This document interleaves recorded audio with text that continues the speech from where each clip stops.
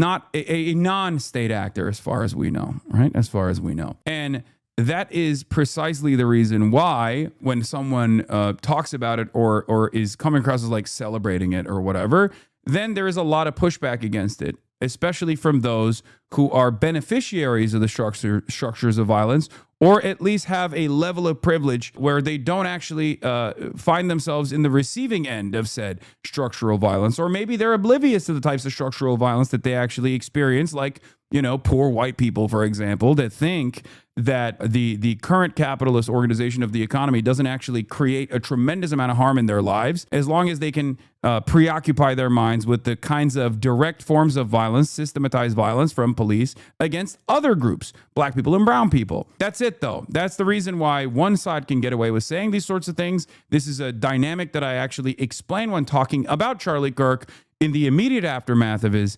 assassination, where I kept repeating to people over and over again that, like, Charlie Kirk can say violent things without actually making it seem as though he's an advocate for unimaginable forms of violence, because he's leaning into the pre-existing forms of violence that the state dishes out. For Americans, it is not seen as violent when the average American says, oh, we should bomb Iran right now, even though that is unimaginably violent. That is advocacy for a form of violence that is far more consequential than like one person killing another person. Let's be real. You are literally saying the state should go and assassinate people thousands of miles away, 200, 300 people at a time, babies, children, doctors, nurses, teachers, academics, right? It's the falsely attributed to Stalin quote, which is like a million deaths, one death is a tragedy, a million deaths is a statistic.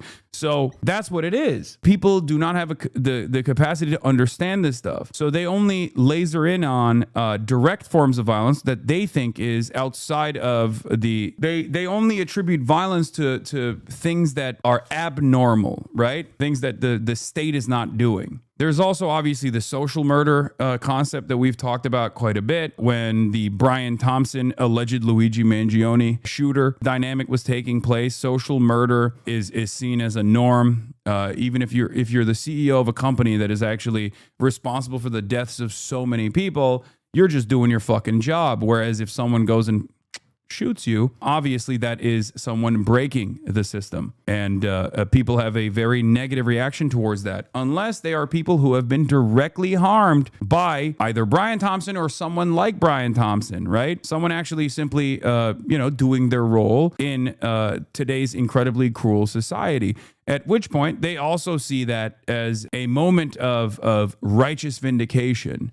Now, obviously, my position is that adventurism is ineffective as far as making change, right? The propaganda of the deed is not a very effective mechanism to make change. I mean, look no further than what happened in the aftermath of Luigi Mangione's alleged assassination of Brian Thompson, the CEO of United Healthcare. There hasn't really been a lot of change in the direction of more healthcare. If anything, there's been less healthcare in the hands of the Republican government. That was a big deal for the government shutdown that just took place, right? They are cutting the pre-existing ACA subsidies and making healthcare premiums skyrocket in this fucking country. The only way to enact change is with steadfast organizing, okay? Is by creating mechanisms of pressure, mechanisms of pushback. That's just the only way that you can do it. You have to organize the working class, okay? That's how you do it. No disrespect to the anarchists who do a lot of mutual aid and direct action, but that is the reality. So, should the working class organize themselves or be organized by capital owners? What do you mean? What do you think my argument is there? What do you think my belief is there? Of course, the working class should organize itself. But in the United States of America, you also have to pay close attention to the material conditions. You have to pay close attention to where the masses are in terms of their own personal identification. The working class do not see themselves as an exploited proletariat, but instead temporarily embarrassed millionaires and billionaires in this country. And they have no class consciousness. The one class that has actually class consciousness or act out in accordance to their class interests is the capital owners in this country, all the way from the petite bourgeoisie, the small business owners, down to the mega corporation owning, board sitting CEOs in the executive suite. And they are consistently reinforcing the structures of dominance that actually dominate the working class, that divide the working class, that make themselves believe that they have an alternative out there within the confines of capitalism. Anyway, this is the last video I'm going to play until we get to the news. And here it is. We are Charlie Kirk in library prank. Even prank accounts are doing this now.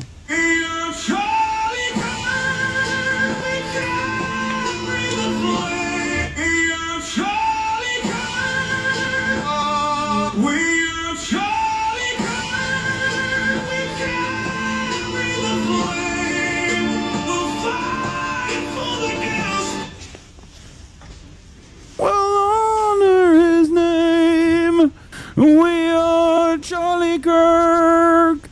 This is hard. It's hard not. It's a bop. It's literally a bop. I'm sorry. It's a bop. It's just a bop. It's a bop. Yeah. When you lost the annoying prank bros, it's over. Let's be real. I fell off this year. I am not even in the mentions for top anti-Semite of the year this year, which is pretty devastating.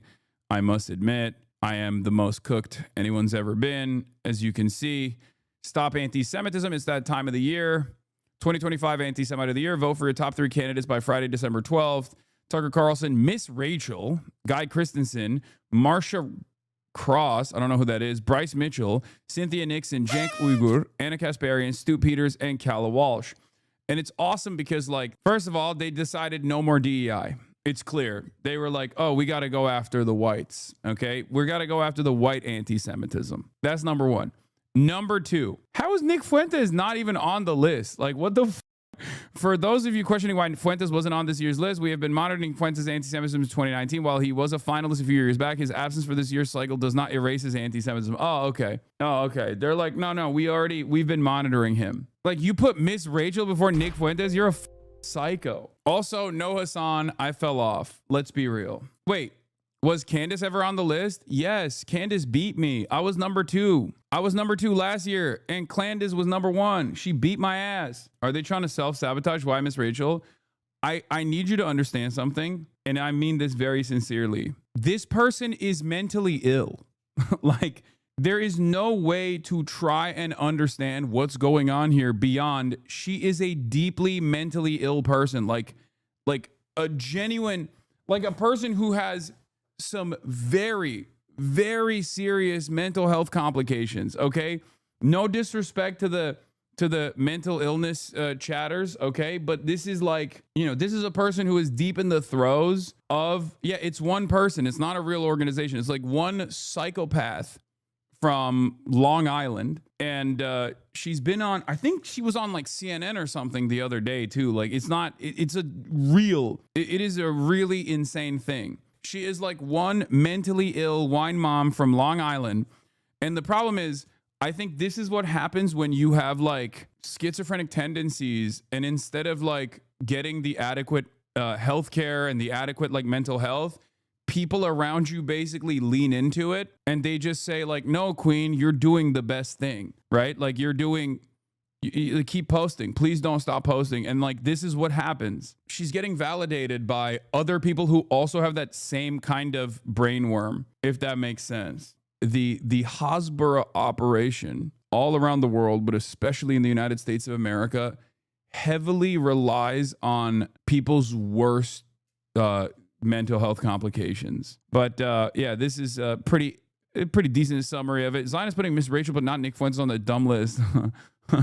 Like, maybe she should make up for that by doing like lifetime achievements or something. You know what I mean? Or like a Hall of Fame or something. Because like a lot of people were mad. I think they should branch out and be like, who's the sexiest anti-Semite? You know what I mean? Like maybe do a new way of just like adding additional anti-Semites. Like, what's the biggest like edge case? You know what I mean? Depending on how crazy this psycho is that makes this list, maybe they could just be like, who's like the worst liberal Zionist? You know what I mean? Like, who is the worst at like someone who is very clearly pro-Israel but thinks like some of the things that Israel is doing is bad? You know, like you could do a category specifically for that, where you're like not sufficiently pro-Israel, which means you're anti-Semitic. Yeah, the most Jewish anti-Semite, you could do that. Bro didn't win back-to-back and already inventing new categories. I'm just saying, like, the fact that I got nominated and then didn't win means that I should at least be nominated again. because I'm going to try secret Hamas member category. That's a good one. I like that. Millennial anti-Semite of the year. Yeah, you could do a generational breakdown if you want. Most anti-Semitic Israel supporter. Oh, they could do, yeah, that's a good one. Most likely to become an anti-Semite, as in like someone who is currently pro-Israel, but like maybe too critical of Benjamin Netanyahu. You know what I mean? Someone who's like, Benjamin Netanyahu's good, but also I think maybe he should dial it back. And it's like, oh, that's most likely to be anti-Semitic next year. Like rising star. Yeah, anti-Semitic rising stars. You'd be so mad if you were to lose to Adam Friedland. I would be mad because I've tried so hard. I've been trying so fucking hard. Yeah, lifetime achievement for anti-Semitism. There are so many different wonderful categories that this weirdo could create. And for some weird reason, she doesn't put her whole heart into it. And it's very frustrating. It's like, you can do better. You can literally do better. Anti-Semitic in remembrance. Yeah. Who are some of the top anti-Semites that passed this year? You know? I'm just wondering if we can go around calling whoever we want anti-Semitic. Why aren't we expanding the umbrella to Zionists whose whole political ideology relies on intensify harm to Jews? Israel needs to exist because Jews aren't safe anywhere. Endeavors to blend in the lines between Zionism and Judaism so people incorrectly conflate the two. Yeah, okay, that's boring. Okay, that's not your... Yeah, Leora Reznichenko is definitely an anti-Semite. Also, she appeared currently getting sued by multiple people across the country. Wait, they're suing her? That's also anti-Semitism. That's, wow. If you get defamed by this psycho woman from Long Island who has been able to present herself as like a serious institution somehow, like a credible institution, even though it's just like one psycho lady. If you are suing this one lady from Long Island for defaming you, you are the biggest anti-Semite. Most anti-Semitic IDF vacation locations, yes. Thailand, Greece, 30 under 30 anti-Semites. I like that. She's just one person. She can't plan this whole award show by herself. We're trying to help her. We're trying to help her. Why Thailand? I don't know. I see a lot of like posts about how like IDF veterans love going to Thailand, and apparently Israeli tourists are so goddamn annoying in general. They're somehow even worse than American tourists, which is quite difficult, right? Basically what happened is they literally have like no Israelis like placards and stuff. Yeah, they have like they have grown a real distaste for Israeli tourists. Yeah, We Are Charlie Kirk live performance would go hard at the award show. Yeah, JD Vance performs We Are Charlie Kirk at the award ceremony. Dude, the sky is the fucking limit. I swear to God, you could have so much fun with this award show. Guys, I know I'm never going to win another industry award ever again, okay? Partially because of like this. So at least let me have something. Let me have this award. Leora, I'm begging you, please grow this award show and make it into the beautiful award show that I know it can be. I'm not just saying that because I am never going to be invited to like the Streamies or the Video Game Awards or any number of different award shows like that ever again, and ever going to win it ever again. Let's be real. And this is my only opportunity to win an award, but I think you have an opportunity here. You have an opportunity here to grow this thing. Make it the most beautiful award show that I know it can be. Reminder that Stop Anti-Semitism is just one unhinged lady with an internet connection. In a sign of how serious our legacy media is, the New York Times took her assertion that Miss Rachel is funded by Hamas seriously. Yeah. And Jake Tapper hosted her on his show as an expert on hate. Like, think about that, dude. That's how psychotic it is. You can be like one cyber stalker with a deep mental illness, and if you're doing it at the behest of Israel, you can go on CNN and New York Times. Like, think about that. That is how much institutional legitimacy you get. You can be a literal freak. This is the type of that under different circumstances, if she was like disinvested in like, you know, video games being anti-woke or something, right? Video games being too woke. If she did this exact same thing, which many people do on the internet, like if I was one of these lolcow autists online and I spent the last decade harassing female video game journalists and finding and figuring out which developers in my favorite video game franchise were trans and just like doxing them.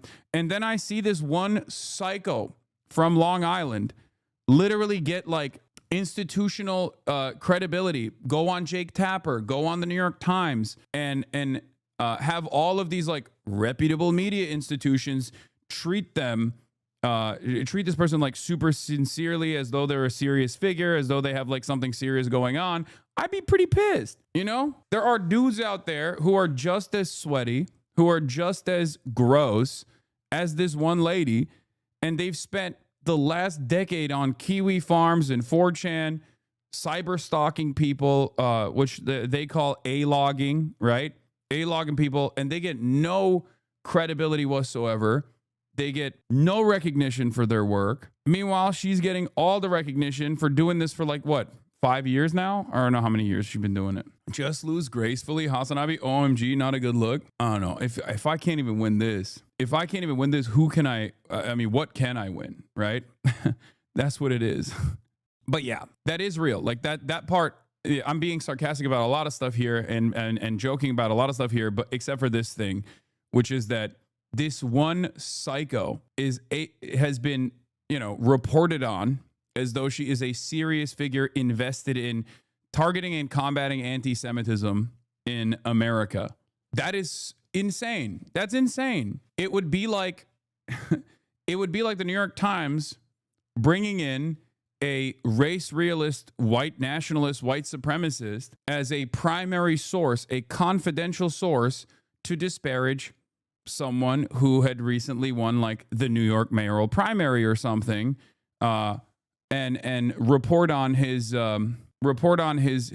breaking news story about how this person could have hypothetically maybe checked the box in a Columbia University application in a university that he never went to 2 decades prior. It would be equivalent to that, right?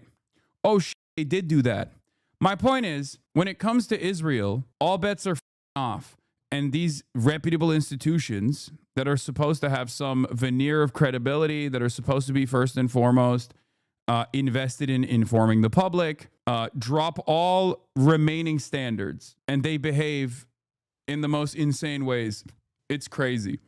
How does it feel to get mocked by Miss Rachel? I am a fedayeen for Miss Rachel. I will go to war for Miss Rachel. I will fight battles for Miss Rachel. I think it's insane that, nobody really takes this seriously, as you can probably tell from the fact that we're all joking about it. And I'm genuinely offended that I wasn't brought up this year as even a candidate after getting second place last year and losing to Candace Owens in the end. So, but yeah, Miss Rachel's awesome. I got snubbed for real. Yeah, I got snubbed last year because Candace made a much bigger impact, I guess. And there's no honorable mention structure that they have. But I think the very fact that they don't even add Nick Fuentes onto the list implies that they are busted. Do you think it's more than one person working on it, or is it just one lady? No, it is one lady. Or like, I know that Stop Anti-Semitism is like operated by one lady. Maybe they hired more people. Because like there's always big donors that love funding like this. It's kind of like the ADL.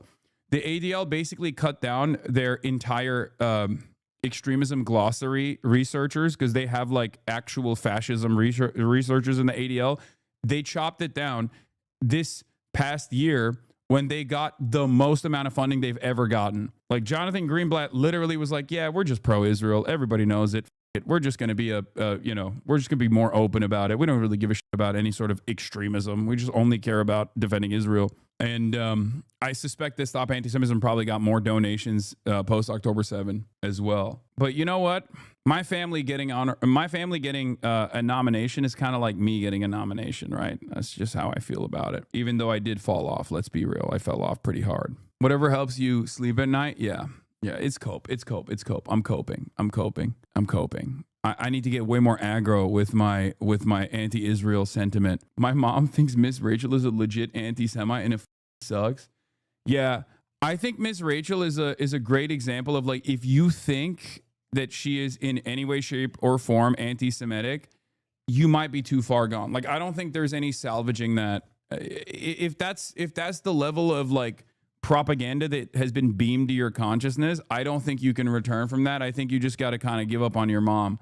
It is what it is. Focus on other stuff.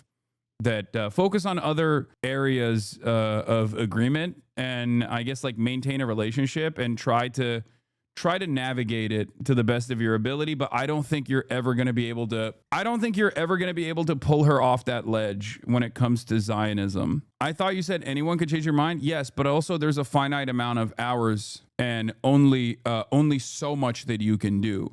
Just because I believe that anyone can be redeemed or anyone can have their minds changed doesn't mean that you should literally spend every waking moment and exhaust yourself and all of the limited time that you have on someone who you cannot change the mind of. I don't think it's a no contact situation. Like I said, I will never advocate for like no contact unless it's like actually actively hurting you. You know what I mean? Like being around people is like actively a burden on your life. It's just that sometimes it's okay to give up on family members. I would say that giving up on your family members, like if you're Jewish and you have older Jewish relatives who are just like they're out here saying like Miss Rachel is anti-Semitic. Like I understand if you have older Jewish relatives and they think I'm anti-Semitic. My name is Hasan, right?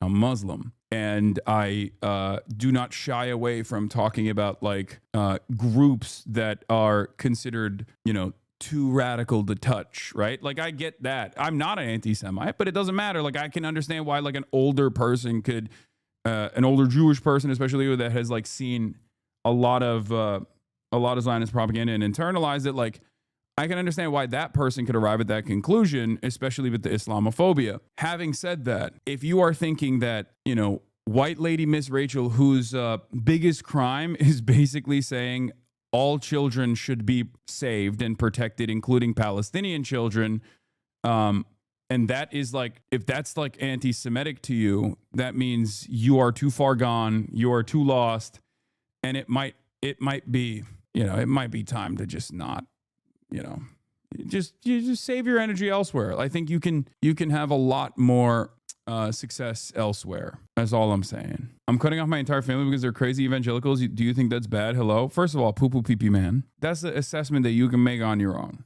Like, don't ask me for that. I don't know the entire details, but like I said, in my experience, it's like it's entirely dependent on like how much psychic damage that's doing to you necessarily. Poo-poo pee-pee man, I believe in you.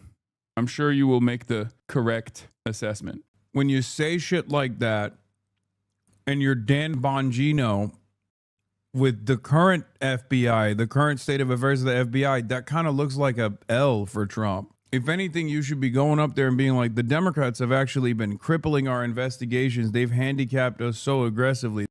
And good day. We are coming on the air with breaking news right now out of Washington, where Attorney General Pam Bondi and FBI Director Kash Patel are holding a news conference. It comes after the FBI arrested a suspect in connection to the pipe planted near the RNC and DNC headquarters on January 6, 2021. Let's listen in.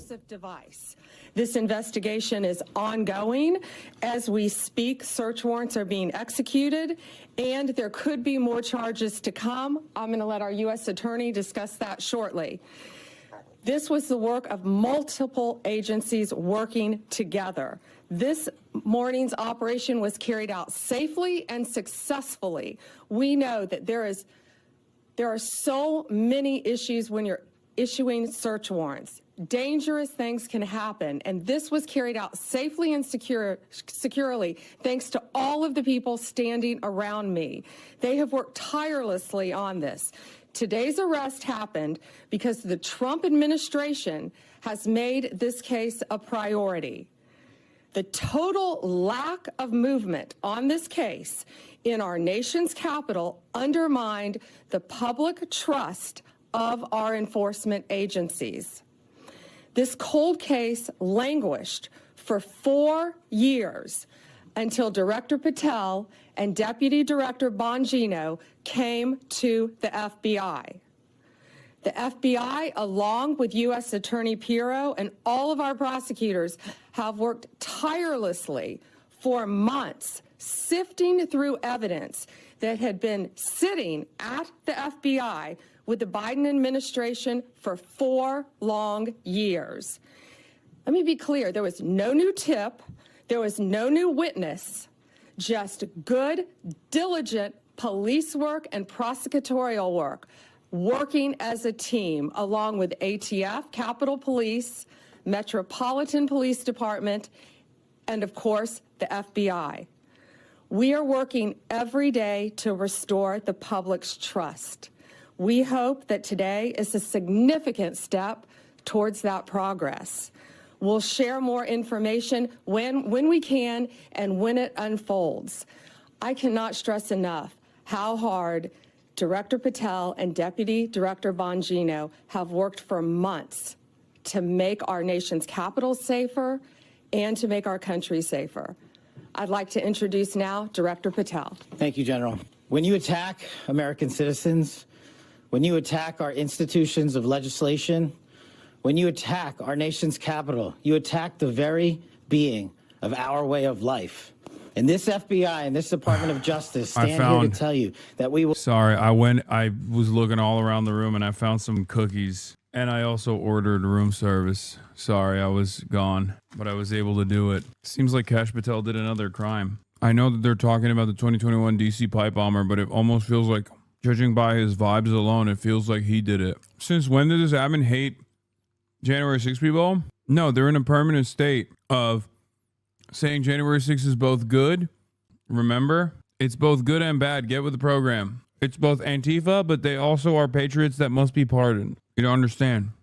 We'll always refute it and combat it. We will provide the safest country the nation has ever seen under President Trump's leadership here. And that's what we did here today with great resolve on a case of massive public importance, as it should be. An individual who is now alleged to have placed multiple explosive devices to blow up multiple people and multiple officials, innocent civilians, is now arrested thanks to the brave men and women of the FBI and the interagency. I want to take a moment to thank the Metropolitan Police Department, the United States Capitol Police, our brave prosecutors, the Department of Justice, and our leader, Attorney General Pam Bondi, and U.S. Attorney Jeanine Pirro, whose relentless work on this case made this possible. As the Attorney General said, we did not discover any new information. What we did, an investigation spearheaded by the Deputy Director and the ADIC of our Washington field office, brought in a new team of investigators and experts, re-examined every piece of evidence, sifted through all the data, something that the prior administration refused and failed to do. As a result of that, we generated numerous investigative leads, executed multiple legal process with our U.S. attorney partners, and came to this conclusion today. And that is why we were able to safely secure this individual into custody.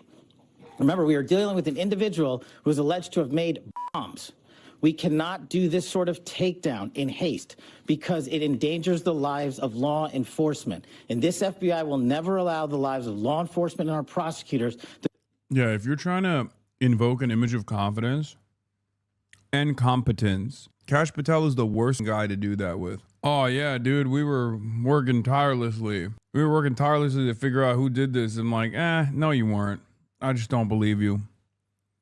I mean, I just don't believe that this administration in general, but I especially don't believe you, Kash Patel. To be put in jeopardy.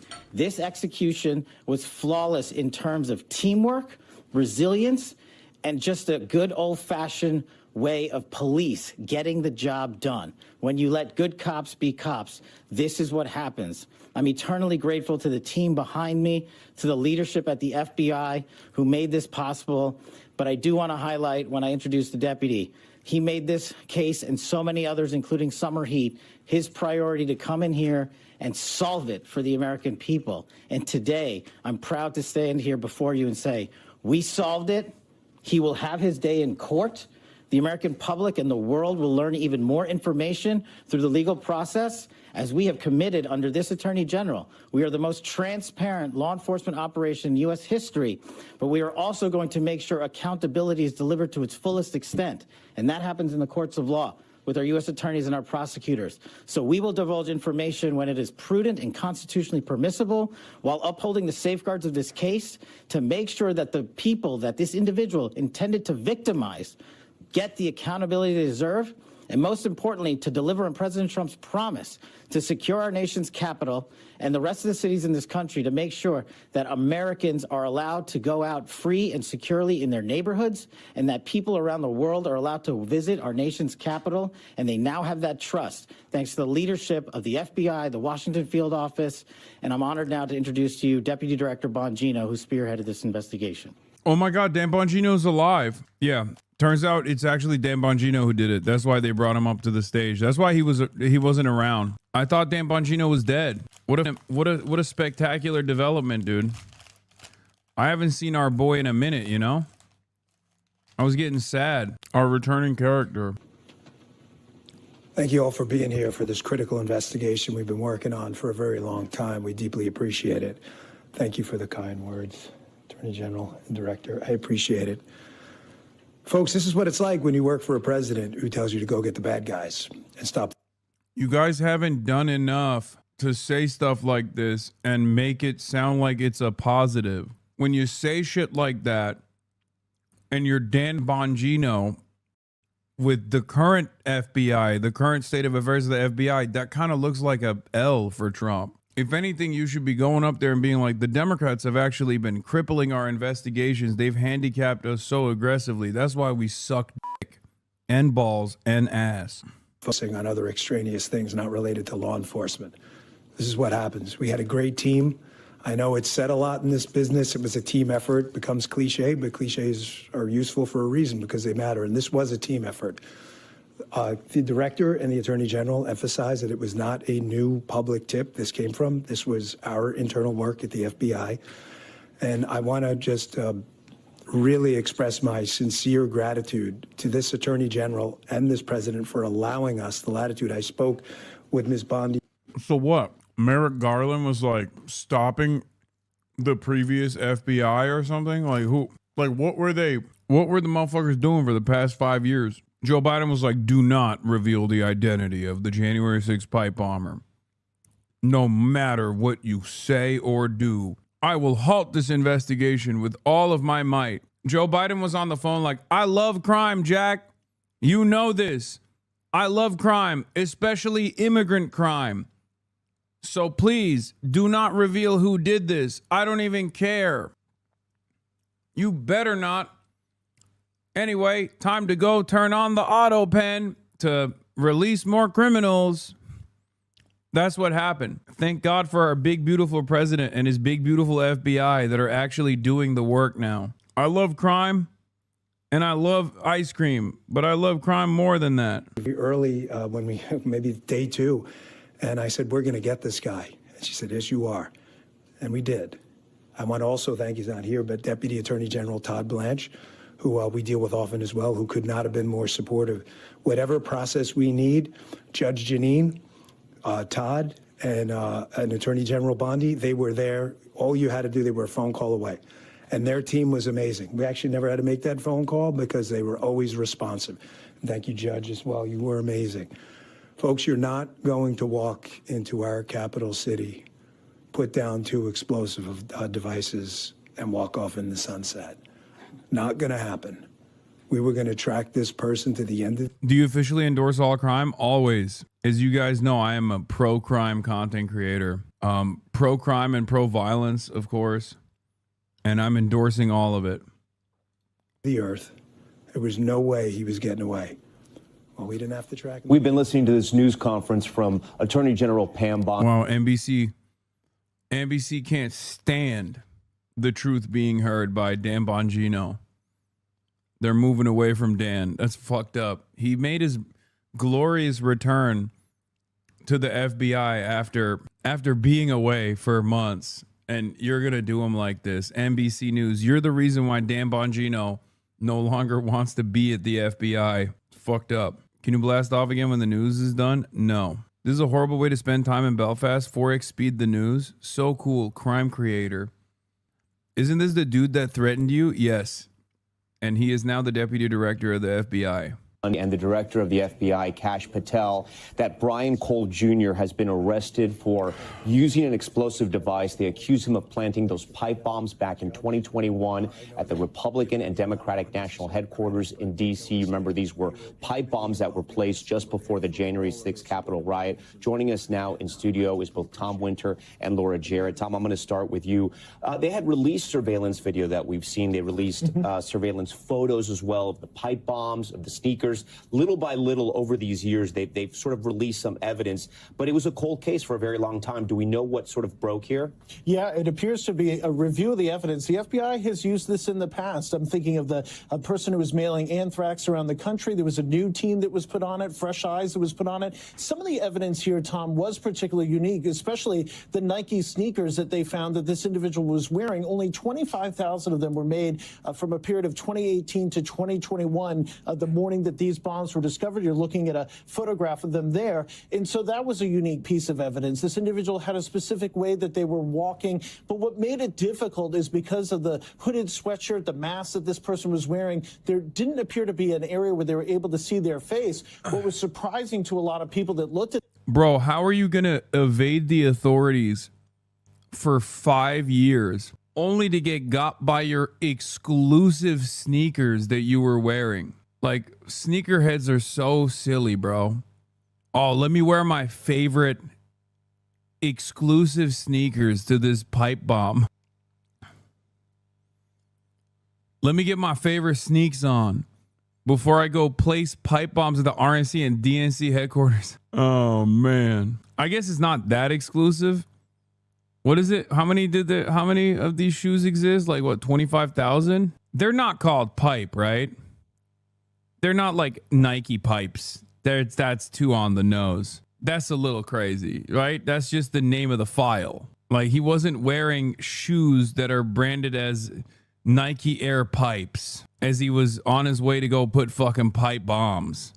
This person was wearing, there didn't appear to be an area where they were able to see their face. What was surprising to a lot of people that looked at this investigation is, given the fact that people travel around with phones on them all the time, the FBI has successfully used in the past the ability to geolocate cell phones and try to determine where a person might be. And so that'll be a question as to, was that information helpful? Was that information not initially discovered or reviewed? So there'll be a lot of questions about the... Low-key, this is one of those instances where I do believe that this could be like a federal agent. Down to the fact that they couldn't find him for 5 years. Like, it's pretty wild that in this current surveillance state, there was not a single fucking camera that got an angle where they could see his eyes. Meanwhile, they supposedly caught the guy who shot Brian Thompson, who they allege is Luigi Mangione. I certainly don't think so. In like, what, less than a fucking week at a McDonald's hundreds of miles away, but you can't find this guy whose bombs didn't fucking explode either. So something about this is very sus. Investigation based on what the Attorney General said, but the Attorney General did say there was no new tip and no new witness. This was just a review of the case file that ultimately led to the capture today. And Laura, we've been talking about this. There's a lot still we don't know how they caught this suspect, right? Because these court documents are still sealed. They're still under seal. We haven't seen them yet. Obviously, the Attorney General and the FBI director, they're giving a sort of an overview of being charged with making those threats. Anytime you're using the mail, you're using the telephone, you have a federal nexus. That's what sort of triggers the federal charges. But there are going to be, I'm sure, some details in those charging papers that kind of describe some more evidence that we probably hadn't yet seen. And Tom, our viewers may be listening to this and trying to remember this. It was a chaotic time, obviously, in our country. It was following the January 6th Capitol riot. This happened was being reported, and then it sort of dropped off the radar a little bit with incremental sort of updates with surveillance videos or photos or, rewards up to $500,000. It's back on the radar now, and I'm sure in the days and hours ahead, we're going to learn more about this suspect, Brian Cole Jr. Well, and I think the thing that we want to learn the most is, what was the motivation here? Was this person involved in some of the protests or the efforts to protest the results of the 2020 election? This person have their own motives? Was this person more of an anarchist? Was this somebody who just wanted to sow discord on that day? Obviously, a lot of focus on that day and what was expected to be a protest, and then obviously the violence that we saw on January 6th. So there's going to be questions about that. And there's going to be questions about, was this an effort to divert law enforcement to be able to get them to respond if these devices went off? The pipe bombs were assembled. They did not go off, but they were viable. They were viable. They had a kind of a kitchen timer on them. This is something that we've seen in terrorist materials before, a galvanized pipe. I've held mock-ups of these bombs before. They are the sneakers aren't even a sneakerhead pair. That's the most random thing to identify them on. I mean, I don't know. I heard 25,000 and exclusivity, and I believed it. I don't know enough about sneakers to know whether or not that's a sneakerhead exclusive. You feel me?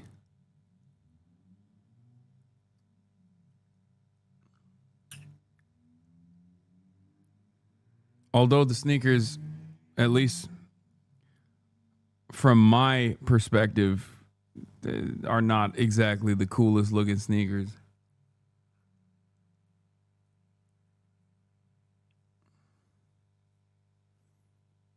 Like, if you're going to put pipe bombs at the DNC and RNC headquarters,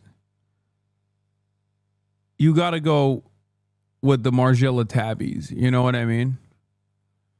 Which is not a sneaker, but... Or at least, like, if you're going to go sneaking with a sneaker, go with the Gats.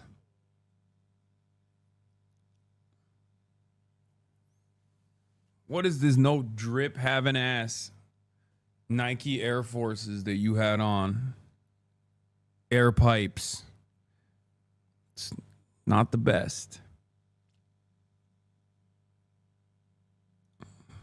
Tom, a little too easy to make. Laura, before we get off the air, what are the next steps in the legal process here? He's going to be provided an attorney if he can't hire one? Yes, he will be presented in court. He will have his first appearance, and then we're off to the races in terms of discovery, and we'll learn more information about his background very soon. And then, Tom, real quick, we only have about 30 seconds here. There were so many conspiracy theories about this sort of crime, and maybe these will be put to rest now. Hopefully, once we get those charging documents, we'll get the details that Laura talked about. Yeah, we're going to fucking find out we'll get that some he's information on the motive, and as they said, a federal law enforcement officer, except we'll never find that out if that's the case.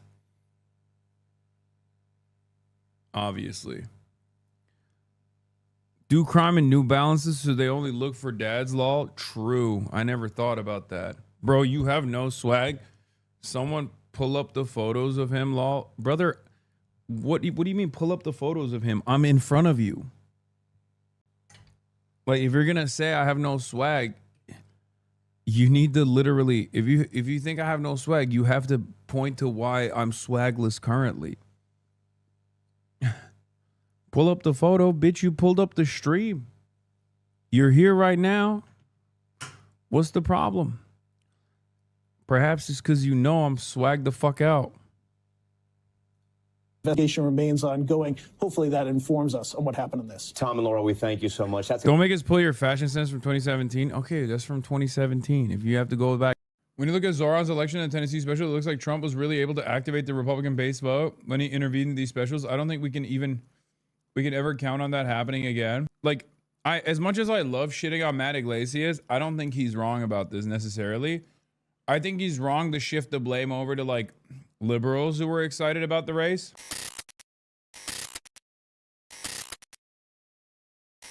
All right. We're going to get to some politics right now for all the politics enjoyers and politics demanders. We're going to start with Tennessee. I'll eat the spice bag. This curry does not taste like curry. I'll be honest with you. The push by Democrats to flip a Republican seat in Congress fell short in Tennessee. Republican Matt Van Epps won that special election. It was seen as a local referendum on the president's first year in office. With all the latest on this story, Nicole, good morning to you. Good morning. A big win for Republican Matt Van Epps in a district that has historically been red, but this time around the election was surprisingly competitive. The first-time GOP candidate won last night by single digits over Afton Bain, a Democratic state representative here. This result is much closer than what we saw play out a year ago when President Trump scored a 22-point victory here. It's the reason Democratic officials now say Republicans should be, quote, shaking in their boots. Sad regardless. No reason to deny it. Even though she closed a 22-point gap, still sad. And I got a lot of thoughts on this issue. I'm going to get into it in a second. Your desktop is showing, please have mercy. Oh, this? Okay, chatter, calm down. You know, it's not the end of the world if you see my desktop. Yeah, from 22 to 9 points. Pretty good. Ahead of next year's midterms. The tight margins led to a massive amount of money pouring into both campaigns. In fact, a CBS News analysis found at least $8 million was spent on the race, with more than $6 million donated by outside groups. Van Epps received more than $1 million from President Trump's super PAC, and support for his campaign surged after getting the president's endorsement back in October. Now, Van Epps last night said that Trump's endorsement, quote, made all the difference. He will be finishing out the term of retired former Representative Mark Green, but will have to run for re-election again in 2026. Nicole, thank you. Overnight, there was a special election for an open house seat in the state of Tennessee, and the Republican candidate won. And a win is a win, right? Well, still, Democrats seem to be smiling this morning. Why? Because the margin of defeat was much slimmer than Republicans have been doing in that district. With us now, CNN chief data analyst Harry Enton. Let's talk about the numbers. Let's talk about the numbers. Republicans should be running for the hills this morning because the blue wave is building, my dear friend, Mr. Berman. What are we talking about here? Well, Matt Van Epps, the Republican candidate, he won it by 9, but this is a district that Donald Trump won by 22 points, 15 points, 17 points. This is a 13-point gain for the Democrats in terms of the margin, and excuse time for Republicans is over, because I hear all about these special elections. Oh, the turnout's so low. It's not representative of what happened in the midterm election. The turnout last night in Tennessee's 7th district was equal to the turnout in the 2022 midterm election. So the blue wave, it seems to be building right out of center. Interesting. I mean, so in terms of the numbers, the turnout looked like a regular midterm election, not a special election. Exactly right. Exactly right. And of course, we have, what, about 11 months? All right. What have we seen in terms of trends in all the special elections the last year? Okay. You know, I wouldn't necessarily give a hoot and a hollering about one special election in Tennessee. I love the people in Central Tennessee, but Central Tennessee is nothing special compared to the rest of the country. But what we see happening is, take a look here. Okay, 2025 U.S. House special elections. Dems outrunning Kamala Harris. A lot of blue here, a lot of blue, which is what I think the nation might look like a year from now if these results hold. Arizona 7, you see a 17 outperformance of Kamala Harris. 23 points in Florida 1, 16 points in Florida 6, 13 points in Tennessee 7, 28 points in Texas 28, and then 17 points in Virginia 11. So we've seen it throughout the nation, whether you go from the suburbs of Washington, D.C., all the way to the southwest in Arizona, whether you're looking at Texas, whether you're looking at Tennessee, whether you go down to Florida, we have seen the Democratic outperformance of Kamala Harris happening across the political map.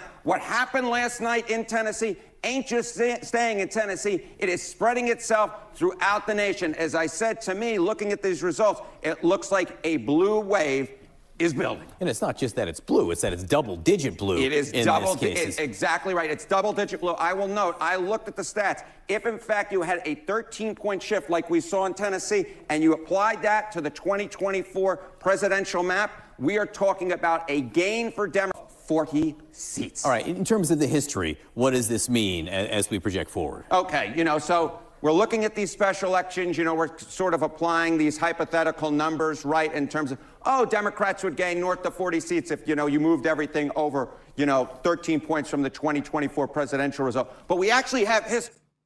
How's the spice bag? It's pretty good. But then again, I've had alcohol in my system. So, but yeah, I get why people like it. That room's so cozy, bro. I know. It's grandma's room. An Irish buddy of mine says it's the best hangover food. Yeah, I had pints. I had a spice bag. I'm Irish now. To show that what happens in special elections doesn't just stay in special elections. It spills over to the midterm results. Special elections and midterm results. I just keep going to this. When a party outperformed in special elections since 2005, 5 out of 5 times they went on to win a majority in the U.S. House of Representatives. What happened last night in Tennessee is a very, very bad omen for Republicans and a very, very good omen for Democrats. Harry Enton, Thank you very much. Thank you, my friend. This morning, the results are in, and the Republican candidate won a special election for an open seat in Tennessee. The Republican won. So why are Democrats smiling? You're looking at the results here. Matt Van Epps beat Afton Ben by about 9 points. But this is a really red district. It's a district that President Trump won by 22 points last year. With us now, CNN chief political analyst David Axelrod. And when we look at the list of special elections over the last year, this was a 13-point swing in Tennessee. Swings of, 17, 19, 16, 12. What's really impressive is I did all that math on the fly. But what do these trends tell you? If you're in the party right now in Congress, what are you thinking? Well, first of all, a little noted fact about this election was the Republicans came in like gangbusters at the end to save Van Epps, and they were successful. What they needed to do was they needed to pump up the turnout, because the lower the turnout, the better her chances. The turnout yesterday in that district was unusually high for a special. So it really mirrored a midterm. Yeah, that sucks. So let's think of it as a midterm election, and their candidate ran, 13 points behind, where even with a favorable turnout, where you'd expect a Republican turnout, or where the last Republican did in the last midterms. This is, look, I think they're relieved, and Democrats are encouraged. They're relieved that they didn't lose a seat, but I would not if I were advising the Republicans, and I'm sure that election could have been won if it didn't become a nationally significant campaign. By the time I got around to it, the Republicans had already decided that this was a nationally significant campaign. When you look at Zoran's election in Tennessee special, it looks like Trump was really able to activate the Republican base vote when he intervened in these specials. I don't think we can ever count on that happening again. Like, as much as I love shitting on Matt Iglesias, I don't think he's wrong about this necessarily. I think he's wrong to shift the blame over to like liberals who were excited about the race. But yeah, this could have been a low turnout, sneaky ass win for Afton Bain, but the Republicans saw how close the polls were and freaked out. And I think that's the reason why the results turned out the way that they did. It sucks, but it's the truth. And Matt Iglesias sucks, but he's not entirely wrong. The advisors are telling them, we survived, we didn't thrive, and this is another warning sign about the midterm. And healthcare was a big issue in that campaign, the expiring Obamacare subsidies. That was what she ran on. And there's no resolution on that on December 3rd. No, I think this is interesting. How will members of Congress who are now right up against it, the Senate's going to vote, probably do nothing, how are they going to deal with this issue of these expiring tax credits for the Affordable Care Act? And I read the result. Look, the Republican in the race his ads at the end mirrored the Democrat. Affordability, health care. What are they going to do? Are they actually going to let these exponential increases in premiums go through? If they do, I think they do it at great peril. Yeah, look, I don't think we even understand what the political consequences would be, because we haven't seen anything like that happen so quickly, relatively speaking. And John, we ought to point out that it's not CNN's fault. Come on. Before CNN even interviewed Afton Bain, Donald Trump was doing voice messages to Michael Penis inside of the Tennessee state boundaries. Mike Johnson, the Speaker of the House, was in Tennessee campaigning for every single day for the last week. No, Republicans recognized this is a far better assessment. Okay? Dave Weigel says, Bain wins crowded primary. Republicans exhale because she's very hard to sell in the rurals. And Van Epps was their strongest candidate. Then Bain catches fire in Nashville and Dem trending areas while Republican voters sleep. Last second, Republicans scramble resources, Club for Growth money, Johnson visit to wake up Republican voters while using the reels of Bain being left-wing footage. And it wasn't even that like they had left-wing footage of her or anything like that.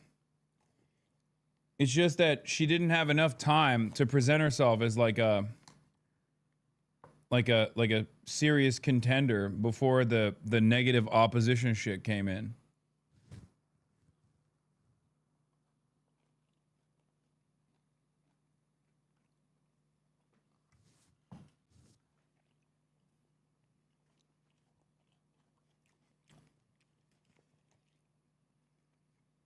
District was unwinnable no matter what. That's not true. There's no such thing. There's no such thing as an unwinnable district. I don't believe that.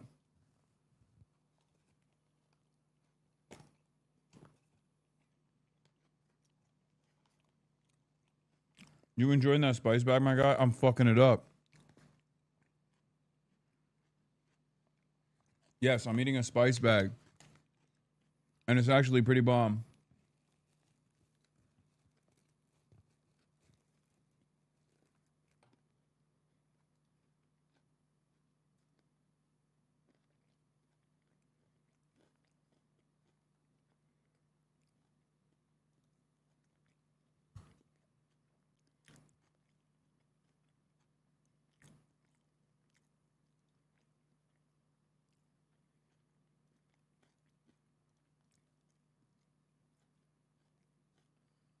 Anyway.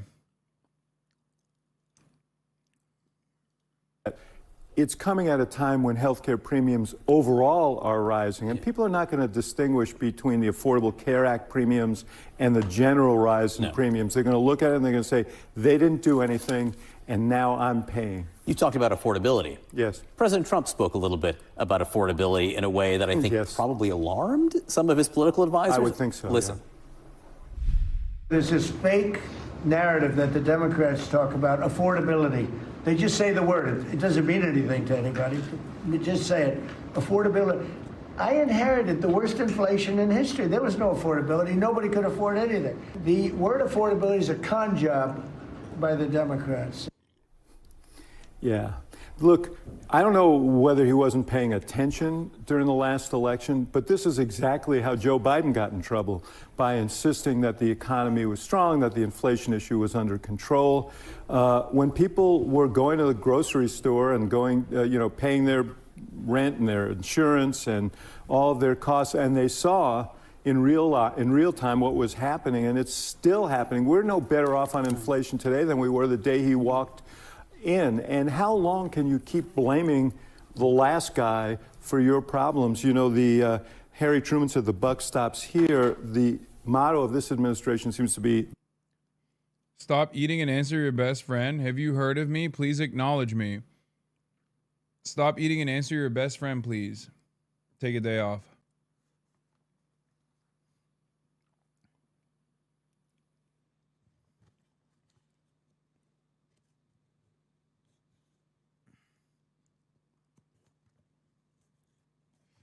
Always eating?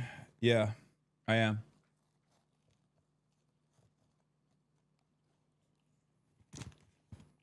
Okay, I've officially run out of chicken.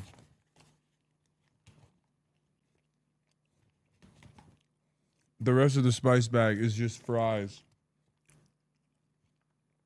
But yeah, it's fried chicken.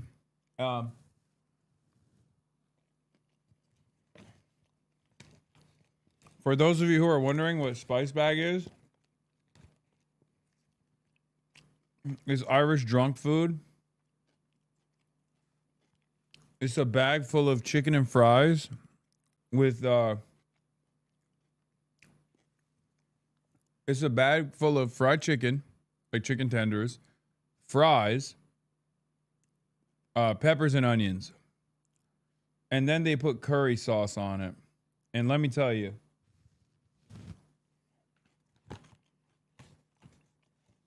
they call this Chinese food, which is crazy.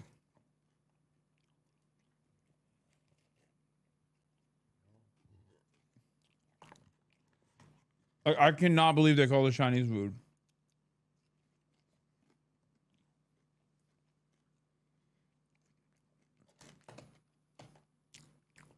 It's actually a heinous crime to call this Chinese food. From the fridge to the tree, Kaya will be free. From the fridge to the tree, Kaya will be free. Champagne Socialist, Lamau. Hell yeah, chatter. Fucking owned. Shitting on Tate is old, dude. You just sit here and talk about people, other people in a negative way.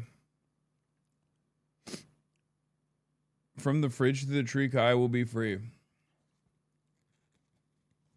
Dude's been doing this since 2023, man.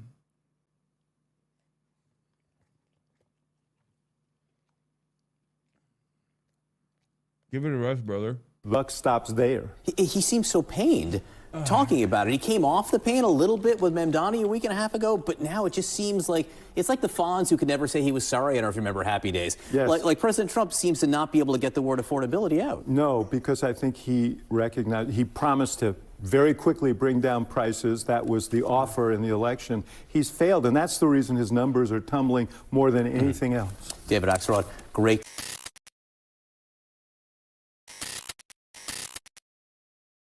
If Asmongold was making a coherent argument in this circumstance, and I just went, wow, you're just being, then sure, that would be a weak argument. This clip is literally unrestrained racism. Asmongold looks at an American congresswoman and says she is a parasite that must be deported. Anyway, here's the second largest right-wing political content creator, Asmongold. Let's hear what he had to say about Ilhan Omar and Somalis. He's always been a racist, a bigot, a xenophobic, and Islamophobic. Runs a campaign on taking parasites like this and kicking them out of our country. I will vote for them. I am so sick of these clowns that come here from foreign countries, advocate for their own foreign problems here, and then they call us racist when we say, what about America? Yeah, famously, Ilhan Omar's platform entirely revolves around foreign countries and not around like healthcare for all, affordable housing initiatives, things of that nature. I wonder what led you to this conclusion that Candace, what am I saying? Ilhan Omar only cares about foreign countries and foreign nationals.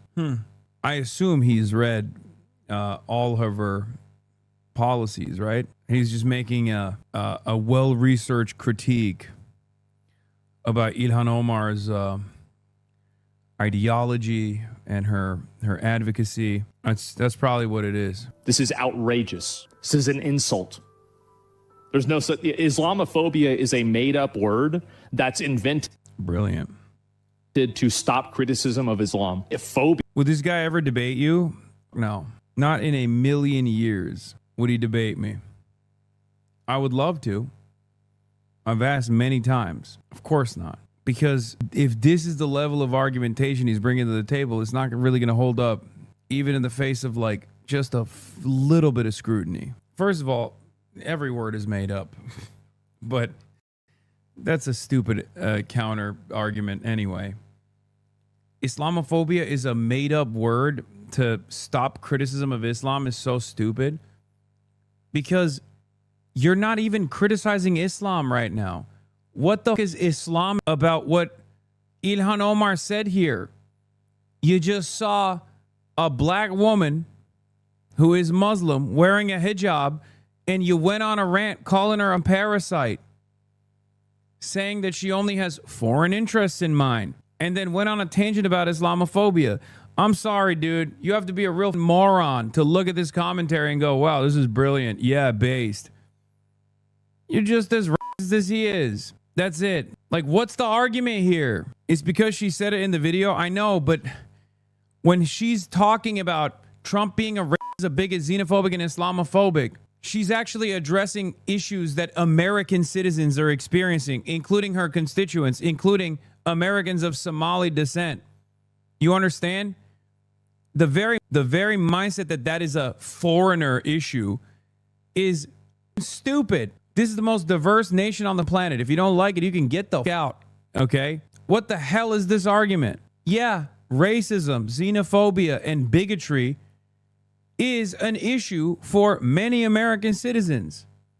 Many American citizens of good conscience, but also beyond that, many American citizens of different backgrounds that get targeted this way. They're American. Unless you genuinely think that only white people are American and every non-white person is not American, this argument doesn't hold. Islamophobia. Get the out of here. We know that he called African nations a shithole. Because they are. They are shitholes. What are you talking about? Once again, living in a completely destroyed home, when you have the financial opportunity to at least fix up your house, you literally live in a shithole. Says you. Ridiculous. Is Richie's calling it a shithole while living in Texas? I mean, Texas is a wonderful state. Okay? There's plenty of nice people in Texas. There's plenty of nice places in Texas. On the other hand, is not a nice person, nor is he living in a nice place in Texas. So you agree? Yes, I agree that Asmongold is a bad person and he lives in a shithole and he doesn't even need to. He chooses to, which is even crazier. In a comparison between the U.S. and Africa, U.S. versus Africa, it's a shithole. I love the autistic semantics perverts in the chat. Actually, it is actually a great argument because in comparison to the United States of America versus Africa, it is actually a shithole. Is this an argument, chatter? Are you stupid? Yes, different countries have different material conditions. Different countries that have been dominated by colonial superpowers are purposely kept down. Shut the up, Hasan. I've never met a group of people so pathetic in my entire life. Never have I ever met a group of people more pathetic. They just sit in the chat and wait for me to click on an Asmongold stream or an Asmongold video of him just going on an unrestrained rant to be like, actually, he's making a brilliant point. Really, a brilliant point, dude? Calling African nations a shithole is a brilliant point? How stupid are you? Yes, the continent of Africa is overexploited. Okay? It's been gutted, destroyed. The original term was the of Africa. Western nations played a major role in that. Simply saying these are shithole nations is not only cruel, but it shouldn't even make you feel better about your current predicament. And Ilhan Omar and politicians like Ilhan Omar are unironically fighting for your rights. Even though you're too stupid and too racist to recognize that. She's one of the most progressive congresspersons in the country. But because she wears a hijab, because she's Somali, your stupid 20 IQ brain cannot comprehend that a black Muslim Somali woman could be potentially fighting for your rights too. You just see that and you're primed to hate. You can't see beyond the color of someone's skin. You can't see beyond the hijab that someone is wearing. Who do you think is actually 20 IQ in this situation? You with your racist fantasies, assuming that people who are non-white have immediate genetic inferiority, or the guy who literally cannot even hear the words coming out of a person's mouth and analyze it sincerely and immediately brackets them into this weird racial dynamic, assuming that that person is actually stupid. You're falling right into the trap. Any criticism that must be racism, weak argument, not gonna lie. If Asmongold was making a coherent argument in this circumstance, and I just went, wow, you're just being, then sure, that would be a weak argument. This clip is literally unrestrained racism. Asmongold looks at an American congresswoman and says she is a parasite that must be deported. If you don't think that this level of Hitlerian argumentation is, then nothing is. Adolf Hitler is not a man at that point. Who's then? Can you would consider to be a racist argument? Is it just that he's not saying the N-word? Is that why we're just going to sit here and act like this is not a fucking racist argument? This is a unrestrained, unfiltered, neo-Nazi argument, okay? What are her policies? She's pro-union. She's for Medicare for all. She's for free college education for all. Why don't you look them up before you fucking engage in this kind of idiotic narrative? You don't know anything. Excuse me. Even if someone were to call a black person the N-word, it's still not racist unless they're wearing a Klan's robe. Now, if you hear this fucking idiotic rant and you think this is actually peak intellectual, and then you hear someone like myself turn around and say, hey man, you're actually fucking sub 20 IQ if you think this is peak intellectualism here, when you just like immediately launch off into a rant about how, you know, Ilhan Omar is parasitic and must be deported instantly, even though she's a fucking American citizen and a wonderful congressperson who unironically advocates for your stupid fucking racist asses a better existence too. On a day-to-day basis, her policies, if implemented, would improve your lives no matter how fucking racist you are, okay? But if you immediately go on this stupid ass, racist ass rant, I'm sorry to tell you this, okay? You might think that you're smarter than every black person, every brown person, every day of the fucking week. But guess what? You're a fucking moron. And deep down inside, you recognize that you're a fucking moron and you're deeply insecure about how low your fucking IQ is. And that's precisely the reason why you lash out in this chat. You go, actually, this is a really, really solid counter argument here. That's it. You're sad, you're pathetic, and you kind of recognize that about yourself. So you have to put someone else down or entire swaths of the population down so you can maybe feel a sense of superiority. And if you can't do that, then you'll really lean into the government doing that or people in positions of power saying that because you're a fucking insecure loser who recognizes that maybe he's not that smart. It reminds me of that one Twitter account we looked at the other day of a guy making a very obvious joke saying like, oh, you know, Minneapolis was promised to the Somali people 3,000 years ago. That's obviously a joke about how, pro-Israel people say Israel was promised to the Jews 3,000 years ago, right? Like, that's a very obvious joke. But some dumb fuck right-wing account was like, oh, these people are so low IQ that they literally think that the Bible says that Minneapolis was promised to the Somalis 3,000 years ago. No, you're the fucking dumbass with the low IQ that you couldn't even understand that it was a fucking joke and you took it seriously. It's not the Somali American in Minneapolis making a joke that's the low IQ person here. Okay? The racist mind is filled with barbarism. The average American racist is unimaginably barbaric, 1,000,000 times more barbaric and 1,000,000 times dumber than every other fucking racial group that they consistently claim is low IQ. Okay? You are even dumber than how dumb you think other races actually are. Not how dumb or how intelligent they actually are in real life. I'm saying like even the imagined stupidity of other races cannot actually meet how dumb you are in the real world. Read a fucking book. Islamophobia. Get the fuck out of here. We know that he... What are you talking about? You can see piles of bodies in satellites in the Sudan. That's a shithole. It is. It's a shithole. Like, what are we talking about? He's so fucking brilliant, dude. Sudan, Somalia, who cares? It's the same shit.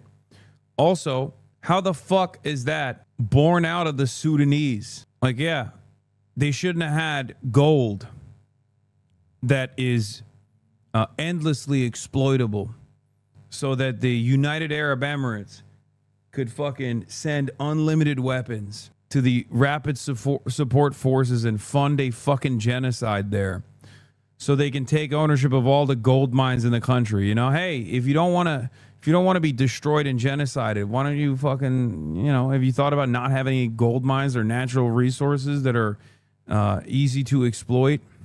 Yeah, war zone equals shithole. This is while he's arguing that Islamophobia is a made-up word. Yeah. All people that are getting genocided are actually directly responsible for their own demise. It's fantastic. Are we going to pretend like it's not? Nation's a shithole in his first administration. We know that when he came down that escalator... Based. Fucking 40-year-old guy. Yeah, Trump is so based, he said shithole. He said he was going to stop Muslim immigration into this country. And he said that he stopped Muslim immigration from 7 countries at the beginning of his first presidency that got denied, by the way. And there are more than 7 Muslim countries in the world. There's like 50-something. What are you even talking about? So it is not surprising. Donald Trump billed it as a Muslim ban, for the record. That was his own statement. And he's still continuing to do so. He's still saying that he's going to shut down immigration from all these other countries. That he is going after black immigrants right. in this country. And it's certainly not surprising that he's choosing a black immigrant community that is also Muslim. Of course, right? It's not because of the fraud. It's not because of the wealth. If 40 Somali people living in one area are caught doing fucking fraud, and you think that 300,000 Somali people are also doing the same exact kind of fraud, who do you think is the stupid person here? There's a welfare fraud investigation that was conducted in Minnesota, okay? That is what these guys are using as a reason to say every Somali is parasitic and must be deported.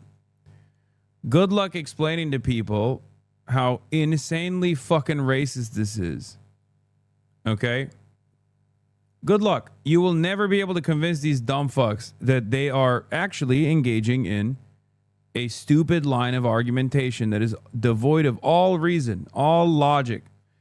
When you look at an entire population of people that you bracket off of, like, you know, coming from Somalia or being American citizens of Somali descent, and you think that, oh, well, there were 20, 30, 40 Somali people that were caught engaging in welfare fraud, that means all of these people are doing it. That means all of these people, all Somali people are actually parasitic.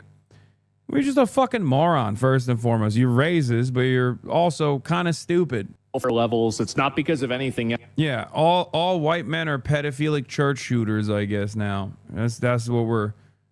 If that's what we're operating off of, you know what I mean? How many fucking white school shooters? How many white men get caught doing pedophilia? I guess all white men are pedophiles. Yeah, it's fucking stupid. It's a stupid way to argue. It's actually because you're black. See, this is what people like this do, is that they constantly go and they fixate on identity. The fact... That's what you're doing, dumbass. What do you mean? This argument is so fucking fried, dude. Republican president or Republican politician says all Somalis are parasitic and garbage and must be deported. And then a Somali congressperson, Somali American congressperson, right, that is also in the crosshairs, comes out and says this is racist and it's silly. And then you turn around and go, oh, why do you care so much about identity? It's like, dude, the conversation didn't start with Ilhan Omar. It started with Donald Trump. He's doing identity politics. You just fucking agree with him. So you don't actually read it as identity politics.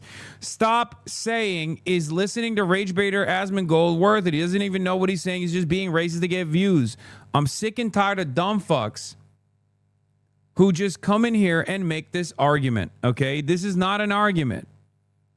You have to understand, there are a lot of fucking morons out there who actually do think this is peak commentary. Every now and then it has to be addressed. Holy fuck. You're and lying nipple baby hypocrite. Like I said, every day my fucking haters get dumber and dumber. They can't even type. They can't even spell. They can only speak one language. They barely can even do that, by the way. They can't even do that. They can't even speak the fucking one language they're supposed to.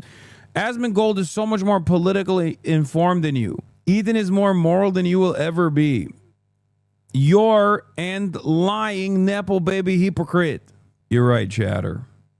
He really is. Yeah, let's see what else he had to say about this brilliant political commentary that's coming from a place of being well informed. Is that nobody would be saying this if these people were contributing members of society. Nobody would be saying to us. Some people would be saying it, but I wouldn't be saying it. Really? So all Somalis are non-contributing members of society. Do you have any evidence for this beyond the fact that you just kind of think that way?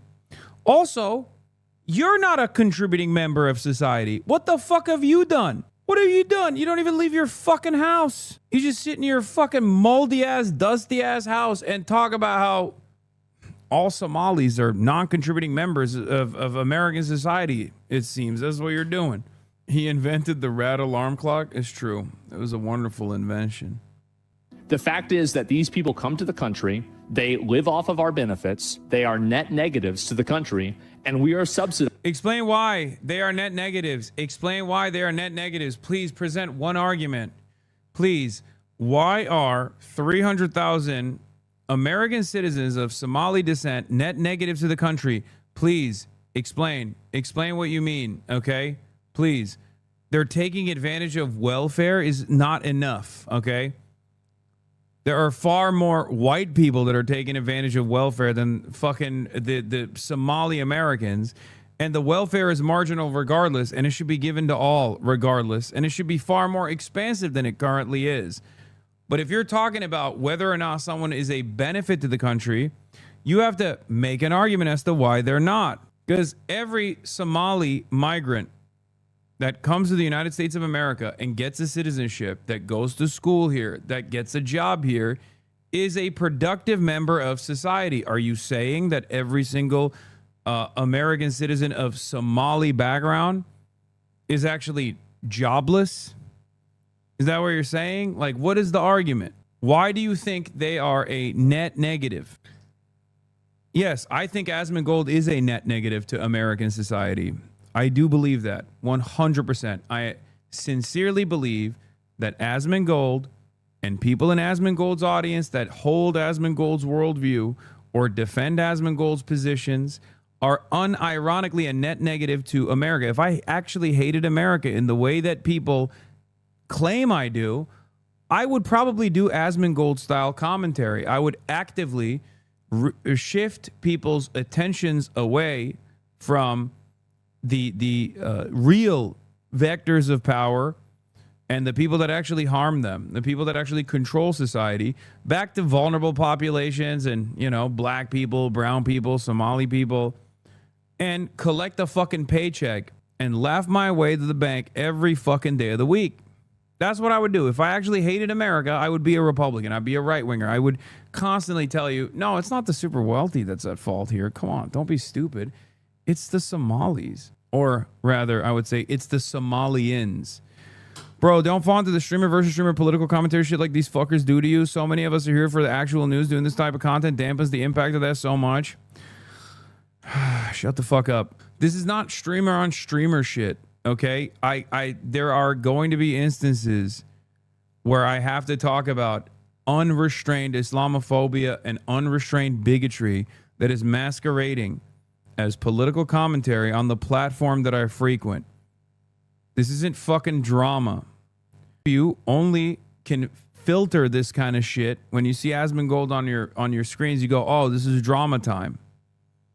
Their lifestyle so they can live here and complain about it. It's ridiculous. This is a ridiculous insult to the country. And no other country in the world should ever expect to put up with this. You would never get away with this. Once again, the underlying premise is that Somalis are a net negative to the United States of America. And yet there has been no evidence presented to explain why they're a net negative to the United States of America. Not one at all. 2 minutes and 43 seconds. He's just hoping that you understand exactly what he means. And the only way you arrive at that conclusion, by the way, is if you have the exact same worldview. If you do also personally believe that they're a net negative because they're fucking black and they're Muslim. Okay? That's it. That's the underlying premise here. He's not saying it out loud because there isn't anything that he can possibly say. There is no actual fucking, there's no actual proof. And it's not like he's hiding his actual opinion. He just keeps saying, this isn't racism, it's just facts. Okay? You wouldn't get away with this probably in Japan even. You wouldn't get away with this in Saudi Arabia. You wouldn't get away with this in Russia. You wouldn't get away with this in, like, I mean, there's probably some European. What are you saying? Get away with what? Get away with what? Letting people into the country? Yeah, Japan is incredibly xenophobic, so much so that they're actually killing themselves. But first of all, Saudi Arabia also is the most idiotic fucking country to actually present because most Gulf nation states actually have more immigrant workers that they basically fucking enslaved than they have nationals. Okay? So if you knew anything about any country at all, you would probably know a little bit more. You'd be able to try to present another argument. I cannot believe how much these guys fucking think this guy is brilliant. I can't understand it. This is the longest Asmongold video I've ever watched about something that is supposed to be about policy, about what to do. Abusing social safety nets, I guess he means they're not abusing social safety nets. Okay? There are some who actually get social safety nets or some support from the government. But ultimately, the notion that every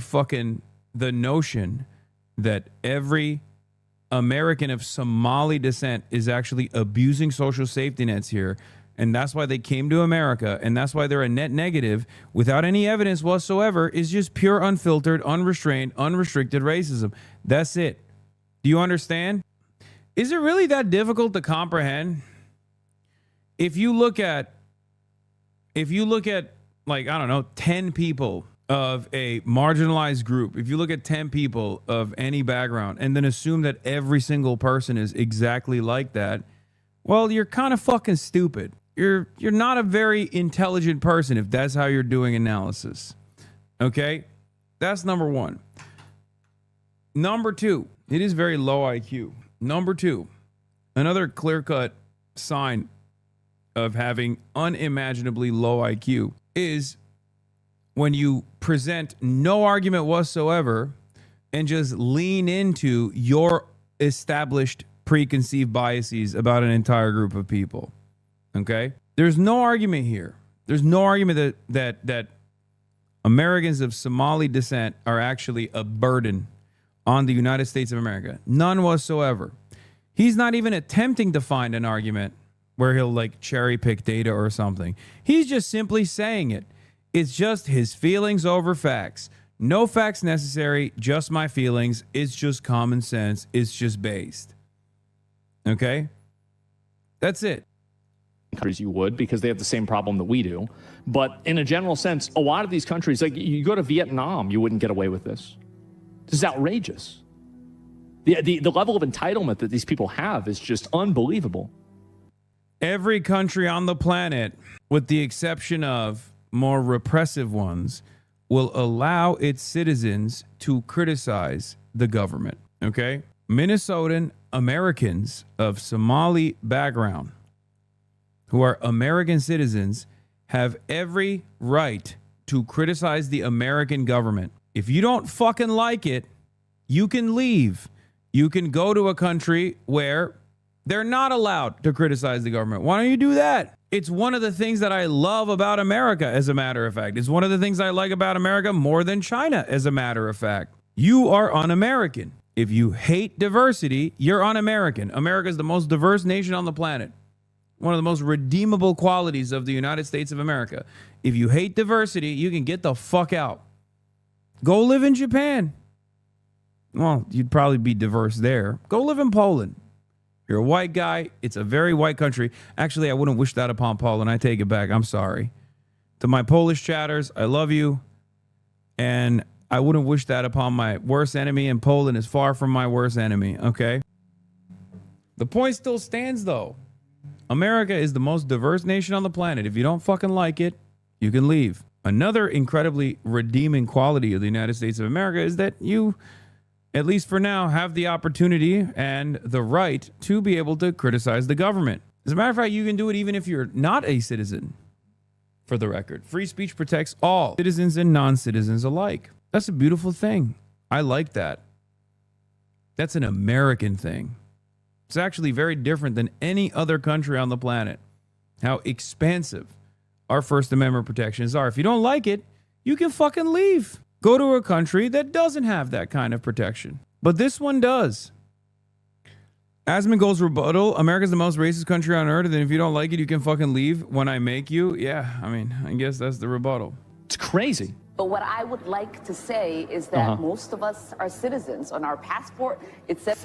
Free speech doesn't mean there aren't consequences. Yes, deporting an American citizen for exercising their First Amendment would be actually in violation of the First Amendment. Free speech doesn't mean there aren't consequences. Sure. But those consequences can't come from the government, dipshit. That's the entire purpose of the First Amendment. Hello? We're talking about a deportation policy implemented by the federal government. Do you understand? No, you don't understand, because I'm sorry, you're fucking low IQ. If you're defending Asmongold's low IQ ass racial rant here, you're also fucking low IQ. Sorry. So you don't understand what I'm saying. I understand. Okay, good. I'm glad you understand. I apologize for saying you're low IQ. Maybe you're like not as low IQ as I previously thought. Yeah, the level of entitlement that these people have is just unbelievable. It's crazy. But what I would like to say is that most of us are citizens. On our passport, it says for now, as we are nationals of this country. For now. Yeah, again, pathetic, weak, insecure, for now. Leaning on the government to do harm to random people, including congresspersons. Yeah, you're fantasizing. This is a power fantasy, okay? This is a power fantasy. For now. One day we'll get our fucking revenge. One day we'll get the government to actually denaturalize you. It's a power fantasy for weak, low IQ, hateful monsters. Okay? That's it. We love that Minnesota has welcomed us. Many of us have big mistake, by the way, should have never made them citizens.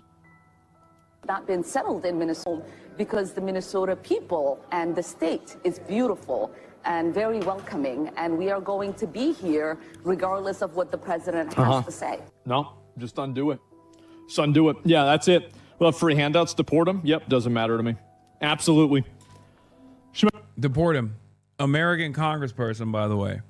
Free handouts, deport him. How many fucking Eurolibs you think go into Asmongold's chat and fantasize about being like right-wingers in America? Yeah, deport them. Yeah, based. Yeah, how about we deport you, bitch? The fuck? Didn't you catch a ban for the Rick Scott tweet? Why does he get to say similar hatred towards a government official? Well, ironically enough, I wasn't even saying that, like, you know, I wasn't saying what people claimed I was saying. I was actually talking about how the Republicans would have to punish Rick Scott if they actually cared. If they actually cared about tackling Medicaid and Medicare fraud. He's just straight up saying we should deport this congressperson. Now, I will explain to you why it doesn't read in the same way. It's because he's leaning into the president saying that. Okay? One, most Americans don't think deportations are violent because they usually don't have an immediate family member that has experienced a deportation, so they can't conceptualize it as a violent act. That's number one. Number two, when the president is saying shit like this and you just demand more of it, well, it comes across as a little silly if Twitch is like taking action against someone who's just simply repeating what the president is saying, right? This is the problem with normalization. This is the problem with the bully pulpit. This is the problem with Donald Trump utilizing the bully pulpit in this way. When the motherfucking president is saying this stuff about Ilhan Omar, of course Twitch streamers are going to say this kind of stuff about Ilhan Omar, and what's the platform supposed to do? If Hasan says something comparable, the entirety of the internet's bot farms would be mobilizing to get him permabanned, but because it's Asmon, Twitch just doesn't give a fuck. It's not just that. There's also a more sophisticated campaign here as well.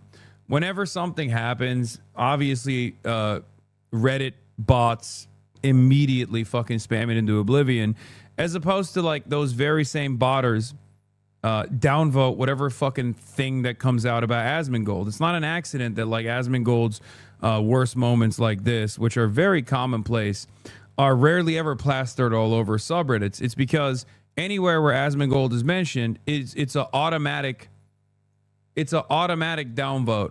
You're receiving an automatic fucking 3,000 downvotes in sort of critical video or any sort of critical coverage of Asmongold anywhere around Reddit. It is pretty fucking easy to manipulate this stuff. It's the same with Twitter. Obviously, Twitter is super right wing anyway. So yeah, he is always, he's completely devoid of scrutiny. It's a fairly effective way. Yeah. The other side of the story is that yes, liberals also work alongside his audience and target me with regular frequency. Most of the time, liberals don't have an issue with Asmongold's commentary. A lot of liberals on the internet, rather. Not like actual liberal voters. Actual liberal voters take one look at this guy and are horrified. but I mean like liberal content creators, or at least self-described liberal content creators on the internet, are actually perfectly fine with collaborating with right-wing figures, including people who I would say are presenting themselves as far-right, like Asmongold. So, I mean, this is the most straightforward neo-Nazi style commentary I've seen from him yet. Last time I saw something as closely resembling Nazi sentiment was when he said Palestinians are an inferior culture and deserve to be genocided. He's done a poll. Majority of his chat is EU LARPing as... No, I know, yes. I know. He has a lot of fucking EU watchers. Look at you, and look at this here. So it's showing EU. Oh, my God. Stream summary, maybe. Details. Wow. Yeah, so this is my stream. This is from today. And it's showing 40% for United States. Oh, my God. That's insane. So... Online liberals love that he says all the nasty shit they believe deep down and are fine with unleashing the far right on minorities as a punishment for not voting for Kamala. Yeah.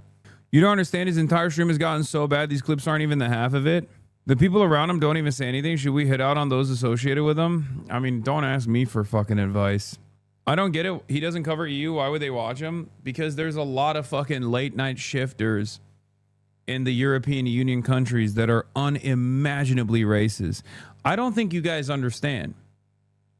European racists are playing in a fucking in a much higher lobby of racism, much higher ranking lobby. In the MMR, in an MMR situation, the average American racist gets washed by the average European racist. Okay, I've talked about this quite a bit. You're nasty with their racism. And I'm not even talking about just like the Balkans or whatever. I'm talking like European social democracies. American racism is more simple. No pun intended, but it's a little bit of a double entendre actually, but it's very black and white. American racism is very black and white. It's like a caveman's version of racism. European racism is racism beyond your comprehension. Americans are simple-minded racists. Yeah, someone in the chat said it. EU racists actually read. Exactly. He wants to collab with Nick Fuentes too. Nick still wants to do a stream with Asman, calls him a common sense guy. Oh, what a nice guy. Basically nominate you for Streamer of the Year, Alex. Also, if non-political questions are allowed, what were your favorite video game releases 2025? All the best to you. Rooting for you from Finland. Yeah, Asmongold has been... Hey, ADL. Shouts out to the fucking ADL, baby. Up my asshole the entire fucking year, baby. Hey. All of the fucking liberal Zionist Jewish advocacy groups. You did it. Been up my fucking asshole for the last 2 years. Here you go. That's the largest political commentator in North America. The largest political commentator on the same fucking platform that the ADL and all these other institutions were trying to get me deplatformed from. We got to do a stream. Does he want me to reach out to him? I think that we might have to wait till next year for that one. I don't know if Twitch is ready for that one yet. Now, I will say it's not a matter of if, it's a matter of when. But I don't know if when is sooner than later. They should focus on the Mamdani tracker, you know? I know the position that I'm in.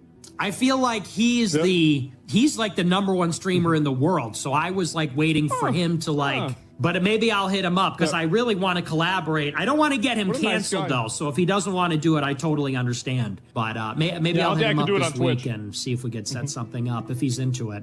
But Asmongold, he seems like a very honest guy. Seems like he has a lot of... I'm too honest. That's the problem, is I just say what I think. That's the big issue. And sometimes what I think is something that's really crazy. Integrity. I know he's not... Yeah. I don't even think he's extremely right-wing. I think he's just kind of... I don't like illegal aliens in the country, and I don't like us sending money to Israel. I want us to kick out all the illegal aliens and the people that are mooching off our government that aren't even citizens here. I want to just kick them the fuck out. Get them out. That's what I think. Yeah. How about that? Is that right wing? I feel like that's common fucking sense. Like me, I'm ideologically right. Yeah, except when he says, I want to kick all the illegal aliens out of the country, here he's talking every Somali American from Minnesota. 90% of them are American citizens. So what the fuck happened? So I guess when he says illegal aliens, he means, you know, a group of people that happen to be American citizens too. He's talking about revoking the citizenship of an American congressperson of Somali background. Huh.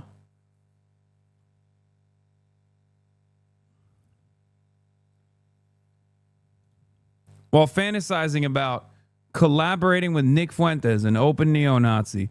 Not that the word holds any fucking power anymore, because Israel kind of blew their fucking load on yelling at every single person that is a decent human being that saw what Israel was doing and thought it was unconscionable. They just basically fucking diluted the term anti-Semitism so much that virtually no one thinks anyone is anti-Semitic anymore. And they're still doing it. They're like calling fucking Miss Rachel an anti-Semite. Spent 2 years calling me a fucking anti-Semite. Oh, good luck. Good job. You did it. Now actual anti-Semites are just going to be seen as normal people who hate Israel, right? Oh, it's just common sense. Wing Catholic. I was raised had communion. Strikes me as someone who's just common sense. He agrees with a lot of the common sense things we talk about. He's not a psycho leftist like these guys like Hasan Piker that are, I think they treated him like shit over the years. He, like a lot of people, I think just saw what the radical left really was. Bunch of nutballs. But anyway, so maybe we could collaborate. Matthew P. sent $25. It's not a... Yeah.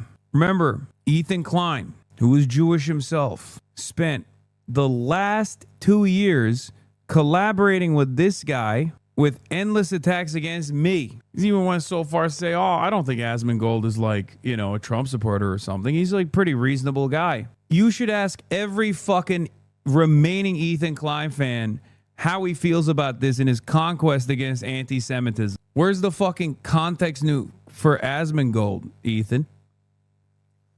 Matter of if, but when. I just don't know if it's going to be soon. That's the way I see it. And, you know, I know the position that I'm in. He made Casey trying to apologize to that guy. Worst? Yeah, I think so. And settled in Minnesota, so they're settlers. I guess had the best benefits. Yeah, of course, because Minnesota's giving them money. And it's very fucking obvious, isn't it? What is the... Wait. What do you mean Minnesota's giving them money? Like, what is this argument? Why Minnesota? They're settlers? Like, none of this shit makes sense. I can't even make sense of what he's trying to say here. What's the argument? I feel like that's clearly what's happening. And anyone can be a citizen now, a way to devalue it. I mean, it's not really about that. It's just about a general sense of these people coming into the country and then being a drain on the country. Like, it's literally that simple. So, people try to turn this into a race and a religious thing, and I'm sure for some people it is, but for me it's not. It's you're coming in here, you don't like the country, you want to change everything, you want it to be more like the shit. Somali GDP is around $12 billion. Somalis have an estimated $8 billion impact on the state's economy. Somali Minnesotans generate at least $500 million in income annually. They pay about $67 million in state and local taxes. It's extra crazy because Asmongold was on government handouts his entire fucking life. He was on food stamps and shit. And I have no issue with that, for the record. I have no issue with anyone that needs government assistance to be able to get government assistance. Okay? Also, South Minneapolis native here voted Omar Fateh in the state Senate with flaming pride. My Somali neighbors were the best. The South Side was actually as deeply Somali as they want to believe. I'd have been happier. Like, the argument here is also incredibly stupid because, like, the Somali population isn't even undocumented. Okay? They're American citizens, right? And the notion that they're coming to the United States of America to take advantage of the fucking safety nets is so stupid because the undocumented population can't take advantage of the safety nets anyway. So he's wrong on that front as well. And the states with much larger undocumented populations are states like California and states like Texas, states like Florida. Why the fuck aren't they all going to Minneapolis to take advantage of these social safety nets that are apparently bountiful for every undocumented person? None of this makes sense. I mean, he's right. That's why famously states like Texas and Florida have one of the highest percentages of undocumented immigrants that are benefiting from the famously large amount of government assistance. Fizz, this person is literally repeating exactly what I said, and they're being sarcastic. This is the same point that I made. He said famously blue states like Texas and Florida. He's being sarcastic. And then he said the famously large amount of government assistance they provide. The American government doesn't offer a shit ton of benefits, and they offer zero benefits to undocumented migrants. Why do you keep defending people who committed fraud? If you think I'm defending anything but the principle that just because a handful of Somali people, American citizens of Somali background, committed fraud, that doesn't mean all Somali people are doing fraud. That's just me defending the principle that a couple people that are in the margins do not determine the entire fucking group of this a group of the people living on U.S. soil. That's what I'm defending. Okay? What the fuck are you saying? You have this notion that all Somali Americans are doing welfare fraud. Evidence is not on your side on the matter. Evidence is on my side on the matter. Just as though any random white person or a number of different white people do not represent all white people, a handful of Somali people do not represent all Somali people. Are you fucking stupid? Well, yes. The answer is yes. You are fucking stupid. Sorry. This is very low IQ behavior. This is why we need small government. We don't need a government that subsidizes poor individuals. Brother, you are barely sentient. In your shoes, I wouldn't be talking a big game about cutting government subsidies to poor people, okay? If you haven't been taking advantage of it already, you probably are going to desperately need it in the future. The fuck do you mean? This is why we need small government. You are advocating against your best interest already because you are assuming that there are some people that you don't like out there taking advantage of these social safety nets. They've already won, okay? The super wealthy have already dominated you. You're already their fucking servant. You're their dog. You're advocating against your best interest and the best interests of others with the same class position as you because you think there's people out there that you've been taught to hate that might be taking advantage of these programs. These programs are there so that people who are in the worst place in their lives can actually recover, can actually become productive members of society again. Imagine paying extra taxes for people to commit fraud and healthcare fraud. What the fuck?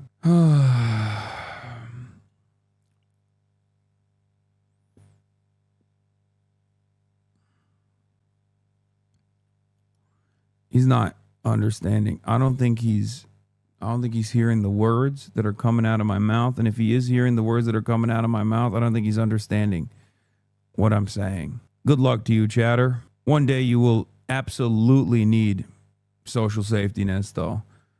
Whether because you're old and you're retired, or whether it's because you forklift into a wall because, you know, you're John Fettermaning in real time.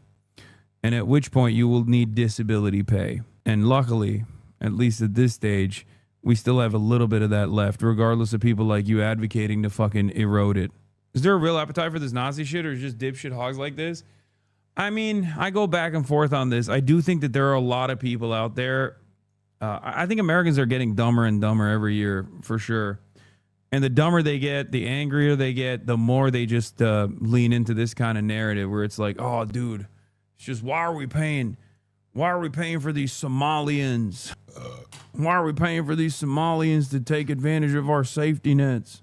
There is actual appetite for it. Don't lie to yourself. No, on the one hand, there's always going to be people that love this shit, okay? There's always going to be people that demand more racism. But on the other hand, I don't think Americans are as racist as you know, fucking Asmongold's rants would suggest. Yes, I'm mocking the hogs by saying Somalians. That's why I did it with the hog voice. Racism, conservative ideologies, and endorsements of authoritarianism has been linked to low intelligence, bright minds, and dark attitudes. Lower cognitive ability predicts greater prejudice through right-wing ideology and low intergroup contact. Yes, there is nothing more low IQ than assuming that an entire group of people, an entire race of people, an entire background of people from one part of the world are low IQ. That is the ultimate low IQ move. If you came from, and it is a shithole, by the way. It's absolutely a shithole. You don't even have Google Maps on there. Like, it's a fucking PvP server. And now you come here and you bring the same... Okay, you can't say that in Texas, man. Like, that's crazy. That's a crazy, brother. I know you don't go outside too much, but you are in literal fucking Texas. That's the ultimate PvP server. What are we talking about? The entire American server is a PvP server. Texas is like, hardcore difficulty. That's wild. Ideology, the same shit here, and people do a protest in Michigan and they're getting assaulted. It's crazy. Yeah, yeah, that's it. That's what. Wait, he moved on to Dearborn now. Now he's saying that people in Dearborn, Michigan. I wonder why he brought up Dearborn. Remember when he was saying Islamophobia is not real? It's just, people don't want you to criticize Islam. Interesting. What is your criticism of Islam in this situation? First, you say a Muslim, black, Somali background, American citizen congresswoman is a parasitic person who needs to be deported. Then you talk about how all of these other African nations are actually shithole nations, and people are coming from these shithole nations to leech on our social safety nets with no evidence whatsoever.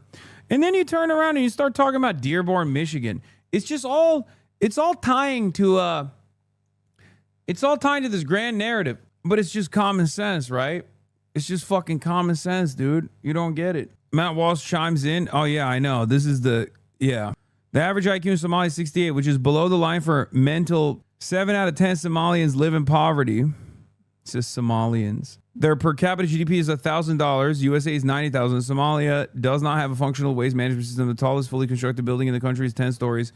So where is this Somali excellence exactly? I mean, look at the video. 34K likes, oh brother. Dude, there is nothing more comforting than a bunch of fucking low IQ white people feeling a sense of superiority over made up narratives and the notion that the entire country of Somalia is low IQ, while simultaneously posturing about how much Somalia is a direct consequence of Western intervention. Like, you didn't do any of that shit. Why are you bringing up low IQ so much? I just realized that I'm caving on it.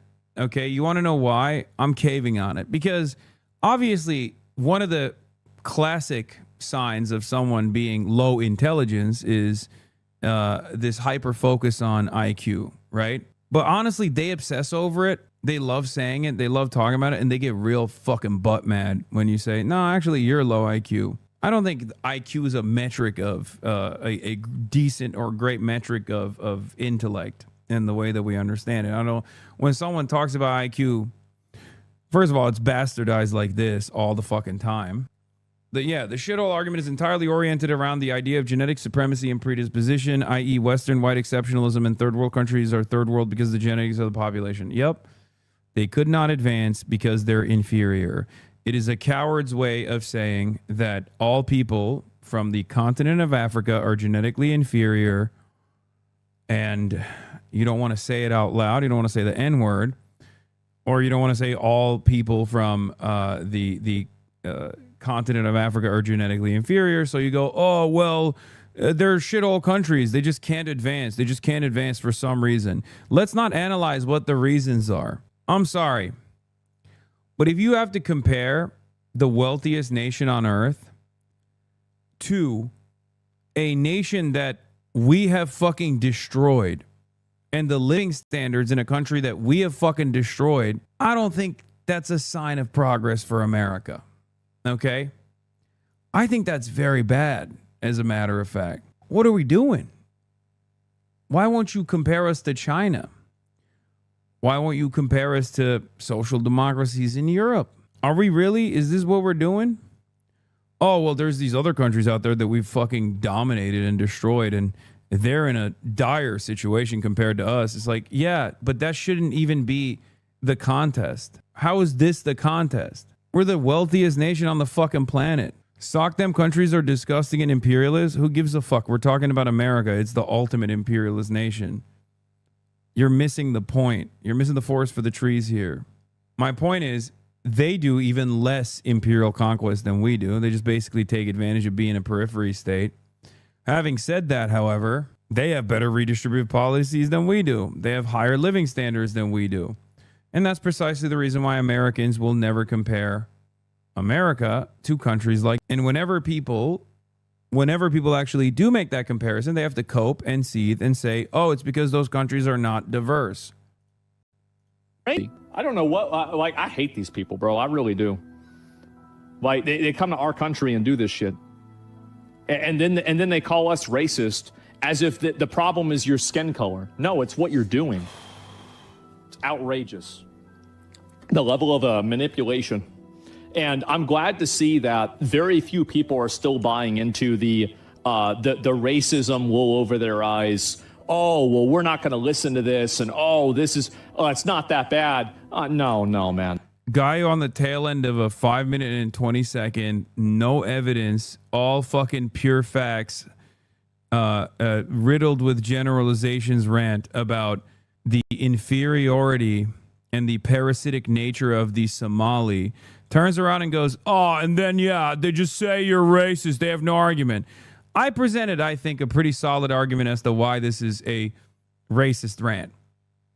Okay? The reason why it's a racist rant is not because it hurts my feelings. The reason why it's a racist rant is because it's entirely about Asmongold's feelings. Okay? It's pure fifi, no fact. And it's actually insulting to the intelligence of the average racist that's tuning in to listen to this kind of commentary, because you're basically assuming that they're too stupid to actually investigate, that they'll just take whatever you're saying at face value, and many of them do, because like I said, being racist is an unimaginably low IQ trait. Let's be fucking real. But if your entire argument revolves around your own personal feelings and your fears and your anger and resentment around perceived slights and entirely made up issues about a population of Somali Americans taking advantage of social safety nets because you saw one example in the fucking news as of late where there was like a handful of Somali people that were investigated for, what was the actual fucking fraud too? Was it welfare fraud or Medicare fraud? Ultimately, you use a lot of words to basically say, I don't like them. I don't like them. I don't want them here. Actually, I mean, he did literally say that. Pretty much. Love that Somalis are finding the time to take IQ tests on a nationwide level. Yeah, I mean, that stuff is stupid anyway. I don't know how to explain this other than I'm going to be as blunt as I possibly can. A Somali refugee lives in the living standards that he or she lives in because of colonial domination and a tremendous amount of destabilization, right? Whether it be the IMF or the World Bank that has absolutely gutted the economy, destroyed it, implemented austerity measures, and the government hasn't functionally existed for like the better part of the past decade. You, on the other hand, are in the top 1% of wealth in the wealthiest country on the planet. And the reality of the matter is the average Somali refugee in your living circumstances would probably actually improve their living conditions tremendously as opposed to the living conditions that you live in, that you choose to live in currently. What's your excuse? That dude's living in a country where there's no working sewage system. You don't have a working sewage system in your house in fucking Texas. And on top of that, you're super wealthy. It doesn't make any sense. Bring a guy from Somalia into Asmongold's house, and he will literally change that house in under a week, okay? He'll be living like a fucking god in that house. He'll clean it up. He'll fix it up. He'll make a family there. You know what I mean? You choose to live like you're living in a fucking refugee camp. It makes no sense. And then he just sits around and says, oh, these guys are fucking, they're losers. They're inferior. Not inferior to you. Nobody gives a shit about that word anymore. It's so obnoxious. Aren't they racist too, though? Of course they're racist. They're what the British government would consider to be North Ireland is now more of a burden than it is a benefit. And conditions have deteriorated, and that the Irish Protestants living on the other side of the peace wall are also in a dire situation.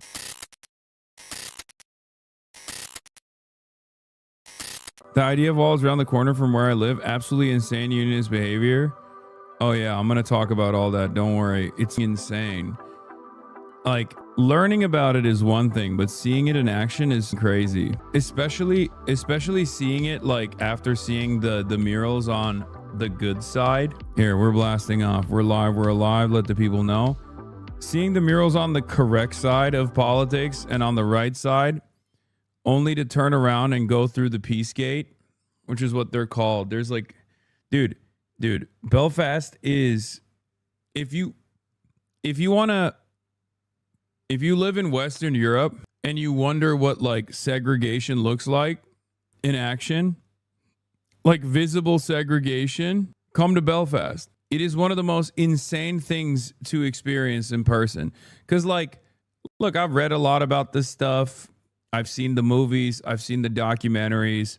Seeing the wall that the British occupation put in the middle of the city is one thing when you see it in the news or in the movies or in the books. Actually visibly seeing this scar in the middle of the city is insane. Okay? It's actually a really, really insane experience. It's like, is it like mini Gaza? No, it's very similar to the West Bank in many ways. Obviously not like current West Bank, but at least during the time frame of the troubles, it is very jarring. Yes. I also stayed in this hotel when I was in Belfast. You know, the entire Game of Thrones cast would stay there. No, I didn't know that. Anyway, I mean, it still is occupied by the British, for the record. It's not, the occupation is still very much here. It's just not as, it doesn't have the same exact dynamic as it once did. But it is actually quite remarkable to see it in person. But after my experiences here in Belfast, I will say, if you want to know why Irish people are so pro-Palestine, or if why are they always on the right side of political causes, issues, why are Irish people so woke? Come to Belfast. You'll very quickly understand why. Straight up. You will instantly understand it. And it's unique because like Irish people are white. So that also adds another level of uniqueness to the situation. Can you elaborate? I mean, yeah, we filmed all of it and I'm very excited to show you. But there's a reason why Irish people in Ireland are very different in their worldview and in the way that they carry themselves and the things that they believe and the things that they say than Irish Americans. The city is technically divided on Protestant Catholic lines, but it's not actually that. It's just more so people who suck up to the British or see themselves as British, the loyalists or the unionists, versus Irish people, oftentimes of Catholic background, that recognize that they're Irish and want emancipation from colonial occupation from the British. Whether it be the historic segregation, whether it be the systemic poverty that Irish people here were subjected to, or whether it be all the different forms of struggle that has taken place against said British occupation. It's a really, really interesting place to be. It's a really interesting place to experience.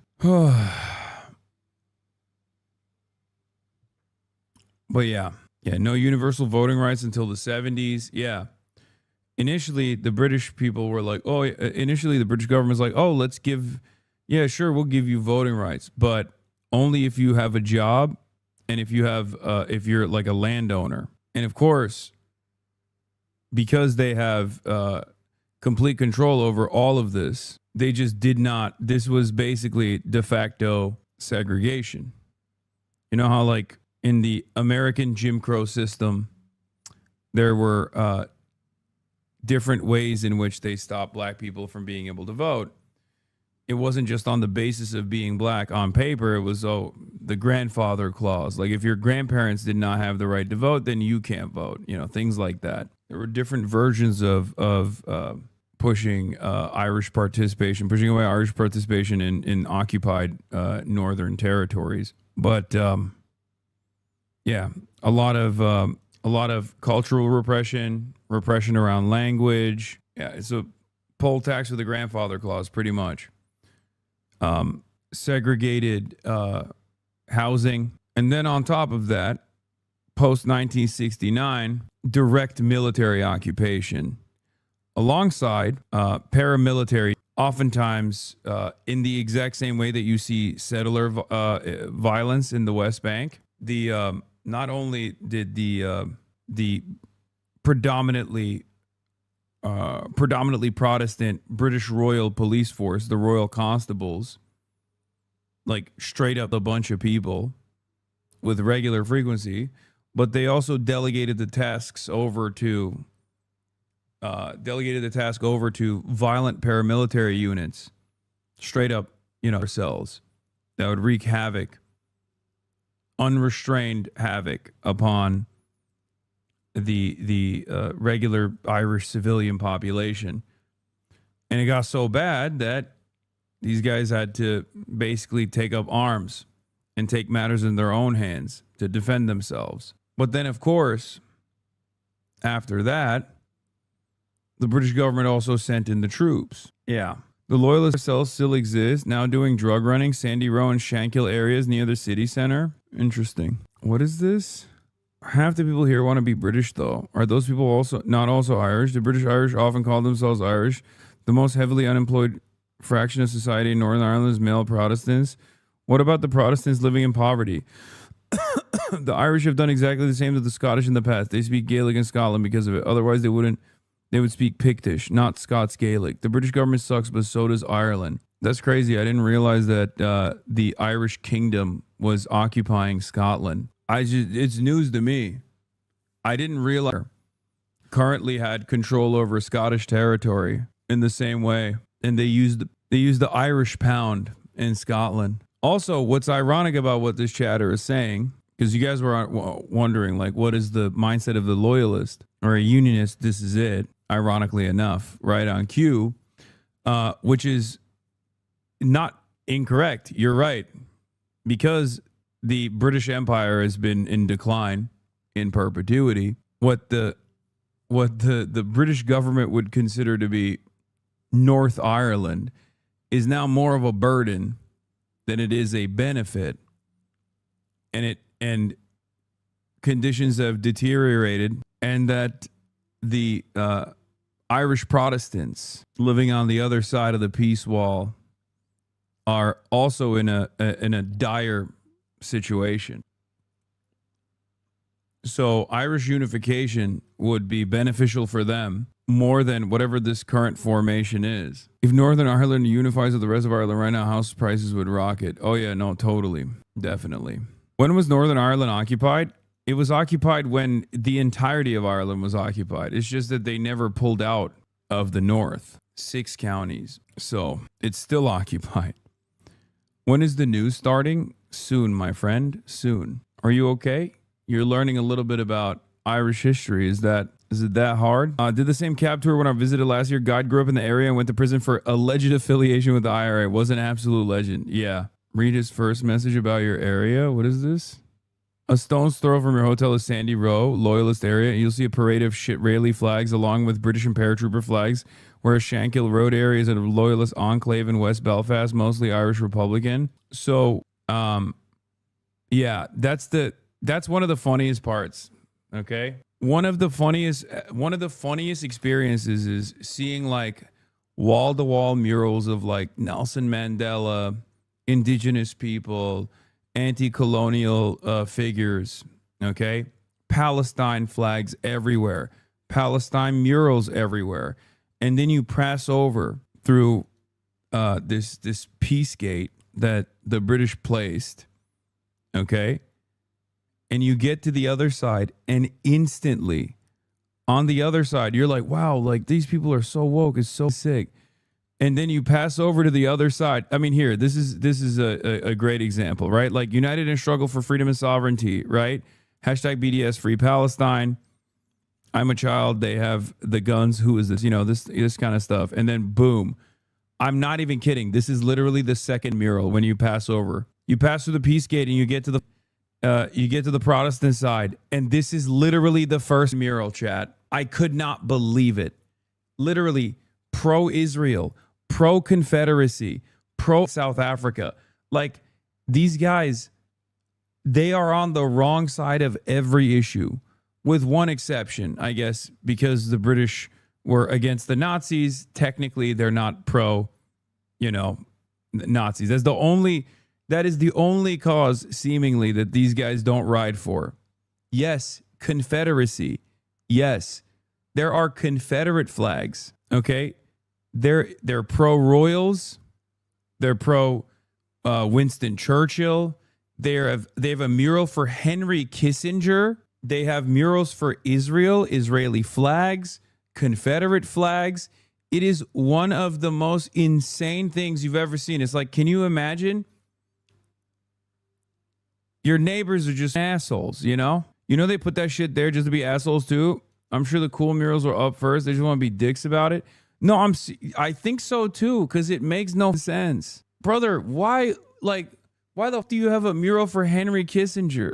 It's like this weirdly put together political ideology that these guys got together and decided on by being like, what's the thing that we can do to rage bait the Irish on the other side of the boundary?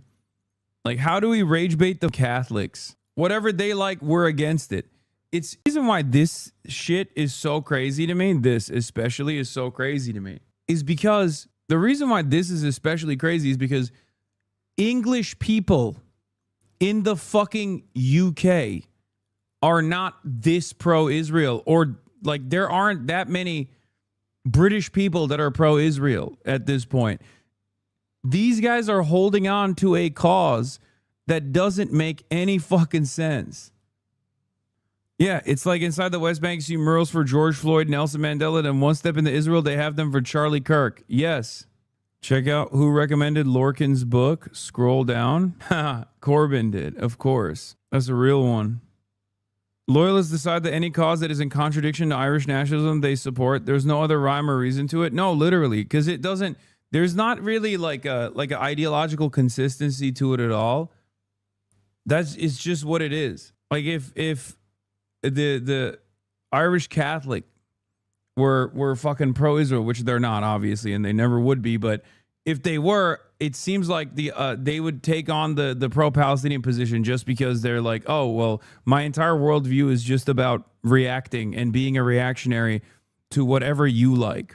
Can you explain that the Protestants are descendants of the English colonizers? Because I feel like the chatters aren't understanding. Yes. But my point is, they've been living in fucking Ireland for so long. They're just Irish. And not only that, but also they're more reactionary than the average British person. They're taking on positions that the fucking British person's not taking on. Like, what do you mean? The Protestants are Ulster Scots. It doesn't matter.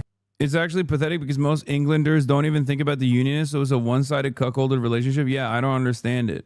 And not only do the mainlander English people don't give a fuck about them, but they also kind of see them as a nuisance, from what I understand, which is what makes no sense. Like, it's just so stupid. It's like being a Mexican Trump supporter. Okay, that's what it is. So I guess, we are familiar with that kind of self-defeating ideology. I remember the bombs in the UK when I was a kid, and I was always told to think it was awful, but we weren't taught what our government did to the Irish. Yeah, it's just a very like silly way to live the world. Very silly way to see the world. Sorry. Google Shankill Road. I saw it, dude. I was there. What the fuck? Nazi flags near Carrickfergus bonfire site taken down by outraged residents. This is what I mean, dude. This is the perfect way to describe the politics. of loyalists. I swear to God. I was Irish living in a loyalist area with Israel flags everywhere and never had any hassle though. Just kids stealing everything they can for bonfires. They're cessationists, brother. No, they literally are. They're like, I'm with the cause. If it's the worst cause you've ever seen. Oh, also, this was really funny. Joe is like the like an Irish social media channel, and they fucking snap my ass in the worst possible way. Streamer Hasan Piker goes on tour of Dublin after debate in Trinity. And then also, I left my mark on the wall. This is on the other side of the wall where there was an IDF thing, and I wrote "fuck the" on top of it. There's a lot of criticism with the Irish government still trading, importing, exporting from Israel. What do you think about this? Yeah, I agree. I think it's fucking bullshit. I mean, I think that the Irish population is definitely not. The Irish population is definitely at odds with the government. They're just trade maxing. Anyway.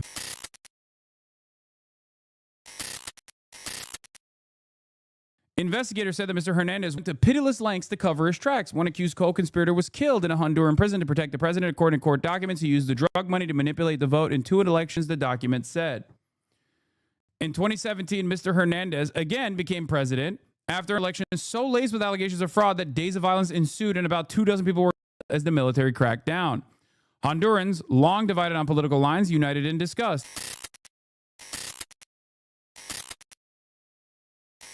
Now we're going to move away from capitalism and its devastating impact on the average working class individual back to our current predicament, a war with Venezuela, potentially, and lawmakers saying that the Pentagon may have committed amid question.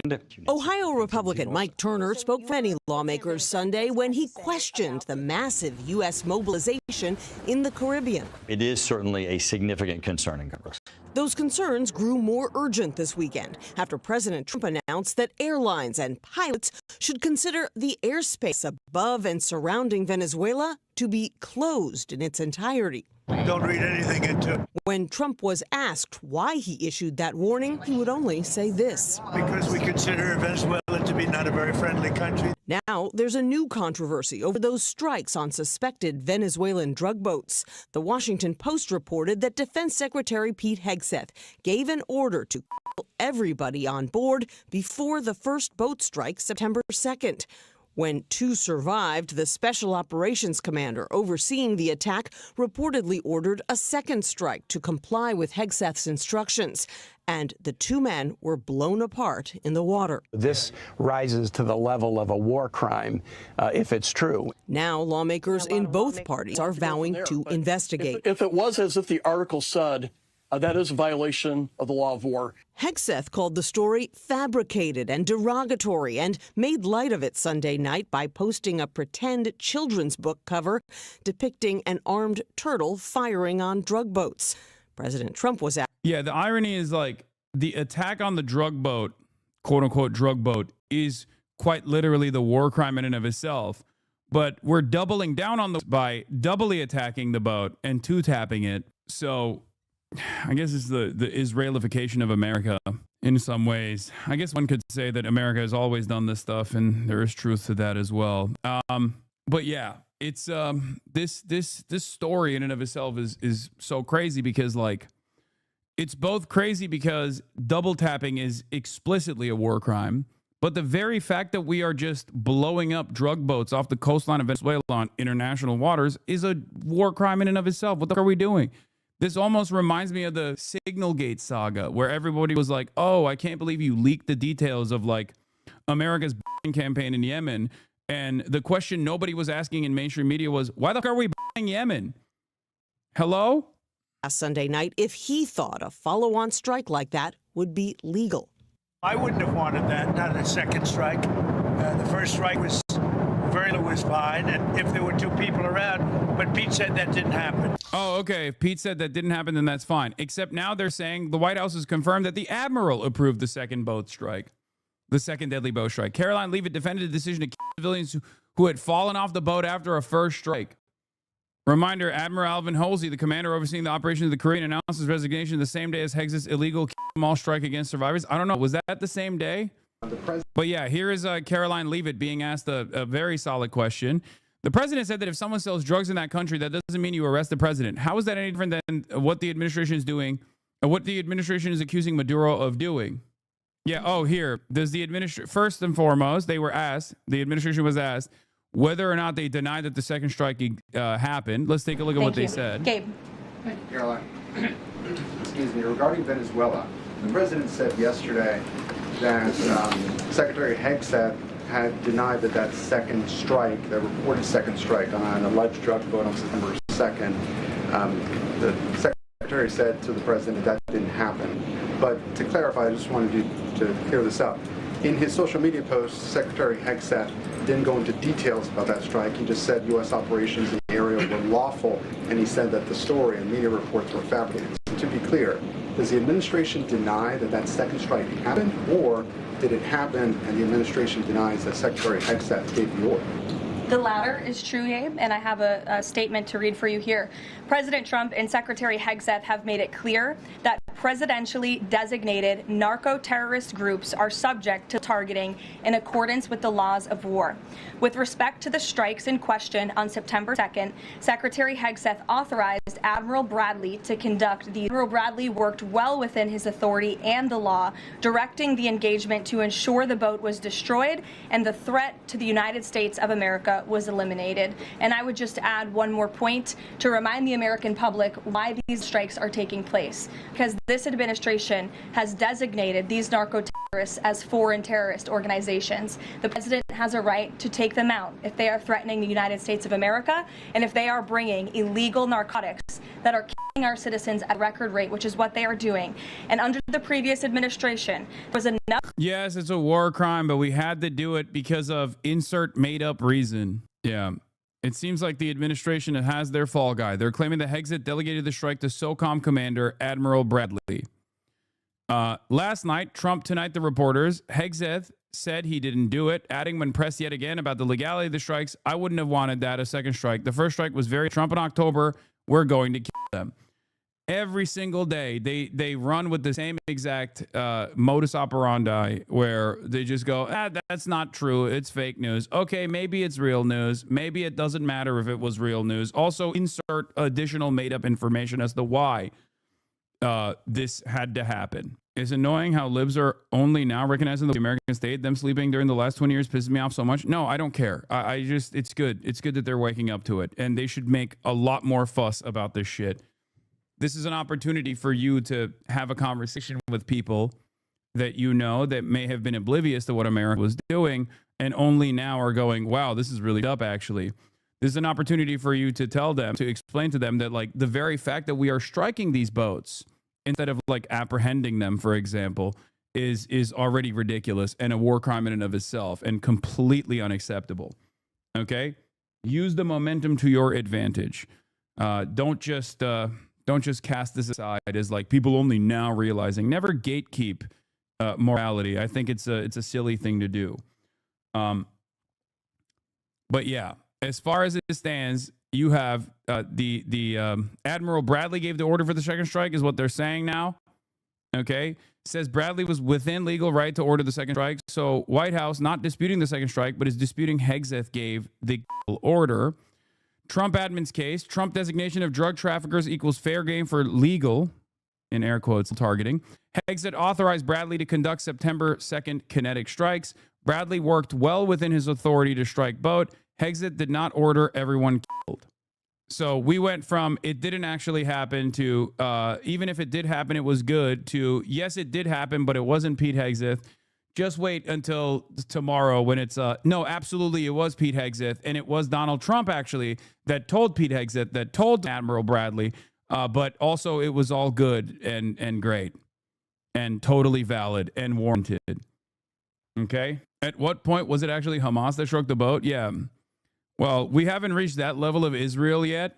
We haven't reached that level of Israelification yet, where we turn around and say Venezuela actually blew up their own boat, you know, because that's the most Israel way of going about it, where you're like, oh, well, I know that we actually celebrated blowing up these boats, but this boat was actually blown up on its own because it was a bunch of Venezuelan terrorists that were trafficking bombs, and Maduro actually blew it up because they wanted to make America look bad. Give it a minute. We'll get there. Question. The president several days ago said it was his intention to pardon the former president of Honduras, who was a convicted drug trafficker. Wait. I lived to see Islamo-narco-Bolshevism grow from a meme to an actual manufactured consent. Venezuela has become a major launch pad for huge volumes of cocaine shipped to West Africa, where jihadists are helping traffic it to Europe in record. Dude, Wall Street Journal, I think, is the least reputable newspaper in out of all the major papers. Straight up. They are the worst. They are the worst of the worst newspaper in America. Oh my God. Oh my God. By the way, the reason why this question is being launched at Caroline Leavitt and this administration in particular is because Donald Trump, amidst the we have to kill Maduro, we have to bomb Venezuela because they're drug trafficking, actually turned around and pardoned a convicted drug trafficker because he's homies with the current person that he wants to run Honduras. Okay, so the reason why they're asking this question specifically, the president said that if someone sells drugs in that country, that doesn't mean you arrest the president. How is that different than what the administration is accusing Maduro of doing? We are accusing Maduro of participating in drug trafficking. Meanwhile, Donald Trump, in the same time frame, literally pardoned someone who we weren't accusing of drug trafficking, but someone who actually had drug trafficked so much. Someone who had drug trafficked so much that they were actually arrested, like they were convicted of drug trafficking. Okay? It's insane. Question. The president several days ago said it was his intention to pardon the former president of Honduras, who was a convicted No, not Ross drug Ulbricht. I'm not talking about the Silk Road guy. I'm talking about the Honduran cocaine guy that Donald Trump also pardoned this past weekend. Juan Orlando Hernandez Alvarado, okay, is a Honduran lawyer, former politician, also convicted drug trafficker who served as the 38th president of Honduras for 2 consecutive terms from the 27th of January 2014 to the 27th of January 2022. This guy, Juan Orlando Hernandez, whom Mr. Trump called a victim of persecution, helped orchestrate a decades-long trafficking conspiracy. It ravaged his Central American country. He once boasted that he would stuff the drugs up the gringos' noses. He accepted a $1 million bribe from El Chapo to allow cocaine shipments to pass through Honduras. A man was killed in prison to protect him. At the federal trial of Juan Orlando Hernandez in New York, testimony and evidence showed how the former president maintained Honduras as a bastion of the global drug trade. He orchestrated a vast trafficking conspiracy that prosecutors said raked in millions for cartels while keeping Honduras one of Central America's poorest, most violent, and corrupt countries. Last year, Mr. Hernandez was convicted on drug trafficking and weapons charges and sentenced to 45 years in prison. It was one of the most sweeping drug trafficking cases to come before a U.S. court since the trial of the Panamanian strongman General Manuel Noriega 3 decades before. But on Friday, President Trump announced that he would pardon Mr. Hernandez, 57, who he said was a victim of political persecution, though Mr. Trump offered no evidence to support that claim. It would be a head-spinning resolution to a case that for prosecutors was a pinnacle striking at the heart of a narco state. The president's 2-week trial in Manhattan and those of his associates before it offered a glimpse into a world of corruption and drug running spanning several countries. Bags of cash, a machine gun with Mr. Hernandez's name emblazoned on it, and bribes from the drug lord Joaquin Guzman, the Mexican kingpin known as El Chapo, featured heavily. Prosecutors said Mr. Hernandez was key to a scheme that lasted more than 20 years and brought more than 500 tons of cocaine into the United States. 500 tons of cocaine. The people of Honduras and the United States bore the consequences, Merrick Garland, then the Attorney General, said in 2024 after Mr. Hernandez was sentenced. Now, of course, that was the Brandon administration, and therefore it's bad, right? Everyone that Brandon pardoned must be sent to prison immediately, and everyone Brandon sent to prison must be released post-haste, okay? Honduras, a country of around 10 million people, has long been linked to the United States. First is a home of sprawling banana plantations owned by the United Fruit Company. We all know what we did there. Then as the location of a key base used for U.S.-backed counterinsurgency efforts and later as a military post for counter-narcotics. When drug trafficking routes began shifting towards Central America in the 2000s, Honduras came to play a role in transshipment, moving cocaine from South America towards Mexico and the U.S. border. Over that decade, trafficking rose, along with the murder rate, and drug planes arrived with regularity. The June 2009 coup that ousted Manuel Zelaya, the country's left-wing president, ushered in a golden age of drug eruption. Interesting. Mr. Hernandez, unlike many Latin American politicians, rose from humble roots. One of more than a dozen siblings raised in a rural coffee-growing region, he became a lawyer and entered Congress. As president, Mr. Hernandez told U.S. officials that he was doing his utmost to stamp out drug trafficking.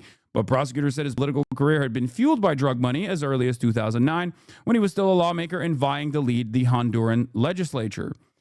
At the 2010 World Cup in South Africa, Mr. Hernandez was photographed smiling and giving a thumbs up alongside a known Honduran cartel chief. Didn't he also pardon the Silk Road guy? Yes, he did.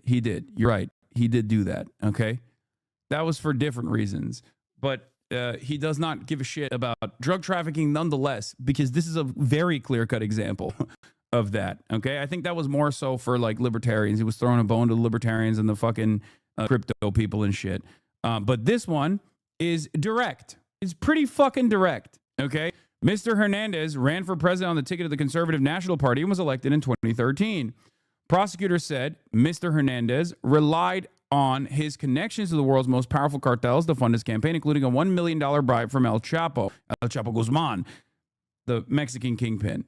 He used the weapons and the power of the state for his own ends, according to prosecutors, jurors, and the Hondurans who came to despise him. The threat of being extradited to the United States made drug traffickers eager to bribe anyone who could to protect them, prosecutors said, and they came to know they could rely on Mr. Hernandez. Mr. Hernandez directed the police and military to protect smugglers who paid him off, and he promised to shield them from extradition to the United States. Mr. Hernandez once reassured a Honduran cocaine trafficker that by the time the gringos find out, we will have eliminated extradition, according to prosecutors. Mr. Hernandez even boasted, "We are going to stuff the drugs up the gringos' noses, and they're never even going to know it," according to a witness who testified in the 2021 trial of a drug trafficker. And guess who was his great friend? As a Florida senator, alleged narco president hires GOP lobbyists to sing his praises in Washington. The then Florida Senator Marco Rubio tweeted out thanks to Honduran President Juan Orlando Hernandez for targeting drug traffickers, below a photo of the two men together. Now, what's really interesting about this is that Marco Rubio is basically controlling the entire Venezuelan anti-narco trafficking state war that they're claiming that they're doing at the behest of, the purpose of tackling drug trafficking.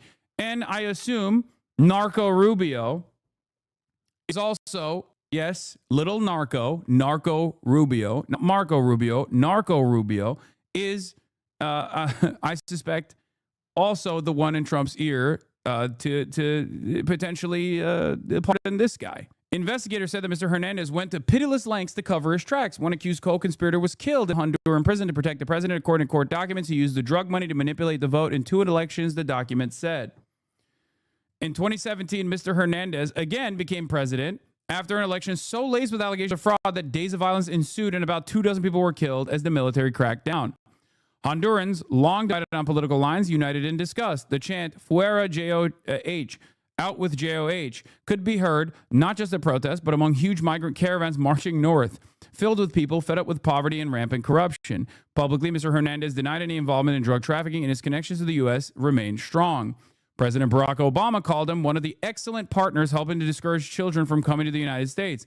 Mr. Trump recognized him as the winner of the disputed 2017 vote, counting on him to help curb the flow of people and drugs. The Biden administration regarded him as a key ally in Central America as it sought to control migration. Obama strikes again? No, chatters, you have to understand, if you are literate in media analysis, if you are capable of critical thinking, you understand that this passage is basically proof of the thing that I say all the time. American foreign policy is uniparty. American immigration policy is uniparty in any respects. And this is the clear-cut example of that, okay? And here it is in the New York Times, after. You're wrong about this one? Wait, why am I wrong about this one? Not only is it a part of the playbook for the CIA and the State Department to keep the flow or have some semblance of control over the flows of drugs, or over the flow of drugs in Central America and in all Latin American countries. But on top of that, the collaboration that American leadership engages in with these actual fucking drug bosses that end up running countries revolves around controlling flows of migration. Now, of course, if you actually wanted to control flows of migration in a permanent way, obviously the best possible thing to do would be to not depose like left-wing leadership to the best of your ability, not engage in espionage or psyops or foreign policy initiatives that are inherently antagonistic to left-wing leadership that seeks to the best of their ability, actually undermine the drug trafficking rings in their countries and to improve and expand upon the pre-existing welfare state that exists in these places so that they can actually normalize the everyday living standards of working class Hondurans. Of course, if you do that, though, it's not as profitable for your capital owners. And therefore, the system continues, okay? We could still extract a lot of wealth from these countries. It just wouldn't be as much wealth. And autonomy also makes that wealth extraction much less unstable, or much less stable, where there's no guarantee that you can continue extracting wealth at the same profit margins that you possibly could if the country actually decides to be more competent about or whatever kind of business standards foreign capital is setting in the nation state. During the Younger brothers' trial in 2019, a former Honduran mayor and a major drug trafficker described how an associate of El Chapo had delivered $1 million in bribes, cash wrapped in plastic bundles of $50,000 and $100,000. Prosecutors displayed the machine gun with Mr. Hernandez's name engraved on it. In February 2022, weeks after he left office, Mr. Hernandez was detained at the request of the United States. He was escorted onto a plane in handcuffs and extradited 2 months later. Fireworks erupted in celebration in the country he once ruled. His own trial showed in grisly detail how Mr. Hernandez had promised to crack down on drug gangs, all while partnering with them instead, according to statements by prosecutors and witnesses. Davies Leonel Rivera Maradiaga, a former leader of a gang called Los Cachiros, who admitted to being involved in the deaths of 78 people, testified that he had bribed Mr. Hernandez with $250,000 delivered to the president's sister, Hilda, in exchange for protection. Another trafficker testified that he personally delivered a payoff, saying, "I paid $250,000 as a bribe to Juan Orlando Hernandez." Mr. Hernandez was convicted of drug trafficking and weapons conspiracy in a room packed with Hondurans eager to see his downfall. When he was sentenced in 2024, Mr. Hernandez spoke for almost an hour in court, airing conspiracy theories and grievances as he portrayed himself as a victim of political persecution.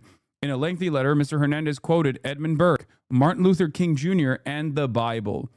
"The investigation and trial against me is full of mistakes, of injustices that have become a lynching through the U.S. judicial system," Mr. Hernandez wrote. "The prosecutors and agents did not do the due diligence in the investigation to know the whole truth."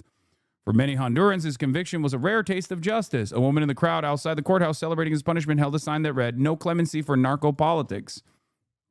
But on Saturday, Mr. Trump said in a statement to the New York Times that many friends had asked him to pardon Mr. Hernandez. They gave him 45 years because he was the president of the country. You could do this to any president. Isn't that awesome? I mean, the timing of it could not be funnier. I'm sorry. It is pretty crazy that he is literally doing this to a convicted drug trafficker while simultaneously using no evidence whatsoever to claim that Maduro is actually a real narco terrorist. And the only way to deal with Maduro is not to conduct a lengthy investigation and set up charges and then try to arrest them or whatever, but instead to actually bomb Caracas, okay? And potentially even do a ground invasion of Venezuela. Fucking awesome. No, Honduras is not next. The reason why he's doing this is because Honduras won't be next because he already has a pliant ally in Honduras. Honduras is not next. The reason why he pardoned this guy is because he actually doesn't, I think that, wasn't there there's also a person that he endorsed for the Honduran presidency. Yeah. Honduras election on a knife edge as Trump-backed man slightly ahead. Early results from the general election in Honduras show the leader of the right-wing National Party, Nasri Asfoura, has a razor-thin lead. With almost 56% of the votes counted, the conservative candidate was just 0.22 percentage points ahead of former TV host Salvador Nasrallah, according to the results published by the National Electoral Council. Stressing that the results were both preliminary and partial, the head of the CNE said that the race was on a knife edge between center-right Nasrallah and right-wing Asfura. Asfura has the backing of the U.S. President Donald Trump, who has threatened to cut financial aid to the Central American nation if his preferred candidate does not win. Yeah, by the way, Latin America is so funny because one candidate is Palestinian and the other one is Lebanese. Another not so great example of a Latin American leader of Palestinian descent who, El Salvador, the leader of El Salvador is also of Palestinian descent. There is a major Arab diaspora and a Palestinian diaspora in Latin American countries. Yes, Nayib Bukele is also of Palestinian descent. I don't like bringing up this fact because he is dog shit, so I try to avoid mentioning that. But yes, Nayib Bukele is of Palestinian descent as well. El Salvador is doing better than ever. No, totally. I know. We should do concentration camps in every Latin American country. Thank you. I love the people who are in this community who are pro Nayib Bukele is awesome. That's so funny. No, it's not a joke. There are a lot of fucking brain broken Salvadorans, both in diaspora and even in El Salvador. There's a lot of people who think he's doing awesome. Nor, my rewind is gone. How do I get it back? Great question, Kev Gui. All you need to do is actually subscribe. If you subscribe to the Piker Broadcasting Service, you can take advantage of the rewind function. Yeah, my entire family are immigrants from El Salvador, and I agree Bukele is dog shit. Like, MS-13 is a horrifying criminal enterprise, okay? Absolutely unacceptable, horrifying, except the solution to MS-13... The solution to MS-13 is not to basically make the government a different version of MS-13, sometimes directly collaborating with MS-13. For example, Nayib Bukele also extracted some MS-13 prisoners from the United States of America in exchange for the CCOT immigration structure that they designed. And the speculation at the time was that he got those MS-13 prisoners back to El Salvador because he didn't want them to openly revealed that he was collaborating with MS-13. Because if Mr. I'm against MS-13 was found out to have been collaborating with MS-13, I feel like that would have some shockwaves even in the diaspora. But yes, there are a lot of right-wing Latinos who love Bukele and think he's doing awesome. Part of that is because they are so fatigued and so terrified of living under different versions of the same kind of narco state structure. So they're just like, enough is enough. Kill them all. Who gives a shit? Not realizing that level of unrestrained violence in the hands of the state is going to end up hurting you as well. I am not against apprehending criminals. I am, however, in favor of abiding by due process and making sure that there is a real, normal legal structure. Otherwise, the state turns into a gang, a much more powerful gang than even MS-13 ever could be. It's mostly because people don't see more than the first layers. They see less gang and nothing else matters. There have been examples of the authoritarian military being dicks on camera. Yeah. You're way too charitable sometimes, man. What do you mean? Yeah, Salvador here, Nayib only replaced gangs with police force. 3% of the population are under arrest. There's no official data, but the estimates is 6 out of 10 people in jail are innocent. Yeah, and we know that is a likely percentage, even though we will never have like full confirmation of that. But the reason why we know that it is a likely percentage is because they literally do black bagging.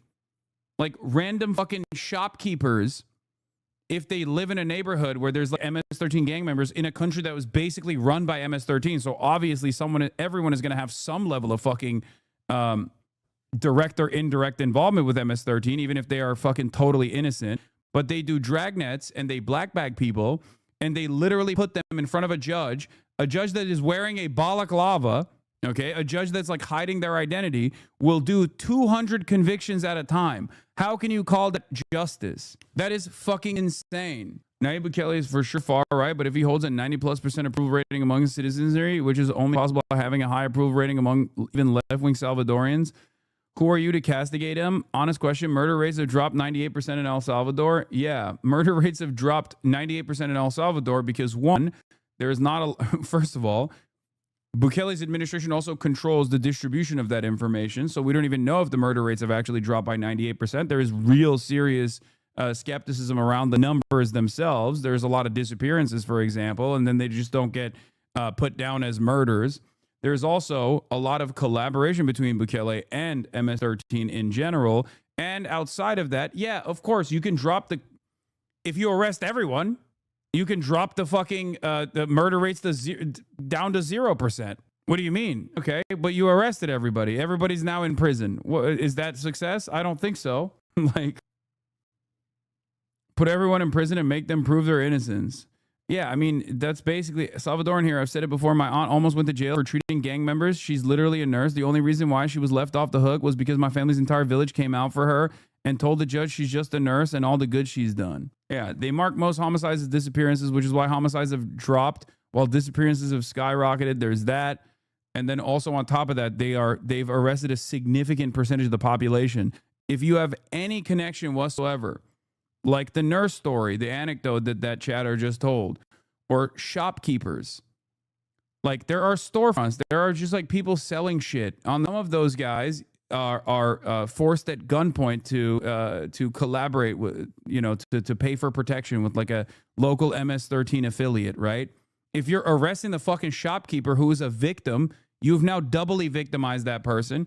And also, there is no, like, if the government itself has turned into a gang in and of itself, then what are you supposed to do? You're fucked. You have nothing. You can't do anything. So yes, people who are not under the scrutiny of the government are going to be happy because they're like, well, at least crime is down. But that is the reason why I find myself comfortable castigating the otherwise very popular Nayib Bukele. There's been the same, historically, the same old pattern of security, authoritative regimes where disappearances are commonplace, Chile, Argentina, Dominican Republic, etc. Yes. One of my very first chat messages was about this very topic regarding my family. I actually have a little update to that. A couple months ago, I asked my dad for his true thoughts about Trump. He said he doesn't like what he's doing right now, and despite him probably being pro-Bukele and still quite conservative, I actually explained to him socialist thoughts, and he was familiar and even agreed with it. I just wanted to say that. Yeah, also, if you want to fucking sell your dad on socialism, just talk about what Bukele did before he became the leader of El Salvador. Because Nayib Bukele was actually a very promising politician in El Salvador. Unironically, he was working on rehabilitation initiatives. Like, he literally was a woke guy. Okay, Nayib Bukele back in the day, if you look back, you can probably find some of my videos talking about Nayib Bukele as a promising politician in El Salvador when he was unironically left-wing. He was a young guy of Palestinian background and was trying to solve like the underlying material inequities in which crime manifests, all this stuff before he went full fucking cryptocurrency grifter, an evil villain dictator. He got hit with Fetterman Ray. Yeah, no, he pulled a Mussolini, I guess. Well, Mussolini was never, like Mussolini never actually was a politician that was in any way, shape, or form socialist. He was a journalist, a newspaper guy. Yeah, here's the socialist king, Nayib Bukele. Well, you have this exact same image with Donald Trump as well, to be fair.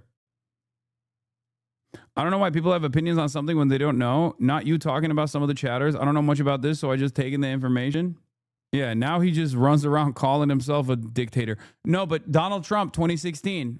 There's an image identical to this with Donald Trump in 2016 holding up a LGBT for Trump flag. Anyway, getting back to the ridiculous hypocrisy. It was the first Trump admin which developed the case against President Hernandez. His brother, Tony Hernandez, was indicted in 2018 and convicted in 2019. A key ally, Giovanni Fuentes Ramirez, was indicted in 2020. Both were later sentenced to life in prison.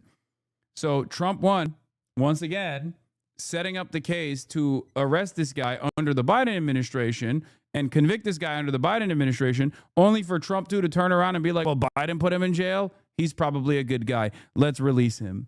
Hernandez participated in the importation of at least 185,000 kilograms of cocaine, secured millions of dollars in bribes to Honduran officials, used heavily armed security, including members of the Honduran military and national police.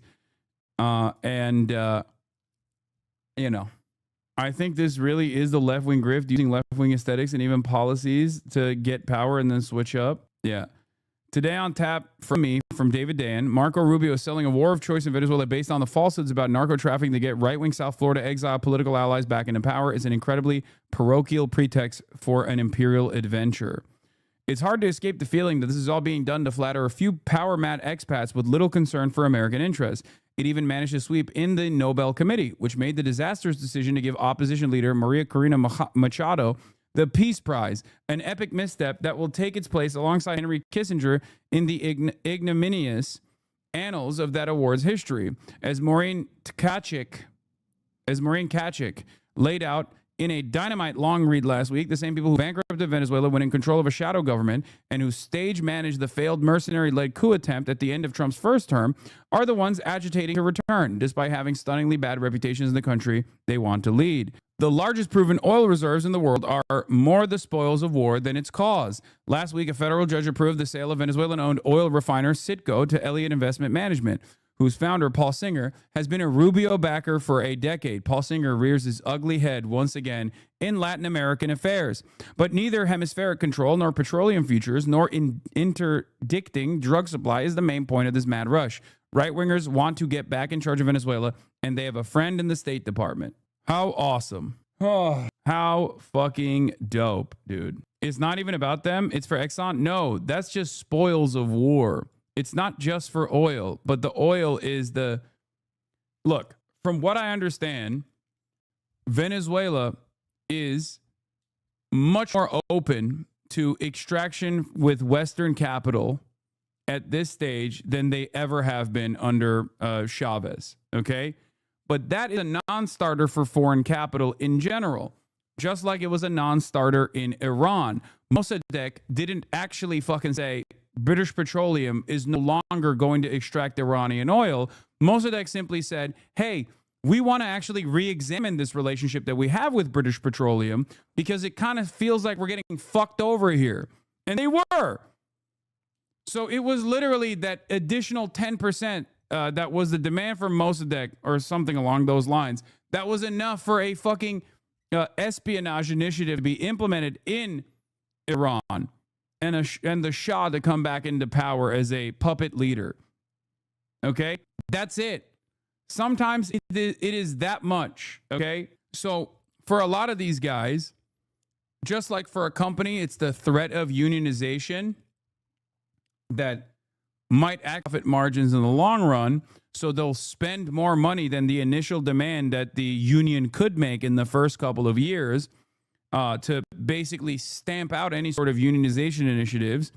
It is the fact that if a country gains some semblance of sovereignty or some semblance of autonomy, even if they're doing a 50-50 partnership, or that's what their demand is when it's like a 40-60 partnership, let's say, and they want to bring it back to like a 50-50 partnership, later down the line, they might actually secure more resources and more of that foreign capital and redistribute it and actually develop so that they can have a higher point of leverage next time that deal comes into play.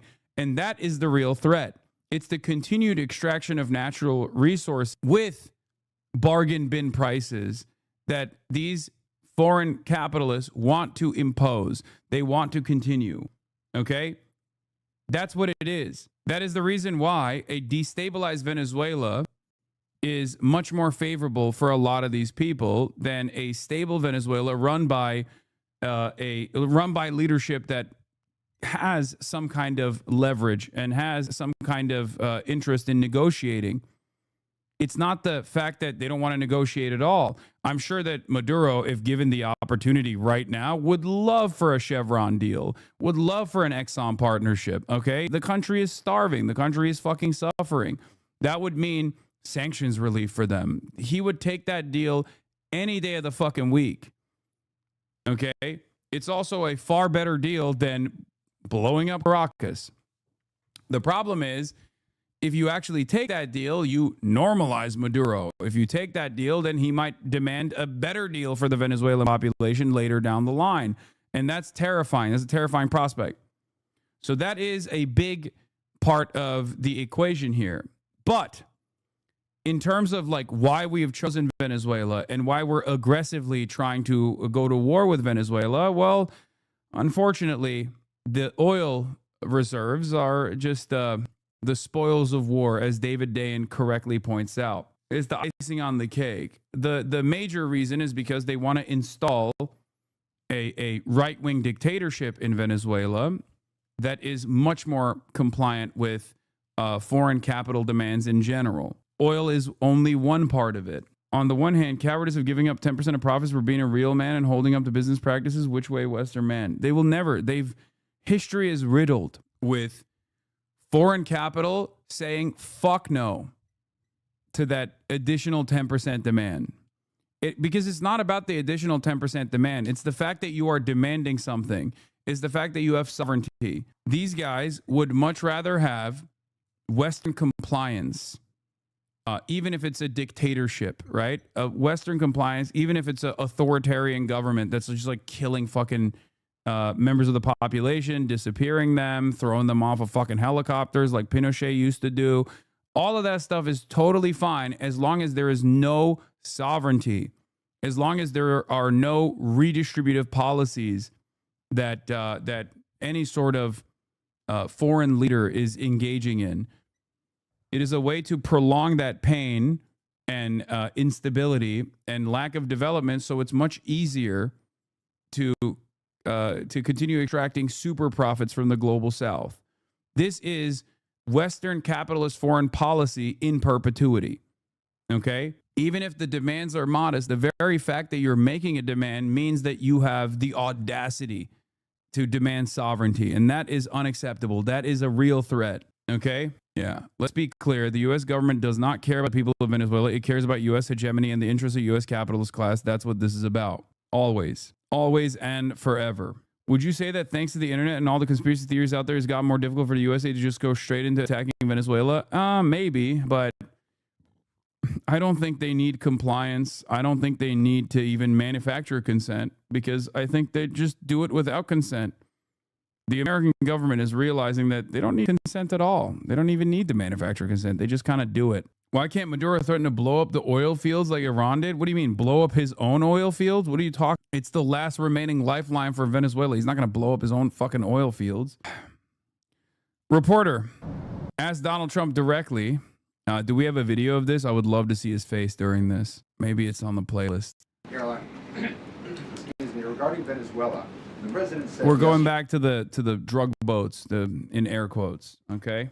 Yesterday that Secretary Hegseth had denied that second strike, the reported second strike on an alleged drug boat on September 2nd. The secretary said to the president that didn't happen. But to clarify, I just wanted you to clear this up. In his social media post, Secretary Hegseth didn't go into details about that strike. He just said U.S. operations in the area were lawful, and he said that the story and media reports were fabricated. So to be clear, does the administration deny that second strike happened, or did it happen and the administration denies that Secretary Hegseth gave the order? The latter is true, Abe, and I have a statement to read for you here. President Trump and Secretary Hegseth have made it clear that presidentially... Is that a weird FPS on this, or is Twitch fucking with me? No, I don't know if it's like weird FPS on my computer in general, but I've been noticing that as well with YouTube. Designated narco-terrorist groups are subject to lethal targeting in accordance with the laws of war. With respect to the strikes in question on September 2nd, Secretary Hegseth authorized Admiral Bradley to conduct these kinetic strikes. Admiral Bradley worked well within his authority and the law, directing the engagement to ensure the boat was destroyed and the threat to the United States of America was eliminated. And I would just add one more point to remind the American public why these lethal strikes are taking place. Because this administration has designated these narco-terrorists as foreign terrorist organizations.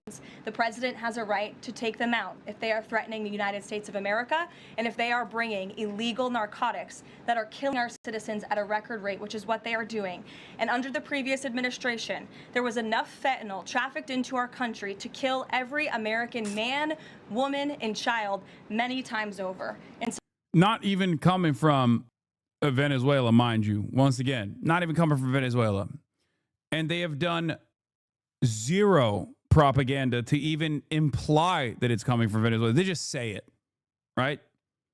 But they don't even tie it to Venezuela. They just say fentanyl's coming into the country. And they just let it hang. Okay, is there any evidence that it's coming from Venezuela? Well, we didn't suggest that it was coming from Venezuela. We just said that it's happening, right? Okay, is this the most appropriate way of dealing with it, even if there is any evidence that you have presented that it's coming from Venezuela? Shut the fuck up. We have to bomb Venezuela. So that's why you've seen a drastic difference in this administration's policy with respect to the last, and it's one of the many reasons the American public reelected this president and support this Secretary of War in conducting these strikes. So to be clear, to clarify, Admiral Bradley was the one who did. Andrew, go ahead. Sure. First on the Venezuela strike, you said that that second strike was... For clarity, is there evidence to suggest where the drugs are coming from? And if so, where? Yes. The DA's own assessment, the DA's own intelligence shows that drugs are obviously coming in. The chemical compounds necessary to produce fentanyl oftentimes comes from China, and the other parts come from the Mexican border. Okay. And it is trafficked primarily by American citizens, contrary to what the Trump administration is saying. It's like 80%. The overwhelming majority, I think somewhere around 90%, are trafficked through our ports and regular points of entry. And 80% are actually trafficked by American citizens. Okay. The fentanyl precursors are shipped in, the chemicals and things of that nature are shipped in through our regular ports, through by way of China, and the rest comes from Mexico, trafficked by American citizens. We have the market. It is Americans who are consuming the drugs. It is Americans who are trafficking the drugs. It is an entirely American problem.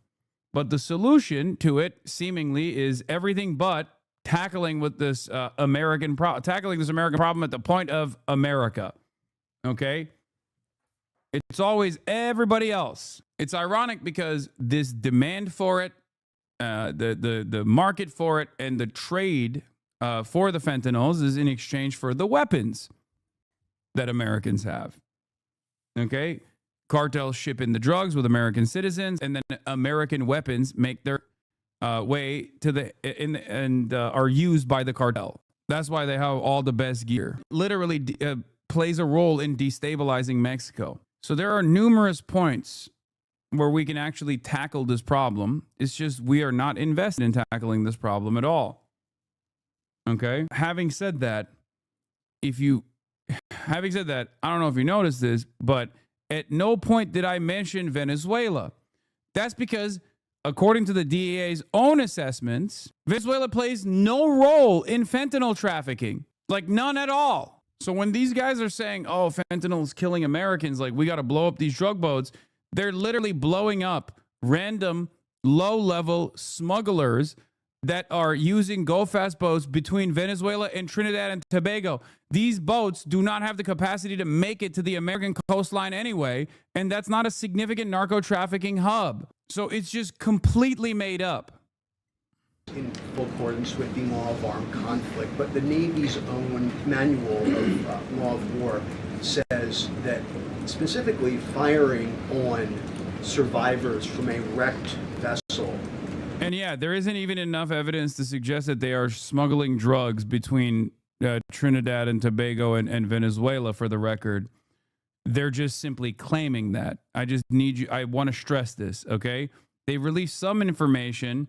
And also there were follow-up investigations that were conducted by the New York Times and from other foreign outlets that suggest that these guys, like some of the people that were killed, were just straight up like super low level, irrelevant to like drug trafficking in America. Like some of them were just like, some of them were just like trafficking shipment, or some of them were like smuggling other shit, not even drugs. Some of them were fishermen. Yeah, knockoff merchandise, things of that nature. Just like not regular, not exactly busting any sort of like serious, significant narco trafficking enterprise.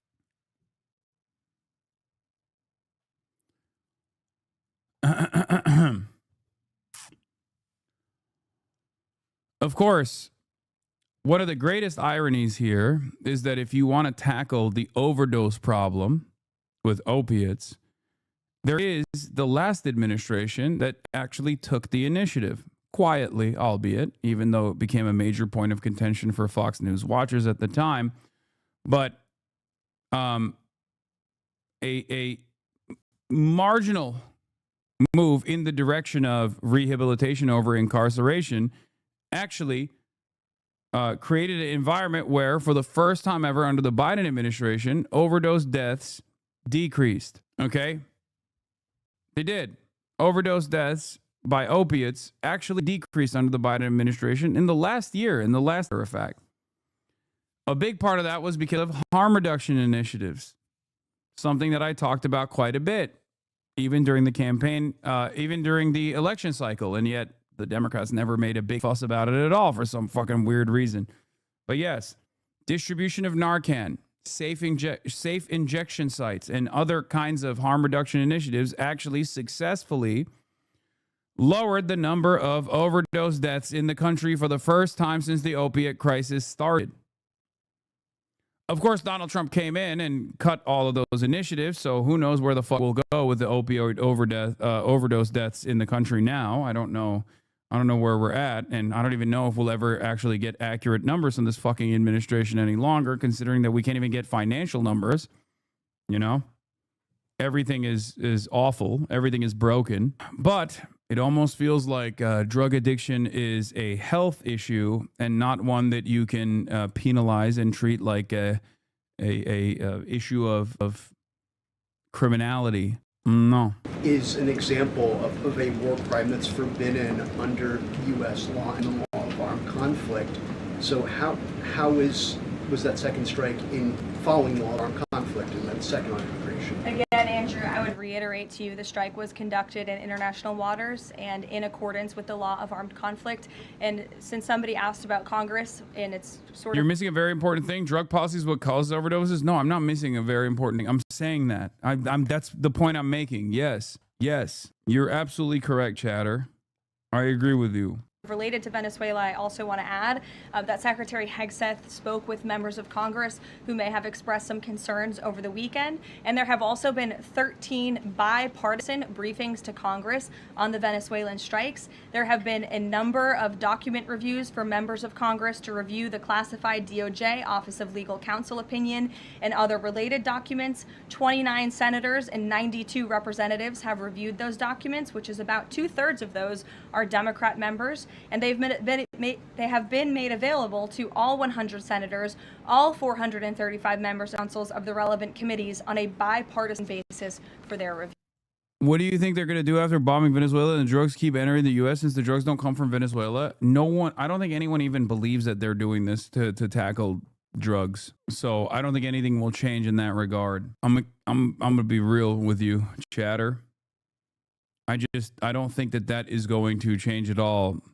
In addition to... It'll just like piss off some Americans, I think, and then the rest of them will get all hoo-ha and patriotic about why we're destroying another country, you know. They're going to find out why we don't have health care. Venezuelans about to find out why we don't have health care. Anyway, skipping this. Contradiction. And talking more about the why they're supporting these attacks then. Who's supporting these attacks? I just explained to you that consent doesn't even need to be manufactured anymore because who the fuck's going to stop them? My dad? Okay, well, I do love seeing a hog in the wild like that because for most people, okay, respect. Okay? Respect for outing your dad like this. But as far he's so hogged out, it's fucking crazy. Yeah. There are always going to be people that are so hogged out, as you say, that they will just agree with anything that this administration is doing, no matter what. I don't think those people can be moved in general. Because, like, Chatter's dad is wild because even the polls are showing like 60% of Republicans oppose overthrowing Maduro. Yeah, like you have to, that's not even like the normal MAGA hog if you're like actively supporting whatever the fuck we're doing in Venezuela. Because apparently, according to polls that we've looked at, even the Republicans by majority do not agree with intervention in Venezuela. At most, the only thing that they've agreed on is the boats being blown up. And that's like at 70% or something. Which may be because they haven't really done too much propaganda for the hogs to get on board with the direct military intervention. So you might have like a shiny Pokemon style elite hog in your dad. Cherish it. To his crackdown on the Caribbean drug trade, President Trump announced over the weekend that he would pardon the former president of Honduras, who was convicted just last year of conspiring to import cocaine into the United States. Jay O'Brien has the story. Good morning, Jay. Yeah, good morning, George. President Trump has repeatedly warned that drug cartels present an urgent danger to the United States. But this morning, in a major contradiction, the president announcing he's pardoning Juan Orlando Hernandez, the former president of Honduras, currently serving a 45-year prison sentence here in the U.S. for drug trafficking and weapons charges. In 2024, the Department of Justice said that for nearly 2 decades, Hernandez helped cartels, quote, move mountains of cocaine into this country, and was at the center of one of the largest and most violent drug trafficking conspiracies in the world. And despite that, in a post announcing his endorsement of the conservative candidate in Honduras' ongoing elections, Trump also promised to grant Hernandez a, quote, full and complete pardon, claiming the former leader had been treated very harshly and unfairly, and arguing without evidence that Hondurans believe Hernandez was, quote unquote, set up. Now, Democrats slamming this move, calling it part of a string of controversial pardons issued by President Trump. Even Republican Senator Bill Cassidy. Someone should have told Donald Trump that Barack Obama loved this guy. Maybe he would have reconsidered posting such positive things about him. You know, you just released Barack Obama's favorite guy. Excuse me. And possibly Hunter Biden's crack dealer. Of Louisiana, questioning why the administration would pardon Hernandez and then go after Venezuelan leader Nicolas Maduro on similar accusations of drug trafficking. George. Okay, Jay, thanks very much.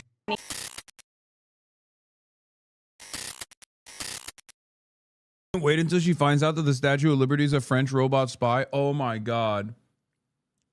Oh, you just gave Candace Owens her next 200,000 live concurrent viewer YouTube video. The Statue of Liberty, let's talk about it. Also trans, just like Emmanuel Macron's husband-wife. I'll say it. And guess what? They can't sue me because it's not a real person.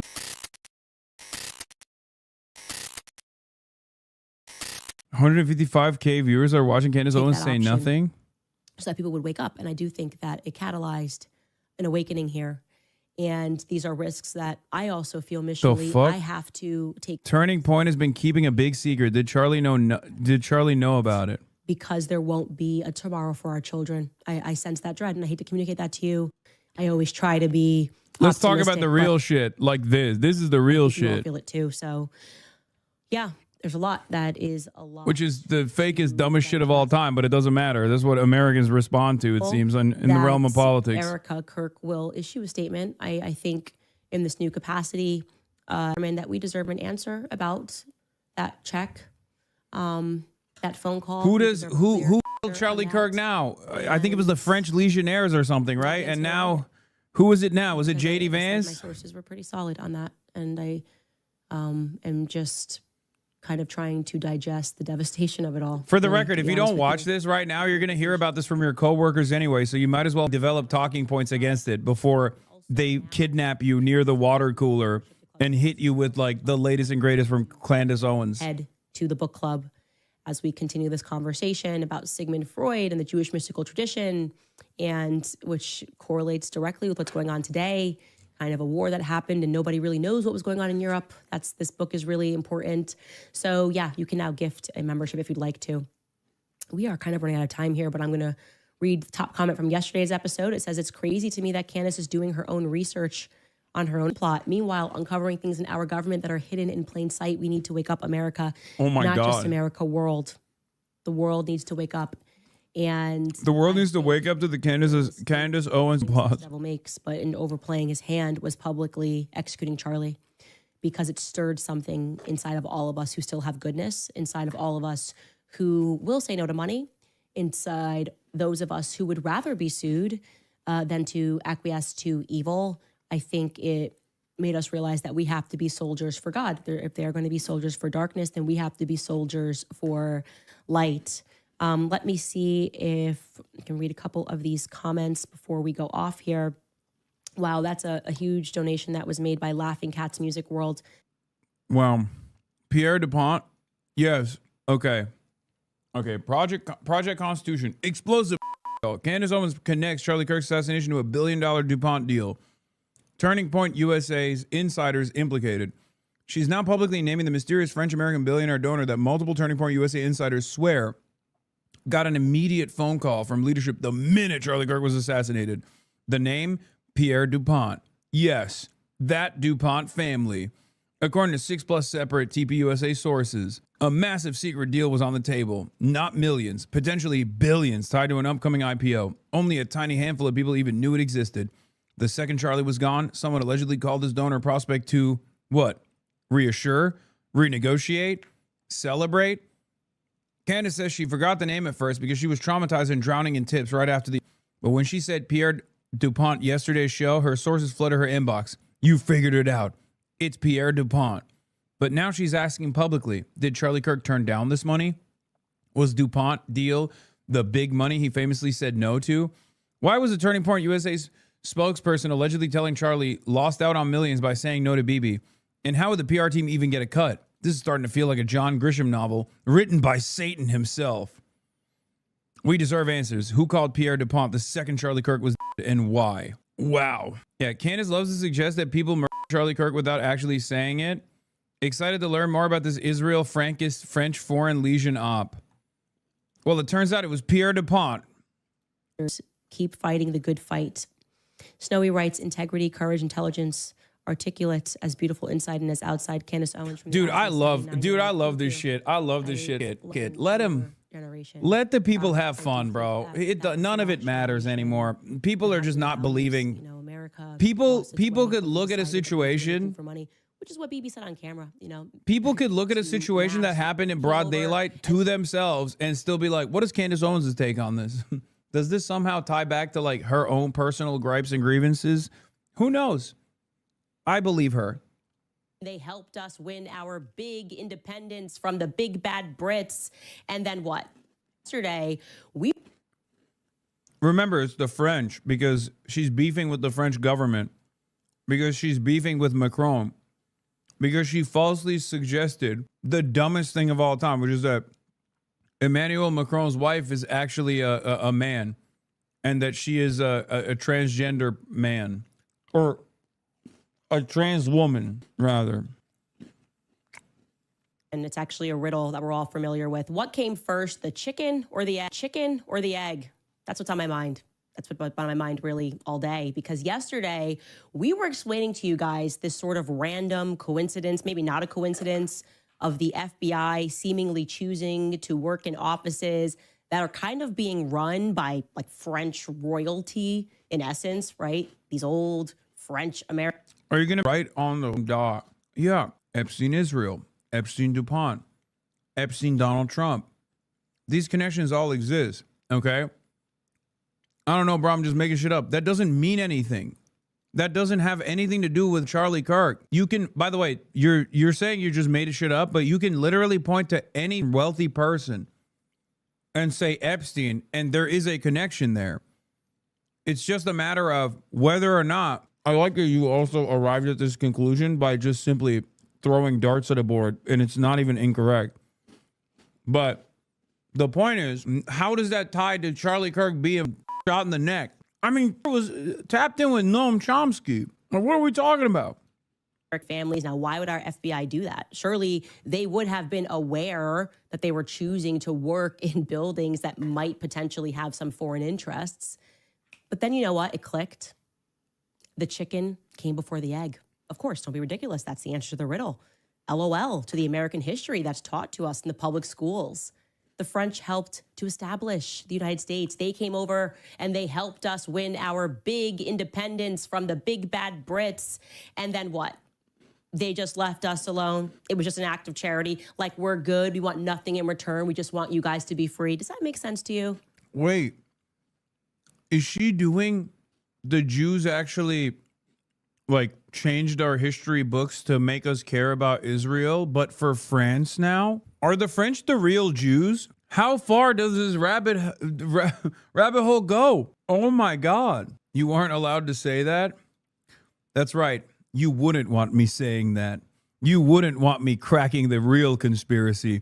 It wasn't the Jews controlling the media all along. It was the French. I like that that's her pivot, by the way. Like, this is literally she went from Jews control the media and you know, the banking institutions to the French. That's awesome. In theory, the FBI Oh my God. Oh my God. French connection. French connection. French connection. Sacre bleu. The French are coming after me. It's because I'm so close. I'm so close to the truth, but also so close to France in proximity. Oh no. That's what it is. Merde. Le Interpol. Dude, when the internet cut out, she said something very funny. We got to run it back. Hold on. Turning in return, we just want you guys to be free. Does that make sense to you? Come on. Turns out, actually, and you may have known this, maybe I'm just American ignorant, but our FBI was founded by the French. In theory, the FBI really is in France's building over in Wilmington, if you think about it, for a long time. And I have been thinking about this for a long time. So welcome back to Canada. What? She's saying that America is not Zog, but FOG. Francophone occupied government. Oh my God. Oh my God. Truth nuke. She's the new Alex Jones. Yeah. Yeah. A lot of people thought it was a Federal Bureau of Investigation, but it was actually French Bureau of Investigation. Wait until she finds out that the Statue of Liberty is a French robot spy. Oh my God.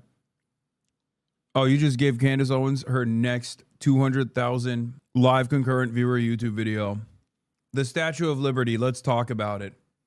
Also trans, just like Emmanuel Macron's husband-wife. I'll say it. And guess what? They can't sue me because it's not a real person. It's a statue.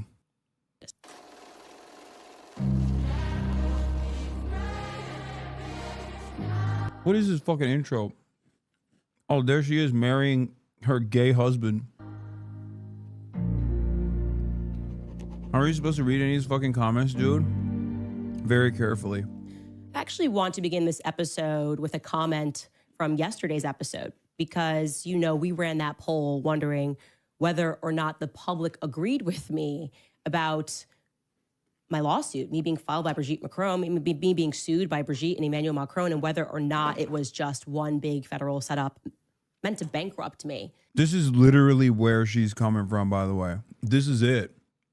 This is where she's coming from. This is the reason why she's doing this. The reason why she's doing this shit. This is the reason why she's doing the whole like French connection shit. Because she's getting sued. She's getting sued by Brigitte Macron, Emmanuel Macron's Emmanuel Macron, I was about to say husband, Emmanuel Macron's wife, because she said falsely that Emmanuel Macron's wife is a trans woman, assigned male at birth. That's the reason why she keeps bringing up France, bro. And here is an answer that we got in the comment section. Look at this. I believe that the purpose of Macron's lawsuit was that it was supposed to go nowhere because Candace was supposed to have been assassinated. Dude, what the fuck is... This is so sick. Dude, this is just like a random YouTube comment, man. Like, what do you do? You're doing commentary off of random YouTube comments? What the fuck? Is this what she means when she says, like, I have sources? The sources are just like random person on YouTube in her audience that responded to her or some shit, bro, that's what you do. You have to have the most severe brain disease. My sources aren't fucking you dipshits. There's a difference between me responding to a dumbass comment, sometimes like this one, versus her acting as though this is like new information. When she goes, oh, I got verified sources that confirm my suspicions, it turns out her verified sources are just random fucking people in her comment section on YouTube. Before the case got to court, then they could forever claim that Candace was lying, which is evident by the fact that they were suing her for quote unquote defamation before someone had killed her. This was their plan, but I pray that it has now been foiled. I had never considered that, and that hit really deeply, and that is a dark thought. And I think now I'm wondering, I have a lot of questions. Everything feels different in this post-Charlie Kirk world. Where to begin? How about we should talk about the founding of America? Because, man, those Catholic priests that I was telling you about, they were unbelievably correct.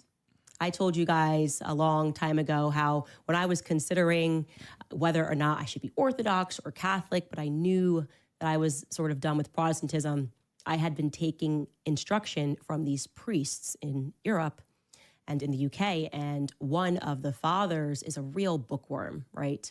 Kind of this cantankerous Englishman, no time for the American education system whatsoever. And he said to me quite famously, you Americans know nothing of your own history. Your country was founded by Freemasons. And that just kind of permanently now echoes in my ear because boy, was he right. A war that had been sort of waging across Europe for centuries had then spilled into America. It was largely a spiritual war. It was really a theological war. That's what I'm starting to realize. That's why America never really had an appetite for Orthodox or Catholicism, because the Catholics and the Orthodox have... I think it's pretty crazy how mentally ill we must have become if there is like a not insignificant number of people that are like demanding, nay, craving this kind of conspiracy theory. We are so fucking cooked. We are so goddamn cooked, bro. It's so over. It's so jover. I need the insane right-wing old QAnon women to say crazy shit about my French last name. Please let this stick. I wish people were intelligent enough to treat her like a content creator, not a serious political commentator. She's farming views for her lawsuit, and people are consuming it like it's real news. Do you think she believes any of it? I don't know. I don't think it matters. I think what matters is this is what the Amerifats crave, okay? Amerifats want this. Amerifats want this, and Amerifats want like, Ethan Klein versus Casey Tron settlement court proceedings, narrated by Asmongold going, yeah, based. It's true. Like, at a certain point, you got to realize, like, Amerifats need this shit. This is what they want. If you're a real ball knower, you got to recognize that. And just like even with Israel, Amerifats don't want to hear someone go, here is why you must be anti-Israel from an anti-imperialist position. Lame, boring, talk about the Jews. That's what the Amerifat mind craves. And I think it's not just the hogs. It's even like the so-called critical thinkers of the internet, the Redditors of the internet. They also want a different version of the same kind of treat. There's just no world where we arrive at any sort of consensus truth any longer, you know? Some people bludgeon their brains with drama slop nonsense. Others go into the conspiracy side. Others go to tried and true techniques of blaming, minority populations. That's it. Yes, there is. Pump education and regulate. Yeah, that's not happening. That's not happening at all. That's never going to happen. You need systemic change to be able to implement. You need serious governance to implement systemic change like that. And not only do you need some sincere governing, it still will take time. It's going to take a long ass time to get there too. And that shit's not happening with Donald Trump in office. For the Joe Rogan audience's wives, I mean, I think not just for the Joe Rogan audience's wives, but for the Joe Rogan audience in general. The Templars are after Clandish. She must follow the Assassin's Creed. I agree.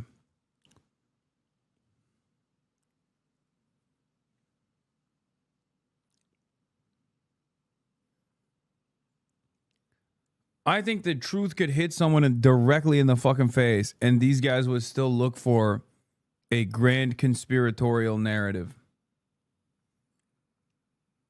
Like, even if it immediately impacted them, even if they personally experienced it, they would want a fucking conspiratorial narrative. History. They know what was going on in Europe, not the fake history that's packed. After all, America is the only country on the planet, as far as I know, maybe I'm wrong, that had a school shooting, a high-profile school shooting take place in Parkland, and one of the fathers of the victims believed sincerely that it was actually a psyop.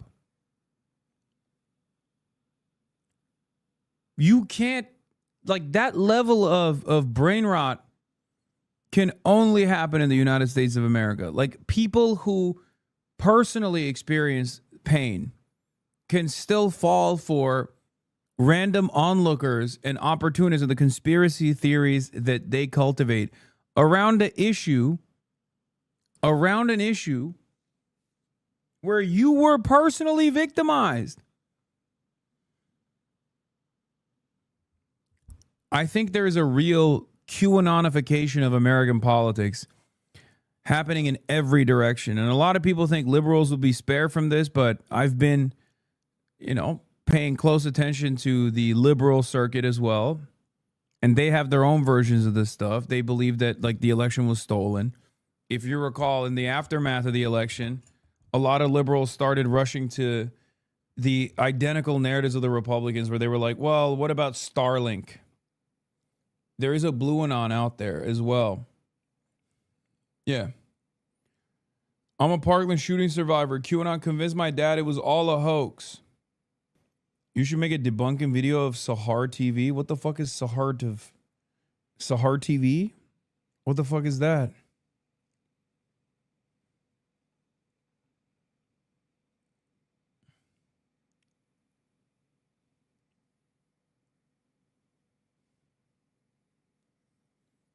Debunk it. No longer has to fucking deal with this nonsense. I think you guys genuinely are confused with, like, what I do when I'm not live. I watch TV shows, man.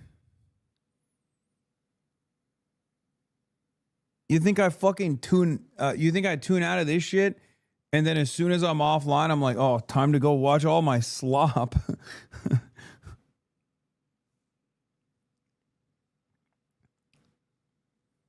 Can't wait to see all the slop I missed out on. They had to throw you under the bus? Yeah, I know, I heard. Great. Awesome.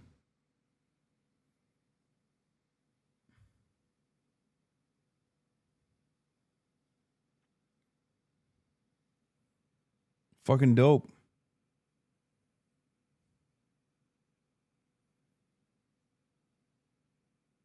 Our man's mission is to someday finish One Piece. Yeah, you don't watch your own streams? No, I don't. But you do. It seems. I got it, though. I got the joke. Like, you're saying, like, you don't watch your own streams because you're a slop tuber. I know. I am staying in a hotel.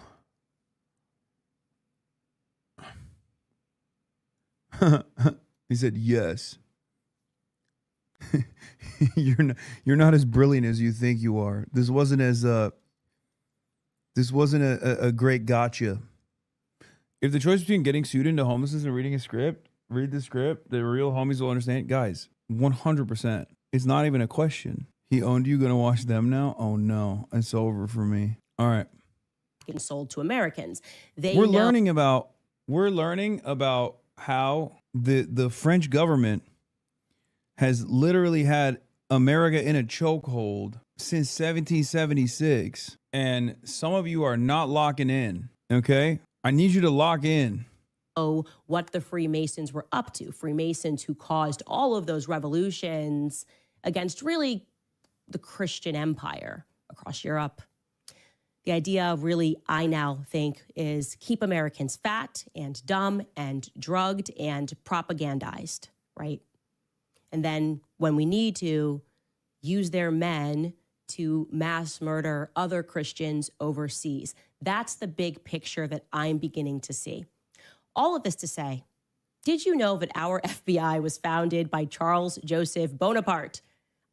I had no idea. I hate to be American ignorant, but I had no idea. And yes, that man was the founder. And yes, that is like Napoleon Bonaparte. I'm not picking my face and looking at it. I'm pulling beard hairs that are ingrown, or at least trying to, and actually successfully pulling some. His grandfather, Charles's grandfather, was Napoleon Bonaparte's brother. This is his great uncle. Napoleon Bonaparte was his great uncle, which makes it kind of hilarious, right? Because our tip yesterday from that person in Wilmington, Delaware, was asserting that the FBI had these offices, these kind of hidden offices, maybe kind of in buildings that appeared to be in part controlled by French-American families who might have some conflicted interests. Particularly, we were discussing the DuPont family, right? Mentioning the DuPont family led to a flurry of tips coming out of Delaware. It was incredible. Okay, we saw the rest of this.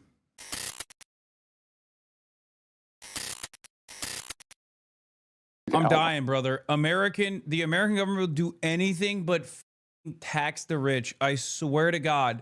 What the are we doing? What are we doing? What are we doing? Just pay taxes, man. What the are we doing? God damn it. This is so dystopian, brother. I cannot comprehend this. Like, Trump is about to walk out to do an announcement. What the is he announcing? Michael and Susan. Oh my God, that's what she looks like? What the Oh, Jesus. Someone in the chat was like, bro, look up what Susan Dell looks like. It's a nightmare. And at first I was like, come on, you're gonna, like, people are gonna call me sexist. But God this. Bro, she looks like she got PS2 graphics. How are you a billionaire? And like, that's the job that they did. Michael and Susan Dell pledged $6.25 billion to help fund Trump accounts, a program aimed at building savings for millions of American kids. Trump babies. That's fantastic, Susan. These gifts will be available to the first 25 million children aged 10 and under the zip codes where their median income is $150,000 or less.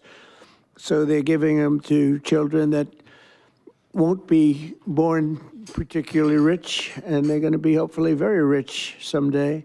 This will give millions of dollars, millions of children, middle-class families a stake in American prosperity, a benefit from the rising stock market, and a better shot at the American dream. It really gives them a shot at the American dream. Michael and Susan, I want to thank you for this extraordinary act of kindness and patriotism and charity. This is truly one of the most generous acts in the history of our country. I mean, you don't hear about things like that, and we got to let people know he doesn't want and she doesn't care about that. Pay but I do. your taxes, bro. That. And we've had tremendous interest in that regard. It's Grifting Tuesday. The Trump accounts will be available starting on July 4th next year. And Michael and Susan, to you again, it's an amazing act of just incredible everything. I mean, the life you've led to be able to do this, even to be able to, a lot of people have a good heart, but they can't give $6.25 billion. And Michael, probably knowing you, it's not the last of it either. It's not the last. But is he lying, or is he doing the robber baron thing? It's always the robber baron thing. It's always the robber baron thing. These guys are doing. Look, we'll find out what the scheme is here soon enough. Okay, I'm sure that it's like the tax write-offs, or I'm sure they're doing it to, like, give Trump a W or something, and then they know that it'll pay dividends. Okay, ultimately. No billionaire is volunteering $6.5 billion of their net worth, which is around 5% of Michael Dell's entire net worth, as someone in the chat was saying, without anything in return. Especially considering that if they were going to do it, they would be advocating for better tax policies that take that money from them directly and feed it back into redistributive programs. These guys never do that. They literally are constantly, they made their money through the wealth consolidation, and they made their money through making sure that Trump implements a deregulatory agenda. Act has created a platform for families. And I think one of the craziest things, though, for both of the Dells is that they look the way that they do with 150 billion. And this isn't like, I'm not like ugly shaming or body shaming or anything like that. What I'm simply saying is, like, if you got that kind of money, like, you could get a better hair transfer, you know, like a better hair transplant, or like, it doesn't make any sense, because clearly he's still trying to keep it up. He's still trying to keep it going. It's not like he doesn't care, right? He does care. Go to Turkey, man. The f you doing? The 0 to 2 year olds, and who also live in zip codes where the median income is $150,000 or less. And I have spoken with a number of other wealthy Americans, philanthropists, and we are confident that others will join us, because we all understand the incredible impact that a gift like this can have on the lives of young Americans. So again, it's a great honor for us to be here to be able to announce this. You know, when I was 8 years old, I got a passbook. What if the money invested goes back into Dell stock? That would be funny. Go to the savings and loan, and you give them a quarter, and they'd stamp your account. And I got to see the power of compound interest early in my life, and that has brought me here to this moment, and hopefully will inspire that kind of opportunity for many more young people. Dude, what are we doing, man? Instead of funding initiatives that are helpful for all children, we're getting like, what, 25 million kids? We're getting them primed for compound interest. Like, what the f?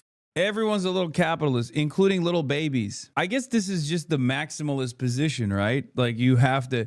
This is the 401k, but for babies. Even a baby will have a 401k now. It's awesome. Everyone will feel as though they have an investment in the stock market. Everyone will have a stake in the stock market success. We need to get all the babies into day trading. We need to make sure, 401 pre-K. From the people that brought you 401ks, now 401 pre-K.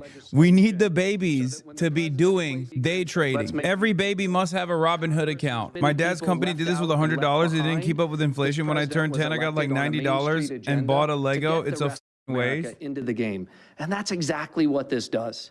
It gets every American child, 3.7 million children born every year, will now start life off with an investment account, seeded with $1,000. And then you're going to have great philanthropists, great Americans like Michael and Susan, who are going to add money to those accounts. We're overwhelmed with the number of companies that want to contribute to these accounts. Already companies from Uber to NVIDIA, T-Mobile to Charter Communications, Dell, et cetera. Yeah, don't fund daycares, fund daycare trading, day trading care. Okay. It's like a 401k from birth. It's a benefit for the kids of our employees. Yeah, look, he said right? it. He said it. That's a dystopian statement to make, dog. It's like a 401k since birth. It could be a philanthropist could adopt a state, they can adopt a school, they can adopt a zip code, they can adopt a street.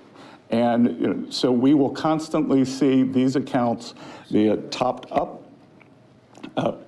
For those of you on the Treasury, will be running this on the operational side. What are the benefits? What are the benefits for the billionaires? Come on, get to the benefits. What are they getting? And see the homepage that has a basic... I'm dying, brother. The American government will do anything but tax the rich. I swear to God. What the are we doing? What are we doing? What are we doing? We will literally do anything but tax the rich, bro. It is crazy. Hey, guys, you can just... own an entire state if you would like. You can become a lordship that has ownership over an entire state by, donating $1 billion to Oklahoma, to Oklahoman children's 401 pre-Ks. Just pay taxes, man. What the are we doing? God damn it. This is so dystopian, brother.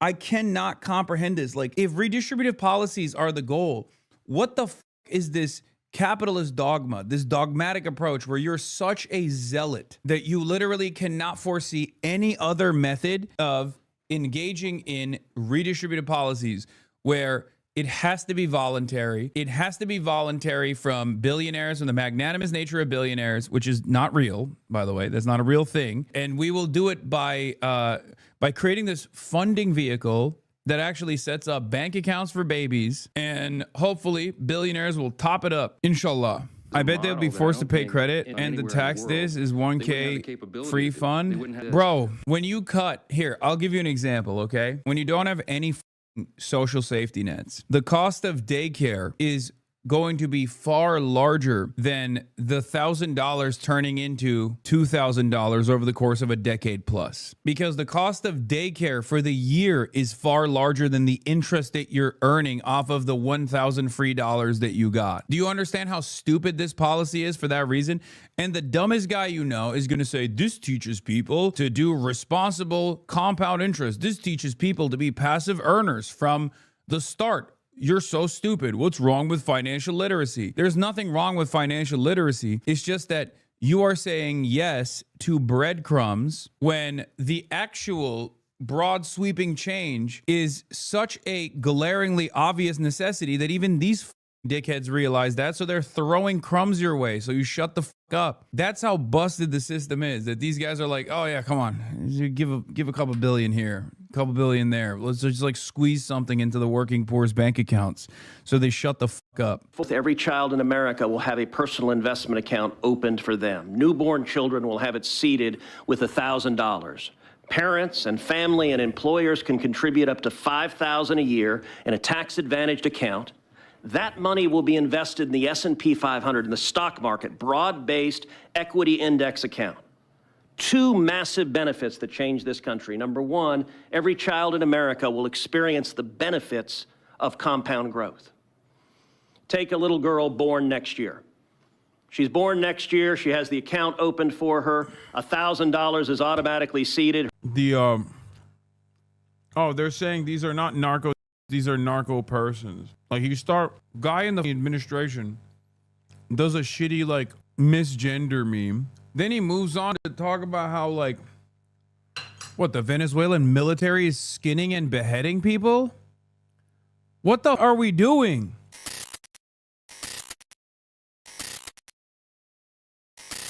On Capitol Hill, Admiral Frank Mitch Bradley will be in the hot seat as furor over the administration's boat strikes in the Caribbean. I frankly think it's absolutely illegal. I want to hear the truth. 1 strike, 2 strikes, 3 strikes. How many people in the water? And this morning, new details about that September 2nd operation that has some accusing the administration of war crimes. The suspected drug boat is seen here being hit by a U.S. airstrike. Shortly afterward, sources say 2 survivors were seen climbing back onto the boat. It's against the laws of war to strike shipwrecked survivors. And this is not a complex legal theory. This is not a gray area. The manual addresses this exact situation with crystal clarity. Orders to fire upon the shipwrecked are clearly illegal. But the sources say they were potentially in communication with others in the area and attempting to salvage some of the drugs that had been in the boat's cargo. Because other vessels were in the area, sources say, they were determined to be, quote, still in the fight and considered a valid target. ABC's Selena Wang asked President Trump if he will release video of the second strike.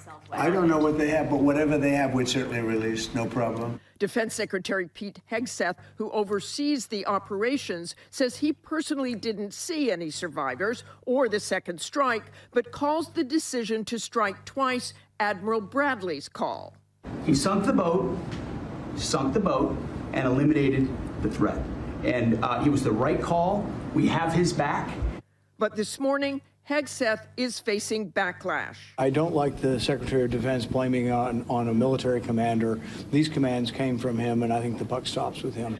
And now lawmakers will have more questions for Hegseth after a new Pentagon watchdog report concluded he risked endangering U.S. troops when he relayed sensitive information about military strikes in Yemen over the commercial messaging app Signal back in March. Sources tell ABC News the Defense Department's Inspector General says Hegseth shared information classified by U.S. Central Command on the app with... Every time this administration does something and they get caught with their pants down, pissing against the wind, they change the story 55 times in one media cycle. Oh, it wasn't a double strike. Oh, okay, if it was a double strike, then You know, it was good, actually. It was the best double strike of all time. Okay, actually, we take it back. It wasn't a double strike at all. There was no footage. Oh, there was footage of the double strike? Okay, well, I wasn't there. Fuck. And even his wife. On one of the Signal chats, a reporter was mistakenly added to a chain with some of the most powerful people in government. Hegseth, facing pressure, said at the time he knew exactly what he was doing. Nobody's texting more plans. I know exactly what I'm doing, exactly what we're directing. Sources say Hegseth refused to sit down for an interview as part of the investigation, instead telling the IG in a statement that he has the power to classify and declassify information and that the chat on Signal would not put troops at risk if exposed, an assertion the IG rejects. Hegseth says the report has exonerated him by the finding that he didn't share classified information. But again, the investigation also came to a conclusion. Hegseth has long denied that the chat details. Oh, yeah. This is the other thing that they always do. There'll be like a Supreme Court decision that says Donald Trump has no legal authority to do something. And then Donald Trump will just come out and be like, the Supreme Court just exonerated me, gave me everything I want. It's pretty crazy. Still eating? Dude, what the f are you talking about? I just got the food like 10 minutes ago. I scarfed the burger down super fast. What do you mean still eating? Yes, brother. It takes a minute to finish eating. Endangered the lives of American military pilots. And of course, the way they come up with that idea that he didn't put forward classified information is that he just declassified it. That was a burger. It was ass, but I needed food. I haven't had food yet. It's like 9 p.m. These operations are taking place was forced out. He was forced to retire. He was told to retire. This is Admiral Alvin Halsey. And the retirement was announced in October, but we are told that it was one of those things where he had some questions about the legality of these strikes in Venezuela, in the Caribbean, and he is now on his way out. George. Those are questions people still have. All right, thank you so much, Martha. Deputy Chief of Staff for Policy and Homeland Security, Stephen Miller. All right, Miller, have you ever heard of a controversy like this in your life? No, this is the first time I can ever think. Dems protect Coke boats, not you. It's awesome. Fox News is getting dumber by the second, dude. They don't even use full sentences anymore. Where a major political party has sided with narco trafficking terrorist scum. You know, you play one of those clips from a Democrat who said, oh, there's no such thing as a narco terrorist. They're just narco persons. The ISIS and these narco terrorists in our hemisphere use the same tactics. They use rape as a weapon. They skin people alive. They cut off their heads. What are you talking? Bro, what is this guy saying, dude? First of all, he starts out with a shitty joke. Oh, they're saying these are not narco, these are narco persons. Like, you start, guy in the administration does a shitty, like, misgender meme. Then he moves on to talk about how, like, what, the Venezuelan military is skinning and beheading people? What the are we doing? They burn them to death. These narco terrorists, if a politician opposes them, they kidnap their family. If they don't give them what they want, they... You can go to the Border Patrol here in the United States and you can say... He said receding hairline, growing waistline. Oh, the guy I unbanned. Oh no, I think they got clapped. I can't see their chats anymore. Probably not. Once again, chatter, take your phone with you. Get one of those things that you can like put on the mirror, where you can basically put your phone on the mirror and just look at yourself and then look at me staring at you on your phone. Is it the part where he poor shames? No, this is the part where I say, you have to be less delusional. You have to be less delusional. Don't behead me, please. No, I'm not going to behead you. Why would I do that?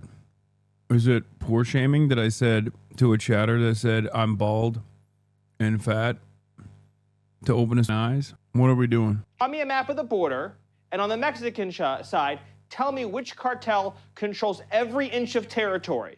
And the border agents can literally, by a mile, which cartel controls which section of the border. Not the Mexican government. They don't control it. Which cartel? When President Trump declared these organizations foreign terrorist organizations, that wasn't just a talking point.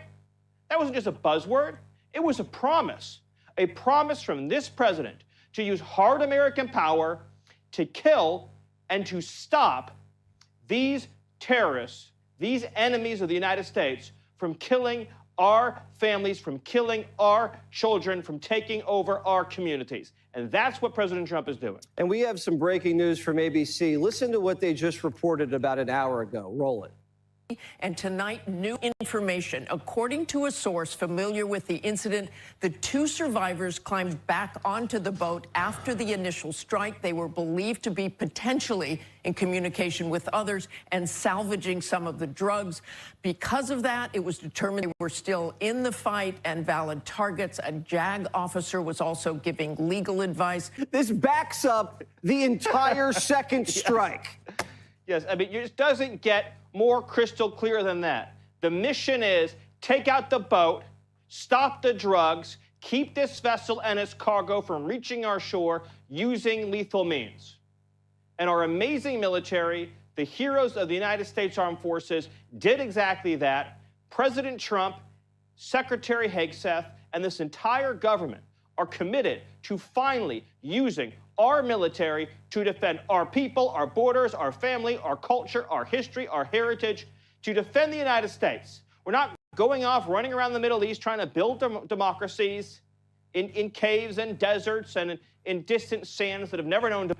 I can't even get mad at him. He's just such a fucking cringe-ass loser. Like, I know the words that are coming out of his mouth are super racist, chat. I understand it, you know? But he's just such a fucking whiny, bald loser. He just, it doesn't hit. It doesn't hit as hard. The real impact is obviously realizing ad hominem. Ad hominem? What the fuck kind of mental deficiency do you have? He didn't even make an argument, you fucking dingus. What do you mean ad hominem? He basically said send N-word over and over again. How is that an argument that you need to present a counter narrative to? Where are these fucking morons coming from today, dude? What is happening right now? Ad hominem.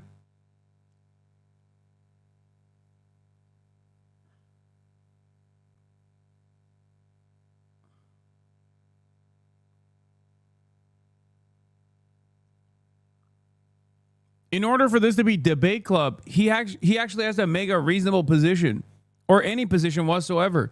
He's just chirping nonstop. I'm so sorry that I didn't present a counter narrative to Mr. These guys are actually beheading people ISIS style, and they need to be dead. They need to be murdered. Like, everything he's saying is just fucking wrong. And on top of that, he's being super racist.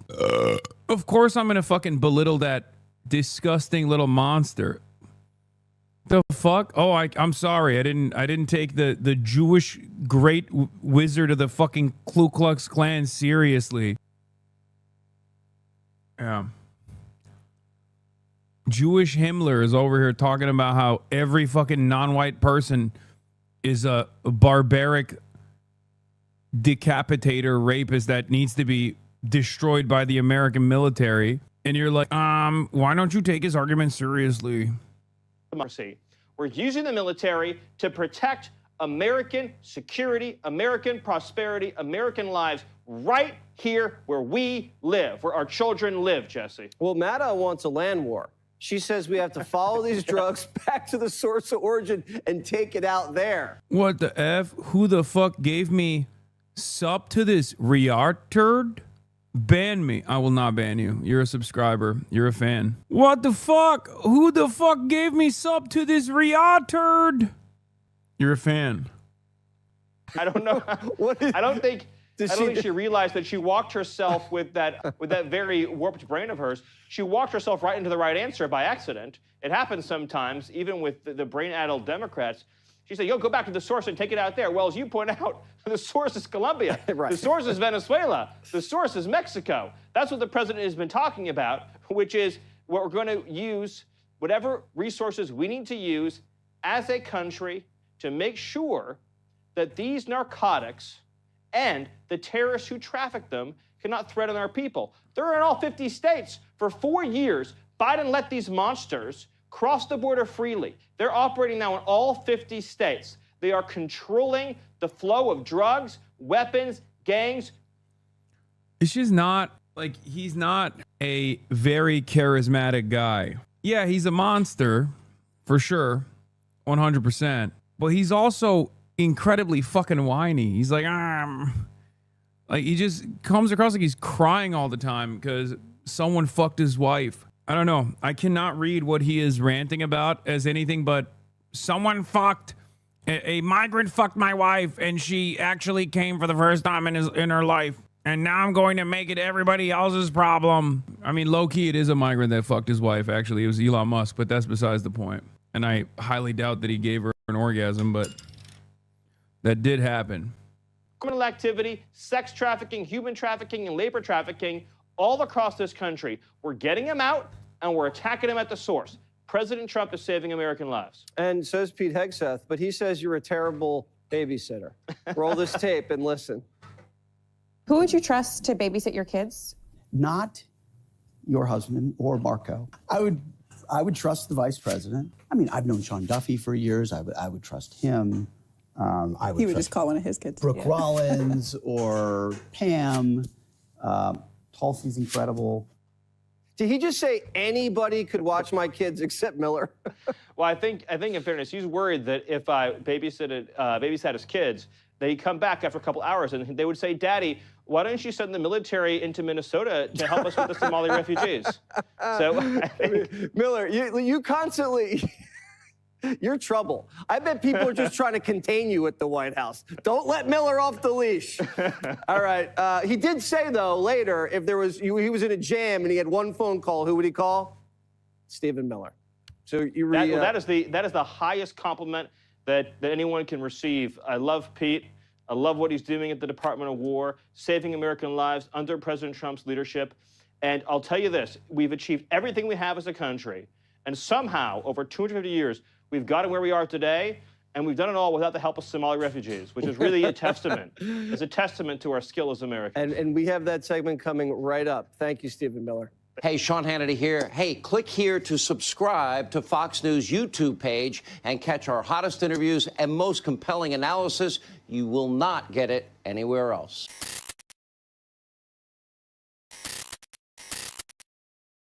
It's not what this guy did that's the problem. You understand that, right? The intent behind it is the major issue. The effort put into it is the problem. Wait, now I'm seeing the clip. Wait, he just muted it? Wait. Yeah, I don't have my phone with me. Can we just do screen photo? Here. Yeah. Right. Hey, free Kaya. Free Kaya. Oh my God, he muted it? Jesus. He muted me saying, nice to meet you? Bro, that's so sad. It's just like, just show that he like came up to me and you know, celebrate it in and of itself. Why did you have to mute the part where I literally go, hey, nice to meet you, man? We just screen photo? Here. Yeah. Right. Hey, free Kaya. Free Kaya. Nice to meet you, man. Nice to meet you. I don't have my phone with me. That is so funny. Yes, and everyone in every place you can think of copy pasted that. That is hilarious. They're like, no, I promise you he was really upset. I promise you he was so upset. Also, just randomly, the stream silences itself in this moment. Yeah, I said, nice to meet you. And he goes, yeah, you too.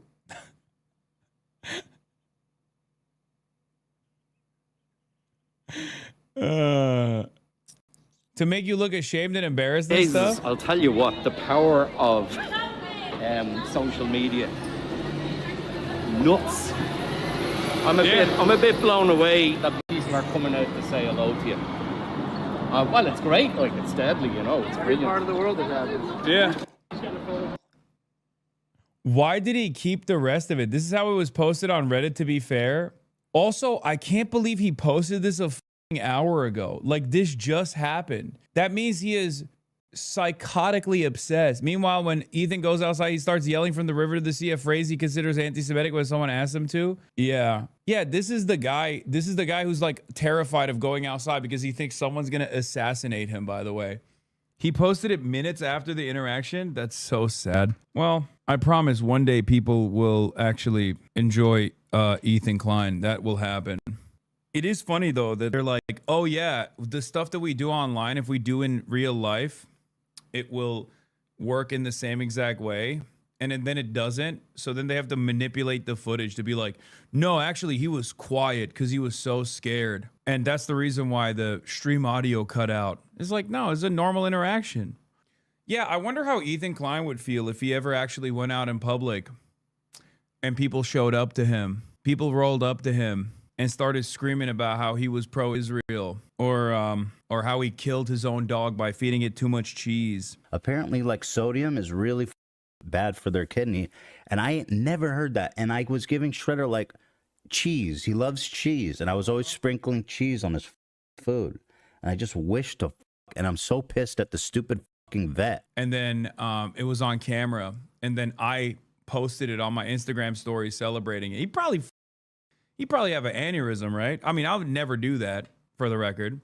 And I certainly don't recommend doing that because I'm not a piece of shit. But just think for a moment how the guy who was terrified of going out in public would behave if someone came up to him and the interaction was like not that great.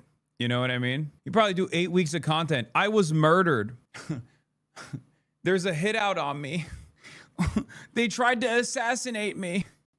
Hasan Piker tried to murder me. He put a hit out on me. Hasan Piker tried to do an anti-Semitic hit out on me. He will say you encourage it by posting about it. Oh, no, for sure. Because this is, let's be real, this is an encouragement. It's like, it's signaling. Not that it matters. I don't really give a shit, you know? But it is pretty pathetic to literally also alter the footage to make it seem like I was, you know, to make it seem like it wasn't just like a normal ass interaction. Look at this. Hey, free Kaya. Free Kaya. Like, I can't believe they literally cut the part out where I was like, hey man, nice to meet you. And I laughed. And he said, yeah, you too. God, these guys are so lame. Not even the guy who came up to me, for the record. The guy who came up to me, I mean, sure, you could say he's a pussy because he hid his face or hid the photo, whatever. It's a troll, right? But at least he's like not so much of a pussy that he's out and about, like in the real world, right? But many of these online content creators are genuine, ginormous pussies. Like, they are afraid of their fans. They're afraid of their haters. They're afraid of going out in the real world. At least that guy is out in the real world, you know? Look, I don't leave the house. You don't have to go in the sun out here. That's true. You know what I mean? Ethan doesn't even like to leave the house, so. Yeah, Really? Yeah. Yeah, there's a lot of people. Love that. Love all you guys, man. I don't like really leave the house that much, so I don't leave the house usually. At least you can take your man skiing. Good luck getting me out of the house. I don't leave the house because I'm afraid you're gonna get ick. Me and do an ick. Yep. I stay indoors at all times. That's how hard it is being a man in today's society. But the fact that these giant pussies who can't even go outside, who are scared of their own shadow, and behave as though they would be killed if they actually interacted with someone and that interaction was like maybe a little uncomfortable. Where's Kaya? In West Hollywood, Los Angeles, California, chatter. I did not fly my wonderful 120-pound dog to Ireland on a 10-hour flight. Like, oh my God, this might be clip of the year. Clip of the year. I think this could be it. No, I think this is the clip of the year, chat. Is so based. God damn it, dude. You're such a loser. Oh my God. Oh my God. This might be clip of the year, chat. Yeah. It's based. Take a shower. Go outside. See the fucking daylight for once in your goddamn life. Oh my Lord. Pick up a weight. Lift some weights. Enjoy life. Why do these people do this? Yeah, he says that while this happened to Emaru. That's the other side of it. Yeah, he'll do 8 hours talking about how it's fucked up that this, you know, weird stalker-ass people show up and harass Emaru. But then he masturbates with his stupid-ass, incel-ass audience when it happens to someone he doesn't like. It's called hypocrisy. I know a lot of people love talking about hypocrisy. That's hypocrisy. This is precisely what I was talking about when I said these guys literally egg on their fan bases so that they can get one socially maladjusted loser from their fan bases to finally take the step and go outside in person. And then they egg that shit on. Back in the day, swatting, for example, or this kind of behavior was frowned upon in the entire community. People would never actually highlight it or promote it. That time is gone now, okay? Is no holds barred. Is so crazy. Yeah. Also, that unwashed pussy has been running away from having a conversation with me for the past 2 years almost at this point. So think about that. Think about how cowardly you have to be that you have to sit around in your little hug box and talk about how shit I am and how dangerous I am. I've been pretty reasonable about this for a long time. I think they should ban him. I do. And how the government should actually take action against me. And then celebrate when finally someone comes up to me in public, even though you're scared shitless to go outside on your own, and celebrate that sort of thing. But you can't even deal with me in person. It's just stanky ass cowards. All of them. Hasan compares his sniper being to sexually assaulted. That's not what you mean. I can already tell this line of attack. Yeah, I know, but it's still hypocritical. This is what I mean when I say there are content creators who egg this shit on. That was not like a horrible situation at all. Partially because I'm a big boy, I can handle myself, and I think I handled it fairly well. So much so that they had to literally mute a part of the fucking reaction where I was like, "Hey, man, have a good day," and we just moved on, right? But what do you think is going to happen next time when you are celebrating that sort of stuff? What if next time the guy actually doesn't just have like a Kaya photo, but instead actually has a gun, has a knife, does something more f***ed up? What if some people have already done something like this? What if some people have already stalked someone like myself and maybe I haven't talked about it publicly?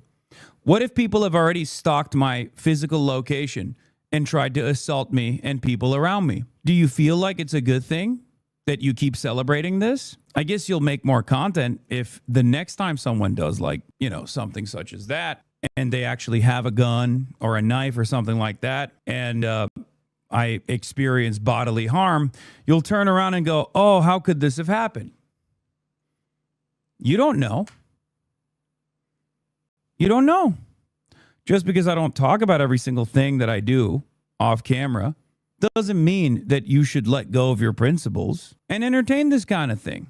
It is truly a stupid thing for someone like Asmongold to entertain this kind of stuff. It is. It's a very, very stupid thing for him to do, because not only could something far more consequential happen to me after he has egged it on and cheered it on without saying, "Hey, I think it's really f***ed up. If you're like a hater of a content creator, you probably shouldn't approach them public like that." Instead of saying that, which would be the normal thing to do, you celebrate it. What happens when someone comes up to me and actually has an interest in engaging me with, engaging me in a more physical way? What if that's already happened? What if it happens to you? Content creators know that other content creators' addresses are fairly easy to find online, whether it be my address or whether it be Asmongold's address. Content creators also know that other content creators are constantly having to deal with this kind of stuff behind closed doors. There's a reason why content creators don't talk about this kind of stuff in order not to egg it on. What happens when this happens to you the next time you're going through a drive-through at Wendy's? Let me tell you, I won't respond in the same way that you're responding here. You don't even have to go outside, by the way. You know he ain't leaving his house. It doesn't matter. It's just crazy.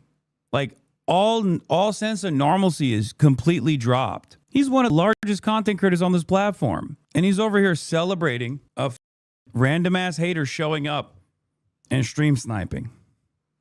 Do we really want to do that? Is that really the game we're playing nowadays? Is that really what the standards have become? Are you that stupid and that short-sighted that you don't realize that this could genuinely harm you? I'm a public personality, and so are you, Asmongold. Your house mold is not going to stop someone from trying to do the same thing that they do to me, that you egg on with your community. I know for a fact that people already do that to you as well. So you know better than most other people not to entertain this shit, and yet you do. Because in that moment, You feel big. You feel, yeah, I gotta say this. I gotta say this to my audience. I gotta say that it's actually based and it's awesome.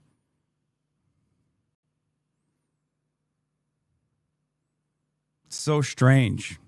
What you see in terms of harassment, as I've talked about with the Emaru situation, for example, is the tip of the iceberg. There's an unspoken rule among content creators in general where we don't talk about this sort of stuff.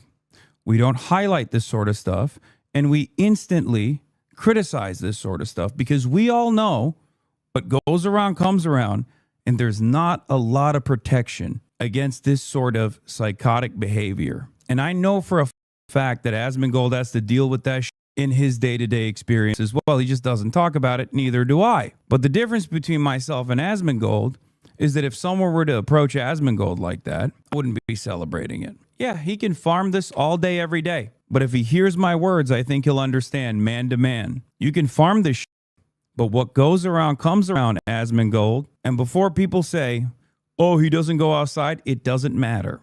Content creators know that it's not just about going outside. Asmongold personally knows it's not just about going outside, just as I personally know it's not just about going outside.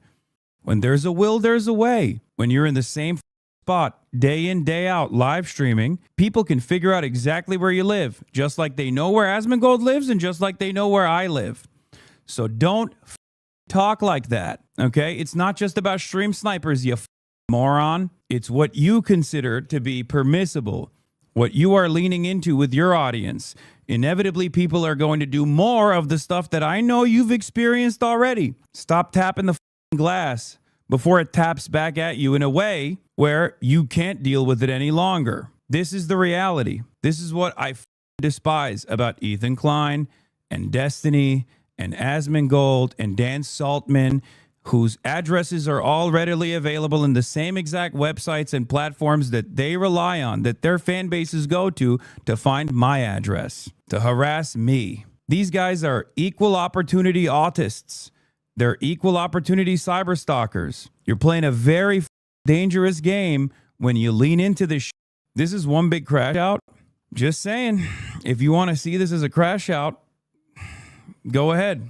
See it as a crash out. I don't think it's a crash out. This is just factually accurate information. Maybe framing this as a crash out makes you feel better about not even yourself, but about the feelings of your favorite content creator. As long as you just go, oh, he's crashing out actually, then you can spare the feelings of your favorite content creator, which is so pathetic, by the way. It's a pathetic way to exist. What I've said so far is no different than my commentary after Emaru was sexually assaulted at TwitchCon, at the meet and greet. I said the exact same things then as I'm saying now. Leaning into and promoting and celebrating random people showing up as stream snipers on streams of other content creators you don't like, that's creating a dangerous environment for you too. You think you're farming this right now, but I know for a fucking fact you're dealing with it on the back end. It's incredibly short-sighted that you think you can make one fucking YouTube video off of this and then it won't come back around to you, especially when it already has come back around to you.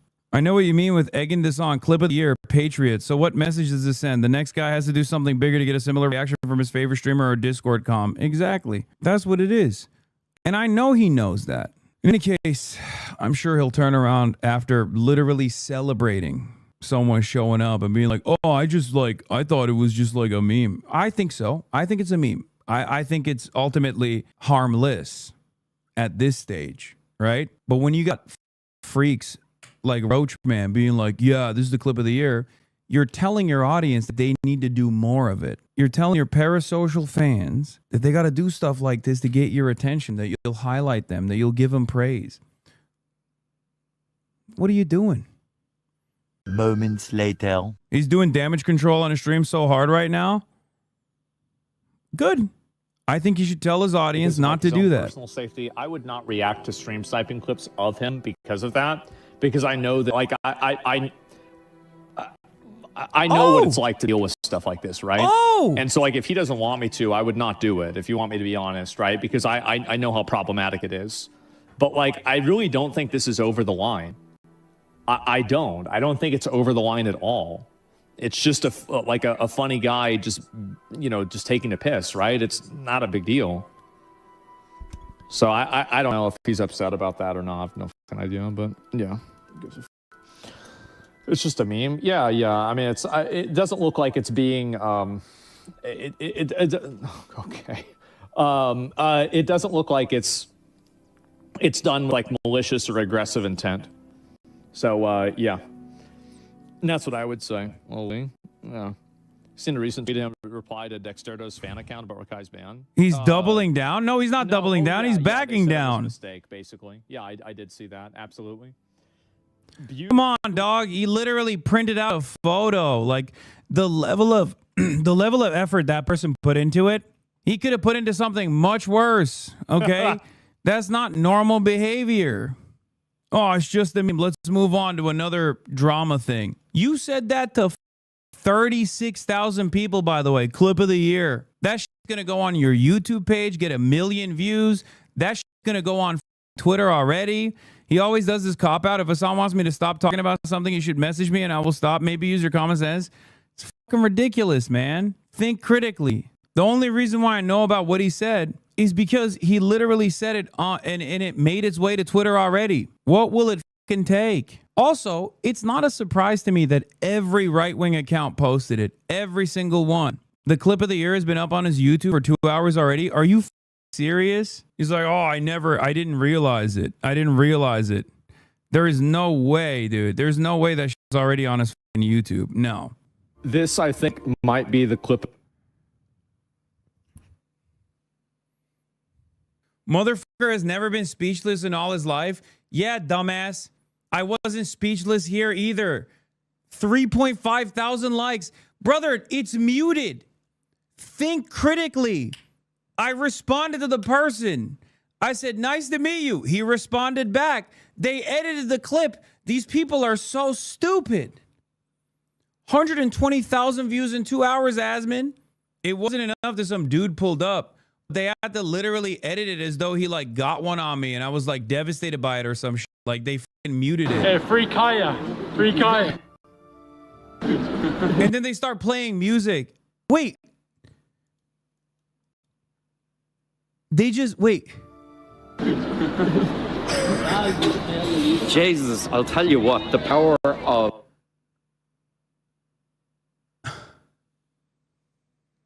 Why would anybody do that? Like, why would you go to this length? Why would you go to this extent to literally mute the VOD? This happened 3 hours ago. Guy shows up. It's fine. It's not like a big deal at all. They straight up edit the VOD to make it seem like I was like, oh my God, I don't know what to do here. And then it's already on Asmongold. It's on Ethan Klein's Instagram.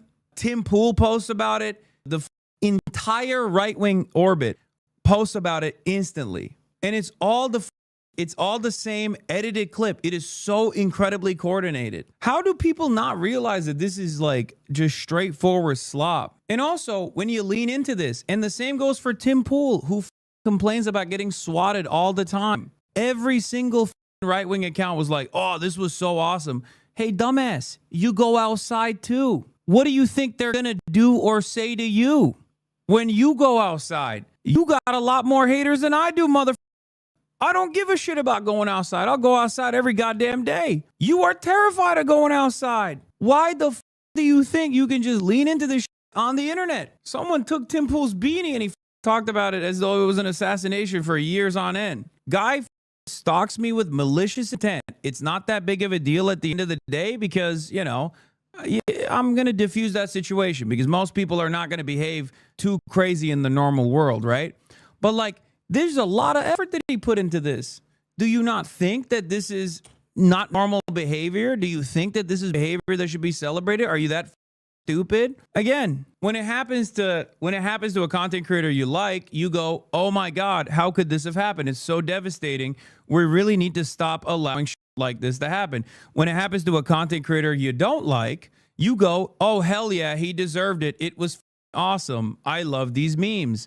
Not realizing that when you actually normalize that sort of behavior for content creators you don't like, it's going to happen to a content creator you do like as well. It's not what this guy did that's the problem. You understand that, right? The intent behind it is the major issue. The effort put into it is the problem. Yeah, whatever. He pulled up with a photo of Kaya being electrocuted. It's a funny meme.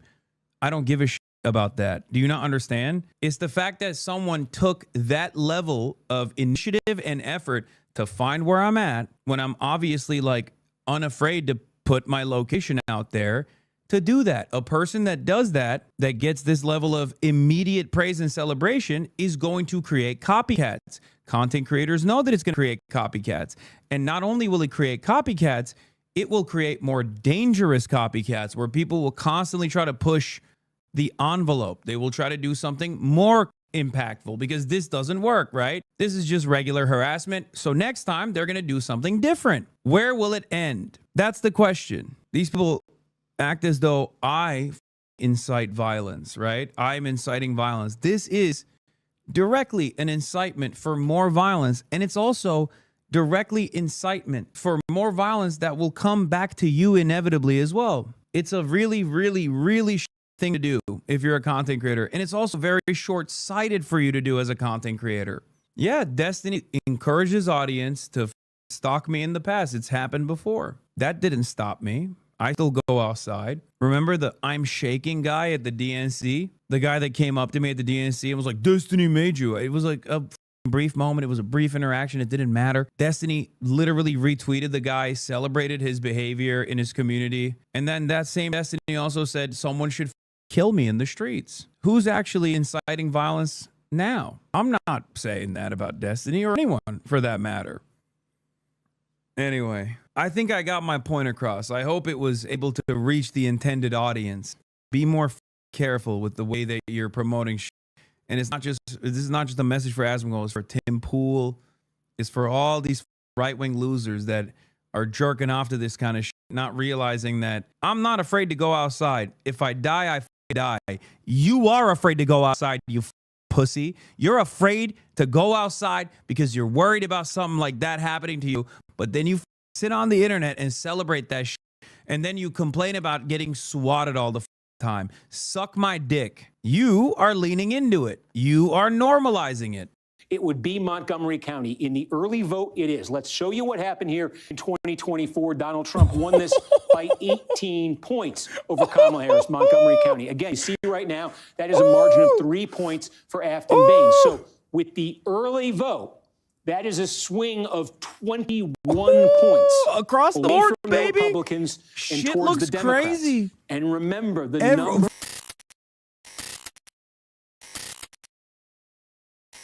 Matt Van Epps and the Democratic nominee. Bernanke cam is on. This race so significant because folks are looking at this as a clue Never for mind. where we are politically right now and where we may be headed in the 2026 midterms. You think of what has happened this fall. This fall, politically speaking, has been full of some rough news for President Trump and for the Republican Party. President's approval rating, it has slid a few points. That slide seemed to coincide with the October government shutdown. It has continued to the point where he's now at the lowest approval rating on 15 average minutes. at any point in his second term. We've also seen the generic ballot. That's something we're always keeping a close eye on, asking folks, what party do you want to see control Congress in 2026? Democrats have opened a lead on the generic ballot this fall over Republicans. And then, of course, there's what happened in New Jersey and in Virginia a month ago.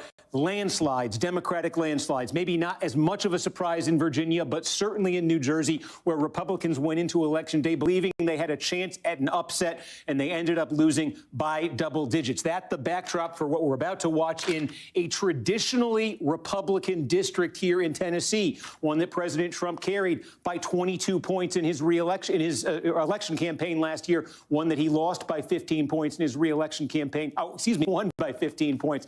I'll get this straight by the end of the night, back in 2020. So Republican territory we're talking about here, but potential Democratic momentum. So does this land in a close race tonight? Would this ever land with a Democratic victory? If it does, it's the clearest, loudest signal we've had yet of this political environment moving decisively in the favor of Democrats and against Republicans. Conversely, for all of the attention this race has drawn, for the polling, we saw a poll that put this as a 2-point race just a couple days ago. If Van Epps, if the Republican is able to walk out of here with a decisive win tonight, say a comfortable double-digit win, that is something Republicans might take some hope from, given how difficult the political environment has been for them lately. In my mind all day. We have a lot that we're going to be covering tonight. I'm looking at the clock. It is 7:47 right now. The polls are going to close in this district about 13 minutes from now at 8 o'clock. You can see here, counties will start lighting up. I'll take you through here in a minute what we expect over the course of the evening. I'll also take a bigger picture look at sort of what we've seen in other special elections. But let me tell you maybe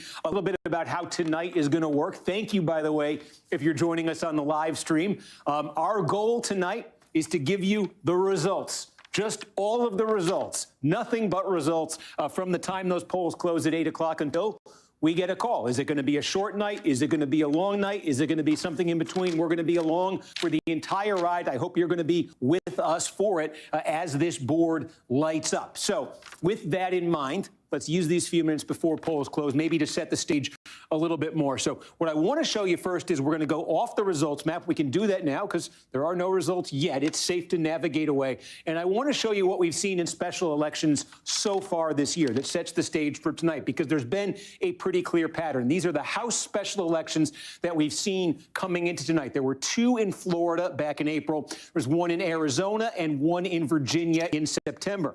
And what you're looking at here, this was the 2024 presidential election result in those districts. This was 2020. And this is what happened in the special election for Congress. And here's the pattern. Look, in Florida's 1st congressional district, in the Panhandle, Donald Trump won that district, very, very Republican district. He won it by 37 points. Republicans comfortably won the seat in the special election, but it was only 15. In other words, that was a 22-point shift away from the Republicans and toward the Democrats in that Florida district. Okay, same day, across the state in Florida 6, another very Republican district that Trump had won by 30 points. Again, Republicans won it comfortably, but by 14. That was a shift. You could probably do the math too. 16 points away from the Republicans in the Democrats' direction. Now, in September, in Arizona, this was a very blue district. This was to replace the late Raul Grijalva.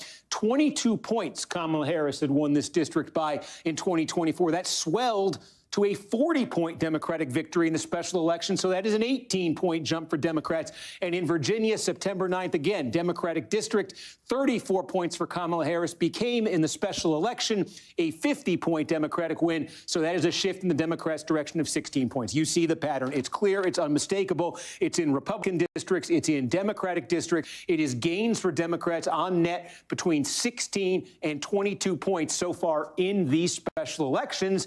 And take a look. This is a 22-point Trump district tonight in Tennessee 7.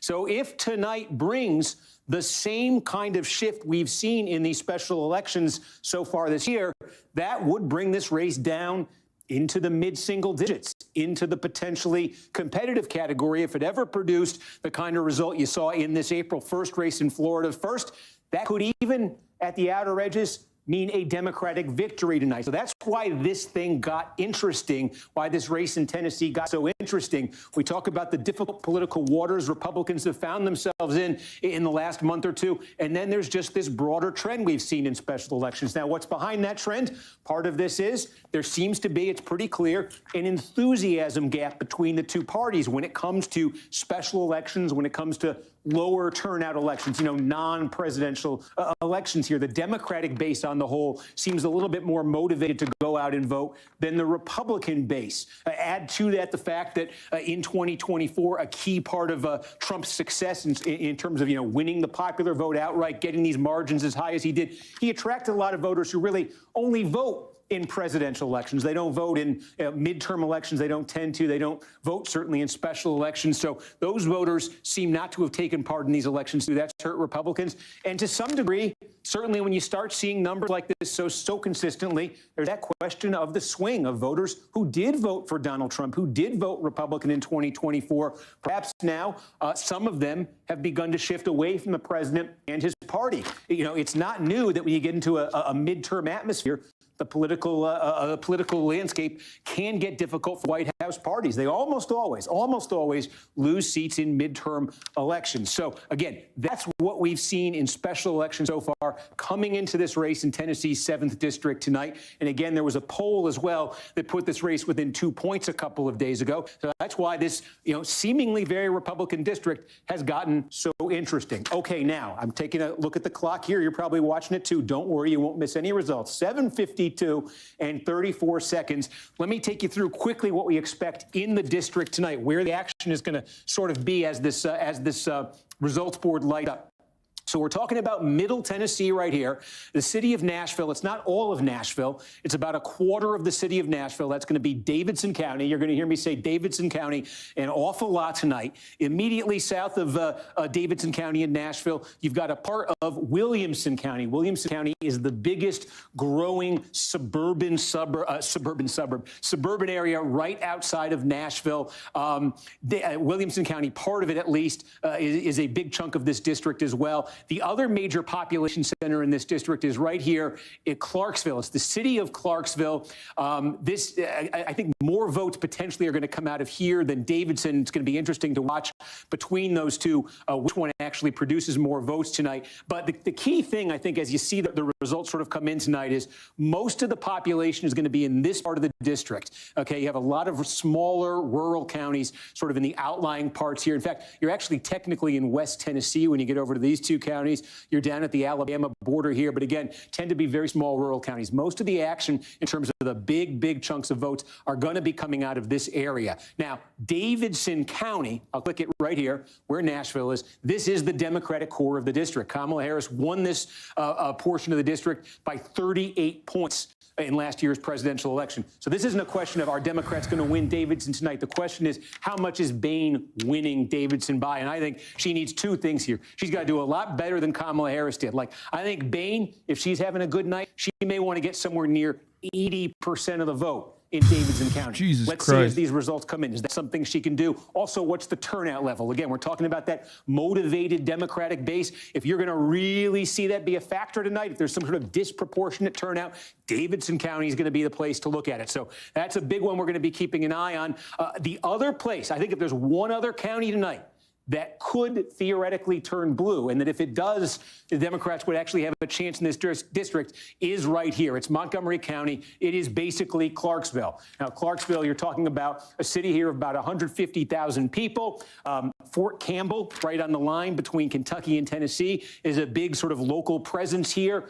This is also a college town, Austin Peay State University, home of the governors. That's in Montgomery County, too. Montgomery County, again, this is typically going to be a Republican county, but I think if Democrats are having the kind of overperformance that they need to actually put this district in play, I think Bain probably has to win this county tonight. So if there's a swing county on the map tonight, it's going to be Montgomery County. It's going to be where Clarksville is. We're going to be talking about that a lot. Otherwise, I suspect every other county you see on the map is going to be red tonight, but the question is going to be to what degree is it red? Robertson County here, right up on the Kentucky border, near the old dueling grounds. And this was a 75-24 Trump county last year in a presidential election. Again, if you're the Democrats and you're trying to make this a competitive race tonight, you want to have that Trump number, if you're a Democrat, down at about 65. Red on red's not going to work. You probably want to get that down to about 65%. Obviously Republicans, they want to get as close to the Trump number. Are we coming down to London or staying in Ireland? Possible. I'm not going to London. We'll talk more as this starts to light up. I do think once 8 o'clock rolls around, it's 7:56:07 right now. Once 8 o'clock rolls around. See, he doesn't do like 1954. If he wanted to be unique like Harry Emden, he would have to say like, instead of 8 o'clock, he'd say 20 o'clock or 2000. Get real weird with it. The clock is currently 1,956. And when the clock rolls around to 2,000. Holy moly. Holy baboli. Are you excited to stop traveling for a bit? Holy fuck, man. Yes, eventually. No, it's Harry Emden. That's what Trump called him. So his name is Harry Emden now. Typically how it's been in the past. So it's something to keep in mind. When you start getting, especially in these big counties, the initial Are you going to results drink when a they come Guinness? in, Don't forget to in the split the past, G. That's been the high watermark for Democrats in these counties, and they've sort of receded from there a bit. There's as no the night has Guinness gone in the along. hotel We'll see minibar. if I that pattern is checked. something we're going to be looking very closely at as returns come in tonight. We'll see if that pattern holds. But again, it's 7:57 and 15 seconds. 8 o'clock, these polls are going to close. I suspect they're going to start lighting up then. Again, biggest single source of votes in the county, in the district, should be Montgomery County, although if Democrats are having a very good night, it'll be right here in Davidson County. Again, Williamson County right here. We're going to be talking an awful lot about Williamson County. Cheatham County, I've kind of put the red blob, but this is Cheatham County right here. You'll hear a lot about that. And certainly Robertson County. Again, a lot of the vote is going to be coming out of these counties, and really Dixon County right here. This is where 80%, 85% of the vote is going to come in this district night. Now, it's 7:58. We're 2 minutes to poll closing time. I'm going to leave it up here, and I want to tell you what's going to happen when polls close, because we're going to keep this stream up all night. You're going to see some behind-the-scenes stuff. One thing you're going to see is this. Our streaming platform, NBC News Now, is live. My friend Gotti Schwartz is hosting at 8 o'clock. They're going to be live with their nightly broadcast. They asked, could they check in with us as the polls close at 8 o'clock? I said, hey, the more people who want to watch an election, the merrier. So I'm going to do a hit with Gotti just after 8 o'clock here. And what that's going to mean is as these polls close, I'm going to have to pause for a few seconds. I'll tell you when I'm doing it. I'm going to hear Gotti in my ear. He's going to be telling the viewers what's going on. And then he's going to send it over here, and I'm going to do a hit. So you'll get to watch the hit that's also going out to our friends on NBC News Now. But don't worry, you're not missing anything, because the hit is going to be what's going on in Tennessee 7? Do we have any results yet? And so obviously, if during that hit anything lights up, because this is going to be 8:01, 8:02 p.m., obviously I'll be talking. And again, I can't stress it enough. If you're watching this live stream now, I know you want to know every twist and turn of the action tonight in Tennessee. That's right, we do. You won't miss it. I'm not going to leave this screen. I might We go do into want to know all the individual twists and counties, turns. but I'm not going to go away from this He's screen. right. Even if I'm not talking, there's going to be times tonight when I got to go over to this computer terminal over here. Computer terminal, that's a very dated term, I think, but I think you know what I mean. To my laptop, check in on some spreadsheets, things like that. Even when I'm doing that, you're going to get to look at this. You're going to see everything that comes in. We're going to talk about it with you. I'm looking at the What do clock. you Maybe mean? you're watching yours at home He's got a too. It is future in streaming. 7:59. He's been This is doing like this for New longer Year's than Eve. we This have. is I like have. being in Times Square. This is like I feel like Dick Clark back in the old days. Speaking of Clarksville, 10 seconds till poll closing. So again, polls are going to close here. This is going to light up in a few seconds, and I'm going to do this hit with Gotti Schwartz. So bear with me. Everything I say to him is what I'd be saying to you anyway. So it's 8 o'clock. Polls, folks, officially closed in Tennessee 7. And like I said, I expect Come you're on. going to see some returns here. And I'm going to take Holy my Toledo. Gotti Schwartz. Holy Toledo. Holy Toledo. Holy Toledo. Let's hear it. Give us one. Yeah. I mean, I don't think we're going to find out at this point, unless it's a blowout for Matt Van Epps or whatever. Can they just show the results, though? Yeah. They're doing their intro, folks. Don't worry. Nothing yet. You're in, this is BTS. This is BTS. You're in, Ireland. It's tomorrow now. It is tomorrow now in Ireland. It's Wednesday, the 3rd. Wednesday, the 3rd of December, 2025. Yeah, Gotti, polls now officially closed here in the 7th Congressional District of Tennessee. And again, you said it, this is a district that on paper, should be a layup for Republicans. Normally is. Donald Trump won this district by 22 points last year. In 2020, he won this by 15 points. But there was a poll that came out that showed this to be a close race. And something else we've seen this year is in other special elections for Congress. In races like this, we've seen Democrats doing a lot better in those special elections than they did in the presidential election election last year. And so there's indications there this might be a suspenseful race tonight. We are waiting. You know, the way it's gone in this district in the past, they've started to report out results in these counties really quickly. So I'm kind of watching this like a hawk in case we see one of these counties light up right here. But basically what we're looking at tonight, Gotti, as the results start to come in, I'll zoom in a little bit. You're talking about parts of the city of Nashville. It's not all of Nashville in this district. Nashville suburbs. There's some well-to-do suburbs to the south. Then there's the city of Clarksville here. That's one of the bigger cities in Tennessee. And then there's a lot of rural areas to the west and to the south in this district. If Democrats are going to have a good night, if Democrats are going to have a winning night in this district, I think they need to have two things happen. Number one, right here where Nashville is, that's Davidson County. Democrats have to win this. They have to win this big, and they have to have massive turnout. That's what we're looking to see. Are they able to do that in Davidson County? That's one piece of it. And the other area here, I think this is, we're going to spend a lot of time tonight looking very closely at Montgomery County, where Clarksville is, because I think it's the closest thing of all the counties you're looking at here to a swing county in this race. If Democrats are going to pull off the upset, I think Montgomery County, where Clarksville is one they would need to win. You're going to have a lot of other Republican areas here. And the question for Republicans, because they've really sounded the alarm in the last week, Republicans have about this district in these rural areas. Are Republicans getting some big turnout too? That was one of their concerns, that their voters maybe weren't as engaged. Give us the numbers, Steve. First numbers coming in, first batch. All right, folks, thanks for bearing with me on that. And look, you didn't miss any results, and we got to do a great hit there with Gotti and his team. That was fantastic, and I appreciate them. It's not Jover, Jack. Calm down. It's unusual for them, but anyway, polls, as we say, now closed. I'm going to say that a lot now until we get some results up on the screen. I can tell you, though, as a matter of fact, though, why I keep saying, and I keep my eye on this, don't worry, and you keep your eye on it, too. Just to give you a sense of this, take a look back here. I have the log from the last general election year. I'm just calling it up on the screen right here. The first report we got in November 2024 in this district was at 8:04 p.m. It's 8:04 p.m. right now. We got that. It's just from Wayne. Wayne County, I believe. 8:05 and p.m. Stewart was the first report in Wayne County in 2024. So we did get a lot of these initial reports in these counties. But in terms of the big ones, because again, we're setting the stage here for the population centers, which again, we're talking about are sort of, Nashville, its immediate suburbs there, and then up to Clarksville. In terms of when we got the first report from one of those, we got Robertson County.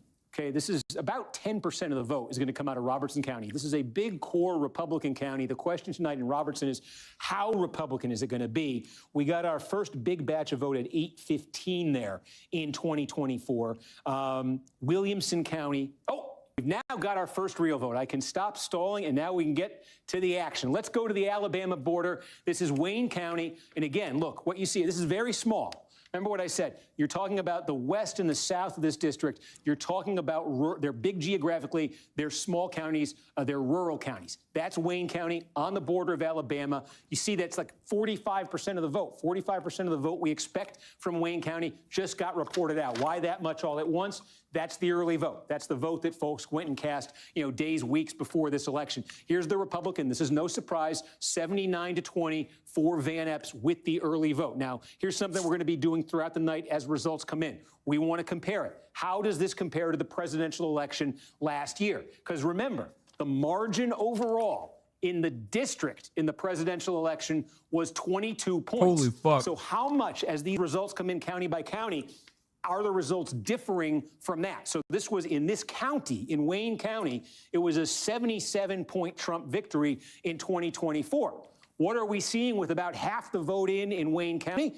You can do the math. That's a little bit under 59%. So that's two things matter in Wayne County. Not necessarily just like how much she's cut the difference between the Republican as the Democrat, but also how many people went out to vote in general. Because if all in Wayne County, then that's good. Because she's not winning those counties. Right? She's not winning those counties. She's just winning whatever chunk of fucking Nashville exists in the district. Okay? Because this is specifically designed to eat away at the Nashville the blue voters and the Democrat dominance in Nashville by picking it apart and spreading it around as many like big Republican neighborhoods as possible. So the goal, what your takeaway here has to be. Your takeaway has to be not just like what the difference is here, but also how many people voted in Wayne County overall. Expecting to come in. And again, what do you see? You see Donald Trump won it by 69 points in 2024. What do we have here? That's 40.6 points, round that up to 41. So that is a 28-point shift. And it very small. You're talking like 1% of all the vote in the district is going to come out of Perry County. But it's a 28-point shift there in the early vote. Again, that might get less Democratic, might get more Republican friendly as that same day vote rolls in. But that's the initial readout right there. Continue now. Again, we're still in rural parts of this district. Houston County, named after Sam Houston. Again, very Republican, very small, very rural. What do we see here? Trump won this by 58 points in 2024. What do we see? That is 36. So that is a shift.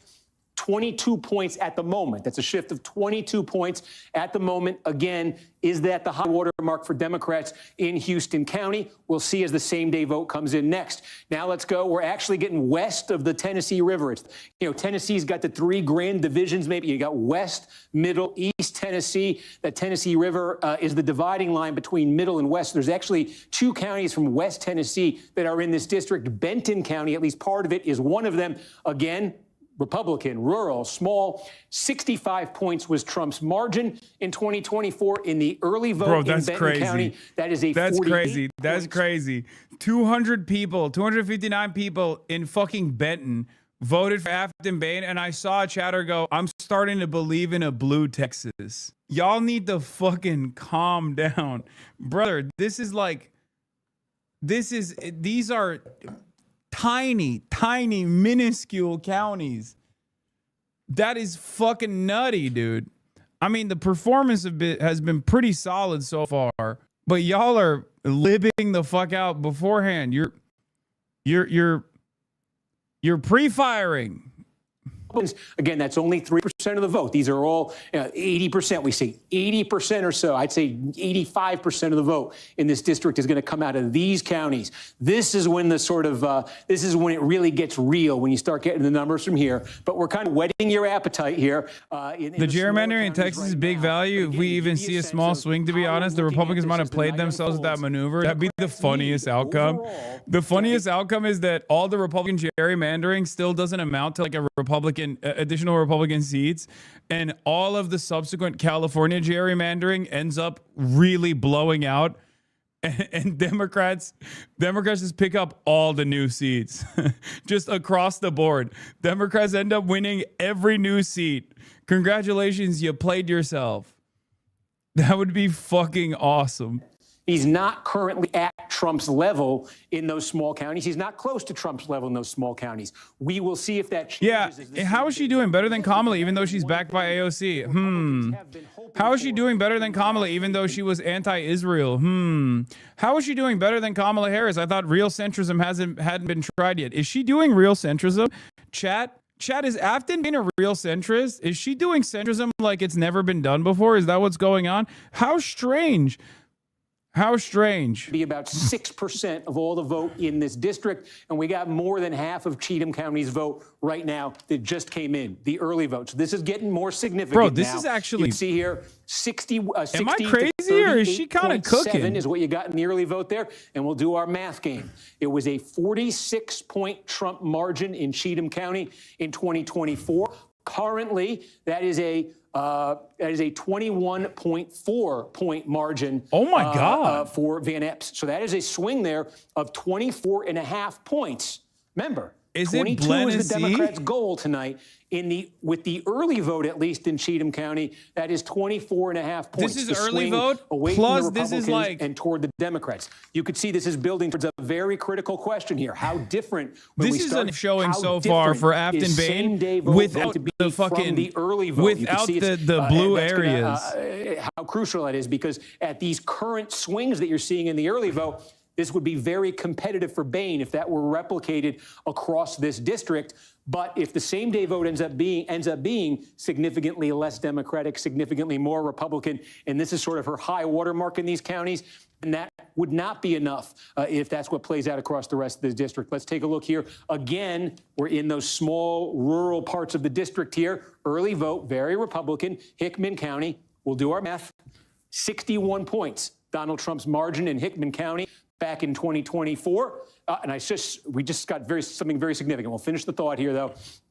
41.5 right now. This is basically a 20-point swing in Hickman County in the early vote. What Look the just came fuck? in. It's blue. I don't think that's a big surprise, but if it is at the end of the night, it will be. So this is maybe the single most important county in the district. This and Davidson. Montgomery County, again, we're talking about Clarksville here.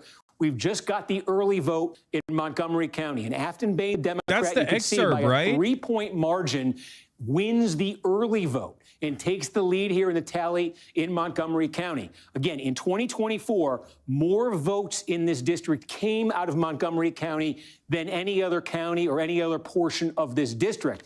And we said, if you were watching, or if you missed, I'll say it again at the top of the broadcast. As these counties fill in tonight, if there is one swing county, if there's one county I want to know the winner of to guess who's won the whole district, it is Montgomery County. There's a core Democratic county in Davidson County. If there's one other that has a chance of being blue tonight, it would be Montgomery County. In the early vote, it is. Let's show you what happened here in 2024. Donald Trump won this by 18 points over Kamala Harris, Montgomery County. Again, you see right now, that is a margin of 3 points for Afton Bain. So with the early vote, that is a swing of 21 points across the away board, from baby. The Republicans and Shit towards looks the Democrats. crazy. And remember, virtually every single county has experienced at least 21-point swing.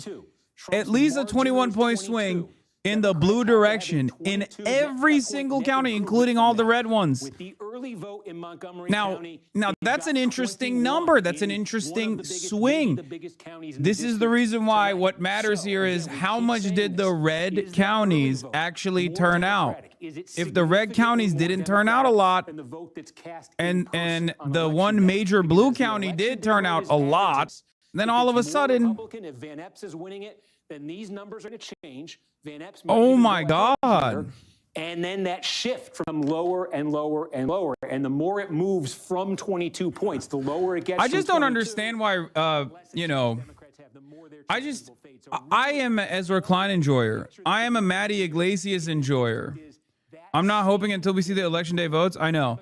I'm not an Ezra Klein enjoyer, and I'm not a Maddie Iglesias. I am an Ezra Klein enjoyer, and I'm a Maddie Iglesias enjoyer.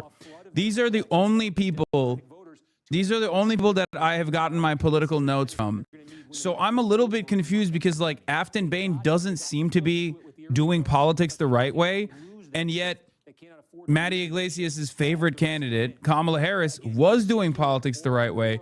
And yet she got fucking destroyed in Tennessee as opposed to what Afton's doing. So it's just been a really interesting night for me. It's been a really confusing night for me.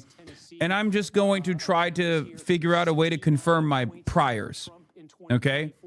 I'm going to, as the night goes on and we see Afton's performance, we see Afton Bain's performance look significantly better with the point swings from Kamala Harris's performance. I am going to try to find another way to reconfirm my priors that I have, which is that Afton Bain was doing politics the centrist way. Afton Bain's radical Islamic style politics only works in blue areas like Tennessee, also known as Blenessee. You know, I don't know, maybe something along those lines. Another choice one is this is the anti-Trump pick, and that's the reason why she's actually cooking, because this is the anti-Trump election and has nothing to do with. Yeah, this election will be close. Van Epps is struggling.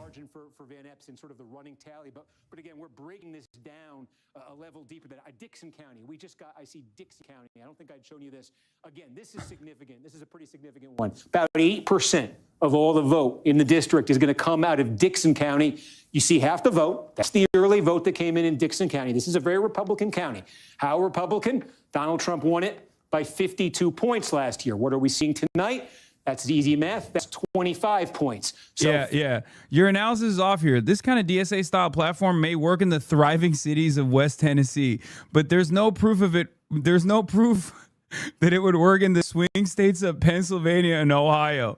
Yeah. No, I like that. Hold on. The new meta is actually swing states need real centrism, whereas red states actually respond positively to radical progressive politics. And we only care about the swing states. Forget the rest of the country. And you can't even consider the red states to be swing states if they swing in the blue direction. It's actually only Pennsylvania and Ohio that I care about. I am going to look for an increasingly smaller sample size to try to justify that politics should only be done in the extreme neoliberal centrist manner. Okay? That's it. There's an actual sundown town in that district. I mean, that's not surprising. And again, I have a second here. I can finish a thought I started as I keep an eye on this board. We'll go to the district-wide results here. That is one thing, and this is why I talk so much about this. Yeah. These are Tennessee is a populous state. Yuck, clearly, and it's bad for that reason. And unlike the centrist states of Pennsylvania, which is a non-populous state, and therefore neoliberal politics is what thrives there. Yeah, red states swung so far right, they came around back to the horseshoe theory. Yes. What is going on here is somehow bad, actually, because it's horseshoe theory. It shows that Afton Bain is doing politics the wrong way. Why? Because she has a shot at winning an insanely red district in Tennessee. And that's wrong, because we don't want Democrats to win. I'm a Democratic Party consultant, but I hate when Democrats win. I want Democrats to be the Washington Generals to the Harlem Globetrotters of the Republican Party. So when you actually do end up winning non-competitive districts as an underdog, that's not good. Hi, I work for CNN, and I can't tell if these results show that the country wants a more progressive Democrat or a more conservative Democrat. Yeah. Yeah, that's what they said earlier. That's what they said earlier. It's true. Actually, it's not that big of a win, and frankly, AOC was there, so really she was getting weighed down. Yeah. She needed to campaign alongside Kamala Harris more, I think. In a place like Davidson County, which we're waiting on, who themselves weren't engaged until the final days, you would see a Democratic surprise with that same. Why would Democratic consultants want Democrats to win? It just shows them what the winning formula is. You want to repeat consultancy services. True. At his computer, and what he is doing is he is looking in all of these counties. New York Times has it at +3 for Van Epps in the final estimate, guessing election day vote. Light it up here, lit up. Come on, baby. Fuck that. We have the early vote. As soon as we start getting the Current R+3 final estimate reflects solid estimates about the early vote, but the election day vote is still at guesswork. You can track. No. If only Afton Bain actually campaigned with Liz Cheney, I think at that point she would have had a much more reliable shot at winning. And she didn't do that. So that's why she's at +3. Or he's at +3. We've heard from one of them. We've got the early vote in for Montgomery County. We await the same day. The one we haven't heard from right here is Davidson County. And again, Davidson County, this is where the city of Nashville is. About a quarter of Nashville is in here. It's some different parts of Nashville. Some of the heavily black areas of Nashville are in this district. There are also some areas here in West Nashville, some areas around Vanderbilt University, some college students, some economically upscale areas as well that are more almost like suburban in nature. We haven't heard from that, but this is where Democrats run up their margins. I'll show you again. This is what happened in 2024. Kamala Harris won the Davidson County portion of this district by nearly 40 points. Bain wants to be winning this tonight by like 60 if she's going to have a chance district-wide. And again, she also wants disproportionate turnout. I'm saying we're not sure whether Davidson County, we're not sure whether Davidson County is going to produce the most votes or whether Montgomery County is going to produce the most votes. But I think if Bain is winning tonight, has any chance of winning tonight, the answer to that question for her probably needs to be. Also, just like most populous counties that have a higher density inevitably turn blue, but that's a totally separate point. You know, Republicans will look at this map and go, see how all that land is red? And it's like, yeah, all of that land combined is basically the half of a fucking county. It's just interesting. And these aren't even like cities except for Nashville. I think most of this is like at most like suburbs and exurbs. I've got you on the big screen and my cat likes it when you move the mouse. Can you give it a shake for him? Here you go.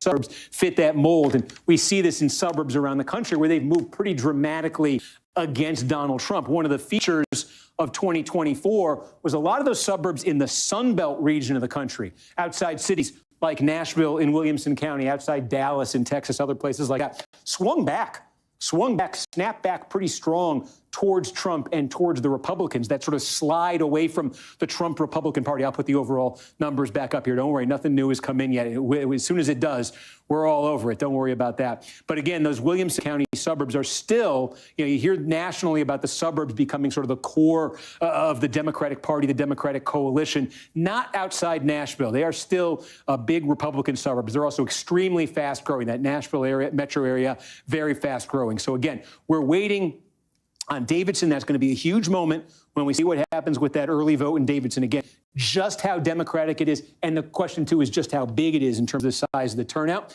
Big moment when we find out something about Williamson County here. Again, I'm giving you a target there just in terms of trying to gauge the competitiveness of this race. If it's a single-digit race in Williamson County, this could be a competitive race. If it's double digits, it starts to move towards an advantage for Republicans. And the other big piece of real estate we have nothing from so far, Robertson County. Robertson County going to be about 10%, maybe a little bit less the way the turnout patterns go. But I'd say about 10% of the vote tonight is going to come out of Robertson County. And again, you're talking about in the sort of southern part of Robertson County here, closer to Nashville. You do have some suburbs, you have some older towns, some rural areas as well. You go all the way up to the Kentucky border there. You got a fun little story, that little divot there between Kentucky and Tennessee. They call that the dueling grounds. It's actually, there's a horse track there now, but this was contested land between the two states way back like in the 19th century. And so since no state really had ownership of it, that's where they did the duels. It's that, you ever notice it? It's that little dip there between Kentucky and Tennessee. Fun facts I could share with you as we wait for results in some of these counties. That's the fun thing with doing this live stream. But again, so again, that's just to reset. That's where we stand. A quarter of the vote. 16-point advantage here just in terms of the raw tally for Van Epps over Bain, but some very big outstanding pieces of real estate here just in terms of getting even the early vote in those three counties. Again, those three counties should be just back 25, 36. You're talking 45% vote in this district, or so should come out of these three counties. So very, very significant when we get those three. These are small, rural, low population counties that we have results in from so far.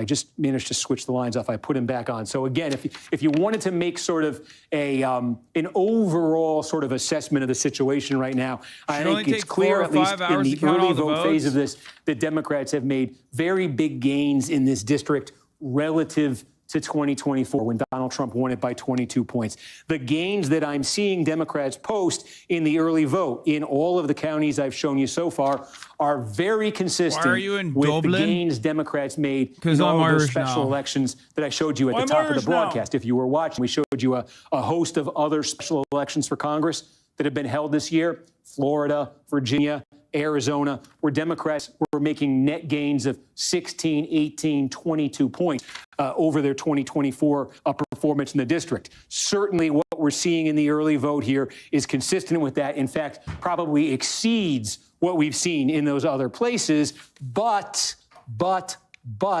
problem Democrats have right now is that they need to replicate that when the same day vote is reported out in these counties. Again, the folks who did not vote in the early voting period, who came out, went to the polls today. How many of them are there?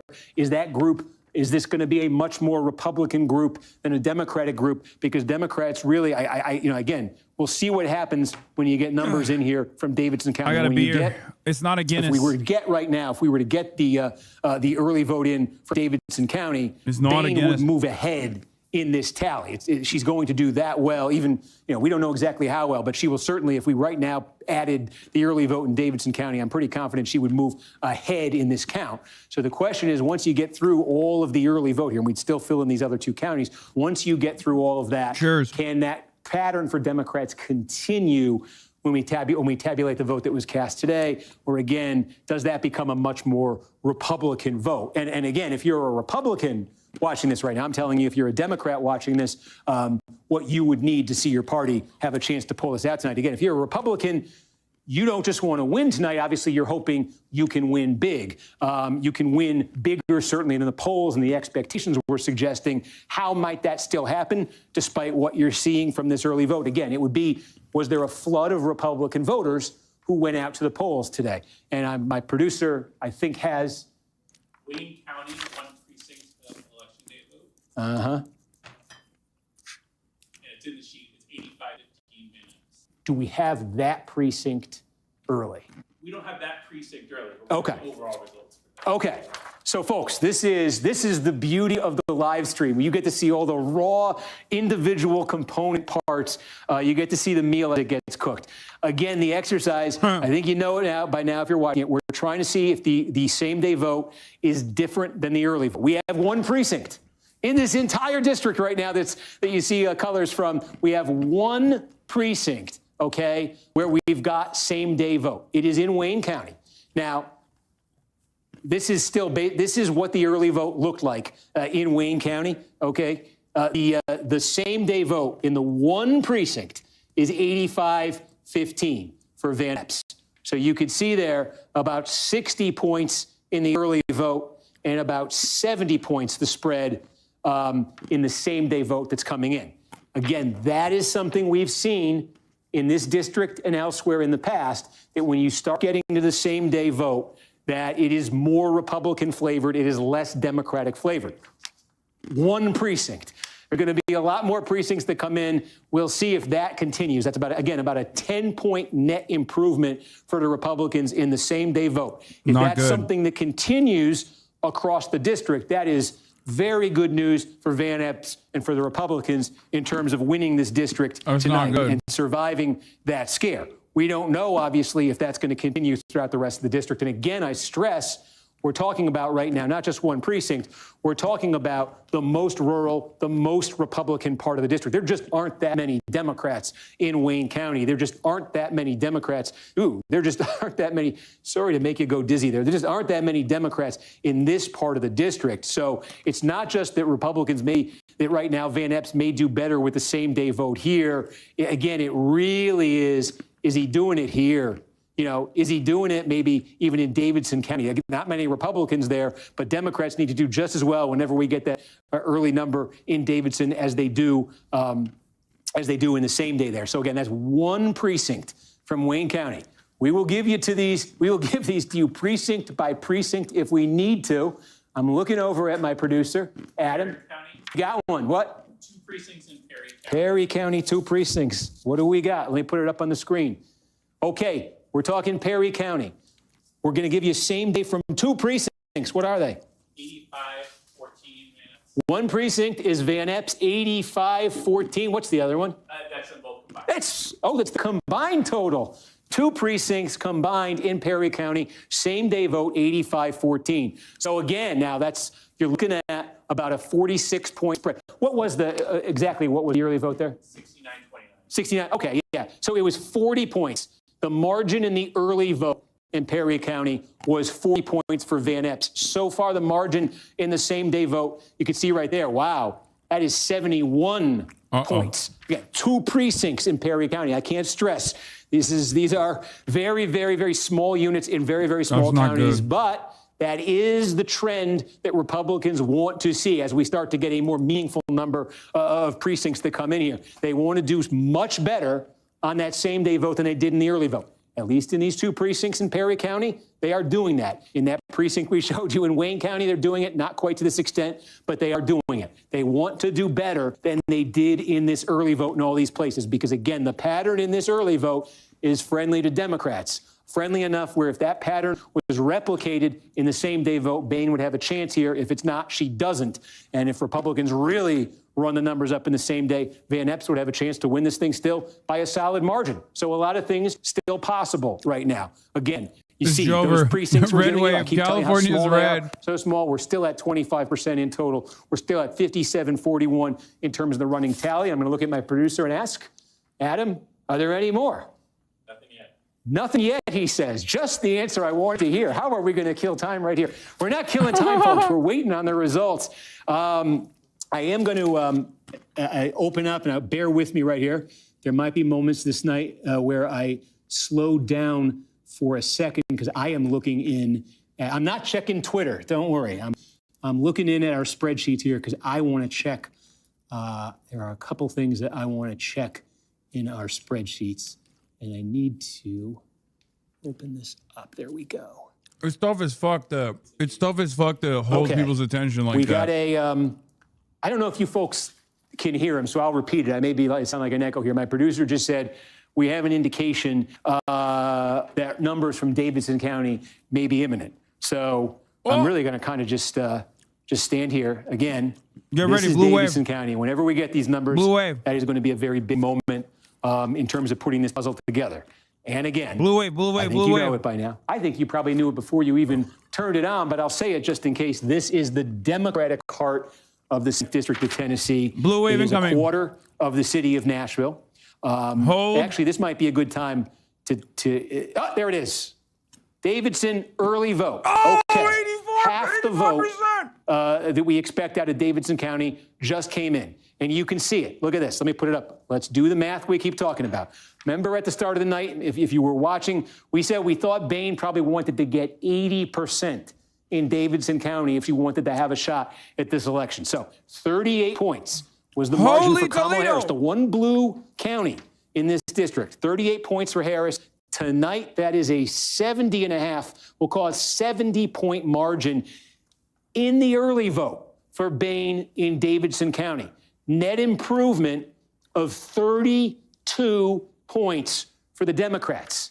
Now, we've been showing you these net improvement numbers county by county.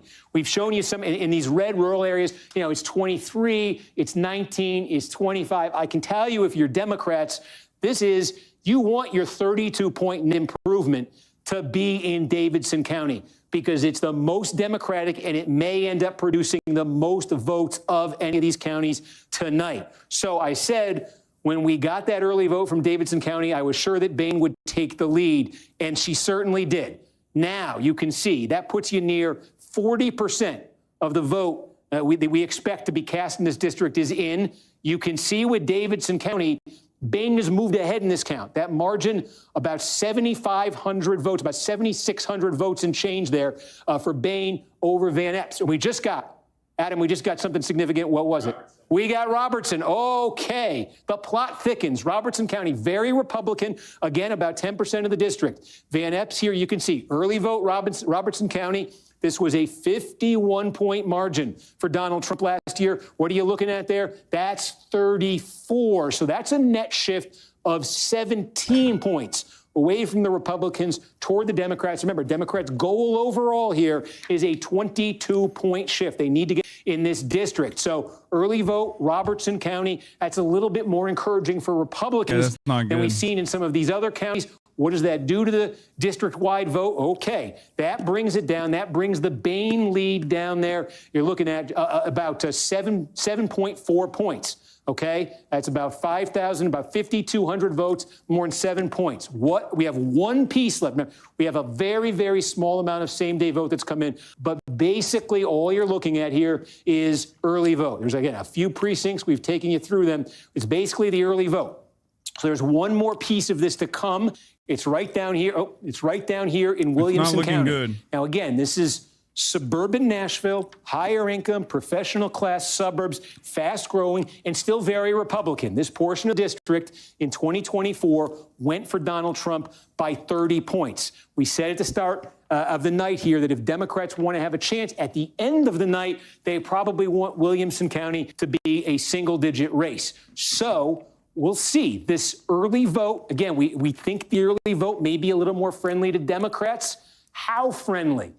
In Williamson County, in these suburbs. This is going to be, I said it's a big moment when Davidson came in. It was. It changed the leaderboard. This is going to be a very significant moment when Williamson comes in. I'll tell you the other reason, because if Williamson comes in shortly, before we've got a lot of same-day vote from elsewhere, if Williamson comes in shortly, then we're basically going to be looking at all of the early vote together. all of the early vote. And I think that's a very important benchmark because if Bain is leading. The bad part about the New York Times projection is that based on their early vote analysis, which was much more favorable to Afton Bain from what the actual same day voting percentages look like, they were on a +3 for Matt Van Epps. Now that we're seeing the disparity between the early vote and same day voters favoring Matt Van Epps a lot more, that puts it at a guarantee at +3 for Matt Van Epps, if not even worse. So it's not great. Under normal circumstances, the early voters are supposed to be, I guess it's because it's a special election and it favors turnout for high propensity voters. Maybe that's the reason why you saw more Democratic performance. But under normal circumstances, the early voters are supposed to favor more conservative voters as opposed to same-day voters being younger and more liberal. Why is everyone being so pessimistic? It's a really, really impressive. I mean, we're trying to make projections. Then Bain would actually win the early vote in Williamson County. And I think she obviously she would want to, but I mean, you start to look at the math here. How many net votes she gains or loses from this early vote it's huge right now because it gets to that question of how much slippage can she afford on election day. She doesn't just want to win the early vote, by 100 votes, because then if Van Epps is doing, even a speck better in the same day vote than the early vote, he'll win. She wants to win the early vote, and she wants to have a pad that can withstand. Okay, I think we just got another update. Is that right, Adam? A small same day? Okay, did we get some same day there? Yeah, same day. Okay, so let me call it up on the screen. And again, how many precincts? 4. 4 precincts. What was the early vote in Hickman? 70-28. Okay, so the early vote in Hickman County was 42 points for Van Epps. We have 4 precincts. 4 so far in Hickman where we've got same day. And this is the aggregate number?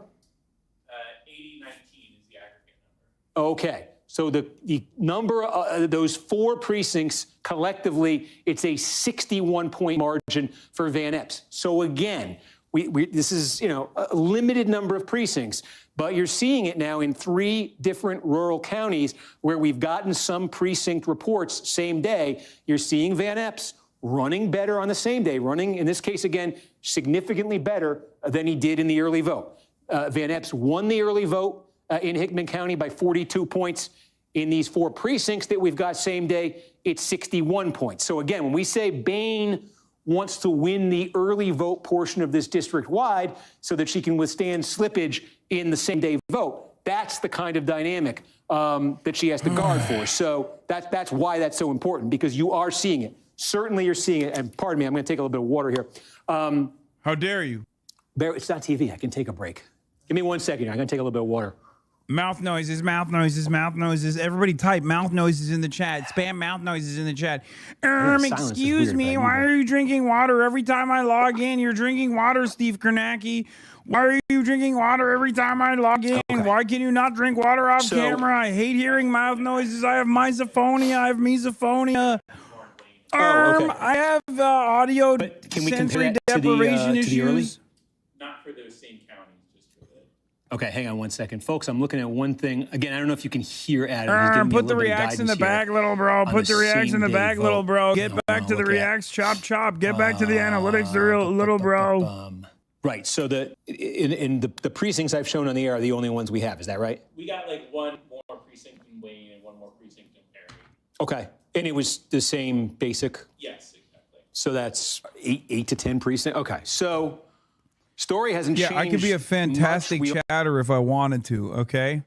And by that, I mean a real fucking demon. A real-ass demon. Stop the steal, I think. Stop the count. Stop the count. I think they've counted enough. What do we think, Chaz? Should we just stop counting? Because, again, he may very well, I think it's very likely that just in the early vote portion, it's very likely that just in the early vote portion here, he's going to be trailing Bain, So he's going to have to outperform his early vote total with the same day. So again, we're just, I wish I could wave a magic wand and take a look here at Williamson County, because I think if we get that piece of real estate here in the next minute or so, I think that's really going to clarify what it is we're looking for with the remainder of the vote. I was hoping I could kind of talk it into lighting up, but it didn't. Keep an eye on it. And maybe I'll finish a thought that I was starting when we got the Davidson County numbers. And that is that one other significance, I think, to keep in mind as these results come in, whatever the outcome is tonight, this is coming against, the special election is coming against the backdrop of what? This drama over mid-decade redistricting, the redrawing of maps in all of these different states to try to give one party or the other an advantage in next year's midterm elections. This district, okay, has not been redrawn for 2026, but it is the product of that kind of a politically motivated redraw in this most recent round of redistricting back heading into the 2022 election. And what I mean is this. Traditionally, I'm talking about going back to the, Reconstruction days, post-Civil War. The city of Nashville was unified in one congressional district. And that district was basically an uninterrupted Democratic district, 19th century, 20th century, right up until the year 2022. Democrat Jim Cooper represented the Nashville-based district. City of Nashville was the anchor of the district, and that had been sort of a historically... Why isn't Kernaghi reading chat? Great question. Probably because he doesn't want to take on whatever kind of mental illness chat has. Yeah, also, Dave Wasserman says, Bain may be ahead on early votes, but signs overall still pointing to a single-digit Van Epps win. I'll be honest, it's not looking too great. I don't know if you could hear Adam, but again, it's coming. Wayne County, Tennessee is the king of same-day reporting so far. We got another precinct out of Wayne County. Same story. Small, rural, Republican, more Van Epps friendly than the early vote was there. But again, waiting here on Williamson County. So to finish the thought I was on a second ago, Nashville was the anchor of a unified Nashville was the anchor of a Democratic congressional district, for more than a century. Fuck right to make fun of my mental illness. And what Republicans in Tennessee did in the redraw in 2022 was they said, what's your mental illness? Being sexually attracted to Steve Kernaghi? They broke up Nashville and they split it up portions. Or are you going to say it's misophonia? Into different districts, and so that's how this district, which is rural, ex-urban, again, part of this district is even west of the Tennessee River in the West Tennessee, that Grand Division there. They added a quarter of the city of Nashville to it. So the idea Republicans had was, break up that Democratic district based in Nashville. Everybody stop talking about how it's still a big W even if she loses, okay? We don't want to think like that right now. So this was a safely Republican, we've been telling you. Trump no more giving it your best shot and then losing, okay? No more graceful losers. We want undignified winners, okay? That's what I rather have. In a potentially changed political climate with Trump back in the White House, with all of the sort of political externalities we've been talking about, we're looking at a special election here. I don't know exactly how this is going to go, but as I'm looking at it right now, Republicans at the very least have had to sweat this one. We should have a completed county, Decatur. Yes. Hold on. Say it again. It should be near complete. What county? With Decatur. Decatur. Okay. Yeah. We got all the vote, folks, in Decatur. Again, small, very Republican. Okay. It says 95%. This may be it. This is close to it. This may be it. Again, very small, less than 2,500 votes here. Don't say it's over. It's nothing. Let's compare it. We've got our first it's full 2,000 people. We can Shut compare up. 2024 results. Donald Trump won this by 69 points last year. That's not good. And tonight, that is a 60-point margin. That's so not that good. is a net shift in the only completed county that we have. I mean, it's Decatur, but it's still not good that it's a 9-point swing. That's not enough across the board. Again, district-wide, Democrats need that number to be 22 points. So, again, that is an encouraging sign for Van Epps. Certainly, the numbers that we've been seeing in these other rural counties suggest you might see something similar in all of these counties right here. So that is a very encouraging sign for Van Epps. That said, he also needs to see similar, maybe not as dramatic, but he needs to see some similar strides when the same-day vote comes in, where there's a lot more voters and there's a lot more Democratic voters. He needs to see it in this portion of the district too, because a 9-point shift in the Democrats' direction right here maybe, may sound underwhelming, and it may prove to be very underwhelming here. But we showed you that in the early vote, Democrats were outperforming by 32 points in Davidson County. I don't know what I just did there. Democrats were outperforming by 32 points in Davidson County. If they were ever to continue at anything like that level, 32 point overperformance in Davidson County, that would more than wipe out what just happened in the rural part of the district. So again, for Van Epps, that is an encouraging sign.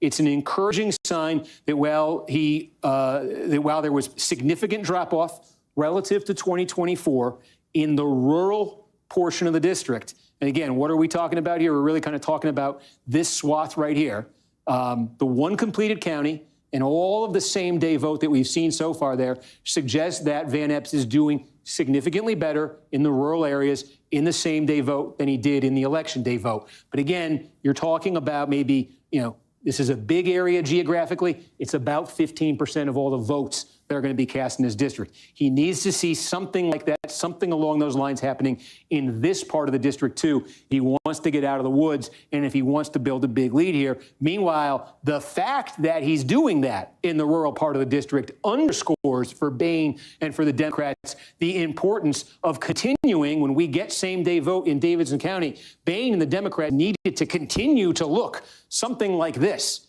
Because if they're not getting the kinds of gains they need down here, they need bigger gains than they expected in a place like Davidson County, a place like Nashville. And again, it also underscores for them, we said this at the top of the night, the lone, I think, swing county in this district. Williamson might fall into that category, but the lone real, I think, swing county in this district tonight, right here in Montgomery County. And again, the same holds true with those rural areas, with Van Epps doing a little bit better same day, doing significantly better same day than early. It underscores for Bain the need to be able to win here in Montgomery County or get very, very close to it. And again, she leads by 3 points. That is against Donald Trump and swing back the other way. So we need to see what happens in Williamson County. Donald Trump won it by 30 points. Mark Green won it by about 30 points a little over a year ago. We have nothing so far, and there are a lot of votes there. And I just want to come back and make the point again about Davidson County. Look at this district now. This is tonight. This is 1 year ago, excuse me. That's the congressional race. That's the presidential race where you have Nashville and then a sea of red, right? So you come back to tonight, you have Nashville, a little bit of blue, and we're waiting on here. So the Democrat is ahead. We got about 45% of the vote counted so far. Again, I get the Republican math that when those final rural votes come in, they tend to eke it out. But this is nowhere. This is not the blowout it was a year ago. New York Times has improved its Van Epps' chances by to 4.1. Anderson, I was just going to say, John and I were talking about this real quickly. John and I were talking about this. Can you, Democrats, the rural people vote for their own demise and just blame immigrants, suicide cult? It's true.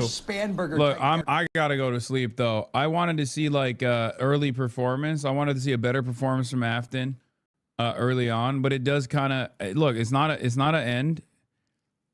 It's not the end yet, and I will give you my thoughts on it tomorrow as well. But I do literally have to wake up early tomorrow to do.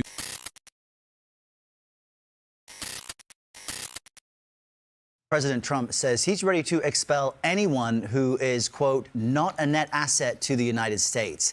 And he's also threatening to end immigration from what he describes as third world nations. Our Nancy Cordes is in West Palm Beach, Florida, and joins us now this morning. Nancy, what specifically is the president speaking about? Good morning, Errol. This would be a dramatic new step by the president, cutting off migration from an unknown number of countries that he deems third world. We asked the White House for more.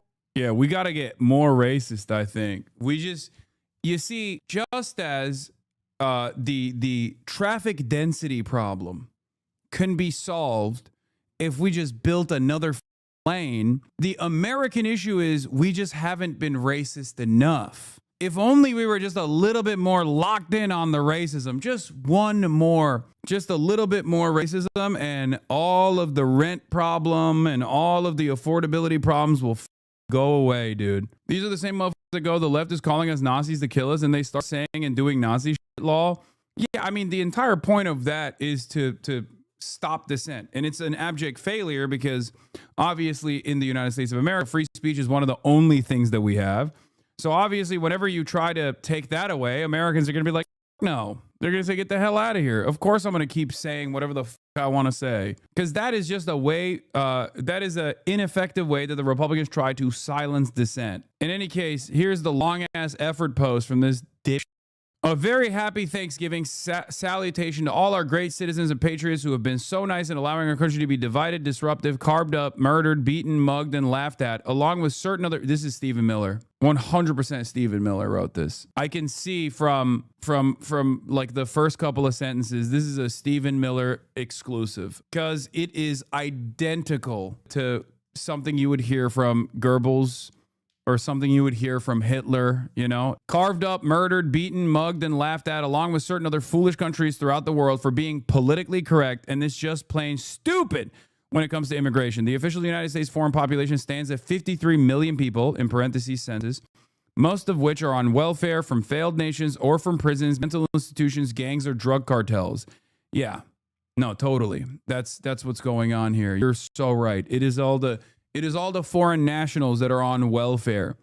Yeah, certainly not like the forgotten white people that are born and bred American that are on welfare. It's just the foreigners that are not doing anything for America except, you know, picking all the crops and playing a incredibly important role in all of our agricultural output that makes sure that Americans are well fed without taking a dime out of that welfare structure anyway.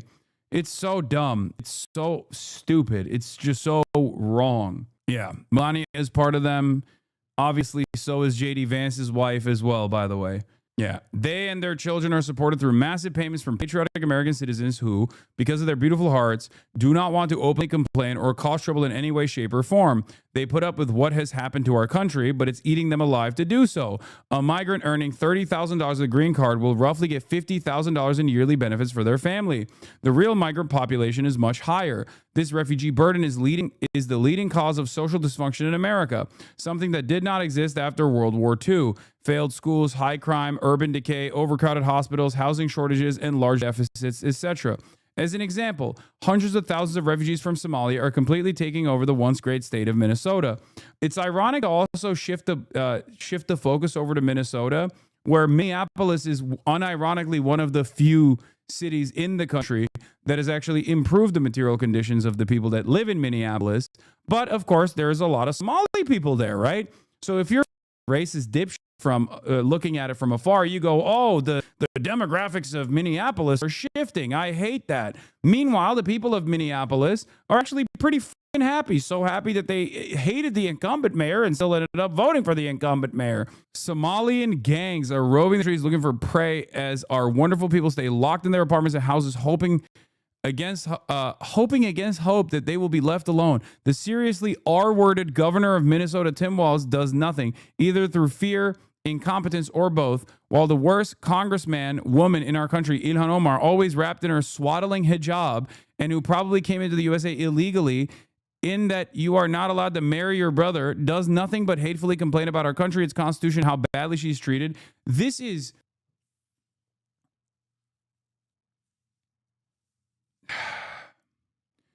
has 400,000 likes. I hate this shit, dude.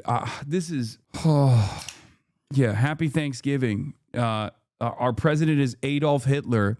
If Adolf Hitler was somehow even dumber than the original Adolf Hitler. Awesome. Mostly bots. Breathe, brother. I know.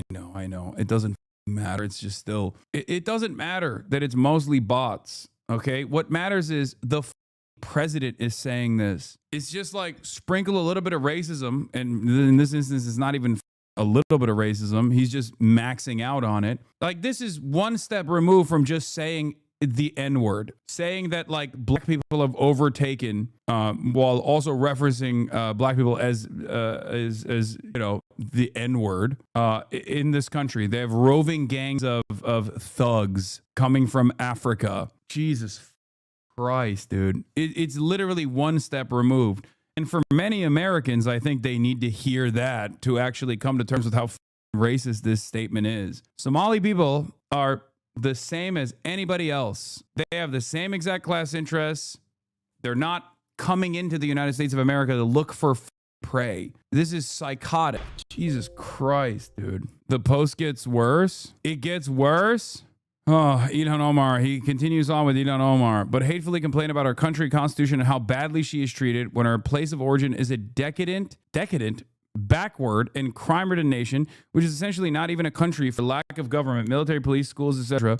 Even as we have progressed technologically, immigration policies eroded those gains and living conditions for many.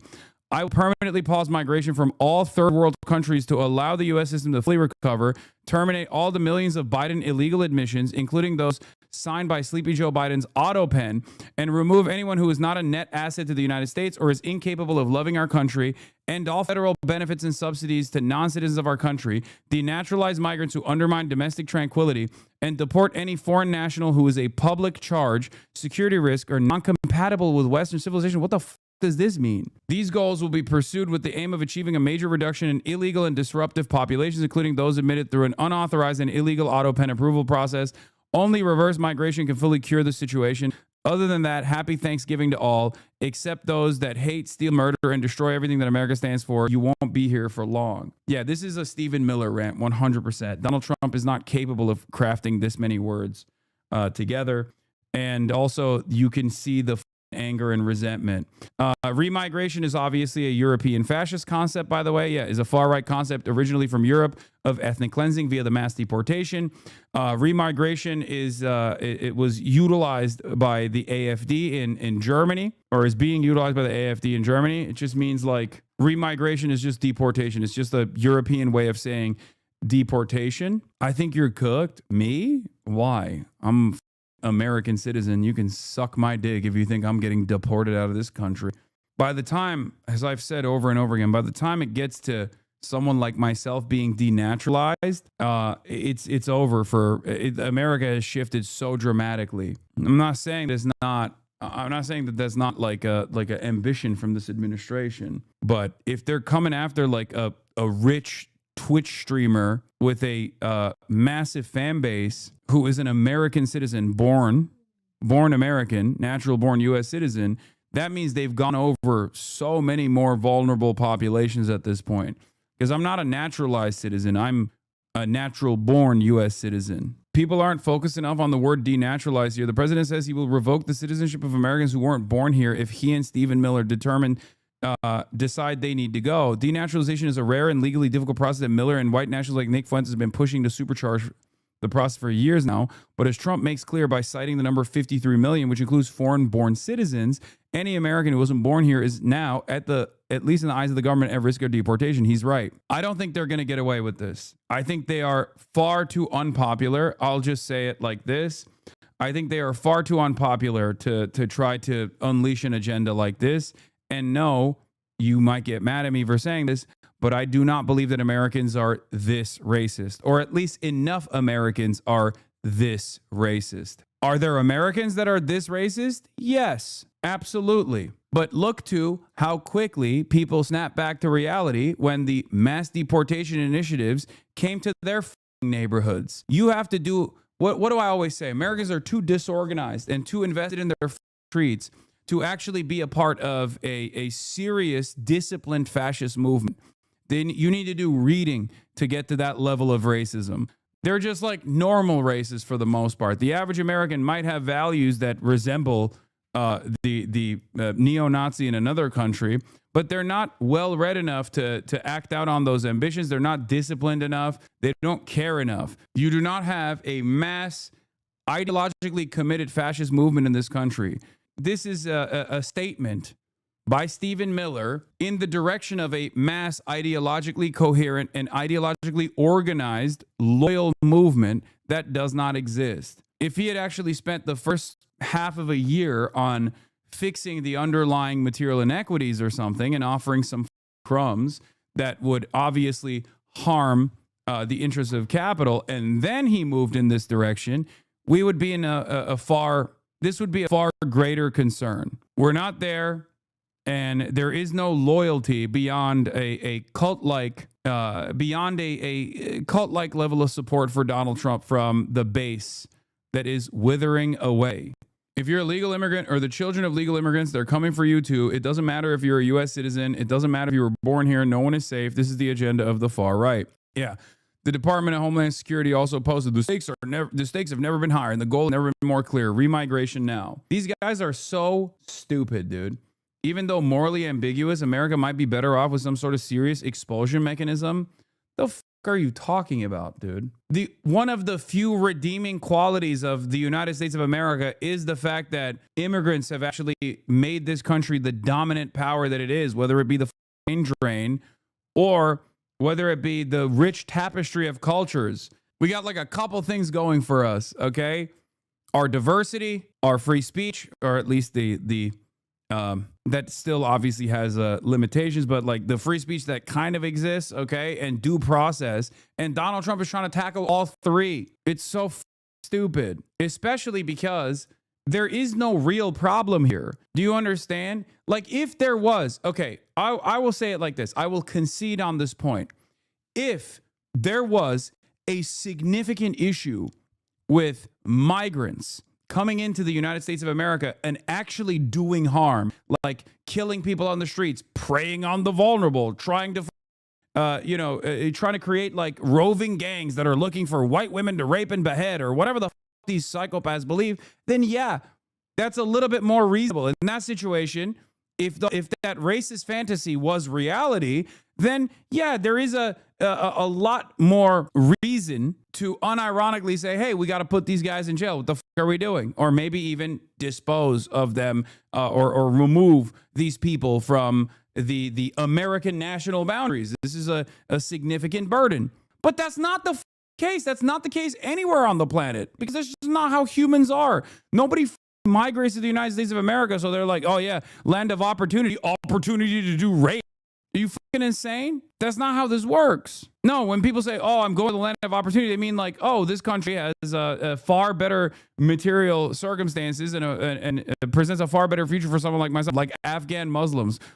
Only supports Hamas, like Afghan Muslims. Oh my God. Right-wing lunatic chatter? Yeah. Right-wing lunatic chatter demanding that I watch the Context Nuke in its entirety. Name a better duo. New York Times got a State Department cable in which Rubio orders diplomats in Europe, Canada, Australia, and New Zealand to press for immigration limits and cite crime. They're also told to report on governments that are pro-immigration. Anyway, it's just so stupid. It's stupid because this doesn't actually solve any of the issues that people are facing, like the real issues, okay? It's just a made-up problem. And the more people refuse to solve the real problems, the more they lean into this made-up problem. And here we are. I cannot believe it. I can't believe how psychotic this is. This is insane. The Trump administration is arresting the wives and husbands of U.S. citizens when they show up for their green card interviews, even though they entered legally and have no criminal record. So much for family values, says Nicholas Kristof, New York Times columnist, author. Elon is cheering this on, of course. You are absolutely right in response to Donald Trump. This is a literal life or death issue. They will kill us all. This is what the hogs got out of that post. Trump officially gave us the R word back. Nice, dude. I don't think people realize what has happened. We are officially at war with Islam. Islam declared war on U.S. service members on U.S. soil. Secretary of War should respond by ordering military-style raids on every single mosque in America in a joint operation with the Department of Homeland Security to mass deport every single non-citizen Muslim in our country. We are at war with Islam. U.S. soldiers are being murdered on American soil by Muslims who are killing in the name of Islam. Americans should prepare accordingly. Buy ammo. This is just the beginning. And no, this isn't hyperbole. Over 72,000 Afghan immigrants were airdropped all over the U.S. in 2021. They are ticking time bombs waiting to explode. We must prepare to combat these enemy combatants who are likely planning more ambush-style attacks of jihad on service members and innocent Americans. Every devout Muslim is a foot soldier in Islam. The Trump administration should respond accordingly. This is where you get, by the way, this is where you get when you think Islamophobia is permissible. And Islamophobia is institutionally permissible. So, of course, the most rabid sociopaths are basically going to take it to this level, especially because this is a very pro-Israel sentiment. Every single moment that Americans are predisposed with this like radical Islam taking root in America is a moment where they don't give a shit that Israel is like killing Palestinians. A moment that they don't give a shit where Israel is taking all their tax dollars to go kill Palestinians. Meanwhile, this kind of sentiment replaced the word Muslim with Jew and you get Adolf Hitler. What a lunatic Laura Loomer is. Jesus Christ. This is exactly this is hysterical. This is psychotic. She is an absolute psychopath. Yeah, this is the most terrifying fucking racialized screed I've read in a while. And I'm sure dipshit will say, based. This is based. He's gonna save America, based.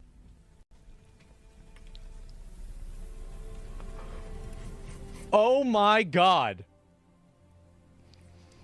Yeah, I really think this might be the most based post he's ever made. I am so happy about this. I really am. Like, this is the kind of like, if he actually does this, I'm going to be so happy. Let me see. And many of their stupid neck-bearded supporters will also go along with it. Meanwhile, yeah, holy based. Meanwhile, the actual material harm that they're experiencing is not being solved because of their inability to realize that Trump is actually doing this as a distraction for them. Or trust me, somehow it will work because Americans are very racist. I don't think so. I mean, yeah, there are a lot of racist Americans, but I don't think most Americans are that racist. America is far too diverse for Americans broadly to be that racist. And you didn't trust me when I told you the immigration stuff was going to backfire. So trust me on this. Why is Donald Trump's policies on immigration now being negatively received by the population? It's because Americans conceptualize legislation, but when that legislation is implemented, especially on the right, and they start experiencing the impact and the outcome of said legislation, they immediately go, no, this is not what I was talking about. I didn't realize this is what it was going to look like. And I told you this before the election. I told you that eventually, once the Gestapo start kidnapping people, that Americans were very quickly going to turn around and say, yeah, we didn't like this at all, actually. Now, we can have a conversation on whether or not that's too late, too little, too late, sure. But ultimately, that means that Americans are not actually on board with this level of mass deportation at all. They don't like seeing the wives and husbands of American citizens get kidnapped at their green card meetings, at their green card appointments. Who the fuck wants that? Because that's what mass deportation looks like. Do you understand? If Americans were really horny for this level of violence towards random migrants, then Donald Trump's then Donald Trump would still be killing it on the immigration front because he's been following through on that, right? So one must ask the question, why, especially in places where ICE is doing raids? Don't say they like it. It's not true. There are plenty of people who don't like it. Plenty of people who thought they like it actually see it happen and go, oh, I don't like it. It's no different than that one Republican congressperson who was like, I love Donald Trump, but then he said the R word and my second daughter has Down syndrome and it turns out I actually don't like Trump now. Do you not understand? And Trump's disapproval proves that. The discontent proves that people don't like it. The mass mobilization proves that people don't like it. The No Kings rallies is another clear-cut example that people don't like it. They're mobilizing. They're taking it to the streets. Americans are deeply selfish people. They're taking time out of their days to go out and protest. That means they don't like it. If Donald Trump was killing it and he had no concerns about his base recognizing that he's not doing shit on affordability, he wouldn't bring Zohran Mamdani into the White House and sit by his side and act all chummy and even defend him against contentious questions in the by the press pool, right? He wouldn't have to do that. He'd just be like, that's a Muslim communist. We have to denaturalize him immediately. Because what Trump is saying only a week after that Zohran Mamdani meeting is that Zohran Mamdani should be deported. So which is it? Approval ratings mean nothing to these people. I don't even know why it's discussed on the news. It means nothing to maybe the MAGA cult, but it means something to us. It means that people are experiencing disapproval. And specifically on the issue of immigration, that's what's very consequential here. Because if Americans were broadly in support of Donald Trump's attitudes on immigration, 90% of Democrats disapprove of Trump on immigration. 66% of independents disapprove on Trump's attitudes on immigration. 81% of Republicans approve of Donald Trump's policies on immigration. But you cannot continue your agenda with just the Republicans. You can't. That's why his overall disapproval on immigration, which was his most successful policy, was mass deportation. He ran on mass deportation. Is at sitting at 57% disapproval right now. 55 years. So the jury's still out. See, I would argue that part of the reason why companies in the 40s and Just one more trickle down economic cycle, and then it will trickle down. One more lane and traffic will go away. One more war and American prosperity is imminent.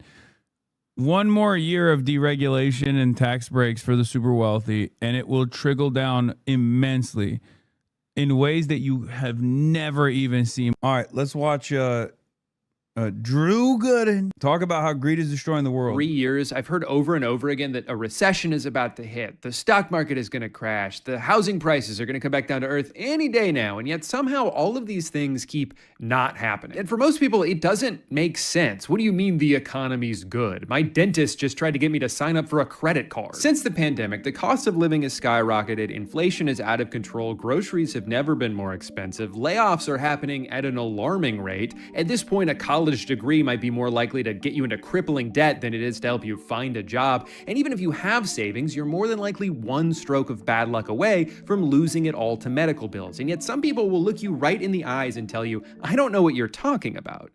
The numbers are green. Is this guy stupid? The problem is each of these people are kind of correct in their own way. This is the best the economy has ever been if you already have money. If you bought a house 5 years ago, there's a chance it's already doubled in value. If you invested in the S&P 500 in 2021, you could be up as much as 80%. And that's not like saying, you'd be rich if you just bought Bitcoin in 1973. That's just the regular stock market. You didn't need to have some genius level of foresight to be able to do that. You just needed to already have a bunch of cash sitting around. And obviously for the overwhelming majority of people, that is not the case. If you're living paycheck to paycheck, you're not thinking about the stock market. If you're in your 20s, you haven't even been working long enough to save any money to invest. You don't get to benefit from rising home equity if you don't own a house. The only thing this graph represents to you is how much further away that dream is getting. Right now, the average age of home buyers is 59 years old. What a depressing statistic. This is the problem with an economy that disproportionately Wow, Drew doesn't want 59-year-olds to own homes, chat. benefits asset holders instead of the people still trying to earn them. Wealth grows exponentially, but wages aren't even outpacing inflation, which means if your salary hasn't been going up every year, you're effectively making less money. Meanwhile, the fastest way to make $1 million is to just already have 10 million. Leave it in an investment account for a year and congratulations, you now have $11 million. At a larger scale, this is why it feels like there's two different economies happening and they're both moving in opposite directions. 50% of the stock market is owned. Oh my God. This is awesome. This video is a banger, dude. What is happening? By the top 1%, and only 1% is owned by the bottom 50%. Don't let somebody tell you that these numbers going up should discredit your own lived experience. Don't let somebody who's benefited from untaxed inheritance or years of compound interest granting them passive income tell you that your problem is you're just not working hard enough. No, the real answer is, sorry, you should have been born sooner. Have you thought about that? Maybe instead of wasting all that time farting around kindergarten class, you should have been investing in real estate. It's not my fault you're lazy. People are getting squeezed in every direction while also being gaslit into thinking that it's somehow our fault. There's CEOs in earnings calls bragging about how they get to make customers pay for inflation so they don't have to. The economy is so bad right now, I'm about to segue into an extremely ill-timed brand deal in a video about greed. You think I like looking like a hypocrite? Of course not. But my avocado toast isn't going to pay for itself. Hi, I'm Upside Down, and I'm here to tell you about today's sponsor, NordVPN. If you're watching this video, you're probably connected to the internet. And if you're not watching this video, how are you hearing this? Anytime you're connected to the internet, especially when you're on public Wi-Fi, you should consider using a virtual private network for an extra layer of security. A VPN creates a nice, warm, encrypted tunnel for all your precious data to pass through as it gets communicated between your devices and the internet, keeping your sensitive information safe from criminals, losers, and especially freaks. But NordVPN takes online security a step further with Threat Protection Pro. All you gotta do is flip it on in the desktop app and it'll block dangerous ads, check your downloading files for malware. It can even warn you if you stumbled onto a fake online online shop before you try to buy something that doesn't actually exist. You may think you're way too smart to fall for something like that, but take it from me, it could happen to anyone. You might have also heard that a VPN allows you to unlock websites and content that may be restricted in your area. Just by changing your virtual location in the app, you can essentially trick the internet into thinking that that's where you are, unlocking that show, movie, or YouTube video that randomly got blocked in 98 countries for some reason in the process. If you want to try out NordVPN for yourself, go to nordvpn.com/gooden for my exclusive deal with 4 extra months added on. You can also get there by clicking the link in the description or scanning the QR code on the screen. But don't scan me. It's not going to do anything. I'm just a guy. Thank you to NordVPN for sponsoring this video. The economy sucks ass for most people right now. The only reason we're not technically in a recession is because the GDP is still going up. But the only reason the GDP is still going up is because of the AI industry. But the only reason that even looks as good as it does is because a handful of companies are just like passing money back and forth. But there's no recession. You're hallucinating that. Because the AI industry is now single-handedly propping up the entire global economy, there's really only 2 paths forward. Worst case scenario, it turns out it is all bullshit. The bubble pops in spectacular fashion, trillions of dollars of investments cannot get paid out, and everything goes up in flames. Or best case scenario, a few billionaires get even richer. Wait, is that what we're hoping for? All right, you're gonna have to bear with me while I go on another AI rant here. I know I do this like every 6 months, but it's not going away. It doesn't count as beating a horse if the horse is still alive. We gotta kill that horse first. People largely do not like AI and are worried about the future it imposes. It's currently being used to make a bunch of promises that almost no one asked for. The main appeal of it comes from corporations who see advancements in AI as a way to focus on human labor. The only thing cheaper than outsourcing jobs is just eliminating them altogether. The wet dream that soils the sheets of every CEO is a company that's somehow run entirely on its own and they can just sit back and collect all the profits for themselves. No more dealing with pesky labor laws or health insurance or can I have Saturday off? My family died. No! Shut up. That's the eventual goal and why they're all pouring billions of dollars into NVIDIA chips and data centers and cool shirts for Mark Zuckerberg. And in the meantime, we're stuck with ChatGPT, a humanized Google search designed to affirm whatever belief you share with it, even if it's incredibly dangerous, or generative video apps that are already being used to trick people into thinking something happened that didn't actually happen. Awesome technology. I'm so glad this exists. And I think the best thing we can do to fight back against AI is to simply not engage with it. The problem is, even if you don't use these tools, if you live in certain parts of the country, you might be paying for them. There's been a lot of really good investigative journalism done on all these new data centers that are popping up around the country, who's funding them and who's getting screwed over in the process. For example, some residents in New Jersey who noticed that their power bill kept going up, even though they were actually using less electricity than usual. Well, it turns out it's due to an overall supply cost. Basically, when the total amount of electricity usage in an area goes up, power companies tend to pass those higher costs onto their customers. And for the past several years, electricity usage has been skyrocketing, increase coming solely from data centers. Your utility bill is going up because Elon Musk wants to pretend to have a girlfriend. You see, AI doesn't just exist in some theoretical space. It has to be trained on trillions of gigabytes of data, and that data has to be stored in a physical location. To power this, it requires an absurd amount of electricity, which generates an absurd amount of heat, which then requires an absurd amount of water to cool off. Most of these buildings use over 1 million gallons per day, roughly the equivalent of 10,000 people. This would be even more problematic if they were being built in areas where water is extremely scarce. So we should be good as long as we don't build a bunch of them in like the middle of the desert. Whoops. But to be fair, they are extremely efficient about it. They don't just use the water, they also poison it. Every part of this process is wasteful and destructive, and this is only the beginning. AI is still a relatively new phenomenon, so we're only just starting to see the effects of this. But the Department of Energy projects that the percentage of electricity used by data centers could nearly triple in just the next 3 years. And who gets to pay for it? We do. It's hard for me to accurately express how infuriating this is. The giant buildings that power this stupid technology are being subsidized by people who just happen to live near them. Oh, but hold on, because they're technically contributing to the operating costs. So does that mean that they get to share in the eventual profits? No, of course not. They're more like involuntary investors, doing it for free. Or really, worse than free, because a lot of them are being kept awake at night by the deafening hum endlessly emitting from the factory shoved into the backyard of their homes that have now surely plummeted in value as a result. But hey, at least they're doing all of this to make a product that hopes to replace 80% of humanity. It's not enough that these people already own everything they could ever want. They could so easily afford to pay for these things without even noticing that money is gone. The reason why I'm not even pausing is because he is spitting. There's no additions, nothing else I can add on to this. He is covering all bases here.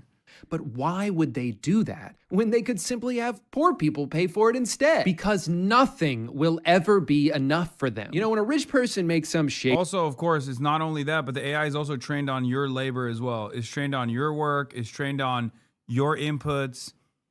You are literally making this machine that will inevitably replace you in the labor force with no alternatives, by the way. It's not like you're going to get subsidies for it. It's not like your life is going to get easier because of it. You're just going to still do some kind of shittier service job. You are training the machines to replace you and also subsidizing the costs in the process of development. Awesome. Deal to screw over joke that they just need that money to buy their 4th yacht. And like, I don't even think it's that. They could buy 1,000 yachts and still not run out of money. They don't want to spend their wealth. They just want it to get bigger. It's the same obsession with seeing number go up that keeps me addicted to old school RuneScape, except the only life that's ruining is my own. What they have is a disease. They have been scourged with the blight of insatiable greed, cursed to an endless pursuit of wealth that will never bring them true happiness. I would almost feel bad for them if they weren't actively destroying the world in the process. One of the most frustrating things about this problem is that if you even try to suggest that maybe these guys should just have a little bit less money, like you guys can still be rich, whatever, just turn it down a notch because you're kind of making shit terrible for everybody else, you're treated like you're crazy. No, this is the American way. If you don't like it, then leave. And yet these ideas aren't radical. They're not even new. Most people who advocate for a more progressive tax system are only calling for a return to something that used to exist in this country. We just forgot about it. So I think it's important to do a little history lesson here. If you can believe it, there was a time where the working class in this country actually had it really good. And it was mostly because things got so bad during the Great Depression that the government was worried about the country collapsing. Thousands of banks had closed, millions of people lost their entire life savings, unemployment peaked at 25%. So in fear of a revolution happening, the government was like, all right, fine, we'll give you livable wages. Just please put that musket down. I don't like the way you're looking at me. So the New Deal was born, and with it came Social Security, better labor standards, the right to unionize, a national minimum wage, an 8-hour workday. And over the next 2 to 3 decades, America became the most prosperous country on earth. Productivity skyrocketed and wages rose with them. Extra profits weren't just redistributed to employees, but their employers were proud to do it. They would brag about how lucrative it was to work for them. Look, 37% of profits went to our employees last year because this is a team effort, and when we win, they win. In 1943, Johnson & Johnson puts out this mission statement that's like, here's our list of priorities in order. Customers number 1, we got to make good products. Employees number 2, everyone who works. Have I watched too many like awful YouTubers that like this is just entirely refreshing? I feel like this kind of commentary, especially from like somewhat progressive, but still like his content is apolitical necessarily, right? Like his content is never like overtly political at all. But this is incredibly refreshing. It's awesome. I love it. For the first time in a long time, we are watching, because like I look, I was gonna say non-slop, but like I watch Eric's videos, Ben a Minute, and numerous other content creators in general, and they are political content creators. Their style might be looser in general, but like they are political content creators. Like Drew, on the other hand, is more so someone who does jokes on the internet. Like he has a political point of view for sure.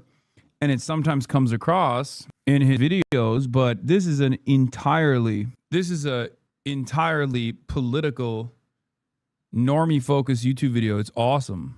Needs to feel valued and respected. 3, we all want to live in a better world, and as a company of our size, we feel like it's our responsibility to contribute to that however we can. And finally, all the way at the bottom, our shareholders can just have whatever's left. Of course, we need to make a profit to survive and grow, but that should just come naturally as a byproduct of focusing on these 3 tenets. Compared to modern corporate standards, this is all such a foreign concept that it almost sounds like it's coming from a fictional universe. But this actually happened. This was just America 70 years ago. Now, during this time, what do you think the tax rate was on the wealthiest Americans? For reference, in 2025, the highest income tax bracket is supposed to be around 24%, but because of how many ways there are to circumvent the rules, it often ends up being as little as 3%. For someone like Elon Musk, who doesn't take a salary from Tesla and instead just owns a large percentage of its stock, as long as he doesn't sell any of that stock, then technically there's no income to tax him on. Now, he can still leverage the value of those stocks to make purchases, you know, like how money works, but it's still not taxable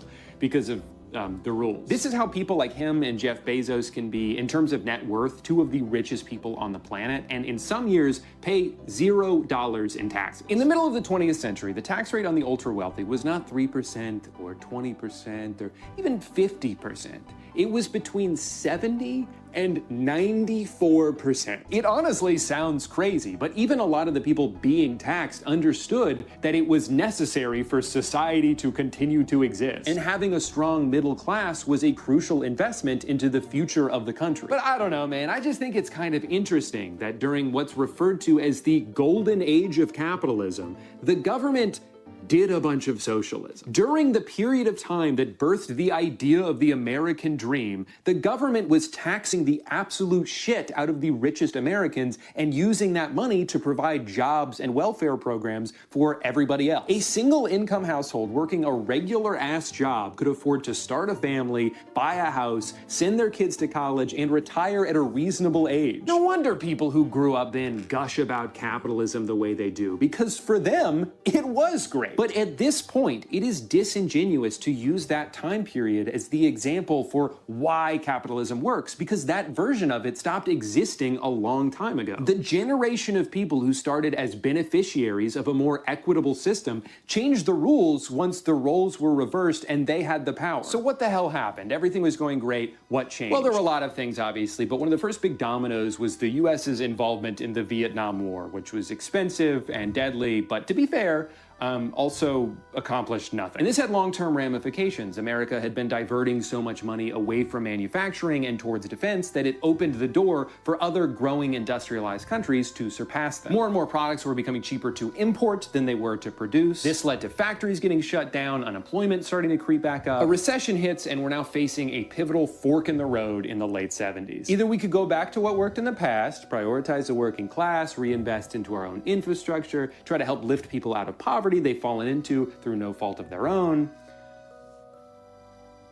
Or we say, fuck the government. We don't owe you shit. We're stupid, isn't that right? I don't even know my own name. Exactly. The deal is you pay taxes and we don't do anything. And you like that, right? They like that? Sounds good to me. The prevailing philosophy throughout the 80s became trickle-down economics. The logic being, oh man, these rich people are really handcuffed. You know, I bet if we lower the corporate tax... I'm losing my fucking mind. He went from New Deal redistributive policies to Reaganomics. What is this video, bro?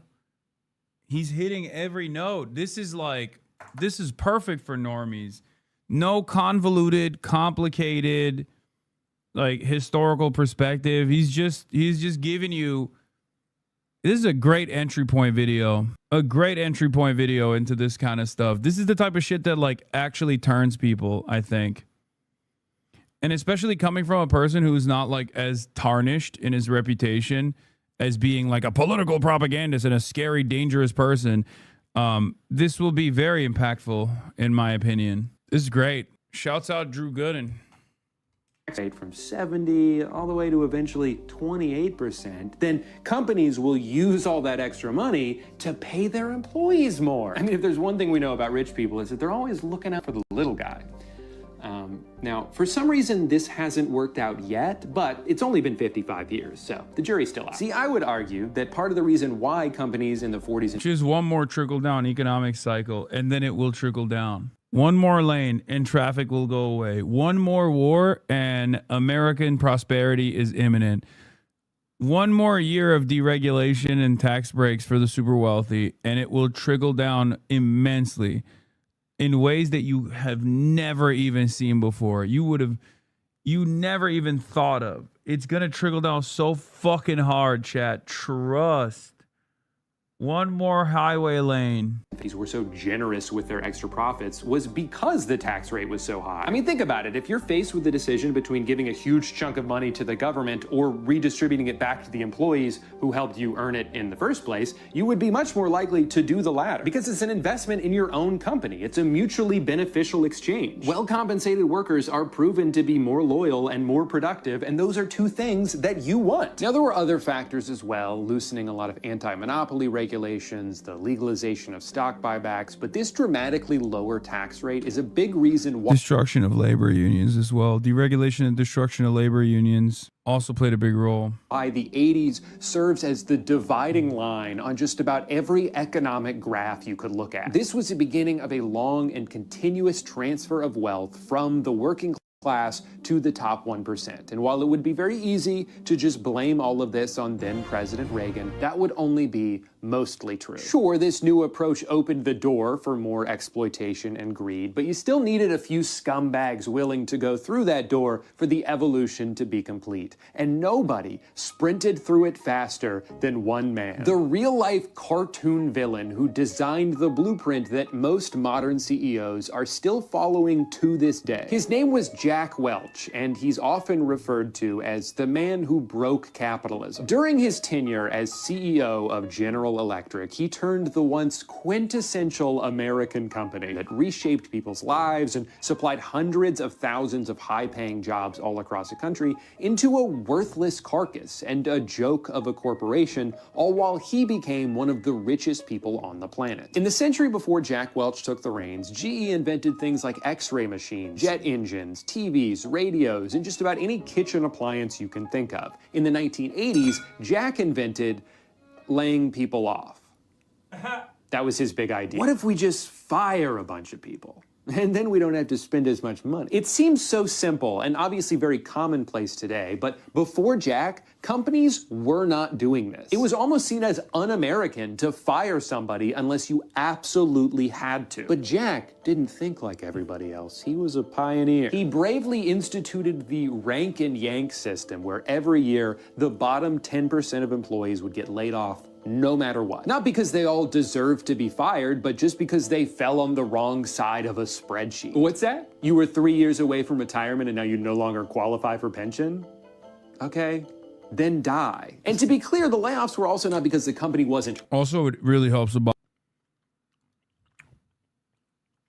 That's less expenditure. Duh. Hello. Profitable, it very much was, but it just wasn't profitable enough. See, when you routinely shut down entire facilities, you uproot thousands of lives, you create a toxic and selfish work environment where loyalty is replaced with fear, and if you're a company with the size and influence that GE had at the time, you can almost single-handedly destroy any semblance of a middle class across all of America. But also, when you fire the bottom 10%, the rest of the workers notice that, and they get very worried. And it causes them to work extra hard.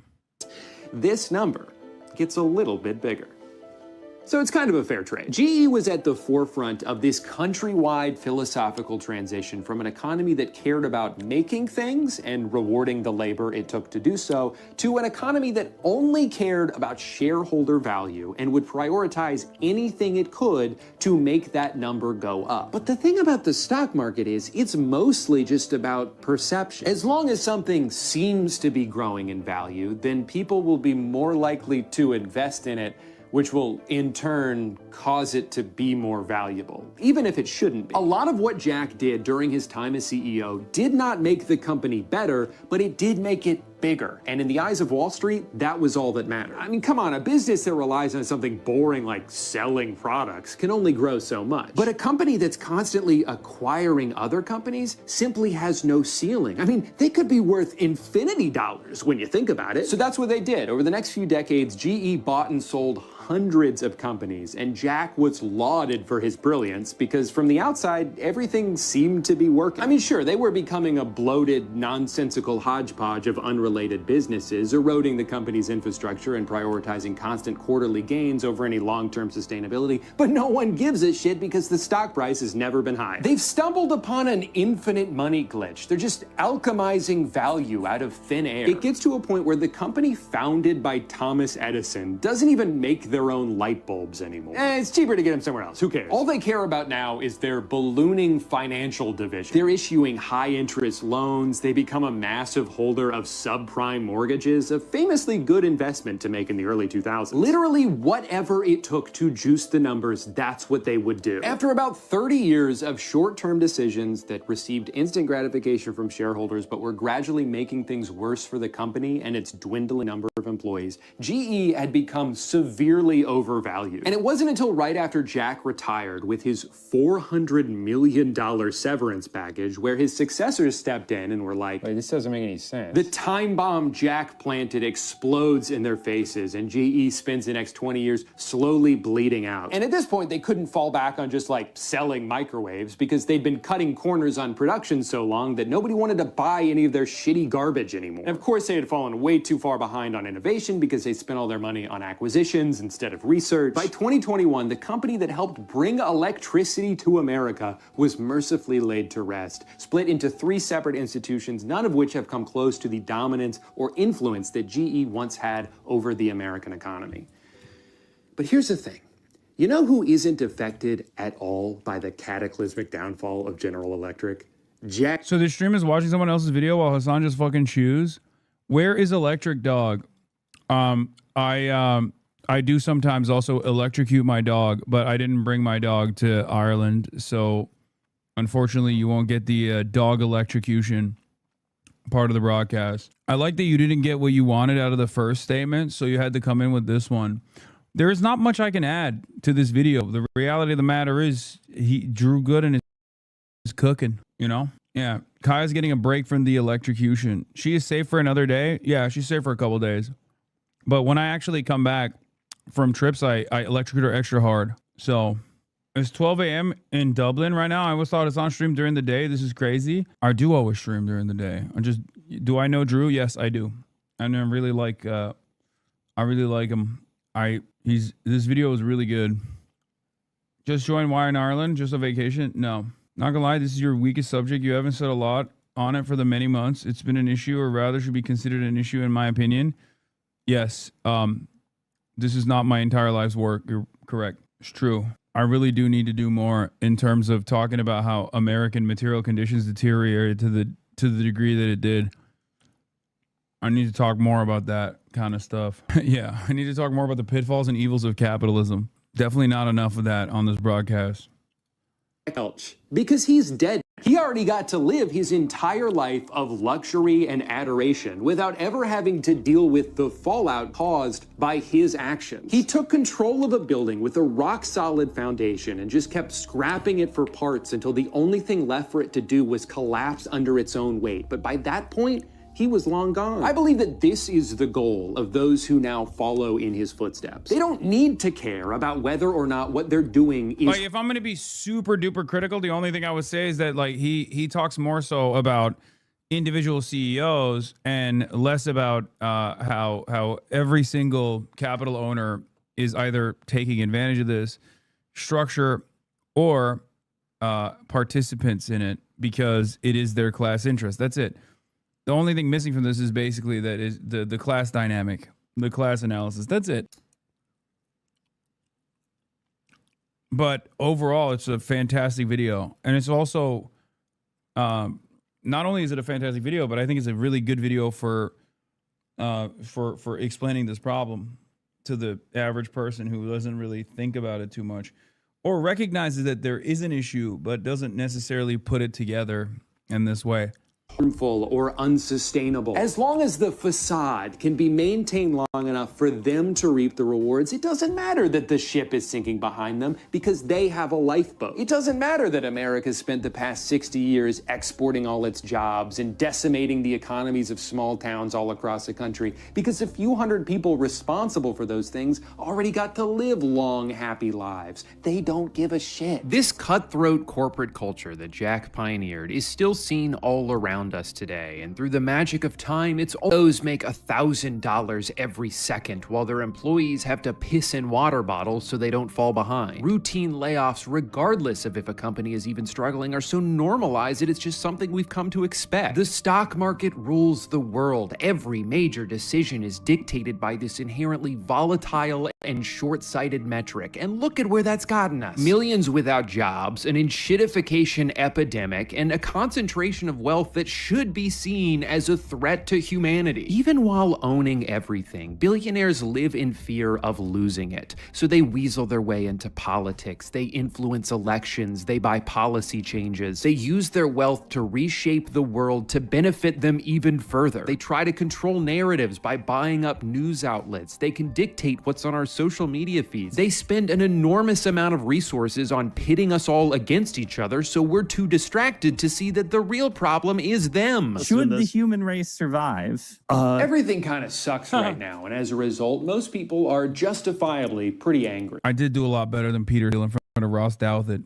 Also, I got a new really funny take. Hasan Piker platforms terrorists, promotes political violence, and does shameless propaganda for murderous authoritarian regimes. So why is he in such good standing with American politicians and progressive media? This is, I think, is this the same group? Center for New Liberalism. I love guys like this, man. Haven't seen the platform's terrorists taking a hot minute? I know. It's because of those things. If your worldview is that America, and by extension the broader West, is a uniquely evil actor in the world stage, his defense of authoritarianism is not even among Hasan's worst attributes. This is one of those circumstances where the implicit yet should be a because. That is, you point out the XYZ. Yeah, it's weird that all this guy's entire fan base is saying it's because they're all those libtards are in on it and they love authoritarianism, terrorism, platforming. Interesting how a self-described liberal has just an entire fan base that sounds like the average run-of-the-mill dumb fuck Republican. I wonder how that happened. Go read the article.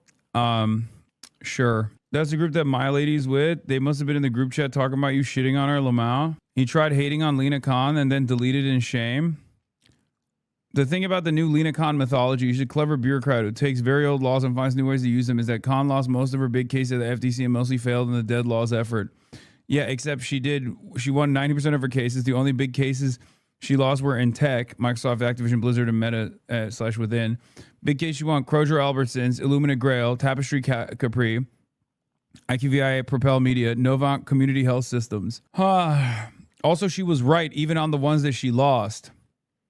Like the Microsoft one, which is a very famous example. The Blizzard Activision, Microsoft Activision Blizzard merger was fucking dog shit. And even a bunch of gamers turned around and apologized to her for it, for being critical of it. It is funny that these guys who are like always outside of the tent, like, I will say this much, okay? For as much as I shit on Maddie Iglesias or Ezra Klein, they are actively a part of the Democratic Party's like mouthpiece machine, and they don't do this shit. This guy is not.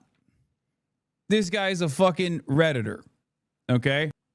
That's the difference. Like, as much as I shit on a lot of like the Neera Tandons of the world, or, you know, Ezra Klein or Maddie Iglesias, like, and they, I'm sure, have their criticisms of me. This kind of stuff is the work of people who are on the outside, who have no real investment in American politics at all, and are simply on the outside being like, why would the Democrats not turn around? Why would the Democrats turn around and allow Hasan to remain within the party? It's like, why are you hating from outside the club, bro? You can't even get in. What? I might have started a ball rolling. Is Night Code the best contact for what? It's my manager's email, or my email on the fucking Twitter description. Check his location, maybe. Did Denim do apology too? Oh, she hasn't yet. I deliberately didn't include Israel with because I think the point is valid whether you're pro or anti-Israel. Either way, parroting propaganda for the CCP should be disqualifying. Might be that people try to turn it into Israel-Palestine discussion anyways, but the choice was deliberate. I predict this takes off. He's going to get slammed for leaving out Israel from his list of governments. No amount of, to be sure, I think Republicans are worse is going to save him from that omission with the anti-Piker crowd. Wait, what? Manhattan Institute guy. If this takes off, he's going to get slammed for leaving out Israel from his list of governments. Why are there so many like right-wingers who actively fantasize about like the Democrats deplatforming me or something? Like, why is this even a point of contention? All these losers know who you are. Yeah, it's just like, I want to respond to this by being like, it's because they love that shit and they hate you because you suck. Also, it's pretty funny to make this argument because like the Democrats didn't listen to any of my concerns and they lost the fucking election. Not to say that I'm like, you know, holding the keys to winning elections or whatever, but not only did they invite me to the DNC, they literally revoked my press credentials live at the DNC in front of 70,000 people in a New York Times journalist who was profiling me at the time. And then guess what? They fucking lost the election anyway. So maybe it turns out that their opinion wasn't great on Israel and a litany of other problems that they are now coming to terms with as well. Every single thing that I brought up as a problem, as a broader holistic problem within the Democratic Party, whether it be their inability to address the immigration crisis or at least counter message against the reactionary Republican framing, or obviously refusing to do anything about Israel or even saying anything about the Palestinian plight or taking active measures to curb back Israel's violence, unlimited bloodshed. All of that was a problem. All of that was consequential, and it played a role in the Democrats losing. I will say this much. I don't think these guys are actual Democrats. I think these are the type of people who see the Democratic Party from the outside and don't want the Democrats to become a winning party. They don't want the left flank Democrats to win. They don't want any kind of like even self-described socialist to win any power within the party.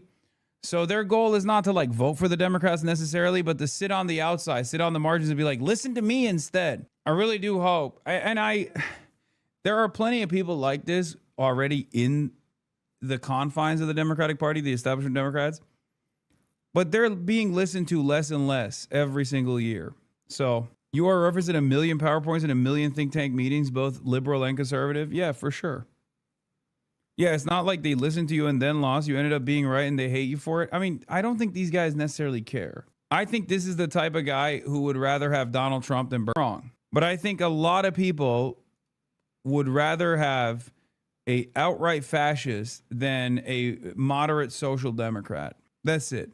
For media outlets and politicians, that anger is their single most powerful tool because they can tell you where to direct it. And they don't even really care who it is, so long as it's not them. That's why it changes all the time. Sometimes it's trans people, sometimes it's immigrants. Most recently, it's been poor people. There's been this whole war going on over food stamps because when the government shut down, 42 million Americans lost access to SNAP benefits. Now, that's an objective piece of information, an inarguable statistic, but depending on how it's presented to you, it may lead you to draw a drastically different conclusion than somebody else. For some, it might put into perspective how dire the situation has gotten. Like, surely there's underlying issues with a system that's allowed 12% of its population to be unable to afford food. Alternatively, you might hear that and think, wait a minute, my tax dollars are paying for these greedy freeloaders? I'm busting my ass over here to barely make ends meet, and these leeches are using my money to buy cookies? That's not fair. And all it takes is highlighting a story or two of someone taking advantage of the system to make you think there's this rampant issue, that you're expected to feed all of these people with money you barely have enough of to feed yourself. This narrative has been used since the 70s because it's very effective. You work hard, they're lazy, this program is bad. It's easier than ever now to push this narrative because you can just AI generate a video of a fat lady screaming in Walmart and get everyone pissed off. But in order to properly analyze this, let's take a look at the data. First of all, SNAP only makes up about 1.5% of the overall federal budget. Less than 1/8 of what we spend on defense and 1/8 of what we spend.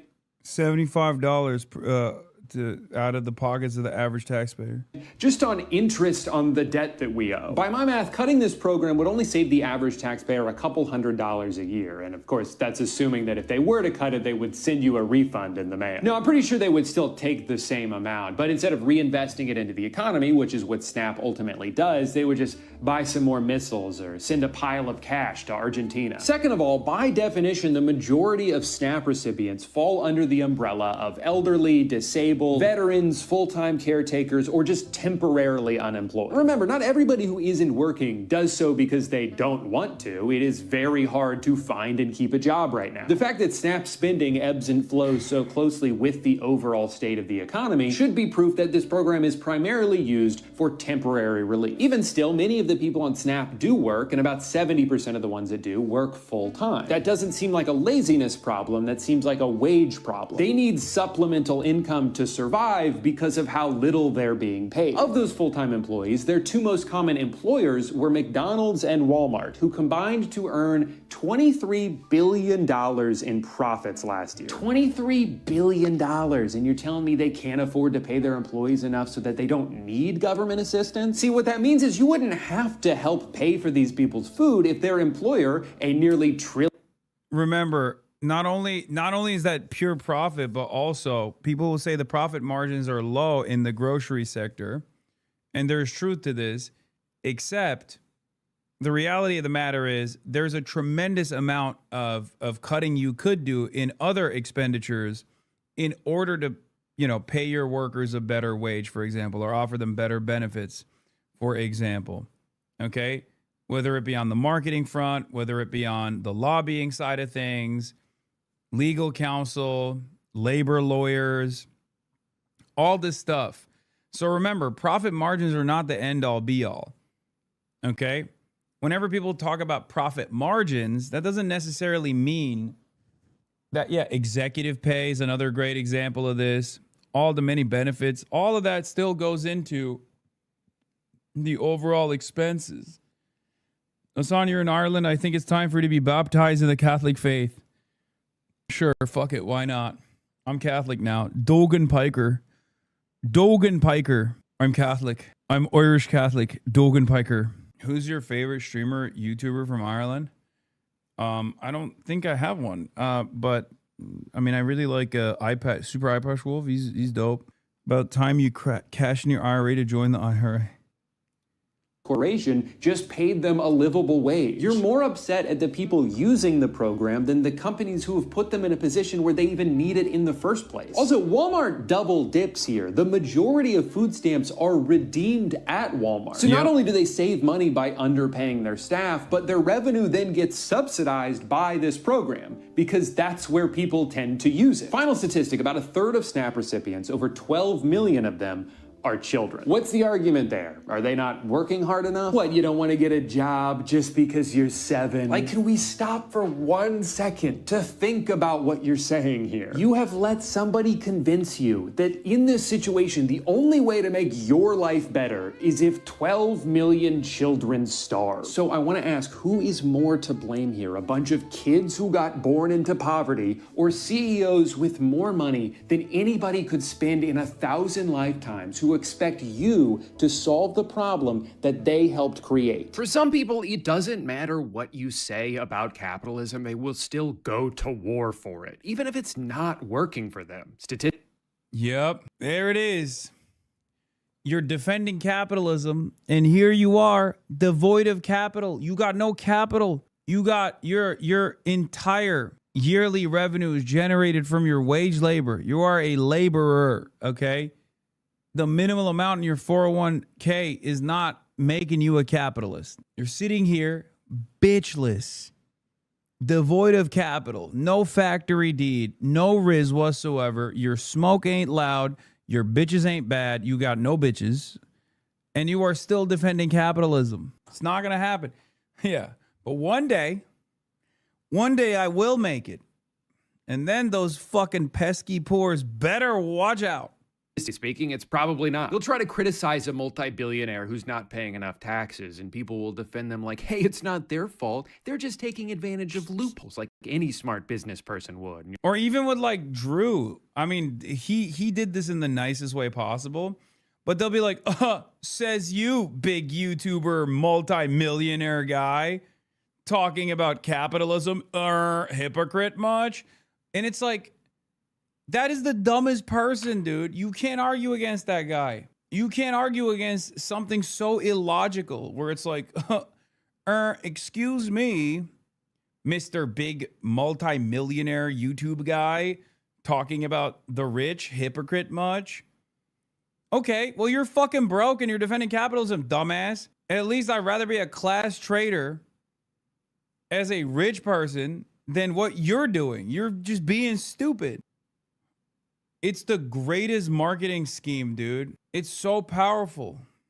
The propaganda is so fucking powerful that even if someone is being like, hey man, better things are possible, you just still go, no, it's not. Shut the fuck up. You're stupid and a hypocrite for saying that. Okay, so then we agree there's a problem with exploiting the system. Then maybe the system shouldn't be so easy to exploit. We've reached a point where a lot of the core principles of a free market no longer apply. Like the idea that you can vote with your dollar. I get to pick which businesses I support, therefore the best ones will succeed and the worst ones will fail. Yeah, except when one company is allowed to corner the market and price out all their competition, suddenly there isn't any. And we would have small businesses tell us if they walked into a Walmart or a Costco, the retail price at those stores, the price on the shelves at those stores is lower than the wholesale price a small business is getting. And so there are huge disparities here. And that's now feeding into itself, right? The more dire the economy is for everyone, the less freedom they have. Rollins, Joe Biden increased food stamps program funding by 40%. Now we continue to roll that back. Just gratitude and joy for this work. So grateful to you. By 40%. So now as we continue to roll that back. So the partnership in Making America Healthy Again is also in food stamps, but a lot of what Bobby and I are doing together is. Dude, 16 million kids rely on food stamps. Let me tell you something, okay? They are stoked. Legit trying to learn here. Do you count as bourgeois? What's the line when you cross into that class? I'm not going to get into this again and again and again. There is no exact science on this. Especially because of how retirement works, okay? In this day and age.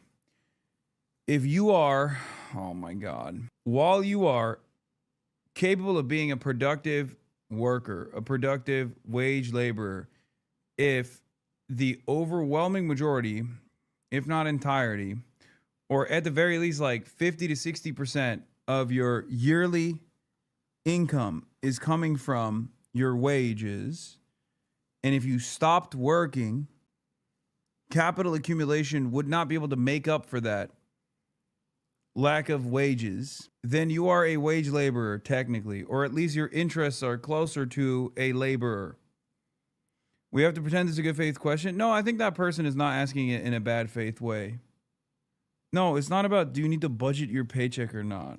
The designation between a capital owner and a wage laborer, bourgeois versus proletariat, is about your relations to the means of production.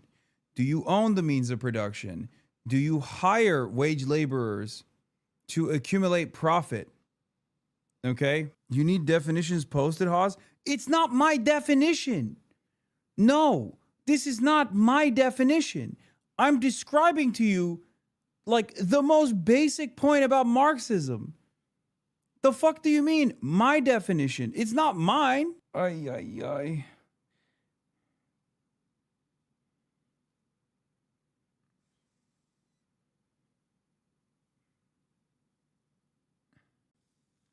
It's not even Marxism necessarily. It's just Karl Marx's analysis of how capitalism works. That's it. When they're deciding what to pay for. Amazon is certainly not the only place to buy things, but historically speaking, it's almost always the cheapest and most convenient. So how do you convince somebody who's also been forced to pinch pennies due to their own circumstances that they need to spend more time and money buying that same thing from a local mom and pop shop when they could just click 3 buttons and have it magically appear at their door in 3 hours? It's not even really fair to impose that because that person is also struggling, but then the cycle continues. The small business closes, Amazon and Walmart Walmart extend their reach even further, and once all competition is defeated, then they can just raise the prices to be whatever they want. They can train an algorithm to charge you the maximum price they think you'll pay at any given moment. Now, one of the most common counter arguments you'll hear if you bring up the idea of raising taxes— dynamic pricing coming to a grocery store near you, by the way— on the ultra wealthy is that, well, if you do that, they're just gonna leave. First of all, no, they're not. That's a bluff they've been using for years, perpetuated by media networks owned by, you guessed it, rich people who don't want their taxes to go up. Sure, a few of them might leave, but the kinds of people who are willing to go to the trouble of moving their entire business from New York City to Florida are probably already doing everything they can to avoid paying any taxes at all. It doesn't seem like a very productive mindset to cater to this parasitic minority at the expense of everybody else. Second of all, oh my God, can we grow some fucking balls here? You don't understand. They're not gonna like it if we raise their taxes. Do you hear yourself? Do you hear how pathetic you sound? Okay, so what? We can't do anything then? That's it? It's over? They won? Your plan is that we should just give up and let the billionaires have whatever they want. No. Buddy, No. Kissimmee is not called K-Town. I'm sorry. That's crazy. That's crazy. There's one K-Town. It's called Koreatown. You seem frustrated. I don't blame you. Take a break from chat if you need to. I'm just tired, man. Again, I'm going to repeat myself, but I got back from China, went to Los Angeles, and then after my brief stint in Los Angeles for a couple days, I flew immediately to Ireland. I just got off of a 10-hour flight, did a podcast for 2 hours, and then immediately went live. It's normal. I'm just tired. And I am going to go to bed. It is, 12:30 here. I don't even know what time zone I'm in at this point. Like, I don't know what the time zone that my body's in.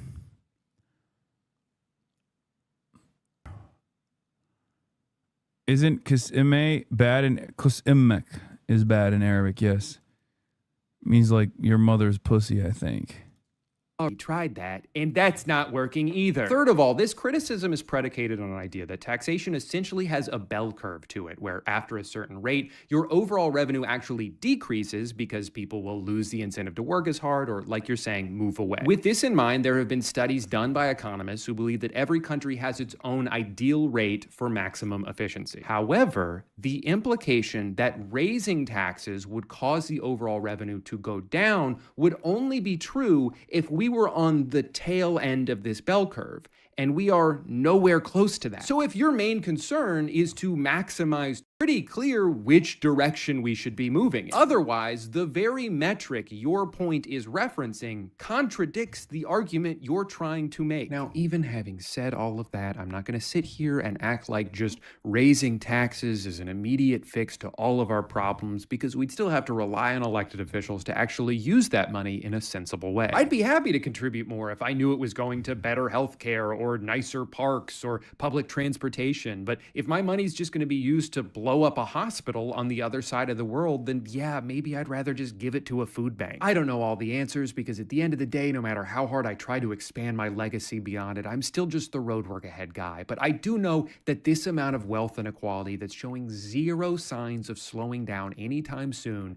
is not sustainable. Turns out that actually every single thing in the world becoming a for-profit commodity, from housing to healthcare, is just a way to enrich a few people at the cost of many. And I have to wonder if we've finally reached a point now where the greed has gone too far, that it's now so impossible to ignore that no amount of gaslighting about how the economy is good actually will convince people who are dying because they can't afford to go to the doctor that— I'm not gonna lie, I don't know. Maybe I'm too pessimistic on that note, but I do feel like there is an endless amount of distractions for the average American to hyper focus on, that they quite literally will still find a way to be like, I don't know.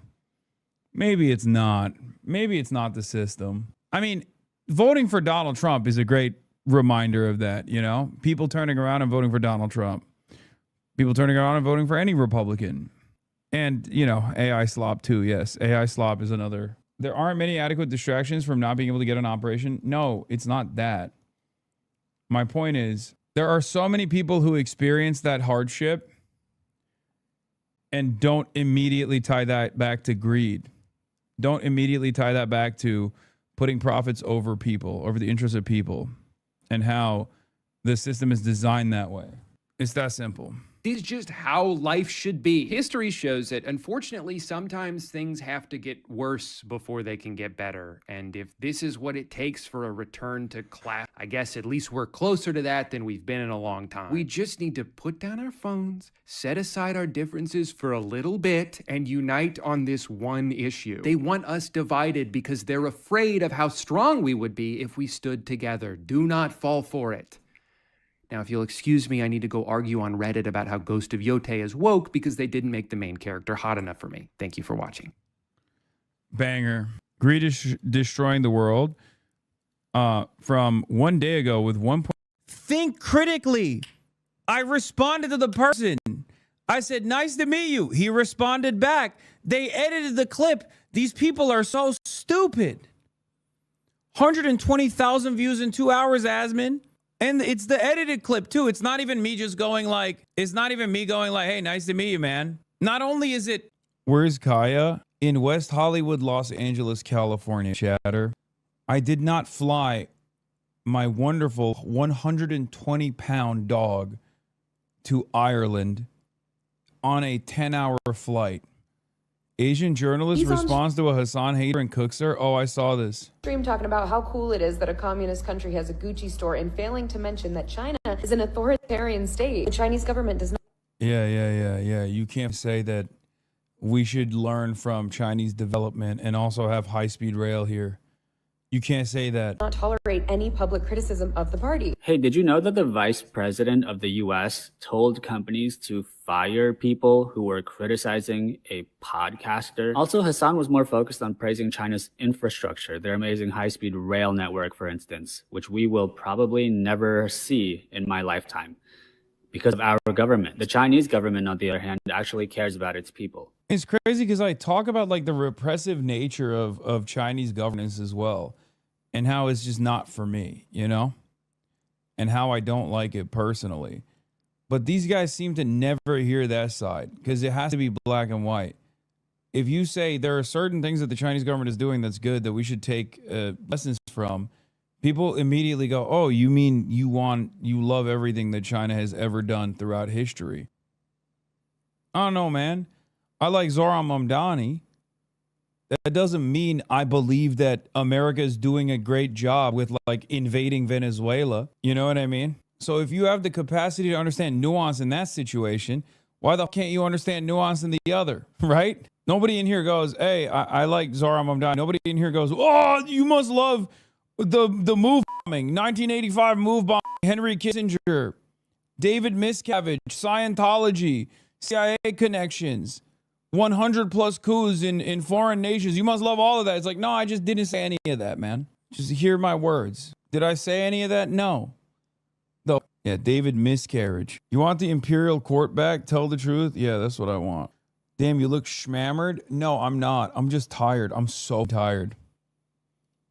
Immigration authorities are aiming to arrest up to 5,000 people, which would be hundreds more than what we've seen in Chicago. Yeah, this is the centrist contingency. Hasan Piker platform promotes political violence and does shameless propaganda for murderous authoritarian regimes. I don't know. I didn't do shit for Israel, so I don't know what the fuck you're talking about. So why is he in such good standing with American politicians and progressive media? I don't know. Maybe because I'm not a loser like you, Jeremiah Johnson. Noah Smith. Hasan Piker is, unfortunately, a big part of the future of the Democratic Party. Islamo-leftism will be our answer to MAGA.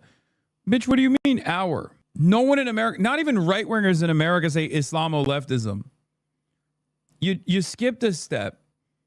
You're LARPing like you're a German-style reactionary. Richard Hanania, who is literally a white supremacist, by the way, who has written extensively on the white race and also extensively on why it's appropriate to be a pedophile, says, disturbing. I did not know that the left-wing politicians have actually appeared on Piker's show. I thought there was a cordon sanitaire around him. Updating accordingly. What are you updating? Your Substack? What are you going to go? Talk to Derek Thompson? Next time You and him are having a conversation. You're going to tell Brianna Wu to excommunicate me from the Democratic Party? Good luck, dumbass. What the fuck are you talking about? You literally have extensively written about the superiority of the white. What do you mean? Is honestly, I would go so far as to say it is way more shocking that Richard Hanania is getting any play in liberal circles than someone like myself. It's so strange. Anyway, none of this actually fucking matters, obviously, because these guys have no emotion, but it's just crazy. What is condom sanitaire? Yeah, like a he's saying like I'm immediately putting a blacklist on someone like this. Yeah, you want to see the line today, by the way, to see me speak at the Phil Debate Society at Trinity College in Dublin? This was the line, chat. That's why I don't really stress my dumbass haters, okay? You think I give a look at this shit? Yeah. Yeah, I know this shit's not going to make it on LSF and get upvotes. Oh my God, my Reddit upvotes. But, you know, that's what the real world looks like, okay?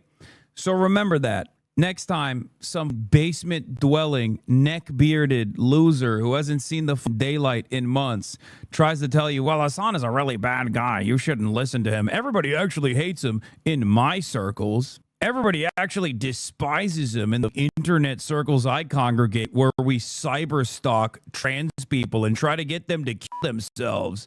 Yeah, dude, who do you think?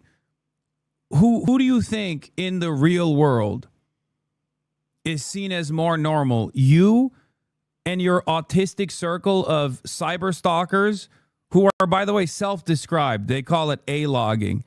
Or, I don't know, someone who's defending progressive values.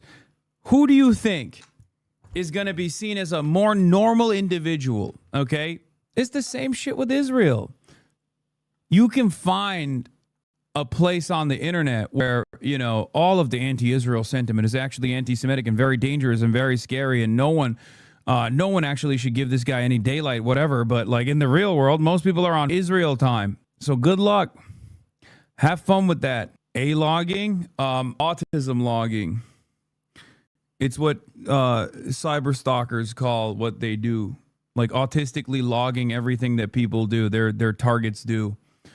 Yeah, you're a freak. You're a bitch. You're a weirdo if you do shit like that.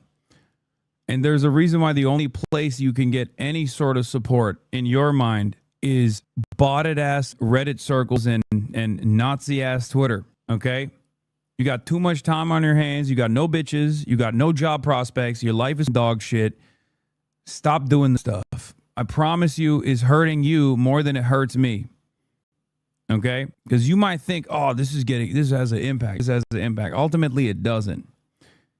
It has a far worse impact on your life and on your own personal mental health than it does on mine. Okay? In an effort to try and turn someone like myself into a lol cow, you end up not realizing that you're losing your own sense of humanity, your own sense of purpose in the world. I will never be able to obviously get across to many of these people, unfortunately, but I really do care about you, whether you believe me or not. I do. I want you to do right. I want you to be happy. I want you to have a better future. It doesn't matter if you stalk my ass. It doesn't matter if you despise me, if you think I'm like the biggest villain of all time. I promise you, you will do better if you just focus on yourself for a little bit. Just tap out of the internet, okay? Just for a little bit. That's it. Yeah, you're not getting back at the popular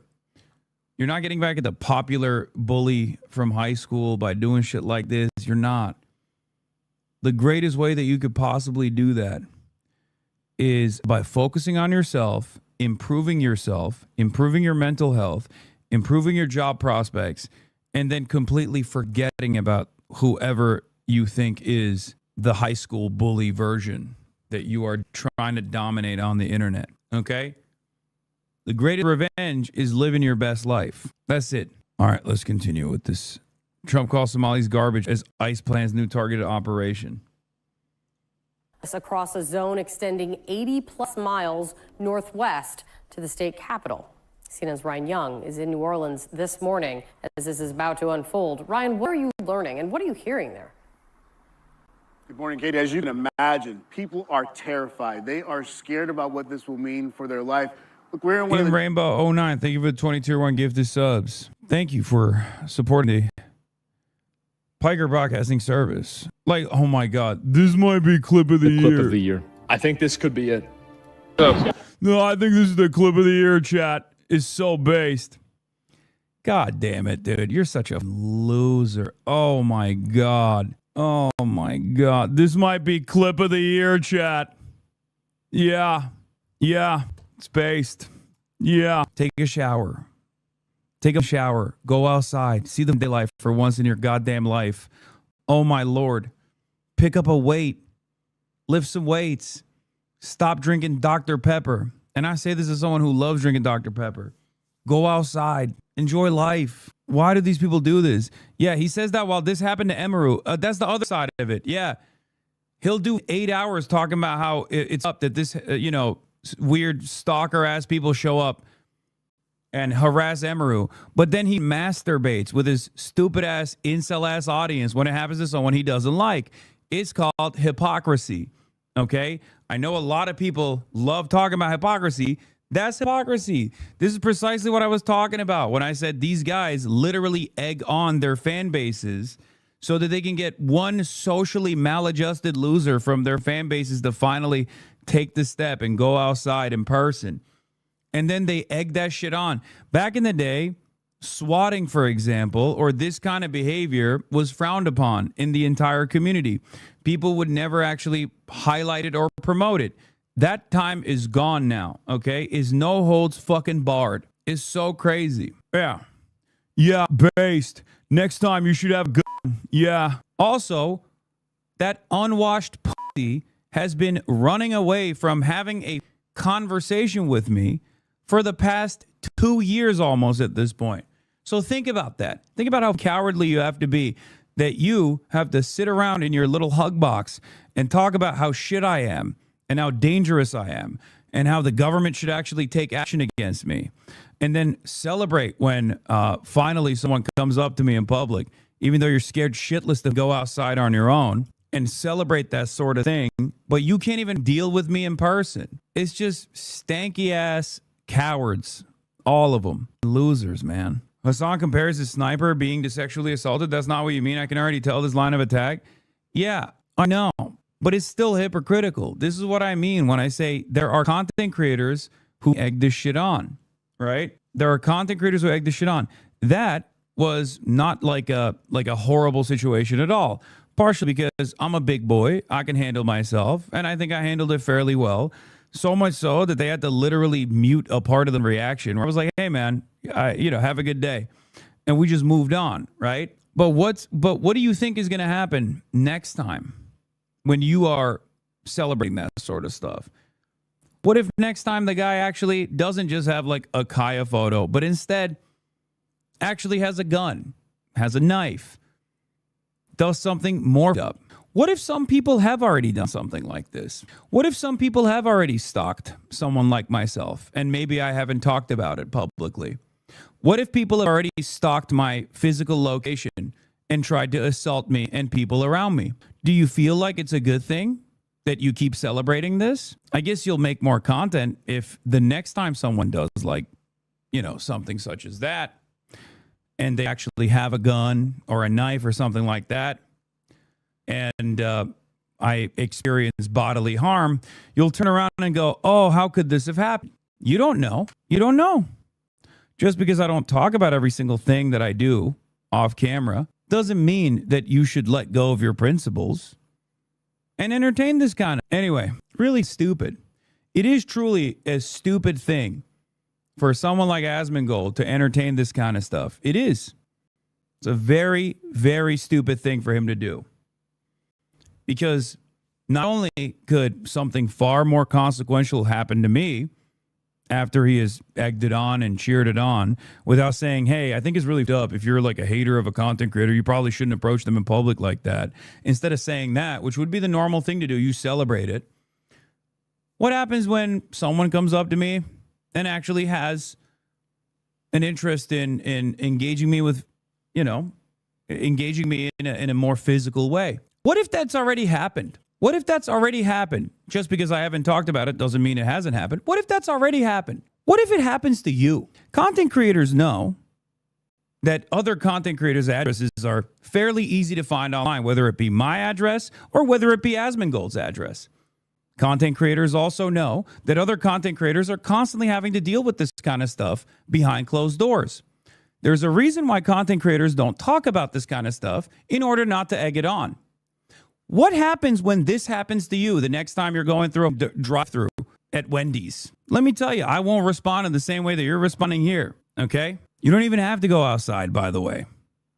You know he ain't leaving his house. It doesn't matter. It's just crazy. Like, all sense of normalcy is completely dropped. He's one of the largest content creators on this platform. And he's over here celebrating a random-ass hater showing up and stream sniping. Do we really want to do that? Is that really the game we're playing nowadays? Is that really what the standards have become? Are you that stupid and that short-sighted that you don't realize that this could genuinely harm you? I'm a public personality, and so are you, Asmongold. Your house mold is not going to stop someone from trying to do the same thing that they do to me, that you egg on with your community. I know for a fact that people already do that to you as well. So you know better than most other people not to entertain this shit. And yet you do. Because in that moment, you feel big. You feel, yeah, I gotta say this. I gotta say this to my audience. I gotta say that it's actually based and it's awesome. It's so strange. What you see in terms of harassment, as I've talked about with the Emaru situation, for example, is the tip of the iceberg. There's an unspoken rule among content creators in general where we don't talk about this sort of stuff. We don't highlight this sort of stuff, and we instantly criticize this sort of stuff because we all know what goes around comes around, and there's not a lot of protection against this sort of psychotic behavior. Okay? And I know for a fact that Asmongold has to deal with that shit in his day-to-day experience as well. He just doesn't talk about it, neither do I. But the difference between myself and Asmongold is that if someone were to approach Asmongold like that, I wouldn't be celebrating it. Okay? Yeah, he can farm this all day, every day. But if he hears my words, I think he'll understand man to man. You can farm this shit, but what goes around comes around, Asmongold. And before people say, oh, he doesn't go outside, it doesn't matter. Content creators know that it's not just about going outside. Asmongold personally knows it's not just about going outside. Just as I personally know it's not just about going outside. When there's a will, there's a way. When you're in the same spot, day in, day out, live streaming, people can figure out exactly where you live, just like they know where Asmongold lives and just like they know where I live. So don't talk like that. Okay? It's not just about stream snipers, you moron. It's what you consider to be permissible, what you are leaning into with your audience. Inevitably, people are going to do more of the stuff that I know you've experienced already. Stop tapping the glass before it taps back at you in a way where you can't deal with it any longer. This is the reality. This is what I despise about Ethan Klein and Destiny Gold and Dan Saltman, whose addresses are all readily available in the same exact websites and platforms that they rely on, that their fan bases go to find my address, to harass me. Okay? These guys are equal opportunity autists. They're equal opportunity cyberstalkers. You're playing a very fucking dangerous game when you lean into this shit. This is one big crash out. Just saying, if you want to see this as a crash out, go ahead. See it as a fucking crash out. I don't think it's a crash out. This is just factually accurate information. Maybe framing this as a crash out makes you feel better about not even yourself, but about the feelings of your favorite content creator. As long as you just go, oh, he's crashing out actually, then you can spare the feelings of your favorite content creator, which is so pathetic, by the way. It's a pathetic way to exist. What I've said so far is no different than my commentary after Emeru was sexually assaulted at TwitchCon, at the meet and greet. I said the exact same things then as I'm saying now, leaning into and promoting and celebrating random people showing up as stream snipers on streams of other content creators you don't like. That's creating a dangerous environment for you too. You think you're farming this shit right now, but I know for a fucking fact you're dealing with it on the back end. You're dealing with it in your day-to-day life. I know for a fucking fact that you're dealing with it because every content creator deals with this shit. Why the fuck do you think you'll be spared? It's incredibly, incredibly short-sighted that you think you can make one fucking YouTube video off of this and then it won't come back around to you, especially when it already has come back around to you. This is not a crash out. It's more so a warning. He's going to blame you, FYI, for what? For saying that you shouldn't fucking turn around and lean into people, random people showing up on people's streams? Really? It's going to take time away from his 18th video about how I'm a fucking dangerous radical terrorist anti-Semite. I know what you mean with egging this on. Clip of the year, Patriot. So what message does this send? The next guy has to do something bigger to get a similar reaction from his favorite streamer or Discord com. Exactly. That's it. That's what it is. And I know he knows that. Okay?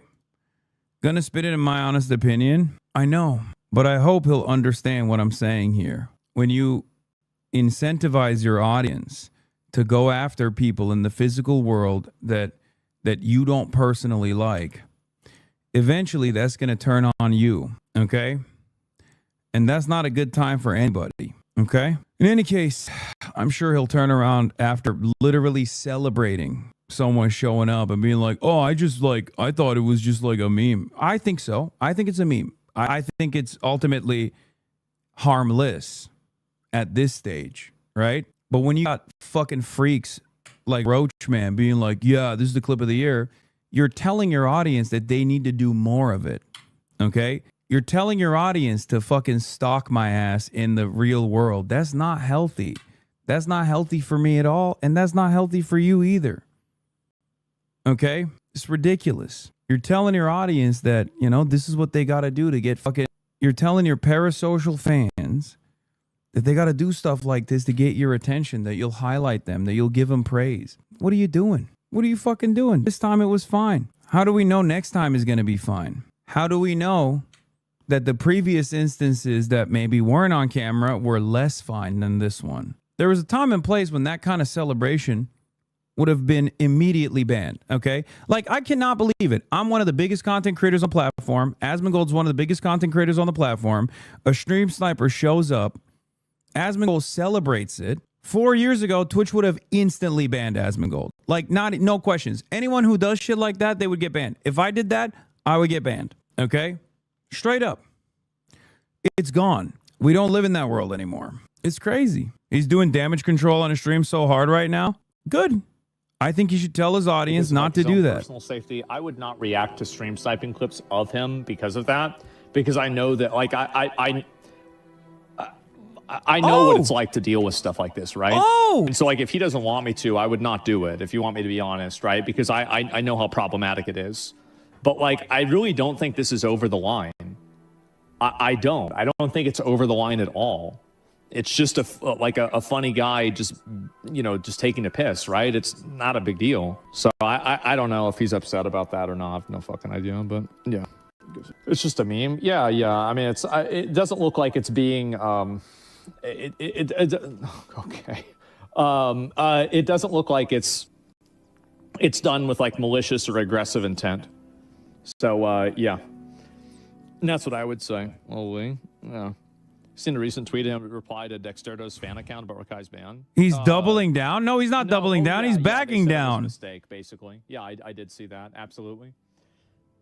Come on, dog. He literally printed out a photo. Like, the level of effort that person put into it, he could have put into something much worse. Okay? That's not normal behavior. That's not normal behavior at all. Oh, it's just a meme. Let's move on to another drama thing. You said that to fucking 36,000 people, by the way. Clip of the year. That shit's going to go on your YouTube page, get 1 million views. That shit's going to go on fucking Twitter already. He always does this cop-out. If Hasan wants me to stop talking about something, he should message me and I will stop. Maybe use your common sense. It's fucking ridiculous, man. Think critically. The only reason why I know about what he said is because he literally said it on, and it made its way to Twitter already. What will it fucking take? What will it fucking take? Surprised to me that every right-wing account posted it. Every single one. The clip of the year has been up on his YouTube for 2 hours already. Are you fucking serious? He's like, oh, I didn't realize it. I didn't realize it. There is no way, dude. There's no way that shit's already on his fucking YouTube. No. Yes, 20 minutes after. This, I think, might be the clip. Motherfucker has never been speechless in all his life. Yeah, dumbass. I wasn't speechless here either. 3.5 thousand likes. Brother, it's muted. Think critically. I responded to the person. I said, nice to meet you. He responded back. They edited the clip. These people are so stupid. 120,000 views in 2 hours, Asman. And it's the edited clip too. It's not even me just going like, it's not even me going like, hey, nice to meet you, man. Not only is it, what do you say? What do you say? What do you say to this? It wasn't enough that some dude pulled up, but they had to literally edit it as though he like got one on me and I was like devastated by it or some shit. Like they fucking muted it. Hey, free Kaya. Free Kaya. And then they start playing music. Wait. They just, wait. Jesus, I'll tell you what, the power of...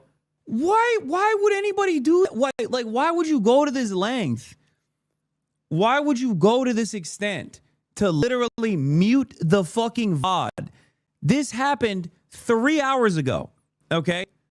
This happened 3 hours ago.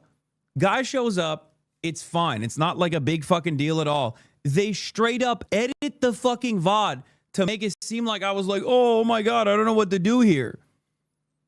And then it's already on Asmongold. It's on fucking Ethan Klein's. It's on Ethan Klein's Instagram. It's on fucking Tim Pool posts about it. Keith Richards or whatever, like not Keith Richards, I don't know. The fucking entire right-wing orbit posts about it instantly. And it's all the same edited clip. It is so incredibly coordinated. How do people not realize that this is like just straightforward slop? And also, when you lean into this, and the same goes for Tim Pool, who fucking complains about getting swatted all the time. Every single fucking right-wing account was like, oh, this was so awesome. Hey, dumbass, you go outside too. What do you think they're gonna do or say to you when you go outside? You got a lot more haters than I do, motherfucker. I don't give a shit about going outside. I'll go outside every goddamn day. You are terrified of going outside. You got more haters than I do. Why the fuck do you think you can just lean into this shit on the internet? Someone took Tim Pool's beanie and he fucking talked about it as though it was an assassination for years on end. Guy fucking stalks me with malicious intent. It's not that big of a deal at the end of the day because, you know, I'm going to diffuse that situation because most people are not going to behave too crazy in the normal world, right?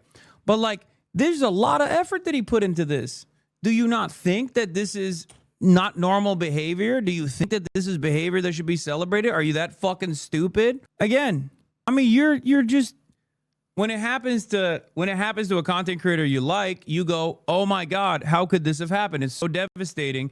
We really need to stop allowing shit like this to happen. When it happens to a content creator you don't like, you go, oh hell yeah, he deserved it. It was fucking awesome. I love these memes. Not realizing that when you actually normalize that sort of behavior for content creators you don't like, it's going to happen to a content creator you do like as well.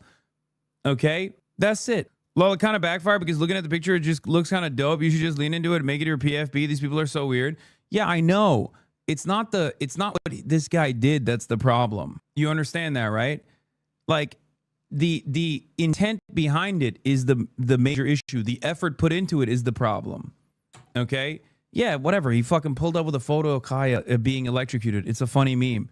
I don't give a shit about that. Do you not understand? It's the fact that someone took that level of initiative and effort to find where I'm at when I'm obviously like unafraid to put my location out there to do that. A person that does that that gets this level of immediate praise and celebration is going to create copycats. Content creators know it's going to create copycats. And not only will it create copycats, it will create more dangerous copycats where people will constantly try to push the envelope. They will try to do something more impactful because this doesn't work, right? This is just regular harassment. It didn't work. It didn't like get a rise out of me or whatever. So next time they're going to do something different. Where will it end? Okay? That's the question. That's the issue. These people act as though I fucking incite violence, right? I'm inciting violence. This is directly an incitement for more violence. And it's also directly incitement for more violence that will come as well. It's a really, really, really shitty thing to do if you're a content creator. And it's also very short-sighted for you to do as a content creator. That's it. Yeah, Destiny encourages audience to fucking stalk me in the past. It's happened before. That didn't stop me. I still go outside.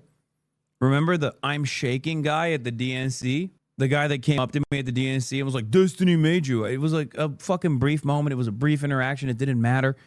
Destiny literally retweeted the guy, celebrated his behavior, his community. And then that same Destiny also said someone should fucking kill me in the streets. Who's actually inciting violence now? I'm not saying that about Destiny or anyone for that matter. That one was cringe. What, you think this is not cringe? This is also cringe, but it doesn't matter. My point is, of course, this is cringe too. I mean, he fucking wore a mask. Like he was uncomfortable about what he was doing. It didn't actually get the intended outcome that he was looking for. Like, this is also great. It's very cringe to seek out someone that you despise with like that level of forethought. Okay. It's a very cringe thing to do. I'm never going to do that. You know, I don't think a healthy person does that. I mean, he literally went to like whatever the Irish equivalent of FedEx Kinko's is to go and get this printout. You know, that's a lot of fucking forethought put into this thing. It's a very cringe thing to do. It's a very creepy thing to do in general. Masking is good behavior. COVID still exists. You have to be the dumbest person on the planet, right? Like, you think this person is COVID conscious? You think that's why he's wearing a mask? What's the left tendency here? I swear to God, you could watch a fucking dude walk into a school with an AR-15 and kill a bunch of children. And I'd be like, oh, he's wearing a COVID mask to protect his identity. And you'd turn around and be like, actually, he's COVID conscious. Have you thought about the fact that he doesn't want to fucking spread disease? Yeah. What if the school shooter has long COVID? Are you okay? Are you fucking brain dead? No, that person wasn't joking. That's definitely a COVID conscious person. Yeah. Maybe he's immunocompromised. Check your fucking privilege. Yeah, he probably is. My bad. My fucking bad, chatter. Yeah, ICE is also masking up because they're COVID conscious. That's why they're putting masks on. You fucking nailed it. I think I got my point across. I hope it was able to reach the intended audience. Be more fucking careful with the way that you're promoting shit. And this is not just a message for Asmongold. It's for Tim Pool.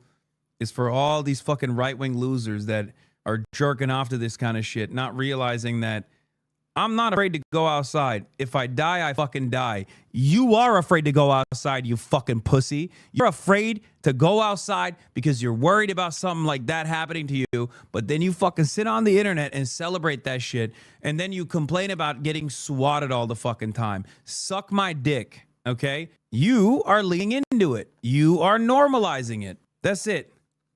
Have gotten attention, including in 2020 when you posted then a deleted. Mono! Shut the up! Oh, brother! Oh, my God. Man, what the... Bro, what the... Yo, I swear to God, CNN is more adversarial to a... Oh, we're going to do Afton Bain. Yeah, I've been photographed with Jessica Escape from Tarkov. And yes, we're going to do Oklahoma University. I briefly covered it yesterday, but we're going to do it again. Today. Tomorrow, a special election for Tennessee's 7th congressional district. This is a heavily Republican district. So why are Republicans having to spend so much money there? CNN chief data analyst Harry Enton is here with the details. When I say this is a Republican district, Harry, how Republican? It is a ruby red Republican district. John Berman. What are we talking about? Well, why don't we just take a look at the past 3 presidential elections in the great state of Tennessee, in the 7th district, in that great state. Look at Trump's margins. In 2016, he won it by 17 points. 2020, 15 points. And then in 2024, Johnny B, takes the cake here. We get Donald Trump winning by 22 points. That's why I say even a close GOP win tomorrow is a bad sign for them, because what we're dealing with is a district that all 3 times that Donald Trump was on the ballot in the general election, he won it by double digits. And last time, he broke the 20-point margin barrier. I would say if you had to look at the congressional map, any district that Donald Trump won by 22 points, you would say, you know, you've got like nearly a 100% chance of winning if you're running for Congress there. But what are the prediction markets saying right now? Yeah, what are we talking about in terms of the prediction market odds? Look, the Democrat has a 15% chance of winning in that race, okay? A 15% chance, which ain't nothing in a district that Donald Trump won by 22 points. But here, I think, is the key nugget on this side of the ledger, and that is a GOP win by under 10 points. There's a 68% chance of that. So there is a more than 2/3 chance that the Republican candidate, yes, they win, but they win by a significantly lower margin than Donald Trump. We're talking about double digits, smaller. We're talking about a huge shift to the left. We're talking about, when you add these two together, we're talking about a more than 80% chance that there's a clear double-digit shift to the left, and a 15% chance the Democrat actually wins in a district that Donald Trump won by 22 points. That just shows you how bad the environment is for Republicans right now, that the Democrat has any sort of a chance in this district. Talk to me about what the special election has been showing so far. Yeah, okay, so you see this and you say, okay, this might just be a one-off in Tennessee. It's a December special election. But get this, 2025 House special elections. Dems outran Kamala Harris. We've had 5 so far. Arizona 7, Dem outran Kamala Harris. Florida 1, Dem outran Kamala Harris. Florida 6, Dem outran Kamala Harris. Texas 18, Dem outran Kamala Harris. And in the suburbs of Washington, D.C., in Virginia 11, the Dem outran Kamala Harris. And on average so far, the Democrats have been outrunning Kamala Harris's margin by over 15 points. So what the prediction market suggests would happen in Tennessee is not something that's happening in isolation. It is happening all over the congressional map. Okay, so when you see something like this, what is... It's a real Holy Toledo type situation, honestly. A real Holy Toledo type situation, ladies and gentlemen. History tell us about what ultimately happens. Okay, so you see these and you say, special elections, what do they matter? Well, take a look to the midterm that happens down the line. You go all the way back since over 20 years ago. What are we talking about? Special elections and midterm results. When a party outperformed in special elections. If anyone honest was around Kamala, they would sit her down, play this segment, and tell her not to run again.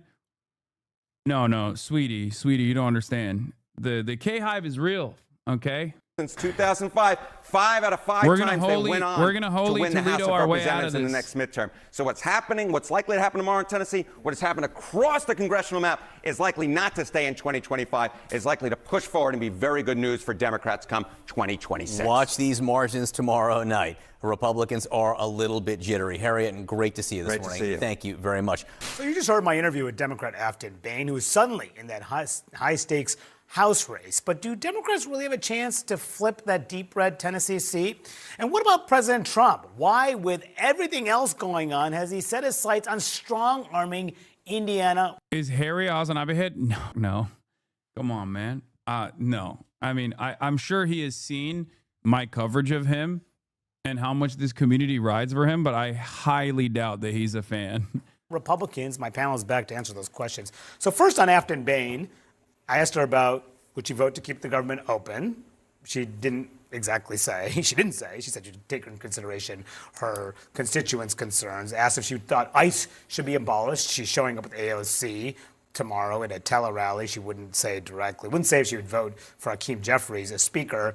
She's leaned very hard on the issues of affordability. It just speaks to the fine line she has to walk at this critical moment. Yeah, so she's pro-affordability, that's what I take. Right. But unwilling to really express opinions on other things. And yet, as you say, having AOC come in to appear with her, if she's trying to go for turnout of Democrats, seems to me she needs to be a little more forthright herself. And if she's trying to walk a line to attract independent-minded and maybe some Republican voters, she needs to speak out more, it seems to me. If for her to win this race would be a surprise. The fact that we're talking about the possibility she could win this race is a surprise, and whatever happens on Tuesday, a warning sign for Republicans. Yeah, I was curious if she was going to dive into, she has a progressive past, if she would really dive into it, embrace it, and say, this is who I am, I'm going to fight for this, because this is where the politics are. This is where she sees her district at this moment, especially since this is who she's appearing with, or she has appeared. These Democrats have helped her in this race so far. Al Gore, she mentioned, coming tomorrow as part of that tele-rally. Pramila Jayapal, who's the leader of the one of the leaders, past leader of the Congressional Progressive Caucus, appearing with Alexandria Ocasio-Cortez. And then Kamala Harris was out there recently, too, and to get out the vote that not necessarily you'd consider, moderates. Yeah. I think she's trying to do two things. On one hand, she is trying to give the appearance that she will, and I think it's genuine. She wants to show voters, particularly in those rural areas, that she is prepared to be a congresswoman for all of her constituents, which means even if she's a progressive member of the state house, she wants them to believe that she will be open-minded and listen to their concerns and be prepared to moderate her stances if that's what the district is reflecting. But on the other hand, she has an election she's trying to win on Tuesday. Bro, I love that they still say shit like Kamala Harris, not a moderate. Yeah. I can't believe that Kamala Harris, the radical, is campaigning when she didn't even actually endorse her. She was just there. I lived in Nashville for 6 years. I'm super surprised that she's doing so well, but I do think that Kamala heard Bain's chance by getting involved. Yeah, I just don't. I think a lot of these previous Democratic failures oftentimes end up becoming, end up having more worth as like anti-endorsements. Like Hillary Clinton refusing to endorse Zohran Mamdani the day prior to the election. Probably a good thing,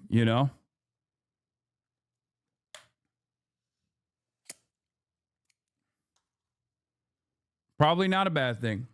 He did win. She has a 100% success rate in reverse endorsements. To be fair. Tuesday, which is why she's having all these surrogates from progressive to more, moderate establishment Democrats to help get out the vote, because I do think their polling must be showing them that it's close enough that she could actually pull this out if Democrats turn out. Yeah, and that's the big thing, because Republicans are spending final stretch, and Democrats really hope to ride their wave of momentum, which we've seen in special elections. And this year, look at the 2024 House margin versus this special election margin. If you compare apples to apples, those same districts, how they did last cycle versus the special elections this cycle, Democrats are doing better in almost in every single race by double digits, significantly improving their performance from the year before. And I think this tells us what a godsend this affordability question is because this race encapsulates the dilemma that Democrats have. They know they need their base to come out, as you said, in these elections. What kind of election analysis is this? No, it's not a fucking godsend. It's just a reflection of how bad things have gotten.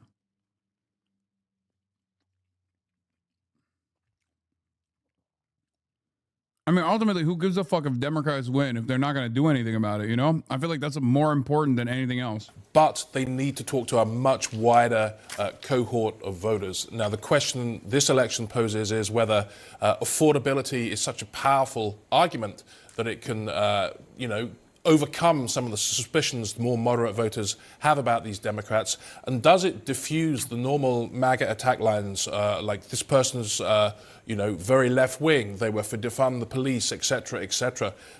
Is affordability such a powerful force that it can supersede all of this? We talked about redistricting, or we're going to talk about redistricting. Mm-hmm. There's a little warning flag about redistricting here. This is a district that was created by Republicans in 2022 to be a safe Republican district. It's chopped up. Yeah. They chopped up Nashville into 3 different congressional districts in order to make it so. That's exactly what they're doing in states like Texas. And the warning sign is, by diluting these Republican districts, will they really run a risk of losing some seats that they thought were safe Republican It's seats? Such a good point, because it's actually exactly what's happening in Indiana right now.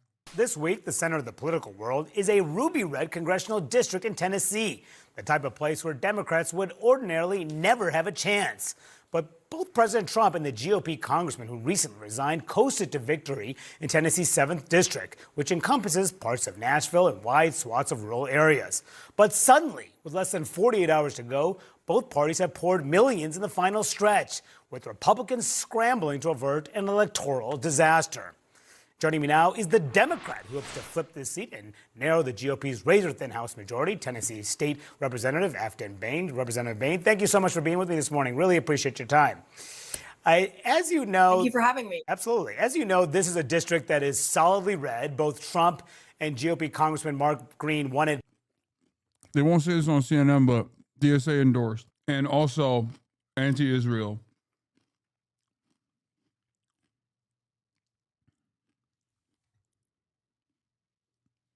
About this situation is that, like, this was supposed to be a sleeper upset, but now it's very quickly elevated to national prominence, like the profile and the race itself.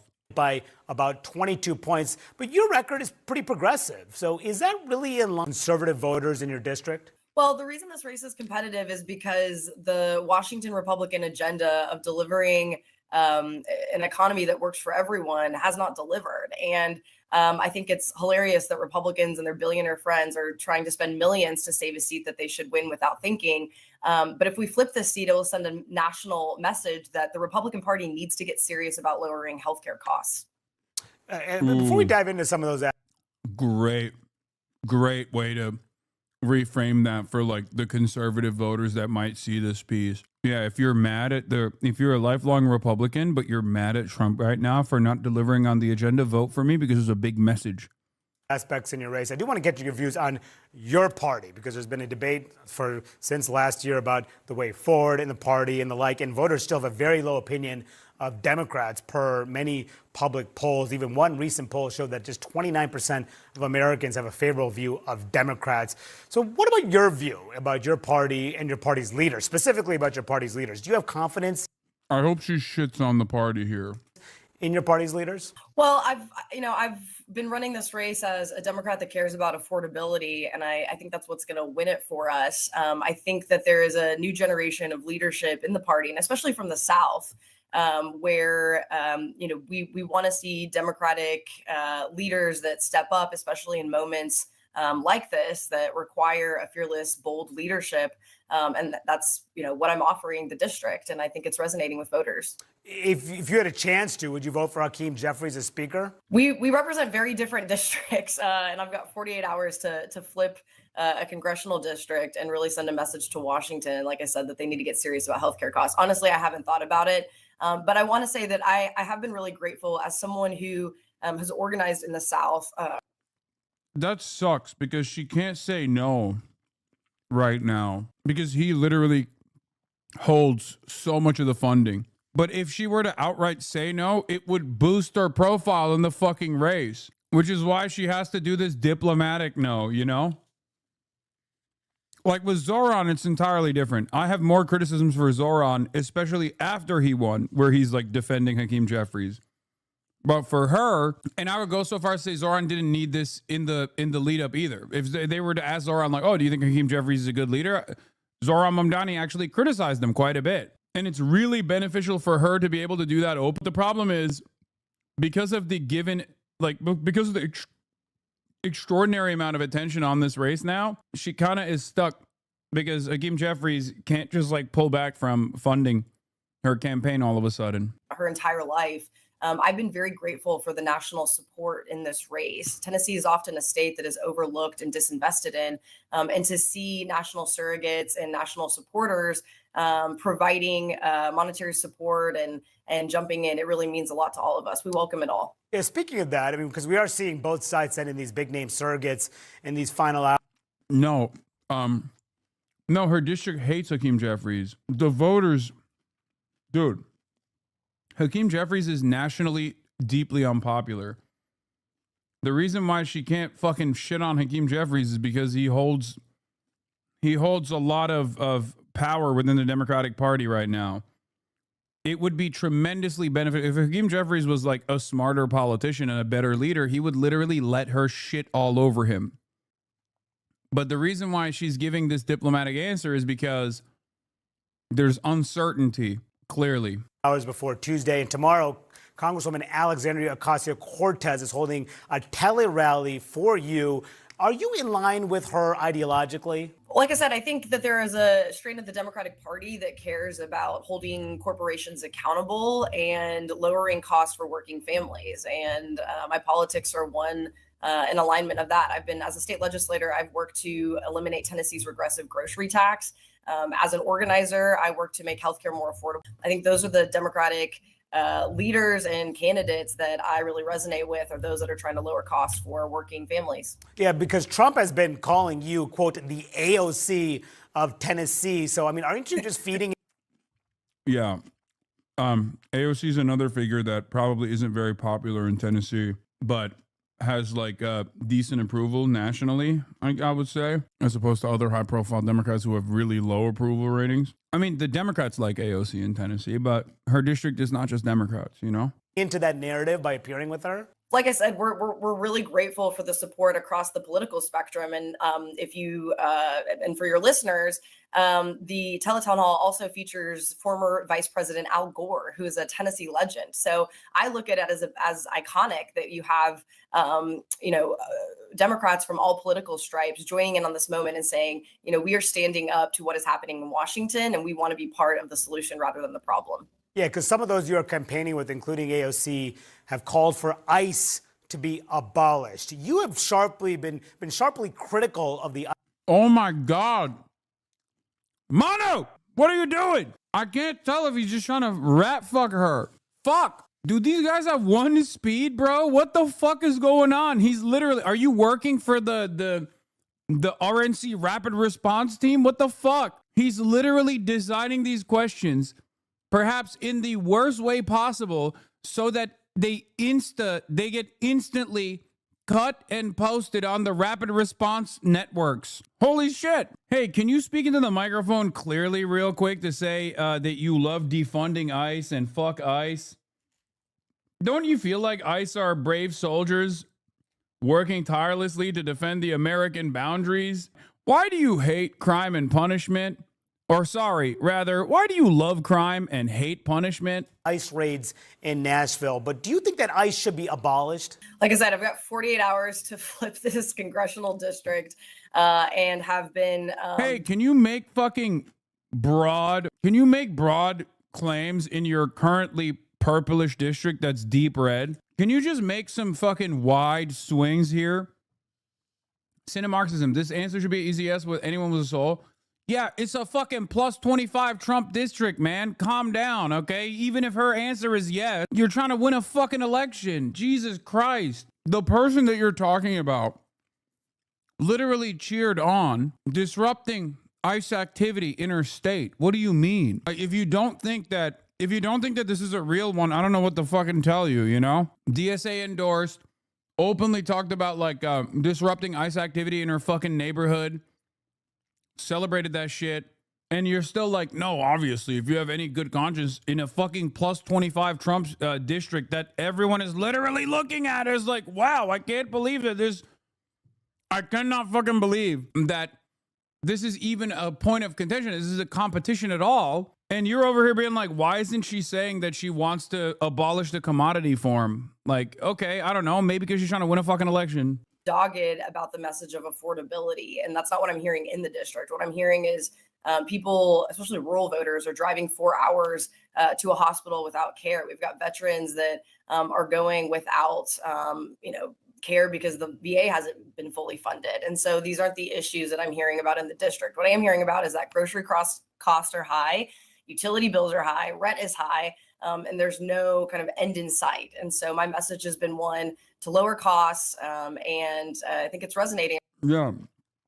She literally was on video saying bullying ICE officers is a major win, that they were able to successfully disrupt ICE operations across the district, which is why this race is so close. But you have been critical of the past on these ICE raids. Do you think all these ICE raids in Nashville should stop? I mean, it's been hard. I'm in my district, I represent a Hispanic community, and I'm also a social worker. And so prior to that ICE incident, I was out knocking doors in my district, talking to Hispanic constituents who said that we are concerned about the overreach of our federal. As a lawmaker, I represent 60,000 voters. As a congresswoman, I'll represent 400, 700,000 voters.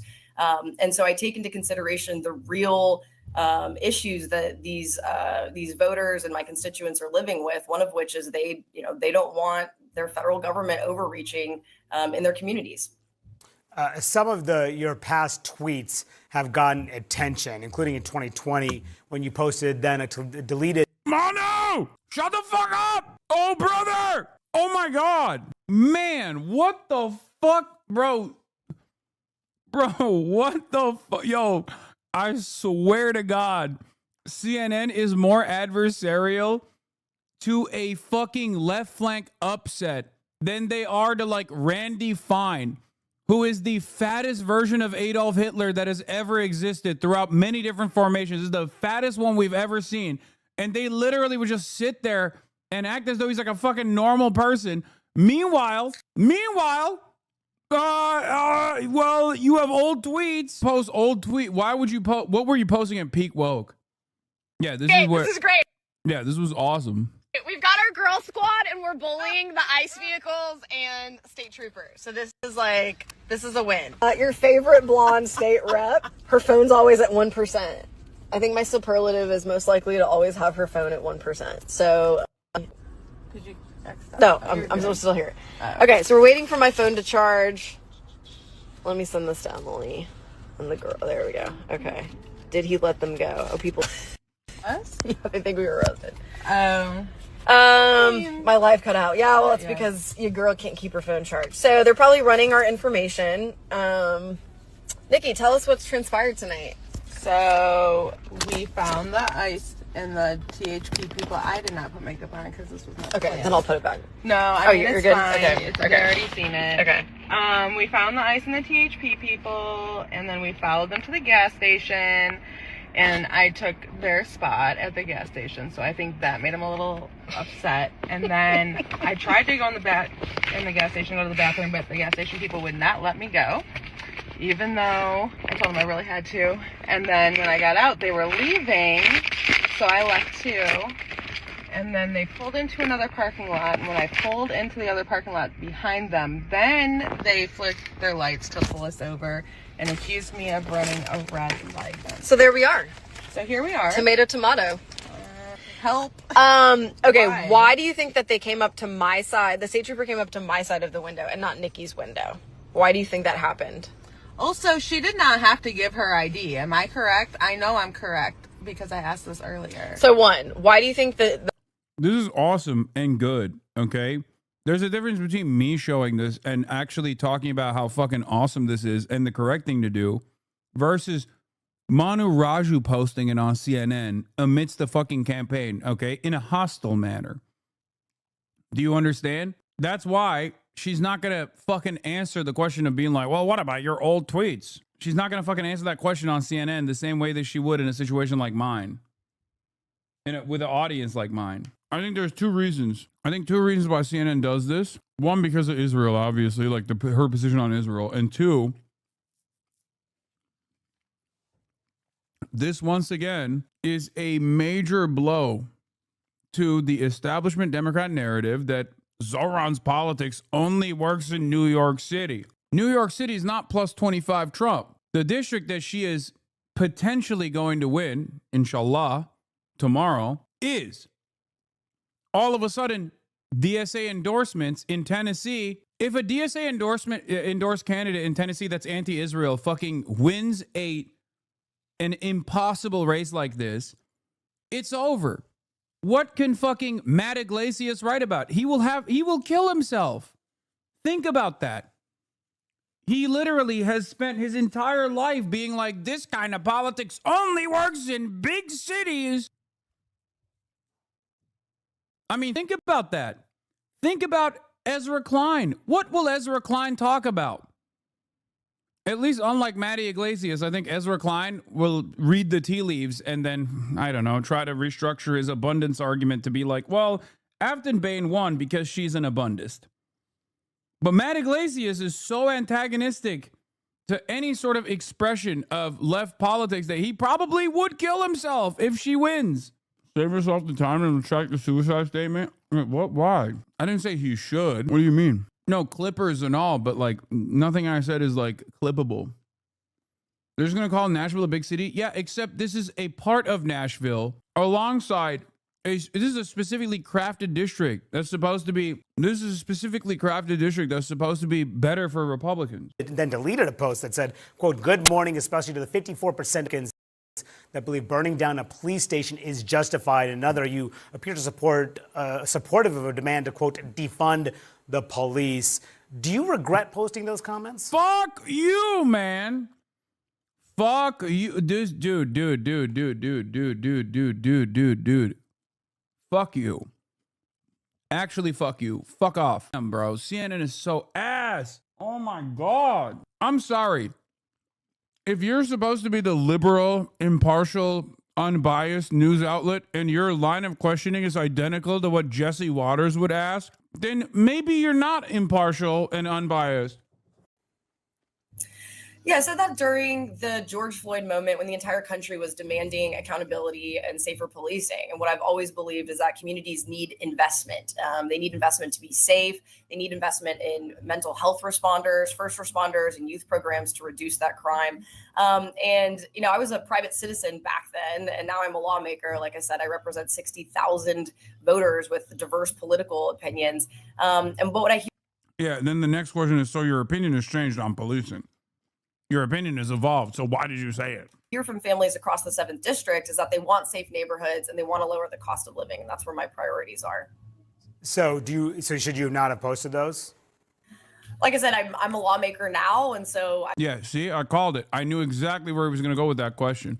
Bro, what the fuck is this piece of shit doing? It wasn't an interview, it was a hit job. My God, I wish you would just push Republicans as hard as you pushed her. What a bunch of dumbass questions. Do you think ICE should be abolished? Do you support AOC? She's trying to win a seat based on affordability, not this bullshit line of questioning. Why are you surprised at all? No. This goes beyond. I'm surprised because this is, dude. I'm surprised because it's a fucking red seat, okay? It is a fucking red seat. And even CNN, under previous standards, would not try to rat fuck a red seat race that's this close, that's this big of an upset chance.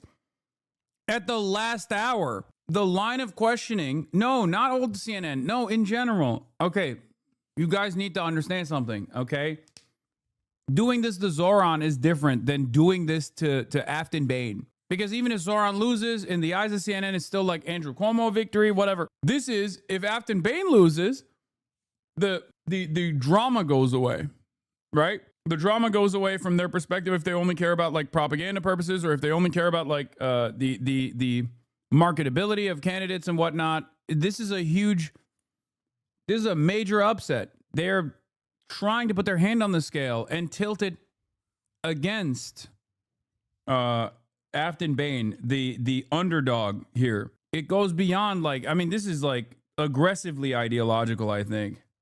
I wouldn't post things like that now and haven't because I've definitely matured. And I think that speaks to the moment as well that I've spent 10 years organizing in a state to ensure that communities are able to access investment for community response and safety. And I'll do the same as the next congresswoman for the 7th Congressional District. I do want to ask you about an attack line from Republicans, because this is a comment you made in 2020 about Nashville. It's gotten a lot of attention in your race. Let's listen to this.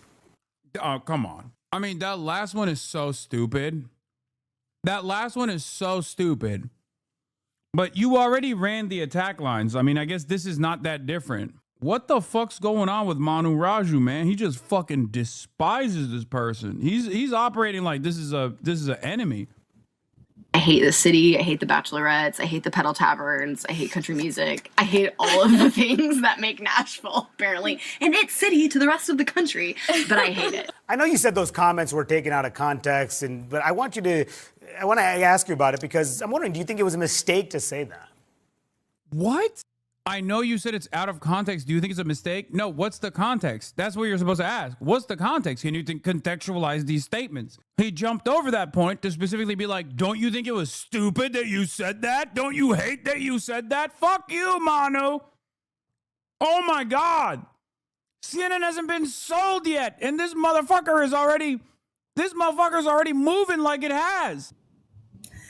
Once again, I was a private citizen. Nashville is my home. Do I roll my eyes at the bachelorette parties and the pedal taverns that are blocking my access to my house? Yeah, every Nashvilleian does. But this race has always been something bigger. It's about families across Middle Tennessee that are getting crushed by rising prices, while Washington politicians and billionaires argue about this type of nonsense. And so, once again, I've been steadfast and dogged in my message about addressing the affordability crisis in Tennessee. And like I said, the race is close because that is what I've been doing. So this fall, after 43 days, the longest government shutdown in American history, just 6 Democrats voted with Republicans in the House to reopen the government. Virtually all.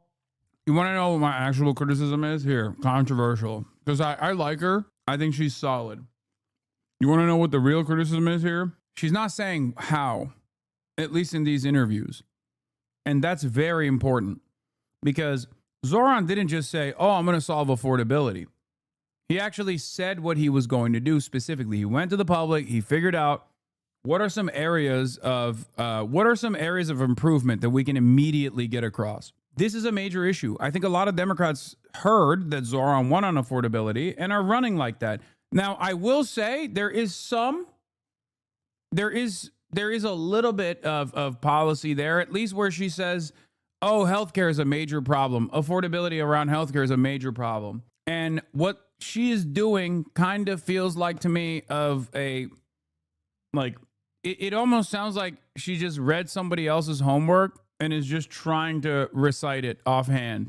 And I say this as someone who likes her, and I'm very excited for her to win. Yeah. Or as the gays would say, reheated nachos. Exactly. And we can't be doing that. Now, you might say there wasn't a lot of time for this campaign to be initiated. There wasn't a lot of time for this campaign to be implemented, where they could not have locked in and locked down. Hasan explaining opportunism without wanting to start a fight in chat. No, I'm first of all, if I thought she was an opportunist, I would say it. I like her. She's a social worker. Automatically, if you're gonna have a judge and they've done public defender work, I'm always gonna like that. If you're gonna have a politician who comes from a background of being a public school teacher, part of the union, or a social worker, I'm always gonna like that. These are great jobs. These are exactly the type of jobs that you want politicians to have had prior. Okay? Much better than a fucking lawyer, much better than a cop, much better than a veteran. No disrespect, but that's exactly what I like seeing. And I don't think that she is an opportunist in general. I'm simply stating that I think she had not a lot of time to put this shit together. And I'm sure they have policies, but I should be hearing some of them, especially when one of the best things that Zoran did. Public defender is a lawyer? No, look, I mean a prosecutor. I apologize. Public defender background is different than the prosecutor side, or like a fucking corporate lawyer. My point is, this is not only better. Yeah, Zoran wouldn't just deflect on every attack to the real issue of affordability. As the Shatter is correctly pointing out, he would state exactly how he's going to solve a certain problem, right? Simply going back and doing judo to be like, well, I care about affordability, these guys don't, that's not going to be enough. Because you got to tell people how you're going to help them. And I think the faster Democrats identify that, the better it is. Now, this is actually quite simple for left flank candidates in general, because there are pre-existing issues that they can lean into, right? Medicare for all is a great example of this. Nah, she's messing into Republicans. No, I don't think that's the case, because what I'm talking about is not, the policies are not ideological, especially at a time when the Democratic Party refuses to identify themselves with these policies. It's actually quite beneficial for you to just say, no, this is what I'm about. I'm about, like, I don't know what her district looks like, so I can't speak on it, but like maybe there's a public transit issue, or maybe there's an issue with like housing that is specific to that locality, specific to that district. But identifying that and saying that that is going to be a key part of your policy making, a key part of your agenda, is absolutely what you're supposed to be doing. And like I said, if you're already a left flank candidate, regardless, you could just say Medicare for all. That's easy. That's easy buckets, okay? That's easy money. So just simply and then leaving it that will come across as hollow. You cannot lean into people's capacity to believe without giving them something to get excited by. Okay? What? I 100% agree with you. She doesn't need the policies. No, you're dumb. No, you're dumb. You're dumb. You're dumb. You're dumb. I'm sorry. No. You want to win Republicans in a fucking plus 25 Republican district? It can't just be an anti-Trump pick. There is no reason to fucking rely on the anti-Trump pick in a plus 25 district. You're wrong. You have to sell. You have to sell why people should vote for you instead of the fucking pro-Trump person. Nah, I'm in Tennessee. You just don't understand the district. Oh my God. Oh my God. I don't need to understand the district. I don't need to understand the district. This is what I talk about professionally every fucking day. What do you mean? Your argument is, well, this district is different. You don't understand Tennessee. They really hate Trump there. Okay, it doesn't matter. Adding policies onto that is not going to harm you. No, you have to stand for something. You have to tell people what you're going to give them, okay? That's it. You have to tell people what you're going to give to them. You can't just like lean into just affordability and the I'm not Donald Trump and I'm going to be an anti-Trump pick and then expect people to vote. Okay? A lot of people, I think, got the wrong message once again, where they thought, oh, if you just say you're for affordability, then people will respond to you. Okay? This really illustrates your argument. While she does have an actual page for Substack, it doesn't show. Feed kids, fix roads, fund hospitals. I mean, that's not bad. That's not bad. That's a good start.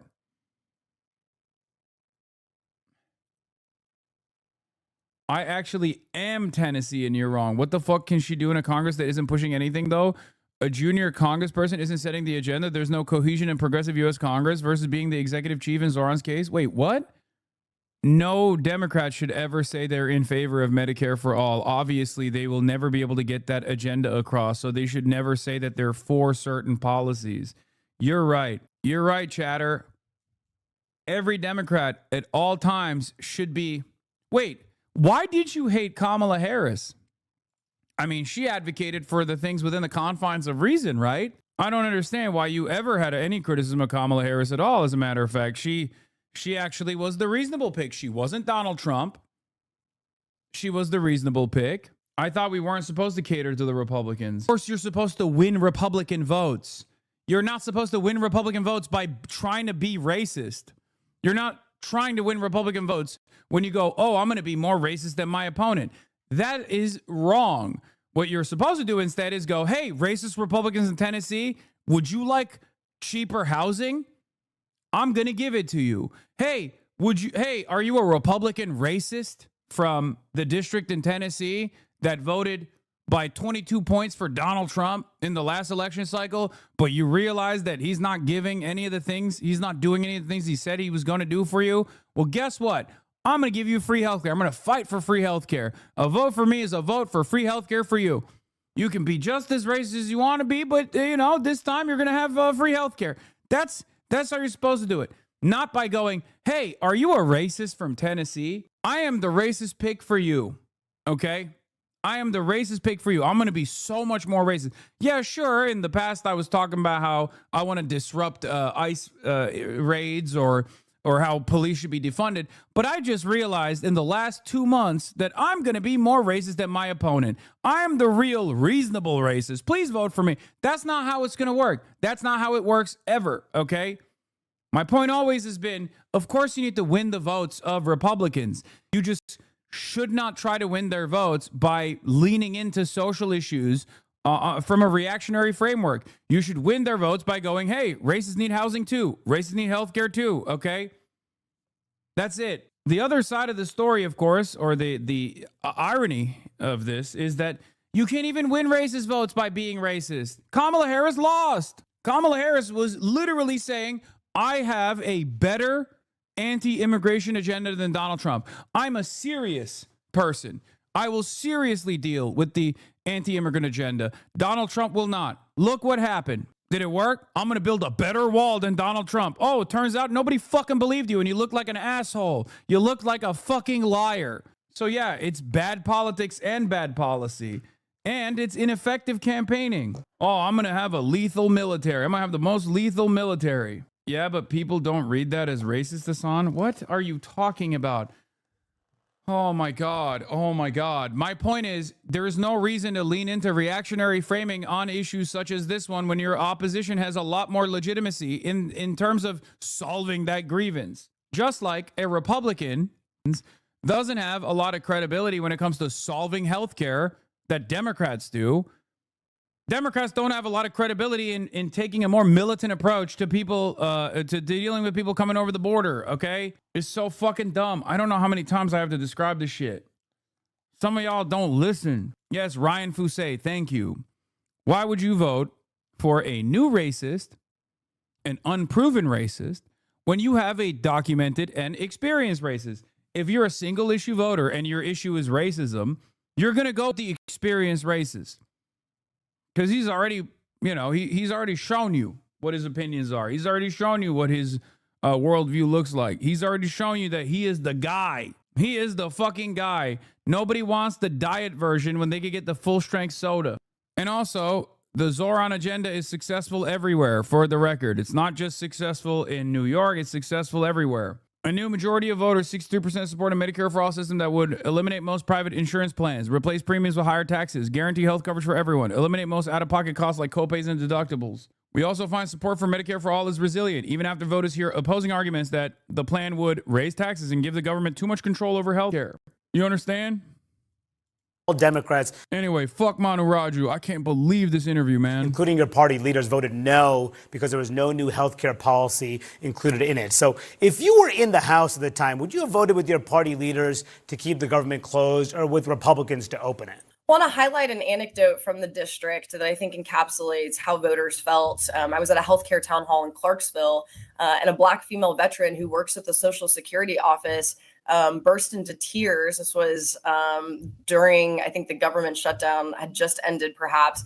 And she, in her tears, said, why do I have to trade my pain for someone else's, alluding to the fact that the Democrats, were holding out to ensure the ACA subsidy. So I want to flag that I think there's a lot more nuance in politics that we're not giving credit for. And I'm someone who always listens to my constituents. What is the music playing in the background? She's literally in a fucking room, and in the other room, there's a party going on. And more importantly, most people don't want to think about government. And the fact that they've had their government front and center for the past 9 months or 12 months speaks to the fact that they just want a government that works effectively for the people and to deliver lowering costs for them. And so I just, there's a lot of nuance, and I'm someone who always listens to my constituents. And I would have taken that into consideration in that vote. So if you had, but it's a yes or no vote, so how would you have voted? At this point, I'm not a congresswoman. Like I said, I would have wanted to hold a bunch of town halls across the district to see what folks thought, because I heard from a lot of, especially employees that work in federal government, that they've gone 2.5 pay periods without pay. However, I've heard from constituents who also want to ensure that the ACA subsidies remain. So it's so crazy.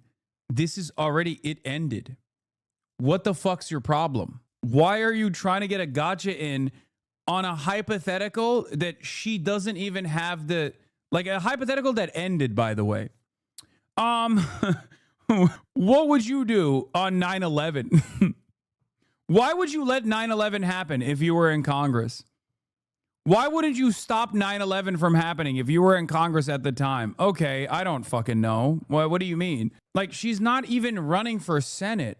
So her position on whether she would fund whether she would vote to continue funding the government or not is not even a controversial one. It was actually controversial in the Senate. It was impactful in the Senate. So I don't even know why a congressperson has been asking this when they're a representative.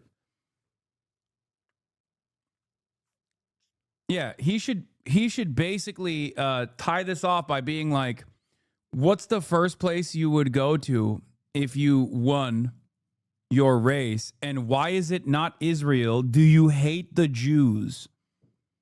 Just fucking run it, dude. Run it, run it. It was a tough decision, and I would have voted with my district. Okay. All right, Tennessee State Representative Afton Bain, thank you so much for joining me this morning. Really appreciate your time. I'm surprised he didn't hit that. That's weird. All right, tomorrow, voters head to... Yeah, his next question, do you condemn Hasan Piker? The polls in Tennessee choosing between Republican candidate Matt Van Exel. I will say also, this is low-key exactly what I was talking about when candidates that are adjusted to domestic, like the local politics and the local demographic concerns or whatever the fuck. Because, like, she is the most Tennessee woman.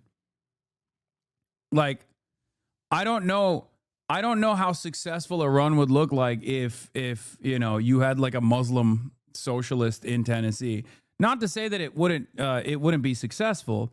I'll never say that. But I will, however, say her being a blonde woman with a name like Afton Bain probably helps. Okay? Like, when you got one of those Kaylele, Braylele ass names, dude, it probably helps a lot.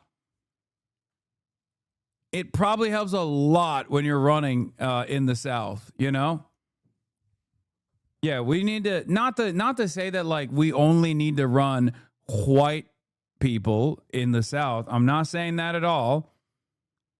But when you got a white person who has a Braylele ass name, and on top of that, she's got good politics, it's great. But her opponent is a male vet, which makes it a bit of a wash. I don't think Americans give a fuck about veterans as much as you think they do. First of all, if everyone is a vet, then no one is a vet. You know what I mean? Like, it's just, there's so many fucking vets. What are you talking about? Look at Mitch McConnell versus, what's her face? The drone operator. There are plenty of instances where Democrats run vets all the time in the South, and nobody gives a shit.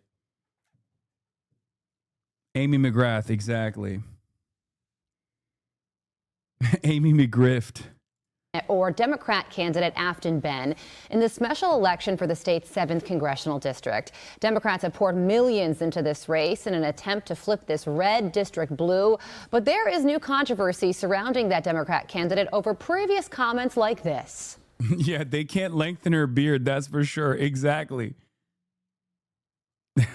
I'm sure they tried to make her look weird by, I don't know. They tried to figure out a way to, like, maybe make her look like Latino or something, but she's so fucking blonde, dude. I've been heavily involved with the Nashville mayoral race because I hate the city. I hate the bachelorettes. I hate the pedal taverns. I hate country music. Well, good thing we watched the Manu Raju piece. Good thing we watched that because it's identical to the Fox News piece. Hey, I'm glad that we're watching this back to back. Let's see how different the Fox News coverage is than the hit piece that CNN dropped. And by the way, for those of you who are wondering, we did look at the comments on the CNN hit piece, and straight up, everybody was like, "What the fuck is this? What is CNN doing?" Like the audience was not fucking with Manu at all. They were like, "The fuck? Is this Fox News? What are you doing?" President Trump and Congresswoman Alexandria Ocasio-Cortez are reportedly set to hold tele-rallies for the two candidates on their respective parties, with some saying that this contest is a possible indicator for how the midterms might go. Yeah, also, hating on annoying tourists is a winning message in every district is correct, especially one that has any part of Nashville. I feel like Fox is playing this up as like from the national Republican Party perspective. They don't understand that this is annoying for regular Nashvillians, you know? But they think like, oh, they'll hear that she said she hates country music. She's a woke libtard. Meanwhile, probably, first of all, everyone in Nashville is a woke libtard regardless, but that's besides the point. But it's like saying you don't like going to the fucking Abbey because it's all bachelorette parties. Okay? If someone says that about the Abbey, most gay people that have been to the Abbey that are from WeHo are going to be like, oh, this guy knows ball. Okay? They're not going to think you're being homophobic. If anything, it beefs up your support in the constituency. Or yeah, someone from New York saying they fucking despise Times Square. Yeah, maybe for like people who go and visit New York, Times Square is a wonderful experience. So they could present that as someone like hating New York, but it actually boosts your local cred. This man knows balls. Exactly. That's how you really feel, Afton. Republican National Committee Senior Advisor Danielle Alvarez joins us now. Danielle, good morning to you. Dude, what is... Fox News is operating on 240p We're talking on about auto. Tennessee District 7. It's an area that President Trump won by 22 points in 2024. And this race tomorrow is expected to be tighter than that. Is that raising any alarm bells within the administration? Oh, it's definitely raising fucking alarm bells within the admin.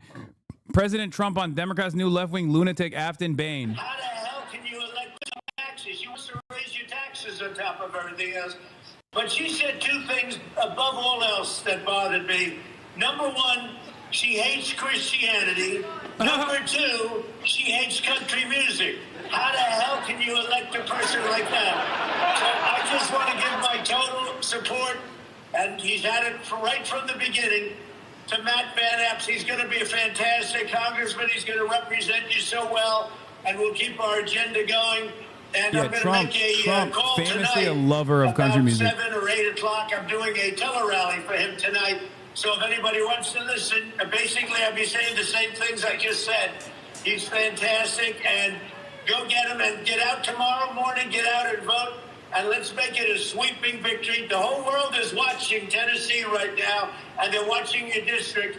The whole world. It's a big vote. It's going to show something. And it's got to show that the Republican Party is stronger than it's All right, ever been. President Trump live at the rally with Speaker Mike Johnson, as this election is very important. Yeah, I'm telling you right now, and this is the right call. The fact that they have to fucking grovel and beg like this shows it's a Trump 22 district. Trump plus 22 district. Everything is collapsing. The entire world is collapsing around Donald Trump right now. And if Afton Bain wins tomorrow, oh my fucking God. Oh my God. It's not just Matt Iglesias that's on suicide watch. Who knows? Who knows what could happen for the Republicans? It is,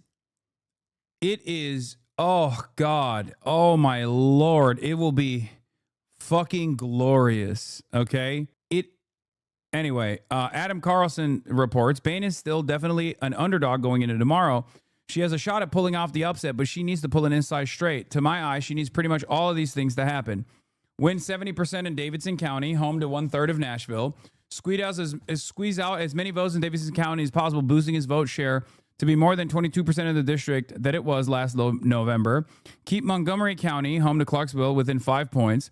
Hold Van Epps to less than 60. Williamson, Robertson, Dixon, Cheatham, Hickman. Ideally with weak relative turnout. Hold Van Epps to plus under 70% in rural counties. Humphrey, Stewart, Wayne, Decatur, Benton, Houston, Perry. Ideally with weak relative turnout. Part of what makes this district so difficult for Bain and the Democrats is that the suburbs behave more like exurbs, politically speaking. They are blood red with basically no blue pockets. There's nowhere else for Dems to run up margins apart from Nashville and parts of Clarksville. Pretty much everywhere else is about limiting the degree of damage and praying for weak turnout. I'm by no means a Tennessee political expert. Volunteer state politicos, please tell me if I'm wrong on any of this stuff. Tennessee's gerrymandered to hell. I mean, the fact that like polling is showing incredibly well is still good, though. It's not necessarily that they will be red. Okay, it's more so that it's going to be red regardless. But the areas that are deep red, hopefully they won't go out in large numbers because they're already pissed off, didn't know that there was an election happening. That's why we wanted this to be. That's why a lot of people wanted this to be like a sleeper hit. But of course that's gone now, right? Because if this race was not nationally prominent, then Afton Bain had a much larger chance of upset. But now that it's nationally relevant, Trump is literally doing a fucking teleconference. You know what I mean? He's trying to bring out as many voters as possible from those deep red areas. We want to make sure that those deep red areas don't turn out. They're like, ugh, I don't want to. I don't really give a shit. Fuck Donald Trump.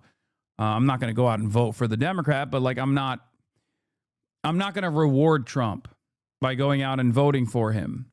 He already won. He already got my vote, but he hasn't delivered on his promise. If he was actually delivering on his promise, maybe I'd think differently. Okay? It's going to have good turnout for a special, but it's going to be much lower than a presidential among Republicans. Dems are going to be supercharged. Oh yeah, no, that's a given. Hi, everyone. Representative Afton Bain, the Democratic nominee for the 7th. Apparently, it's also slated to snow tomorrow, so that's good. Congressional special election. I am yet again out in Clarksville canvassing, whereas my opponent is behind the big pearly gates of a Williamson County mega mansion, meeting with the puppet masters and power brokers of the universe, whereas I'm talking to actual people out in the area. I humbly ask for your... If I were to talk to Republicans in Tennessee, I'd also bring up the fact that I get no AIPAC money on top of that and do the thing that she did in the beginning of the CNN interview, which is like, listen, I'm going to be a representative for you no matter what your party affiliation is. And this is a real opportunity to tell Trump that you're upset with his agenda because he's too busy doing stuff overseas, right, with those fucking foreign nations and not busy enough at home. Donald Trump has left the Tennesseans behind, okay? We got real Tennessee-ass issues here, and Trump is not doing enough to solve them. He's over there giving $40 billion to Argentina. Your vote tomorrow. Polls open at 7 a.m. They will close at 7 p.m. If you're in line, stay in line. I know I've been living rent-free in the president's mind the past few days, and I'll just say, sir, you are the leader of the free world, and you're beefing with a 5 foot. That's a good ass line. Air Force One is never here. I like that. 5'4" blonde who had a Hot Girls Hit Curbs bumper sticker on her car. Come on, guys. The reason they're coming after me so hard is because they don't. Yeah, she is a faillennial. Faillennials rise up. So is Zoran, though. Don't have a plan to address what the rising cost of healthcare, the rising cost of groceries, and that's why they're coming after me. And you know what? Such is life. We built a cavalry. We've got all the momentum on our side. We just need folks to show up. So as you are able, phone bank, text, call your second cousin who lives in Decatur County. Make sure they have a plan to vote tomorrow. Weather's going to be icy, but that's okay because every single election I've won, the weather has been treacherous, and I'll take my chances. So honored to run for this seat. Humbly ask for your vote. Let's go out and win this. Let's shock the country and let's shock the nation and send a message to Washington. Let's shock the world. What if she brought up the Jews instead of foreign nations? Yeah, there's no reason to say those sorts of things. The fuck are you talking about? Yeah, what if she was like, hey, I love Nick Fuentes, instead of whatever the fuck she's been doing so far that has actually made this a close race? You read the dumbest fucking chatters, bro? Yeah, exactly. I'm reading one right now. What do you have to say to that? Fucking got your ass, dude. Fucking got your ass. Yeah, you need a little shake. I'm gonna shake you a little bit and slap you a little bit too. You have to live in reality, right? But it's crazy to me that a lot of people actually dunk on these people when, in fact, even a person making like $6 million over their entire lifetime of wage labor burns through all of that through, stupid decisions, certainly, right? Because they're probably outspending however much money they're making and not putting enough on the side so that they have a retirement fund. What is this? Even the hyper rich are totally broke. I don't know what this means. Late last month, a report published by Goldman Sachs caused a bit of a firestorm in the personal finance community when it found that 40% of people earning more than $500,000 a year were still living paycheck to paycheck. Dude, this is so busted. It's just, I don't even understand how that's physically possible. I don't understand how that's physically possible. That is it's the budget tweet. Yeah, it's like, hey, I'm spending $13,000 a month on candles. Please, someone help me budget this. My family is starving. Like, what are you doing?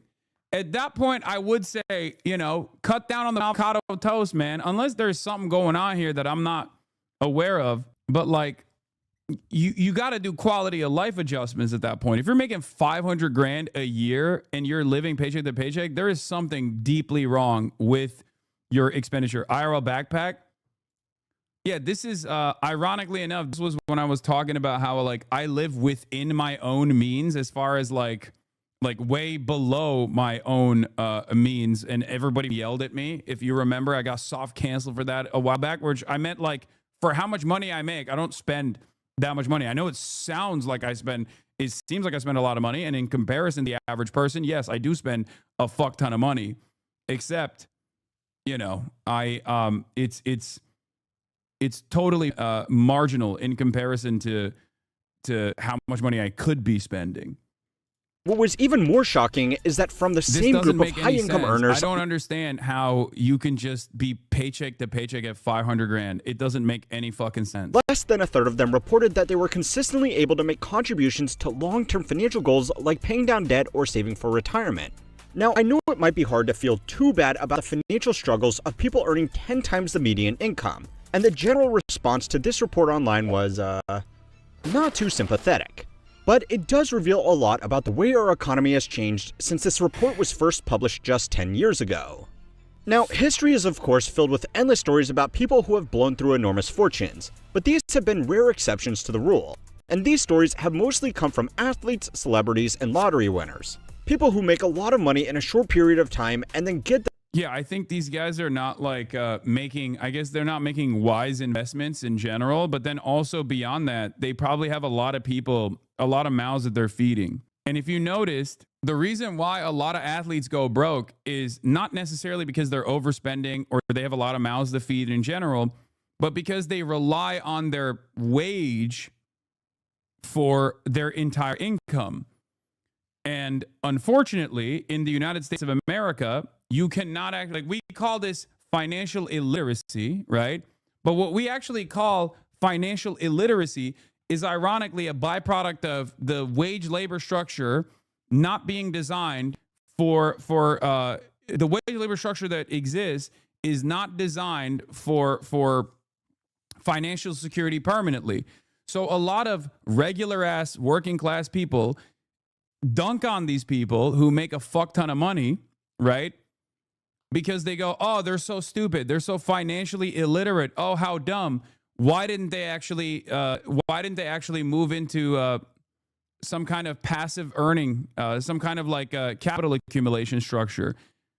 It's so funny. It's like, yeah, no, it's not supposed to be that way.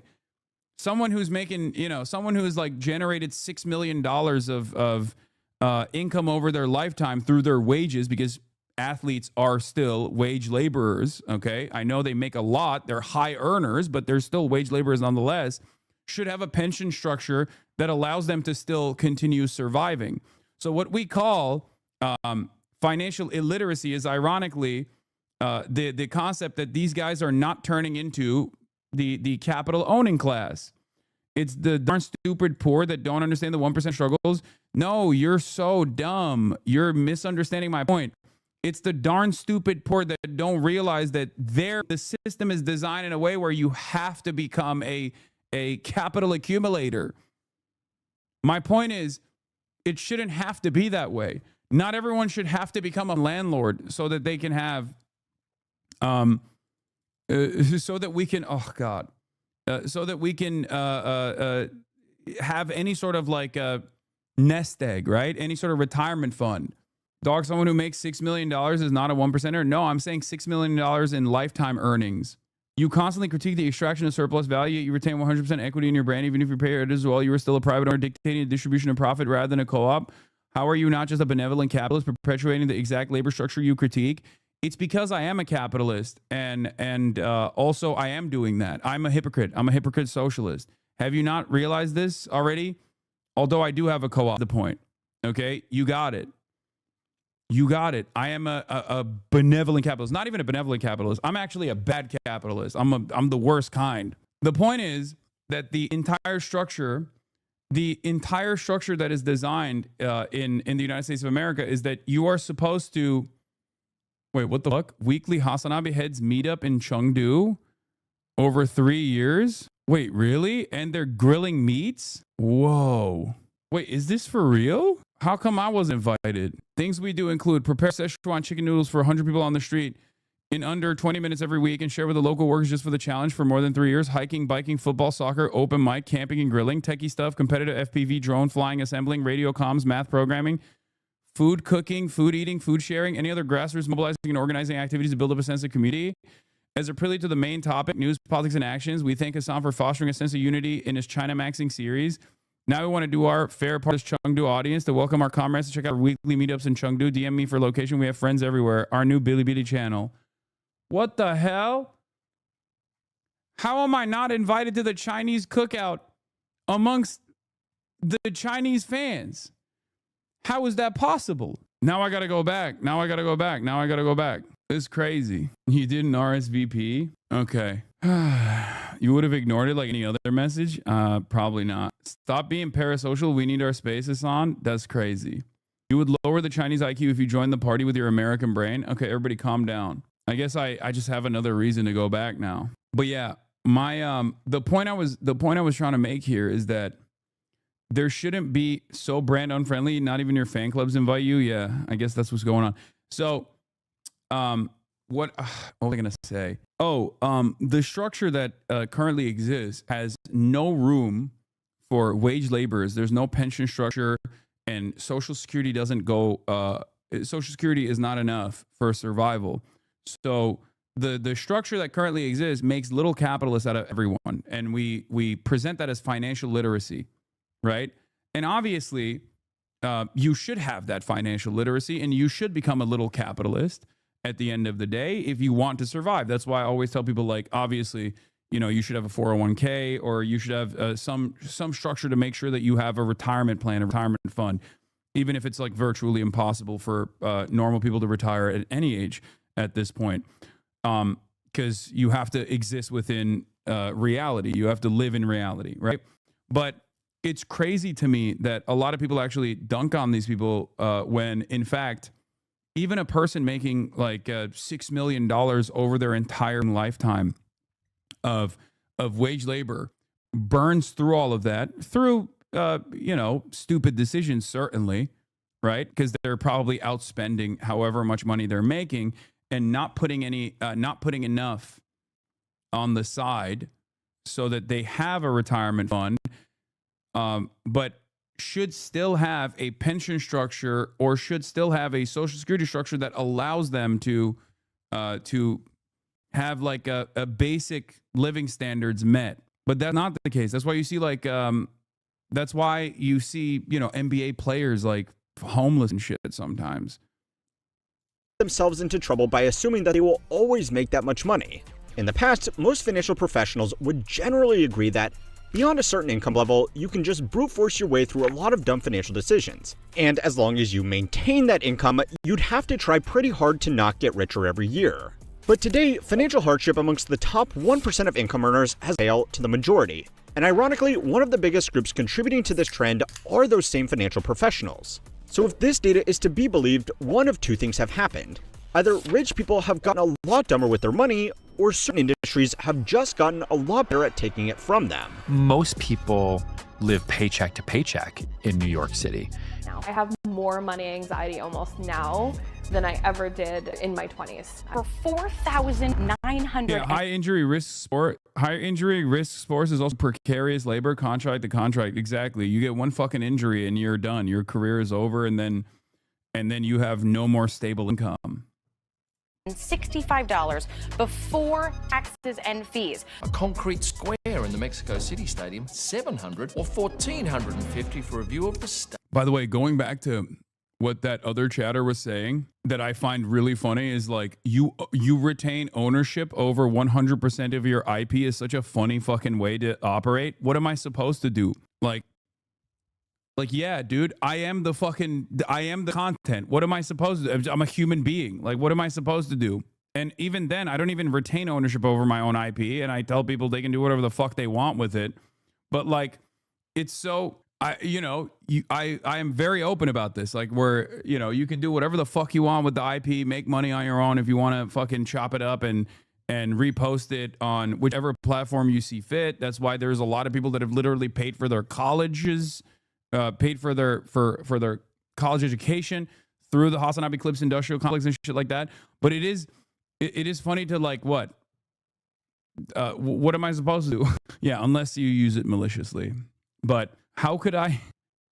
What is a way in which I can like give other people like what pieces of my body? Like what can I possibly do in that situation? Like give us your nail clippings? Yeah, I don't know.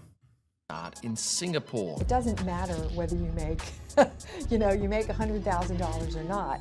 Sometimes when parsing through economic data, it's important to see the funny side in it all. And one of the funniest developments of the last decade is the growing levels of inequality amongst the top 1%. According to studies conducted by UBS and Altrata, there are between 50 and 60 million millionaires in the world at the moment. But even amongst this group of extremely wealthy global residents, the top 1% amongst them still holds almost a third of their collective wealth. Now, these studies were tracking accumulated wealth rather than annual income, but it still showed the same problem. Nobody feels poorer every day than really rich people. Except for very particular careers like service staff, people overwhelmingly interact with other people from within their general income grouping. If you work an upper middle class professional job, there is a good chance your partner also works a middle class professional job. You will live in a neighborhood with other upper middle class professionals, your friends from college would have gone on to get similar middle class jobs, and your kids will probably go to school with other kids from other middle class families. An article published by the Journal of Nature that tracked over 72 million Facebook connections found that socioeconomic status was the main determinant of who you are friends with. This means that day in and day out, you are going to interact with people living a somewhat similar lifestyle to your own. Sure, within this group, there will be some differences in take-home pay. Your neighbors might be a rung above you on the corporate ladder, and you might feel the need to keep up with their new cars or nice vacations. But apart from a few small details, people 10% below you and people 10% above you on the income. I think a part of this kind of like wealth class segregation is also directly a consequence of not having public transit, like not having adequate public transit, not living in cities where you are surrounded by people. It's like suburban existence.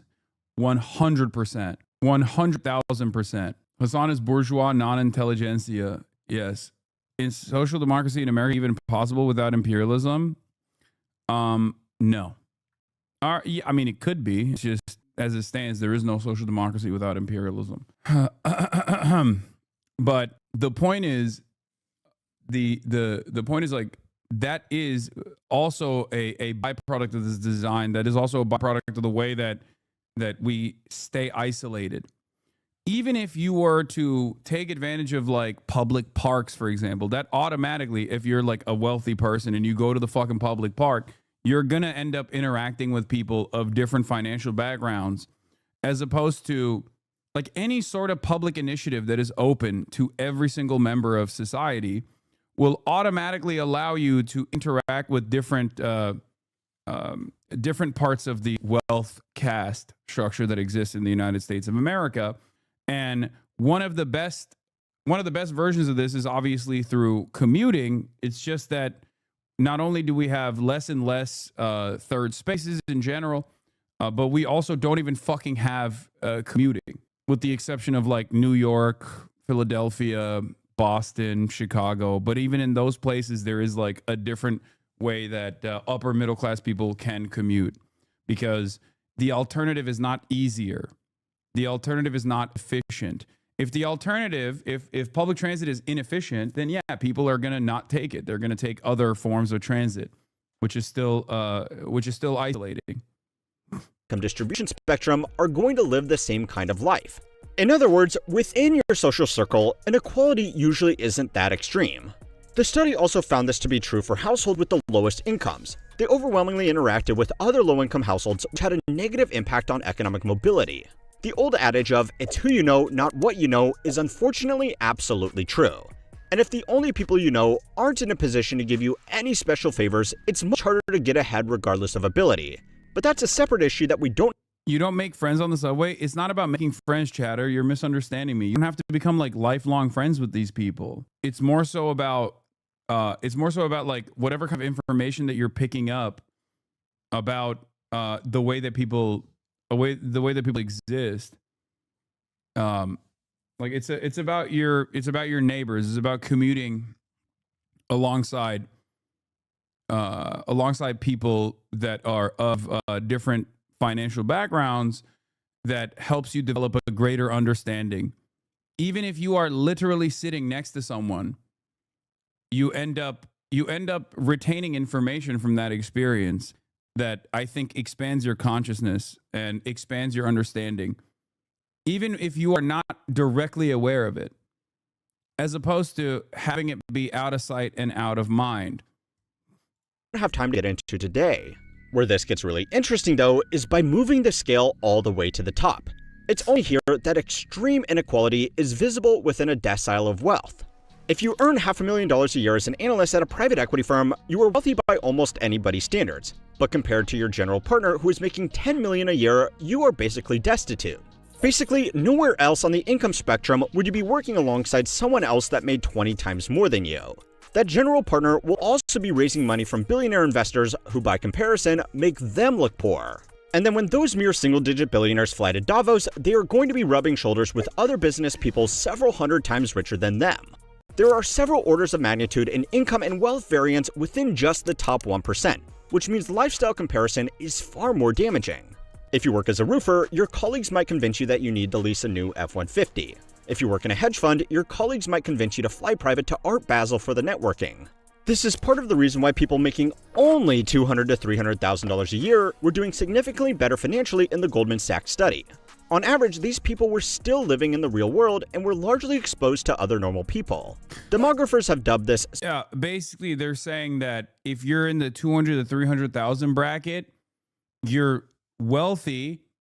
You're so wealthy that you are the wealthiest person in your friend group, and therefore your expenditures still are closer to like the average person, as opposed to people making 500K and above, who then become the poorest wealthy person, and your expenditures change as well, and it also makes you feel like you're broke in comparison to your peers.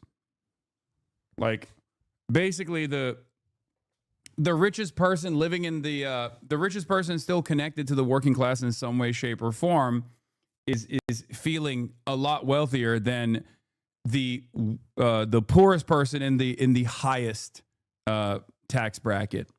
Like fractality. Skinniest guy at fat camp. Kind of, exactly. This is why I always say, like, wealth is a relative concept. Like, the feeling of wealth and prosperity is an entirely relative concept. That's why, when I was growing up, I grew up in a very affluent family in Turkey, but the overall wealth that my family had in Turkey was nothing in comparison to like the upper middle class in America. It's even more this difference is even larger when you think about when you move beyond the national boundary. And it was actually first observed by Vilfredo Pareto when he was poring over tax documents more than 100 years ago. You may know this guy from the Pareto principle or the 80-20 rule, so that's pretty cool. But in the 100 years since this was first observed, some things have changed. Recent booms in global wealth have further divided this tiny group of wealthy people, and that's done two things. The first is that it's created absolutely hilarious situations that you are all welcome to point and laugh at. Like this guy complaining in a local Palo Alto paper that billionaires building their mega mansions were, Hey, Shoe Squire, thank you for the 10 gifted subs. And I quote, running roughshed over average millionaires like himself. This is unironically just one of many, many instances of millionaires complaining about how hard they have it now. But while it's fun to laugh, there is something more here. Inequality has always existed. And as dumbfounding as the recent spike in millionaires living paycheck to paycheck is, it does shine some light on some other concerning developments. So it's time to learn how money works to find out how the top 1% got so good at bankrupting themselves. This week's video is sponsored by FlexiSpot and their new E7 Pro standing desk. FlexiSpot has been making ergonomic workstations for years, focusing on helping people stay comfortable and productive, especially if you spend a lot of time at the computer like I do. The E7 Pro is their upgraded dual monitor standing desk with a 440-pound static load capacity and a height range from 25 to 50.6 inches. It's surprisingly stable even at full height, and it comes with a 15-year warranty and a 30-day risk-free return window. As you can imagine, I spend a lot of time at my desk, whether it's creating videos or gaming. This links My back old to the desk Whistle struggled Diesel's with my response heavy to his monitor tax setup, evasion and case. it always He had a somehow bit of went shake to bootlicking it. for But the billionaires because he E7 Pro got stays solid no matter for how registering much his I'm typing Ferrari or in adjusting Montana. things. Being able to change height throughout the day has genuinely helped my back and made long sessions a lot more bearable. For any keyboard and mouse gamers out there like me, you don't have to worry about your monitor shaking and messing up your aim. FlexiSpot is also running their Black Friday sale right now with discounts up to 80% and even a chance at The completely official free One Piece orders. anime account They replied offer to you. extra discounts for students, teachers, medical workers, military, and recent Oh, grads hell too. yeah. If you're on a tighter budget, the regular E7 is also a good option. If you want to check it out, head to flexispot.com and use my code HMW30 at checkout to save an extra $30. And if you end up grabbing one, leave a note with my channel name to help support the channel. Okay. Everybody recognizes that Kuma is the GOAT now. So the extreme concentration of wealth at the very top of the distribution has become more pronounced over recent years. But it's not new just by itself. Merely wealthy people have always been exposed to extremely wealthy people. Just because they have gone from 100 times wealthier to 400 times wealthier doesn't really change the arithmetic of inadequacy. What this has changed though is how expensive it is to be a rich person. Now, the most obvious example of this is the cities people are living in. Unless you are running your own business or working as a specialist doctor, there are really only a few cities in America with jobs that pay more than $500,000 a year, and the house prices in all of these cities are amongst the most expensive on the planet. If you want an average family home within commuting distance of Seattle, Silicon Valley, Manhattan, or even Miami, you are going to be paying 7 figures for the privilege. Put a 50-year mortgage on that, and then after income, property, and state taxes, in most of these centers, that is going to leave you with around $50,000 a year in actual disposable income. Now, I know what you were thinking. $50,000 a year after taxes and housing are accounted for would be a dream for most families. Yeah. And you would be absolutely right. But there are two reasons why for many ultra-high income earners, it's not. The first reason is quite simply that just because someone is earning a high income does not mean that they are smart with money, or even that smart in general. People who choose high prestige careers are, rather shockingly, often motivated by, well, prestige, which means they will happily go into debt to keep up appearances around their peers. $50,000. I think this is the part of the equation that is unironically, simply put, financial irresponsibility. I think this is financial irresponsibility. If you're a high earner and you're making $500,000 a year and you're just like burning through that, you're fucking spending way too much money. Like, that is crazy. That is fucking insane. Like, I don't even understand how that's possible. Okay? I do not understand how that is possible. Because, like, you can live a very, very comfortable life. You can live a very comfortable life without overextending yourself. Okay? Like, I don't even know. I don't even fully understand. Like, we donate a lot to charity to a fault. I mean, I donate a lot to charity. I'm just saying that it's just not, you can still do it in a reasonable way. You can, and those guys aren't buying yachts. $500,000 a year, you can't buy a yacht. Yacht is for like $10 million a year and above, probably, I assume. But even if you have kids and shit, like, I don't know. Like, maybe the Lambo, yeah, that would be a very irresponsible financial decision. I think that's probably what it is, right? I think a lot of people also dump a shitload of their money immediately into houses, like a big ass house or something. I wasn't paying attention. I thought we were talking about higher earners. Yeah, if you're making $500,000 a year, you are a higher earner. You're in the top 1% of wealth. But it just doesn't make sense. I don't get it. I don't understand it. After taxes and housing can easily pay for a comfortable lifestyle, but it doesn't cover a luxurious lifestyle. People who land high-income roles also have a sense of entitlement to these luxuries since it often takes years of highly competitive schooling to get there. So once they have made it through all of that and landed their first real job, it's time to treat themselves.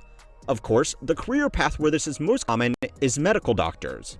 An article published by the British Medical Journal, as well as a separate survey from the University of Pennsylvania, found that most American physicians were graduating medical school. How did your experience becoming rich differ, if you don't mind explaining? I mean, I am obsessed with doing the same shit that I've been doing. When I was making 60 grand a year, I was doing the exact same thing that I'm doing now. So the only thing that has changed is that like there has been a tremendous quality of life improvement in terms of things that I can pay for, right? I no longer have to do the same calculations that I used to have to do, like, you know, paying for Uber and whether or not I will be able to actually pay for rent at the end of the month, right? Like those are the massive. I used to describe it as such. Okay, being poor is very costly. Okay, being poor is incredibly expensive, and it's like a consistent weight on you. Okay, there is a tremendous amount of weight on your shoulders at any given moment, and a lot of rich people, especially a lot of rich people who have been rich for a very long time, lose sight of that reality.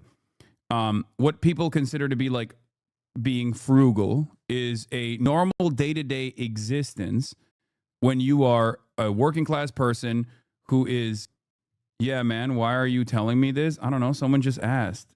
I'm just basically responding to their question. So for someone like myself, like instead of having to, when I travel for work, right? Like I'm going to Ireland, right? In the past, if I had to travel, one, I would have to make the travel arrangements myself, right? I would have to make travel arrangements myself, and I wouldn't have enough money to make those travel arrangements, so I had to like nickel and dime it. I had to like literally talk to the university that's sending me there to make sure that my travel arrangements were decent, and if they didn't have money to fly me out, then I would have to pay for it myself or the hotel myself and stuff like that. And then I had to figure out which hotel I could stay at and how cheap the travel accommodation would look like from the hotel to the university, stuff like that. These are all of the things that you have to worry about, right? I no longer have to worry about that at all. Like, I no longer have to worry about that. And that is a major fucking burden. That is a major, major, major burden that is lifted. Not having to worry about bills or being able to pay for bills is a major burden lifted off your shoulders. So, like, in many respects, there is a reason why once you get to a certain level of wealth or a certain level of like of wages, you're financially set and you are happy, and then your happiness metrics start you start getting diminishing returns.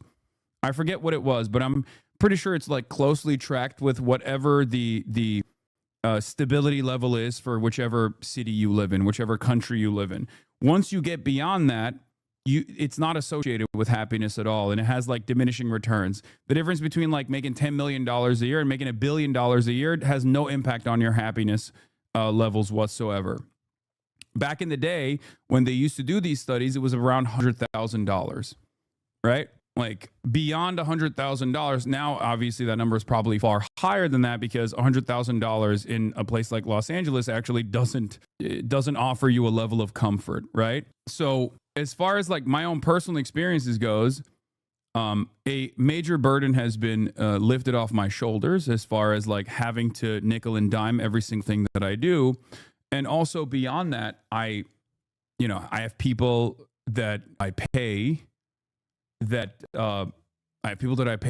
can deal with this stuff, right? That's another fucking major burden lifted off of my shoulders, that I don't have to like make these arrangements and things of that nature.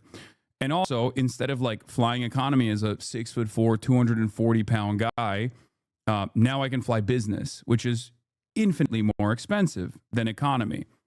But when you fly business, then now I can sleep when I'm on the flight, right? So all of that stuff has been a tremendous quality of life adjustment, a quality of life improvement. But overall, it hasn't turned into, the way that I'm accumulating wealth has not changed, because I'm not engaging in like in capital accumulation. And therefore, I enjoy what I do, and that's a big part of the reason why I still do the exact same things for virtually the same exact hours that I do, because I'm incredibly fortunate, incredibly privileged, and therefore I greatly enjoy what I do and can do it. But that's the reason why I said, like, not much has changed in terms of my output or my day-to-day existence. I was doing 8 hours a day live streaming in fucking 2020, and I'm still, you know, maybe 6 to 7 hours a day live streaming in 2025. Yeah, I shouldn't have said 6 to 7. Everyone's gonna get fucking... The dinners are better, let's be real, for sure. No, the dinners are better, the clothes are better, the travel accommodations are better.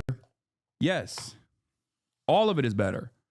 But I'm saying, like, I think people that get to a level of financial success get there specifically so that they can actually put aside a tremendous amount of the wealth that they've accumulated so that they can have their money make money for them, passive income, so they don't have to fucking work. Do you understand? And then they just like travel around the world or engage in whatever the fuck they want to engage in. Like, they don't, the goal in the United States of America under capitalism is to get to a point where your money makes money for you so you don't actually have to work at all. Become a capital owner. That is the final stage, is the highest stage of capitalism, is when you actually move from the wage laboring class to the class that no longer needs wage labor and can do wage labor specifically for fun if they choose to do so. Okay? That's when you that's when you have succeeded. And for those who are for those who reach that level of success, oftentimes at this point through sheer luck more than anything else, is the system is designed so you don't actually have to fucking work at all. You can just engage in capital accumulation. That's it. There are unimaginable amounts of safeguards to make sure that once you reach the level of capital ownership, if you're not taking like tremendous risks, you can just kind of stay there, right? The way I see it basically is if your net worth or the growth in your net worth, if 51% of it is coming from your wages, you are still closer to a proletarian structure as opposed to 51% of it coming from your capital accumulation, at which point you've become a capital owner. Obviously, this is not a well-defined, obviously it's not a well-defined and like a complete, like there's differences from person to person. It varies. But that, I think, is the way to make this class assessment. That's kind of immortal. No, nowhere near that of being a landlord. You mean immoral or immortal? I do think landlords who have a job are capitalists, though. Yes. I'm saying that if you quit your job tomorrow and you can still have the same level of comfort and the same level of existence because your capital accumulation will make up for it, that means you are a capital owner. Simply put, if you can just stop working, stop relying on wages entirely, and still engage in the act of capital accumulation that will allow you to maintain your level of comfort, that means you are a capital owner, even if you are working. Okay? That is part of the reason why there are small business owners, for example, who own and operate their own business. Small business owners who own and operate their own business, if they were to stop working and they were to delegate that responsibility to like a manager or something, and can still take the profits off the top and still maintain their same comfortable existence, means that they are capital owners. And the goal in American society in general is basically to get to that point. That is the success. That's when you retire, right? That is what a retirement is. And unfortunately, there is virtually no other way. There is virtually, as it stands, no other way to exist as a retiree. Because once you are no longer a productive laborer, once you've moved beyond the age and physical status of being a potential productive laborer, you have to survive by being a capital owner. That's what a 401k is. In a in a perfect society, you wouldn't need a 401k. That the government would be able to take care of you alongside your pension structure, or alongside like whatever kind of compensation structure that exists that continues to make sure that you can survive. Not that it matters, because I feel like we're not there for many Americans. Many Americans will never get to that level, regardless. Society's design is that you're not, even with a fucking 401k, it's virtually impossible for you to retire at a reasonable age or even own a home. Well, with practically zero financial literacy. And yes, despite the name, the British Medical Journal judges us here in America too. Anyway, this does actually make doctors that unique by itself. Most people have practically zero financial responsibility. The difference is that because of their much higher than average incomes, people like doctors are given access to far more dangerous financial tools right from the beginning. When you add in the fact that these young graduates are also already comfortable with having taken out six-figure debt to get through medical school in the first place, it's really easy for a bank to sell them a big home loan and a car loan on top of that. Even seasoned financial professionals can get in trouble with this stuff if they are not careful. So, giving this much rope to someone without a clue is very dangerous. It would be like skipping through to the end of a very challenging video game character. Theoretically, you have all the right tools to deal with endgame content. But unless you actually know what you are doing, you can easily get yourself into trouble if even the smallest thing goes wrong. Now, doctors get a lot of attention for this, because financial stress amongst practitioners has been connected to worse patient outcomes, which is bad for... What are you talking about, man? This is not being retired. What is, as a retiree, you set aside your wages to cover the retirement of your elders, and so does the next generation, etc.? I'm confused as to what you're saying. I'm saying that currently, as it stands, without becoming without engaging in any sort of capital accumulation, you literally cannot retire and live as a normal person, because Social Security is so marginal, it's so minuscule. Like I understand that you're describing Social Security, ironically enough, except in this country, unfortunately, Social Security is not enough for survival. You might not be an American, and that's why you're frustrated with what I'm saying, but in the United States of America, Social Security compensation is nowhere near enough for survival. Everybody. But they are not alone. Even finance pros who should, theoretically, be good at this stuff frequently take on too much debt to keep up with everybody around them and find themselves living paycheck to paycheck. So yeah, high-income earners not being as smart as they think they are may come as a shock to them, but maybe not so much as a shock to you. But the second reason why financial hardship has become so common amongst these people is because companies have realized that this is where the money is now, and they have rushed in to fill any gaps in their budget. Yeah, there is a new meta, I think, in the service industry and in commodity producers in general, to hyper focus on the ultra wealthy, like people making 500 grand a year plus, and they considering that it is 50%. The top 10% of wealth is responsible for 50% of all consumption in the United States of America. There is like all of the growth sectors right now basically serve that top 10% of wealth.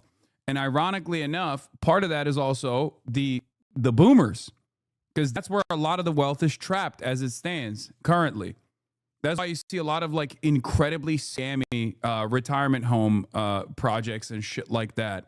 There are entire industries that are there to extract what remains of the wealth from the wealthiest Americans, whether it be all the boomers that have to live in retirement homes, or whether it be people making $500,000 plus a year.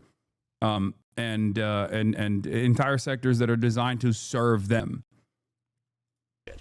The old team at Micro did a great video a few months ago about the hyperinflation of the hyper-wealthy. I will leave a link to it below if you are interested in the details. But the rough summary is that the number of products, services, and experiences dedicated exclusively to extremely wealthy people has exploded in recent years. 20 years ago, there was only one production car that retailed for more than $1 million, and that was the Bugatti Veyron. Today, even after accounting for inflation, there are more than 100 different models in this price range, and new offerings frequently cost in excess of $5 million. This is a clear example. But even for people at the plebeian end of the like yachts, okay? There is a growing and robust industry of fucking yachts and people that work on yachts, people that service yachts. That's for like maximum 10,000 people on the planet, okay? And even then you have super yachts, yachting industry. Private jet services, exactly. Private jet charters and private jet services have grown. How the fuck is that even feasible in this economy is something that you might be asking yourself. And that is because the only people that are making money right now and have disposable income are the fucking super wealthy. Yeah, bunker makers, that's another one. Like industries that are specifically designed to serve like 10,000 people maximum, right? Maybe 100,000 people maximum.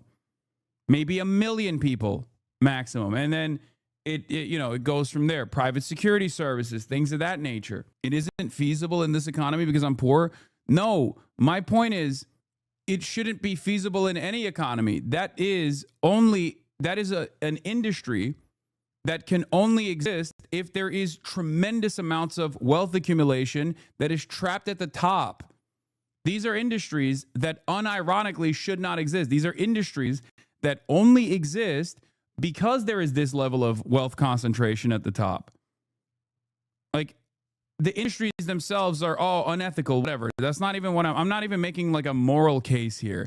What I'm simply stating is that if we had a better redistributive system in general, then these industries would not exist. Oh, guy is snoring. And it's gone from having only a couple people serving this super wealthy to a bunch of different competitive companies. And the only reason why these industries exist is because there's people, like there's a smaller and smaller number of people that demand this level of like high profile treatment, this exclusive high profile treatment, because they're the only people that have any sort of disposable income to begin with. 1%, high-end hotels, credit cards, social clubs, sports, events, clothing, airline seats, even high-end gyms and grocery stores have all developed to offer an exclusive service at a massively inflated price.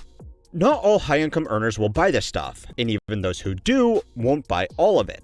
But the point is that there are more options than ever at the buffet of conspicuous consumption, and even $500,000 a year won't buy. I get your point from this, but luxury is subjective. Who's saying a different system to the video games industry should not exist because they're a tremendous luxury? I mean, I understand the point that you're trying to make here. The difference is video games are accessible for virtually, for most people, okay? Mega yachts are not. Mega yachts are only accessible to people who have an unimaginable amount of wealth accumulation. Do you not get that? Like, that's not, like, there is not going to be a point for Veblen goods to be accessible to the regular public, because the entire point of Veblen goods is that their availability is capped. And the more limited it is, the more expensive it is. Now, I'm not talking about yachting as like a Veblen good, obviously, or super yachts or whatever. I'm just simply stating that, like, these industries and the growth in these industries has exploded only due to the busted system that we currently have. In 1979 Paris, about 70% of the working class was laboring on high-end luxury goods only, clothes, furniture, etc. Some even used that fact to be anti-revolution. There will be no jobs left. I don't know. I feel like you're wrong. I know like 6 or 7 people with super yachts. Okay, you just wanted me to say 6, 7 so people spam it in the chat. Son of a bitch. Buy all you can eat like it used to. Now again, I know it's hard to feel too bad for these people, but all of this still comes with 2 very big caveats. The first is that the only reason why high-income household budgets are being Nostalgia Rhythm, thank you for the 10 gifted subs. Targeted so hard is because the budgets of average incomes have already been optimally exploited.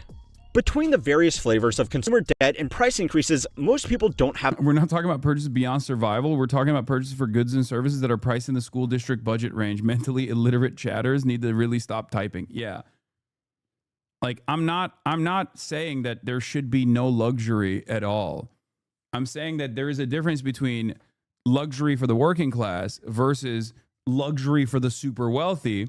And if the luxury for the working class sectors are shrinking because the working class does not have disposable income because wealth accumulation is staying at the top, and are basically focusing all of their efforts in the luxuries for the super wealthy, this is another byproduct of an unhealthy system. Much left to give, which means companies are almost being forced to go up market to grow their revenue.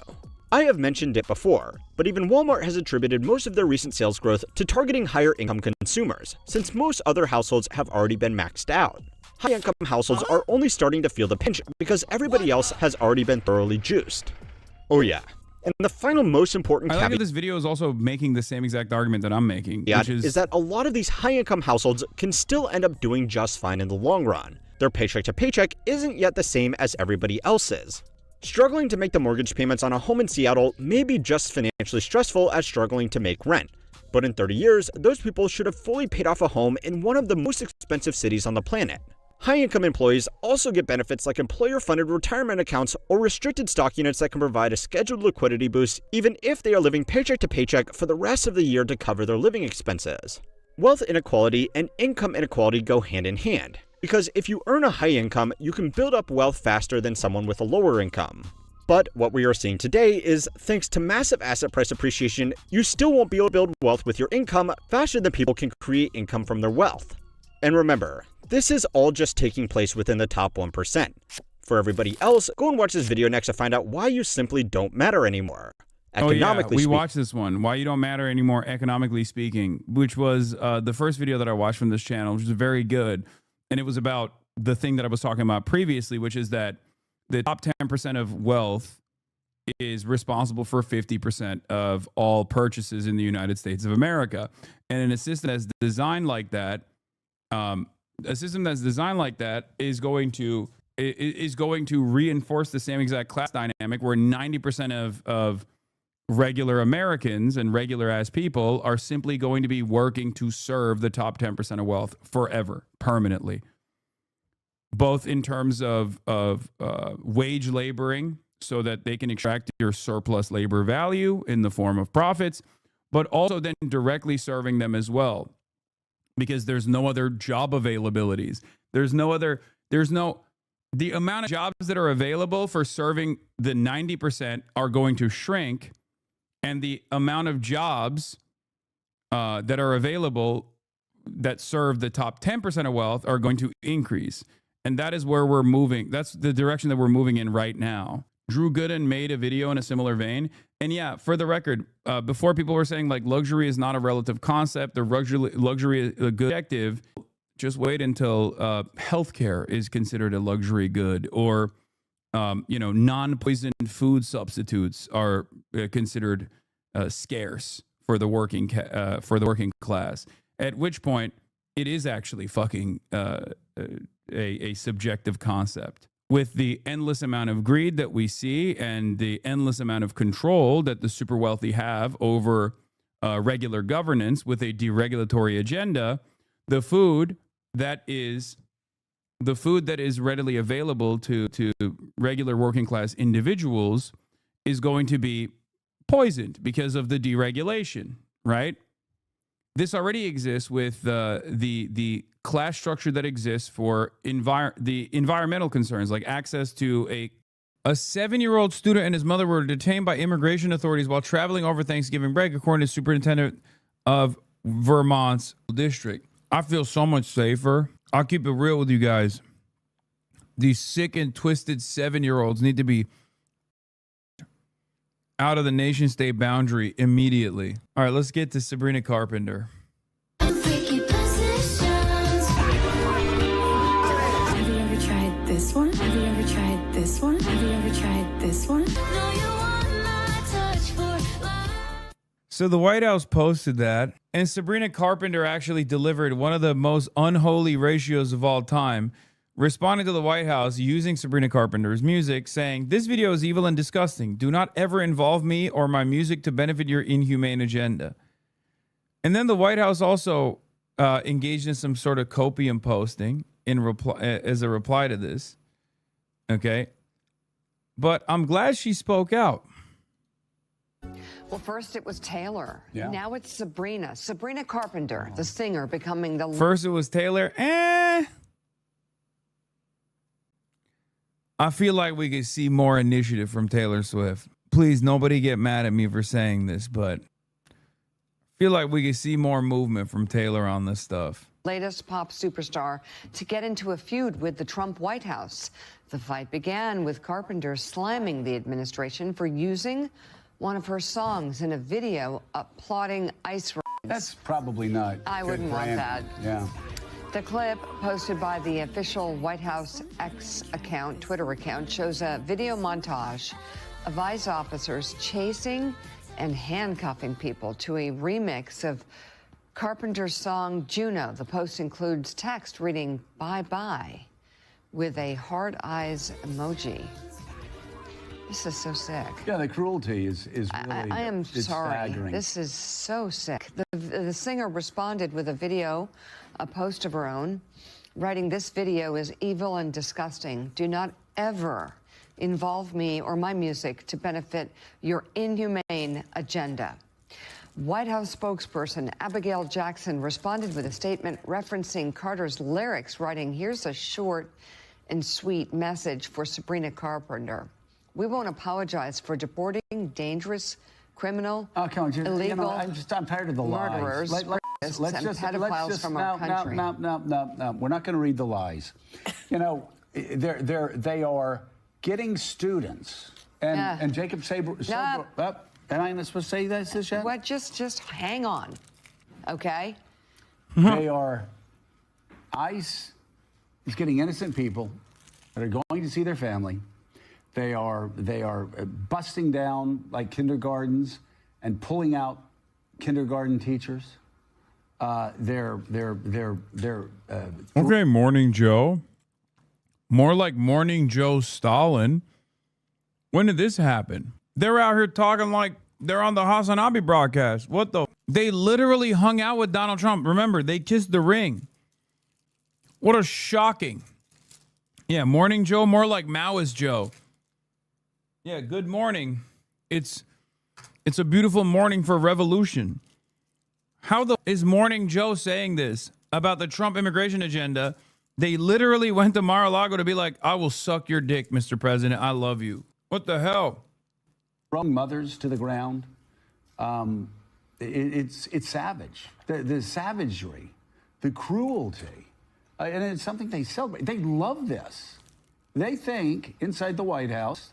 I mean, Donald Trump has said before he doesn't want to see mothers ripped from the arms of children. But that's exactly what they're doing.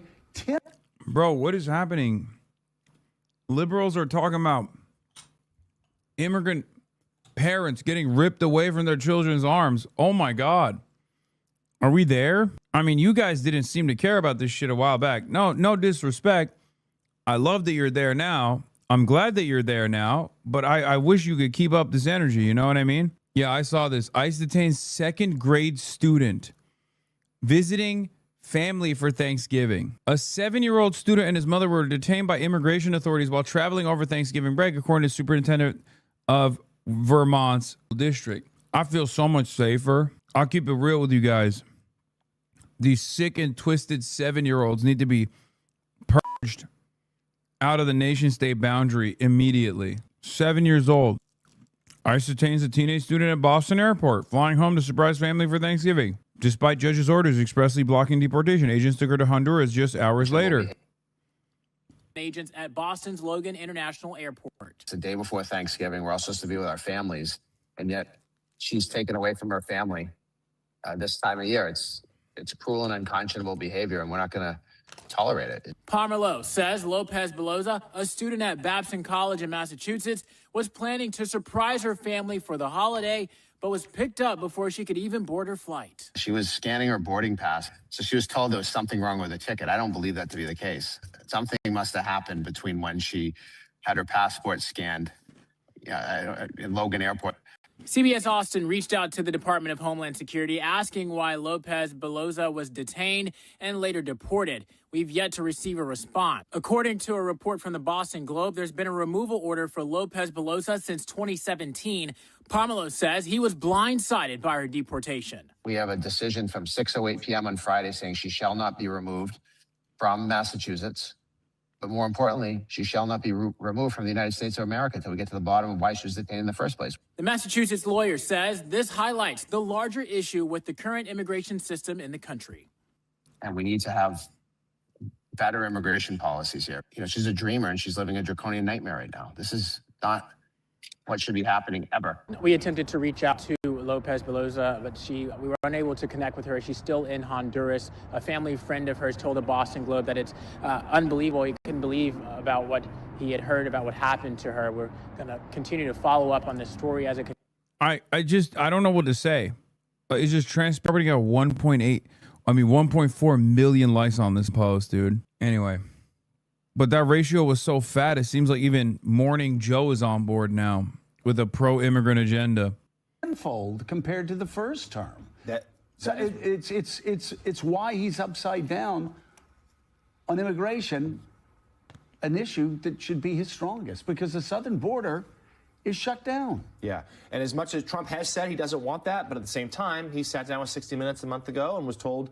It was asked about immigration and his sinking poll numbers. Like, well, we have to go harder. We have to go harder with the deportation, doubling down on this. But you're right. It's trolling. It is government by trolling. The idea of putting out these slick videos that they know are going to get a reaction. The other hot drama I miss. What is this? Of the moment, and you know, not just Sabrina Carpenter, but a lot of Americans have said, we don't want this. This isn't what we want. We're disgusted by this. So for more writing on the idea of immigration, joining us now, opinion columnist, New York Times, David French. His latest piece is titled, "I've been doing this work for 25 years, and I've never seen such fear." David, talk to us about who you're quoting there. What do they mean? Yeah, I was quoting a guy named Matt DiMatteo, who runs a group called the New Life Centers of Chicagoland that reaches out to immigrant communities and has been reaching out to immigrant communities since the big influx started during the Biden administration. And what he was talking about was the response to this Operation Midway Blitz that you saw headlines across the United States of this incredibly brutal crack. The worst part is they read articles like this and they think it's awesome because they don't see immigrants as human. Down in the city of Chicago, just with all of the scenes and all of the incidents you've seen of brutality, of tackling people, of violence directed against protesters, for example. This was happening in Chicago. And this ministry that I was talking about as part of our 2025 giving guide at the New York Times was one that reached out to migrants as they were hunkering down, as they were protecting and sheltering in their homes, and was reaching out to people to keep them under a roof, to keep them supplied with food and with clothing. And I was trying to make the point that when there is American brutality, there is also still American compassion. And it's really time to double down on the people who are showing compassion. David, one church institution that's showing compassion is the Catholic Church. The Pope has been extraordinarily heroic and in doing his job.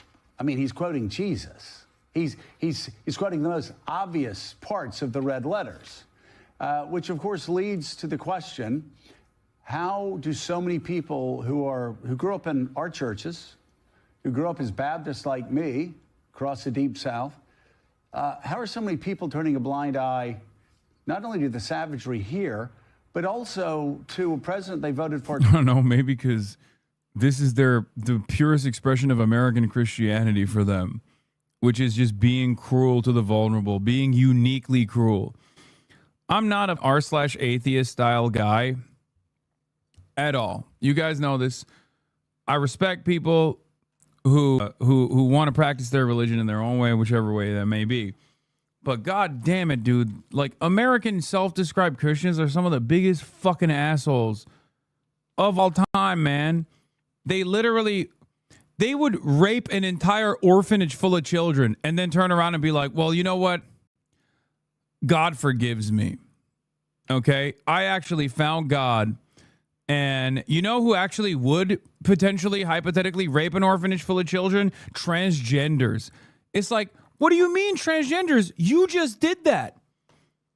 Like, what are you talking about? You can't just like point to a random hypothetical about a marginalized population potentially doing the crime that you just did. What are we doing?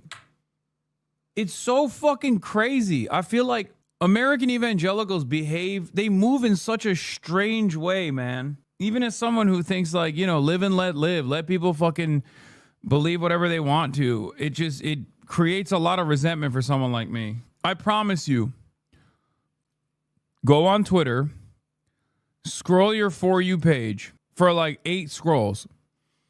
You're inevitably going to arrive at someone saying the most heinous shit you've ever heard about immigrants or about gay people, trans people, whatever, poor people, and how they deserve to die. Click on their profile. There is a 85% chance that that person has a cross on their profile being like, American of real good Christian faith, cryptocurrency entrepreneur. Every time, brother, every time I see someone talking about like SNAP benefits and how like black women deserve to die because they should work harder and they shouldn't be on SNAP, I click on their profile. It's a dude who in the description of their profile straight up said like, I love God, Jesus is my savior. No, the fuck he's not. He is not your savior, bitch. You are not a Christian. You are doing devil worship. You worship the devil. You worship capital. Get the fuck out of here. Anytime. Yo, self-described Christians are so fucking annoying. Christians who are just Christian and chill about it are fine. But there is a very high likelihood if a motherfucker is like writing about how aggressive they are with their Christianity, with their faith, they are probably a massive piece of shit. I have yet to see a motherfucker who doesn't wear that shit on their sleeve. I've yet to see a motherfucker who wears that shit on their sleeve be a nice person, bro. I'm sorry. Corinthians, Christ is King. These are the types of Twitter bios you must avoid, okay? Dudes with like Christian scripture in their fucking bios are some of the most evil people I've ever met. They are doing a very bad job promoting Christianity, okay? Not to get all fucking Catholic with it because I'm in Ireland, but god damn, dude. The point is you should be a better person, right? If you're a person of faith, you should be an even better person, right? You have these rigid rules of morality and what to do and what not to do. God damn. So fucking lame. I hate it. Twice, calling God's children. Let's make no mistake of this. Jesus was very clear.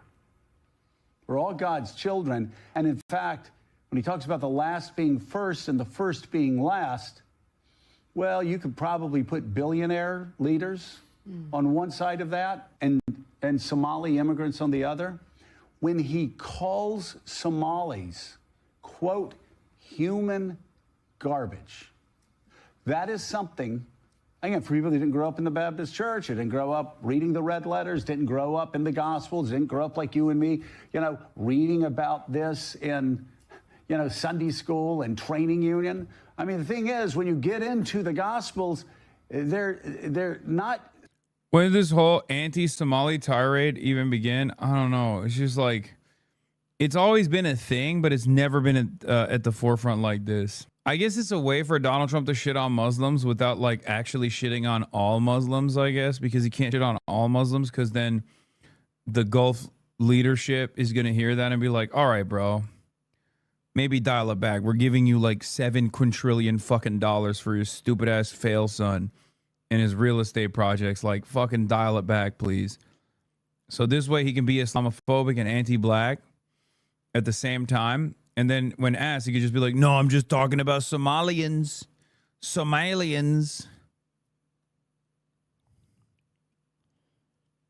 Because I have noticed that, like, I mean, he shits on Muslims quite a bit, but even with Zoran, he didn't really, like, do Islamophobia as much. So many rules, people like to talk about rules. The commandment is just time and time again, blessed are the merciful, for they shall be shown mercy.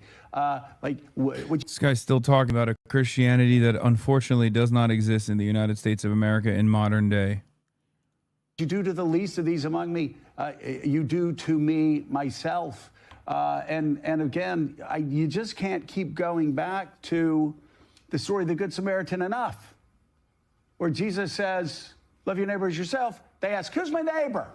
And he picks the most despised foreigner, the Samaritan, to say, that's your neighbor. And that's who you love. And that's who will be first in the kingdom of God. So again, a very long windup to ask this question. How have these people been so programmed to forget every single thing they were taught in church, in Sunday school, in training union, on Wednesday night Bible studies? Like, how have they been so programmed that they completely put this political, I don't even know what to call it, over the teachings of Jesus Christ? Because make no mistake, read the Bible. The Somali shit is also kind of dumb, aside from being super racist, because like most Americans only know like what a Somali person is from Captain Phillips. And you literally have to show them with like a PowerPoint presentation what a Somali person is, right? And the areas where there are a lot of Somali people is like Minneapolis, right? And it kind of feels like Minneapolis is pretty chill about the Somali population. They seem to be fucking happy about it. It's not like they're voting for Republicans out of racist backlash against Somali population rising in Minneapolis. So there's just not really, like, most Americans don't even fucking know what Somalia is, you know? Like, you need to be locked in. When Trump shits on Mexicans, at least every American knows what a Mexican is, okay? I'm willing to bet most Americans have no fucking clue when Trump says, oh, the Somalians, they're invading the country. And it's like, most Americans are like, what the fuck is a Somalian? Which is not even what you're supposed to, it's Somali, not Somalian. But regardless, you know what I mean? I also do have to go back to Joe Rogan again here, because like a lot of the transgenders in fucking sports narratives came from Joe Rogan. And I do legitimately think this Somalis in fucking Minneapolis, Minnesota conversation came into play after Joe Rogan, that fucking moron, on his podcast was like, yo, Tim Walz is actually changing the flag of Minnesota to the Somali flag. I still see that fucking dumbass clip on my timeline, dude. That shit still goes viral every now and then. God, Americans have the weirdest gripes. Republicans have the weirdest fucking gripes of all time. Oh, my state flag. They changed the beautiful state flag of Minnesota. How dare they? We are utterly dominated by the dumbest people. Like hearing nonsensical bullshit from other dumb people and then confidently repeating it to audiences that are so vast and so large. Also, even dumber people who then turn around and believe the shit that they're hearing. Ridiculous world. Ridiculous hell world we live in. It's fucked up. Read Jesus' words. Don't go to Leviticus. Oh my God, this motherfucker's still talking about Jesus. I'm sorry, I can't. You want a white nation? Build a white town. And then organize. Become organized with like-minded people. We're part of a living tradition that we can't lose. We were up early this morning to go to a whites-only town in rural Arkansas. Eric, who runs the town, is all over social media. He's going on every YouTube and podcast, very prominent neo-Nazis and white supremacists and anti-Semites in the US. And they're letting CNN come visit them. I think this is one of those things where it's like, yeah, let them have that, bro. It's Arkansas. You know what I mean? Like, I don't think anybody gives a fuck about this. It's Arkansas. Not only is it Arkansas, but it's also like, it's just another town in Arkansas, like a whites only town in Arkansas. Wow. So you mean just another town in Arkansas? Got it. Like if they didn't build themselves as like a white only town in Arkansas, I think most people would just assume it's yet another one, you know? And how many acres have you got here? Or 160. pretty sizable. Yeah. That is a pavilion, or will be a pavilion. Just a place to meet up. What does somebody have to do, or what does somebody have to be to come live here? You have to be someone who identifies with your European heritage and ancestry. Right now there's about 40 or so people living here, give or take, but you told me there's hundreds of people want to move here. Hundreds of people have applied. Oh yeah, Yeah, there totally. are quite a few people waiting to be interviewed. Yeah, any day now, bro. Any day. This is hilarious. I think let him do this shit, you know? Controversial opinion, but I think we should just like, if self-selecting racist white people want to off to a whites-only enclave that is in Arkansas, hello? Yeah, go right ahead, King. I love that shit, bro. Get the out of the big cities. Get the out of diverse neighborhoods. You know, if you want to self-banish, I'm taking it. I'm not gonna look a gift horse in the mouth, and I'm saying, go ahead. You can fulfill all of your cousin desires in your little enclave, man. Hell yeah. It seems like a slippery slope, but I'm cool with it if it's going to be confined to rural Arkansas. I mean, I think so. Yeah, because you can't get acres and acres of land anywhere else. You know what I mean? You have to kind of go to rural Arkansas. So it's basically the problem solves itself. Imagine endorsing sundown towns in the big 2-5. What about the people who have to travel through there? Can't believe you're endorsing sundown town. Travel through there? You're joking, right? You're you must be joking. Where? Not at all. Where are you going? Do you know where this place is? What are you talking about? It is literally so far away from any human life. If you live 10 miles away, you're under their jurisdiction. They can pull you over for bullshit. Brother, you are trying to imagine a world where these dumb fucks have any kind of emotion whatsoever. Is literally asking for bullshit to happen. I mean, I understand where you're coming from with the sundown town shit, but the problem with the sundown town is it literally is pre-existing towns. It's pre-existing towns that are designed not after the fact in bum nowhere. They are towns that are literally the only towns that are the points of humanity and points of civilization in between points of travel. This is like a little white supremacist enclave that has to be far removed from the rest of existence. Like, this is not even a town, by the way. There is no jurisdiction. There is nothing here. Yeah, it's Waco, exactly. It's basically self-exile until there is. Yeah, I don't think. Look, if it happens, then yes, you're right. If it's a municipality, sure. I don't think it's happening anytime soon, okay? I just don't believe that these dipshits have any motion whatsoever. This is a terrible take, Lamau. The rural South has a ton of black people. What do you mean? Some of the largest black population states in the country by percentage of southern states. Letting this stuff foment down there unaddressed is bad. The moment that this loser actually has any sort of motion is an entirely separate equation. I think you guys are trying to figure out a way in which this is wrong, which it is. It's wrong fundamentally. It's a white supremacist town that they're trying to build. Obviously, like, I take issue with it. But god damn, you guys don't have to be so fucking serious about this shit. This is the future the American Communist Party wants? Yes, exactly. I don't know if this shit is just let themselves exile, though. I think they have broader ambitions to assimilate wherever they do this bullshit. They're trying to set up communities in rural areas near me. Yeah, obviously, if it's like coming near your hometown, that's an entirely different equation. Who the wants there to be a Klan rally next door? The joke that I'm making is that they're literally in bumfuck Arkansas, hundreds of miles away from other humans. The entire point of sundown towns and how damaging it is because it's the only it's the only town with its own municipality, its own municipal structure, with its own cops, running water in a large stretch of road. This is not even a town to begin with, and it most likely will never become a town. Yeah, this is basically my Florida project, but people doing it on their own in Arkansas.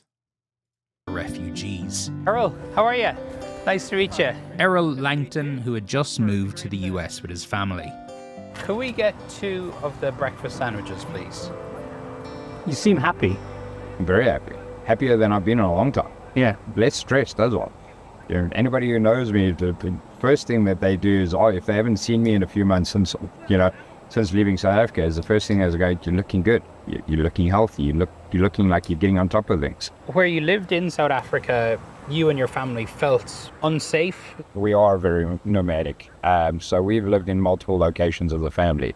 And in multiple locations, I've had the same kind of sense of, I'm just waiting for something bad to happen. Yeah. And I've had bad things happen.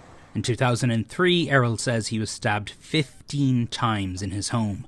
He says the intruder was black, but he doesn't know if the attack was racially motivated. Is there a white genocide in South Africa? I feel that's a little bit of a loaded question because genocide, the definition of genocide is such that you can interpret it any way you want. Do I believe there's a white genocide? Yes, I do. They want it to be a black country. And if that's not the definition of genocide, I don't know what is. Again, it's not always just about murdering. The term is eradication, by whatever means.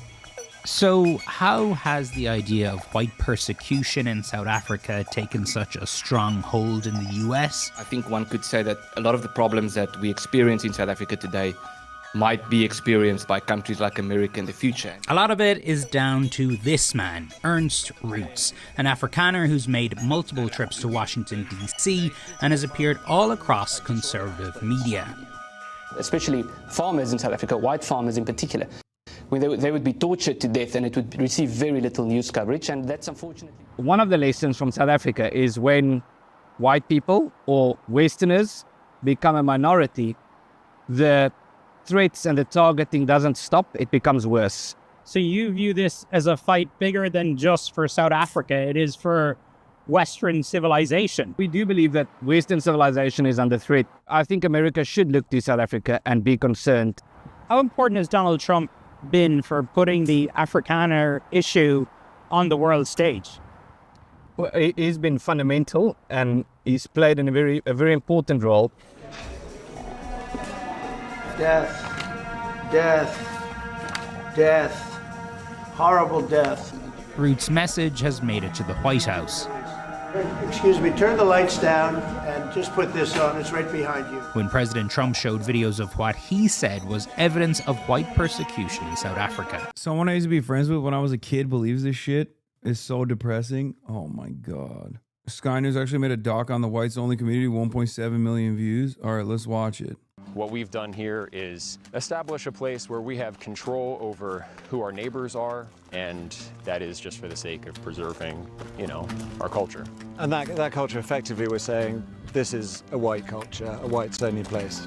White American culture. But this is built on a radical modern premise, made possible because of a new political and technological moment. One with strong ties to the most active far-right groups in the US.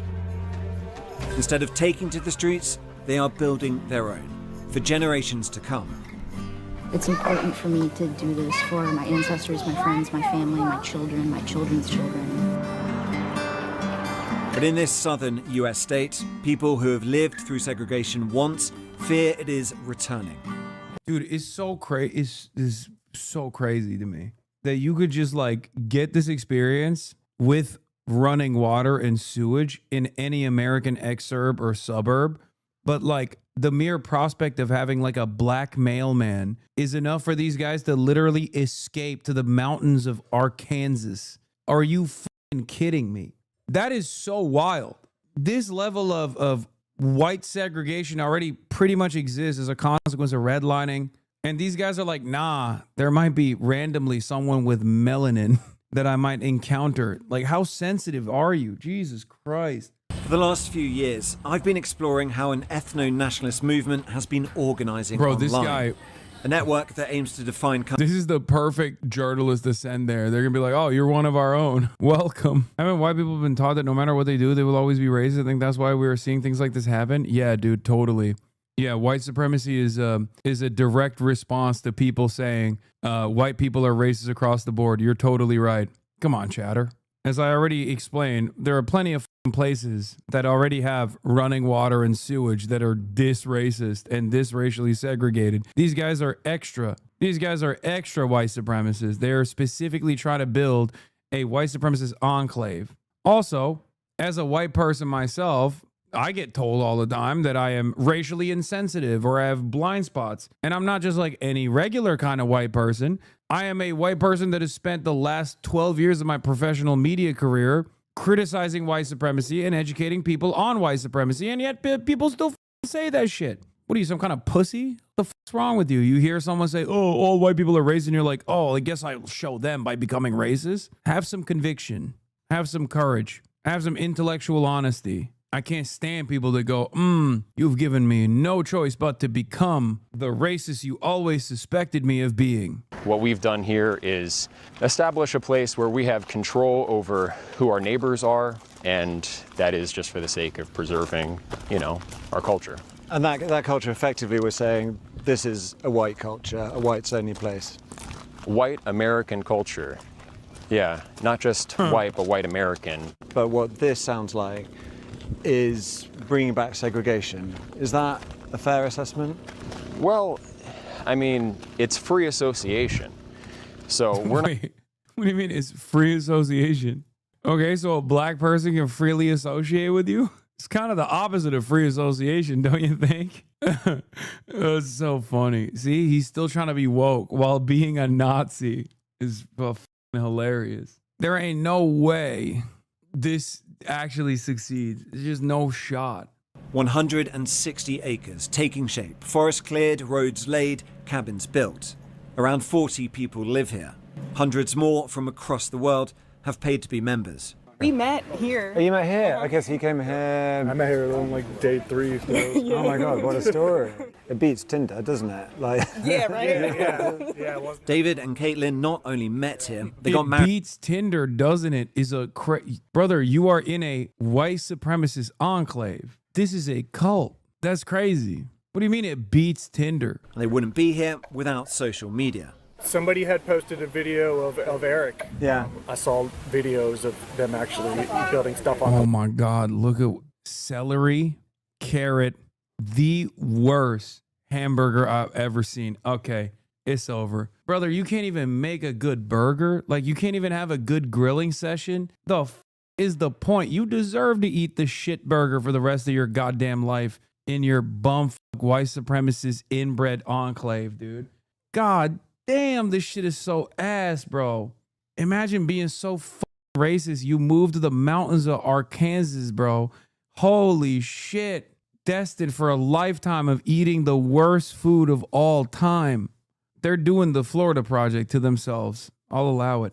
Land, I was like, oh man, I gotta come check this out. And I figure if there's nothing else like this in the country, like, it should at least exist. Yeah. Like, do people really think that we should never be able to choose our neighbors? It wouldn't be controversial for any other racial group to do the same thing.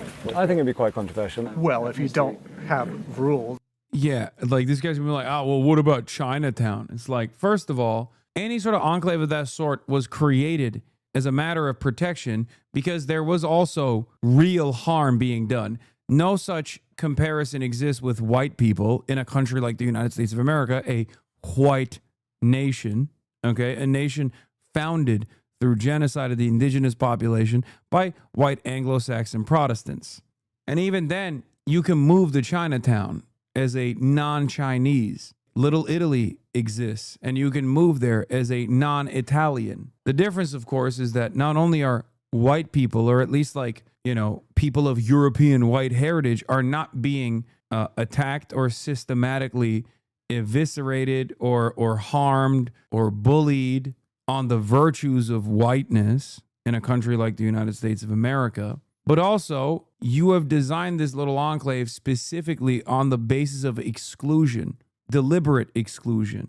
They're watching the news, which is telling you that white people are, the cause of all your problems and all the ills of society. And suddenly, your children are much less safe because there's a lot of violence, anti-white violence happening to white people and white children. Oh my God. Yeah, this is mental illness.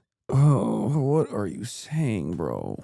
This is like the incel school shooter that becomes an incel school shooter because they heard someone say all men are trash. Oh, stuff like this makes me think we really do need to regulate the internet better, I think. I don't know how that would work. But like, goddamn, dude, we're just not responsible enough. We're not educated enough to be able to handle free flow of information, and specifically misinformation. He said white people are actually under attack, dude. Lobotomy, brother, the internet gave this guy a lobotomy already. The group's logo, based on a Nordic rune, draws on that heritage. It is the PMA that the group believes makes this all legal. Once members have been vetted on ethnicity and other grounds, they can buy shares in the Limited Liability Company, or LLC. That's got it. Those This is a shares scam. Okay, this is one hundo Pia scam. translate to acres of land that they can build on. Peter Seri is the brains behind the legal side of things. Civil Rights Act is there for a reason, and this is a way around it. Yeah. Do you think it'll survive contact with the legal system, the courts, if it came to that? Hopefully. Do you think it's racist or not? Do you reject that term? Do you embrace it? I don't know about that term. I mean, people use it in a lot of different ways. I'm sure there's a lot of people on the internet who call me racist. I don't really know or care whether that term applies to me or not. Maybe. Oh, wow. He's not, he's not automatically claiming he's not racist, Yeah, we know, brother. We get it. Yeah, I almost don't know what racist means anymore. Like it's what you call racist. There's a prejudice towards someone who's from a different ethnicity. Well, actually, the modern definition of racism, according to critical race theory, all white people are racist automatically.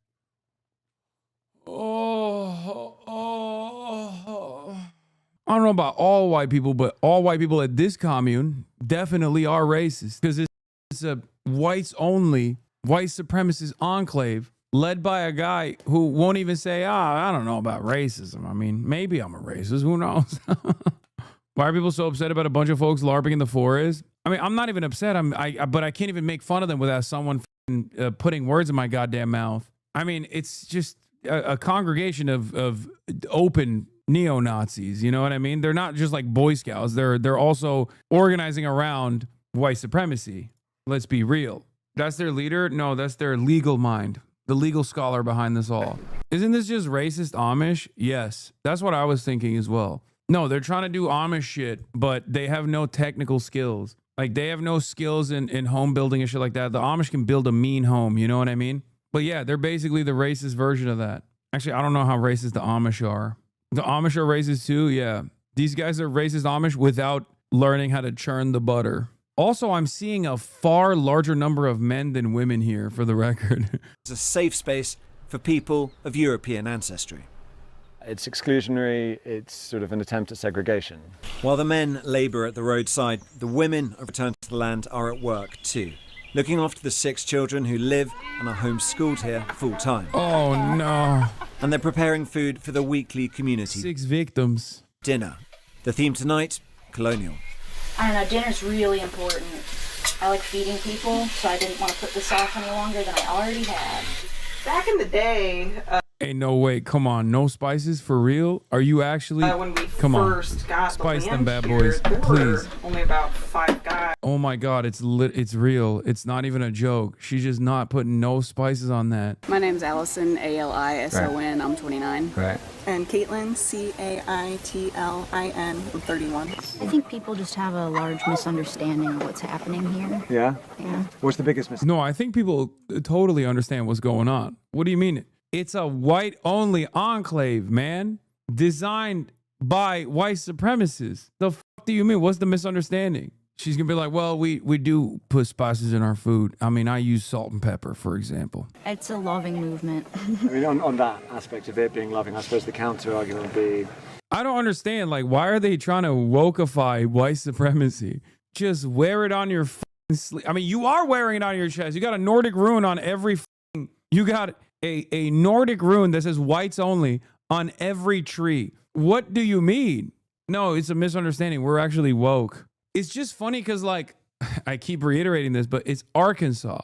It's Arkansas. There are already, it's like a sundown state for the most part. So the very fact that you were like, no, because there might be like some brown people around that you basically decided to self-exile to the mountainside, you're extra racist. Like, how is that possible? It doesn't make sense that you would just still be like, no, I'm actually not. We love everybody. Yeah, because they think leftist woke is making America fail. They're a white woke. Okay. My best friend's a comms director for an Arkansas House rep. He said that place is in Crawford's district and we make fun of him for it. Dude, even the racist Arkansas reps are making fun of the making fun of these guys, making fun of the refs for having these dudes in their district. That's awesome. They're like, we're the regular kind of racist, not whatever the these guys are on. Is it going to be a Netflix documentary after they have their first commune shooter scenario? Oh, you mean a school shooting, a homeschool shooting? This is just white Zionism? Okay, unlike Israel, though, this is truly a land without people. Historic Palestine existed and there were people there. These guys chose the one plot of land where there is unironically no goddamn people. This holler was promised to them 300 years ago. There's not a lot to show around here. I basically just have the whole pasture area. Peter is unattached. This is his homestead. He's been on a journey. He told me he used to be a liberal, a hippie even. The knife is a tool. It has to be very sharp in order to cut properly. He founded a commune in Ecuador. Oh, that makes sense as to why he was he was at least educated enough to get a law degree. Of course, he was a liberal and he went to college and he got a law degree. And then he did this like freak ass hippie commune shit already. And then somewhere along the road, he just snapped. An intentional community based not on ethnicity, but veganism. I can't begin to explain to you how this guy's vibes are, which I think is you know, something you can all see, right? But he's also immersed in internet culture, someone who delights in provoking reactions, a troll. On the group chat on the messaging app Telegram, he's posted the numbers 1488. The 14 refers to the 14. Oh, shit, dude. I couldn't figure out that this guy was a Nazi, but now that I've seen the 1488, I'm convinced. Yeah, he built a fucking whites-only commune, man. And H is the 8th letter of the alphabet. So 88 means HH, which means Heil Hitler. Because you put that in the Telegram, for instance. What does that mean when you place that in Telegram 1488? Well, I use it as kind of like a funny comment throwback. As part of that Nazi discussion, another frequent topic on the online chat is the Holocaust. Usually minimized, sometimes even mocked. But the Holocaust, you know, stands as a unique crime in the history of Well, that's your humanity, opinion. really. I think the Holodomor was much worse than the Holocaust. That's my opinion. I mean, we're allowed to have opinions. Wow. Another double genocide liberal. You see why the double genocide theory oftentimes is advanced by Nazis? You just saw it in action. You just saw it in action. There's a whole ass Holocaust denying Nazi. Look at his little dumbass smirk. Yeah, well, I mean, we can say they're both bad. The Holocaust was bad. But do you know anything about the Holodomor? Yeah, in Ukraine, the famine, I know a little bit about it. And I know it was awful too, and it was sort of deliberate. But we can also agree the Holocaust is bad.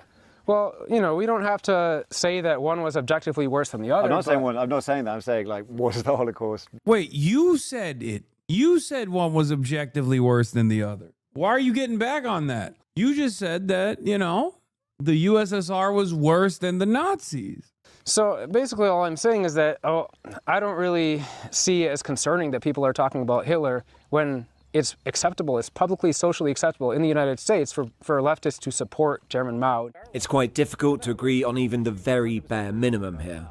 Okay, wait, first of all, Holodomor and Chairman Mao? Really? Mao Zedong did Holodomor? Is that what the argument is? But yeah, I know this motherfucker is going to watch this video now. This dude is 100 P, a hate watcher, straight up. He don't got internet out there. I'm sure he figures it out somehow. Pocahontas is the nearest town to the settlement. And hope means something different for Pat Johnson. I'm Tom. I'm Pat. Oh, you're Pat. Lovely to meet you, Pat. How are you? It was about 25 students that attended school here. And the on whole and time, off. yeah. Mm-hmm. So it's really tiny. And there you are. Yes. Second from bottom. How old are you in that photo? I don't know. I think probably about 12 or 13. This is the school she attended in the 1950s, a school for black children only, because she was not allowed to be educated with white people. Unlike the members of Return to the Land, she is Arkansas born and bred. For the first 15 years of her life, she lived under segregation. We could not go to school together. We couldn't eat together. We couldn't do everyday things together. Each day that you leave your home, you were under rejection. And Pat had hoped those days had gone. When you hear things like that, it causes you to be fearful. and you don't know who to trust. When I explain what Return to the Land is doing, just half an hour's drive away, she's not so sure. And in her eyes, there's one main reason for that. And I feel like that's the change of, and I'm just going to say, I think it's the change of our presidency. That's what I'm going to say, because I feel like that's where the change is. It's allowing people to have the right to be open for hatred. That may be a feeling, but it is also backed by the data. These are all the white supremacist incidents, demonstrations, leafleting, recruitment drives, meetups over the last 4 years in the US, tracked by ACLED, an organisation that monitors violent conflict and protest. Patriot Front is the most active white nationalist organisation in the US right now, according to ACLED. Its leader is Thomas Rousseau. Foreign races have never successfully assimilated en masse into American culture. Bro, you're not even a human. You're a hobbit. The f do you mean foreign races? How about foreign species, brother? Oh my God. Go back to the Shire, bitch. F you mean? Oh, I can't go on, Frodo looking ass. Bro, what the hell? Bro is finger painting size. That's crazy. He looks like he's too small to use a pencil. Less than 50% of children born today in the US are white.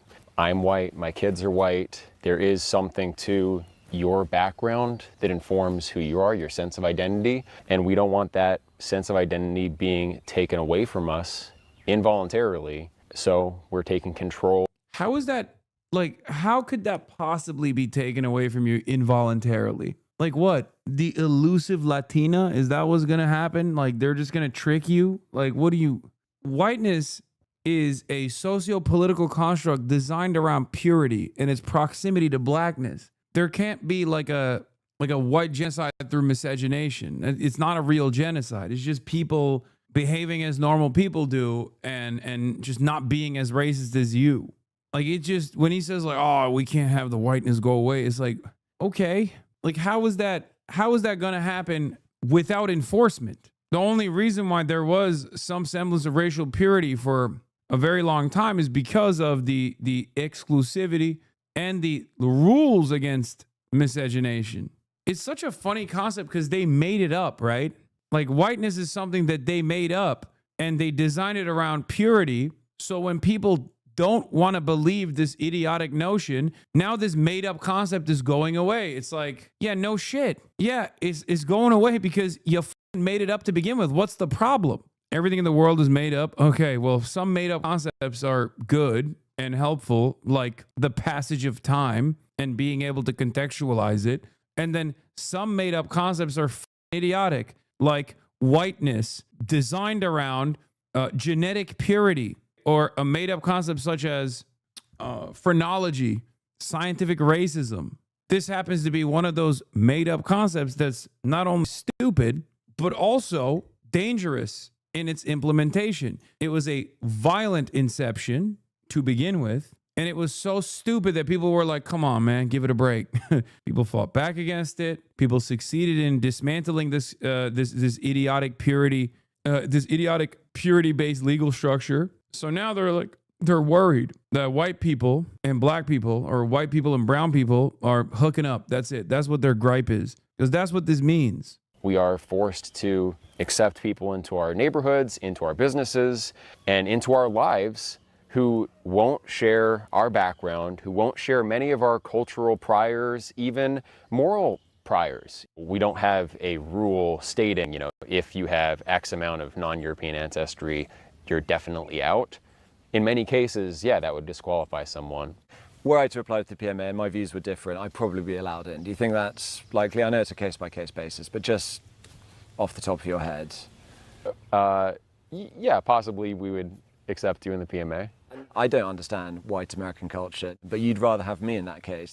I just wonder, though, whether some people watching this, having heard all this intellectualizing, this rhetoric, would say, fine, but actually at heart this is just, it is just prejudice, it is just bigotry, it is just lowest common denominator racism dressed up in these arguments.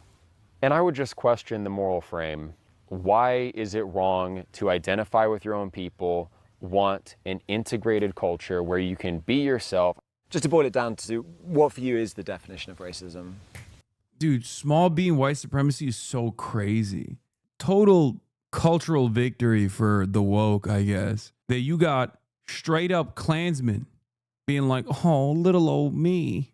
Excuse me. I mean, this is a place for preservation. Dude, you can go anywhere in America and there are places that are just as racist, you know? It's so crazy. It's like, oh, well, us white people, we need a safe space. Really? Yeah, you got one. It's called the country club, you know? Pretty much everywhere you go is a safe space for white people. I just don't, yeah, it's called Boston. When I was a kid, I suppose I interpreted racism to be judging someone solely on the basis of their race. And is that a good or bad thing? I think this basic moral consensus treats it as automatically a bad thing without a lot of reflection. Oh, he's saying, like, you know, I hate the moral consensus around racism being automatically disqualifying. Wow, I'm glad you learned better that racism's sometimes good. This is my last day here, and before I go, I want to speak to John. Not a leader like Eric or Pete or Scott, but an acolyte, a young one and newly arrived. He's only been here a month. It's just you have a community where you feel like you belong here. You have people you can talk to. I can't explain it. It's too beautiful. It's nice. He'd been working on Scott's new house over the weekend. In return for his labour, he gets cheap rent. John dropped out of college, and he's worked jobs all over the United States. Oh, he's 26, younger than the leaders who are all in their 30s. If they are the recruiters, he is the perfect recruit. And for John, the primary motivation was... Oh, brother, you know his ass dropped out of college because of anti-white racism.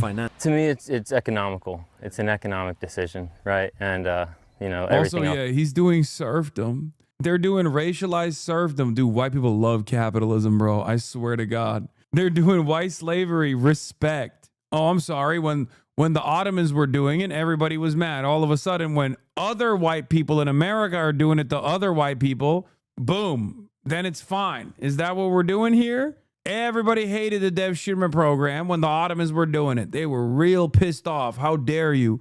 How dare you enslave the whites of the Balkans and elevate them to the highest rungs of Ottoman society? How dare you do such a thing? Meanwhile, this guy is literally just a straight up serf. Yeah, he still pays rent too. It's even funnier. Yeah. But the main thing to me is cheap land. Everything else is a bonus. You've got 2 levels here. Yep. Got a loft up top, and this is the main area. It's a living area down here. So it's quite comfy, right? It is quite comfy. As for excluding people, I don't see it that way. Bro, we can't even escape landlords by moving a fucking racist ass bum nowhere. Yeah, that's the craziest thing, dude.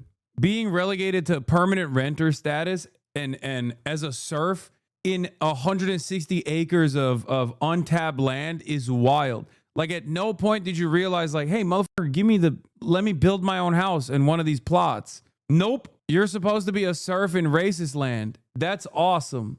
You are such a loser, dude. You are so stupid. Like, you could have done this in every other formation. The whole point is that you're supposed to not be a peasant here, right? You're supposed to be a king in your own plot of land. Nope. Yeah, sidekick in your own dream type shit. Exactly.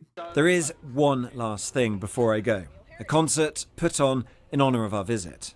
This first piece that Peter and I are performing, it's called The Virginia Colonies by Fred Cooper. The English governor returned to take his place. Eric himself takes this. Stop. Oh my God. Oh my Lord. Oh no. Oh, that's so bad. That is, oh brother. It's like, it's designed like a meme. What the ass food, terrible music, no joy in your life. You're literally a peasant. That guy is gonna shoot up the rest of the colony, I think. This is a Baroque flute, also known as the German flute or the penny whistle. It was a very popular instrument in colonial America. It's not easy to look tough with a flute, even if it's German. But the audience is rapt.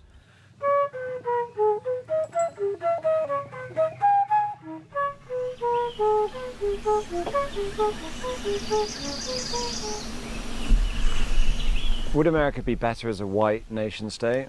Better in what sense? Would you prefer, completely blank slate, America is just an ethnically white country?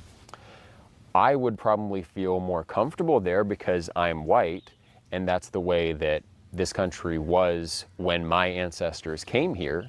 You also talk about Hitler in your videos a couple of times when you've talked about people are waiting around for a new Hitler to come. Mm-hmm. And you said he's not going to show up. You have to do the work for that Hitler to arrive. Hitler is a very controversial historical figure.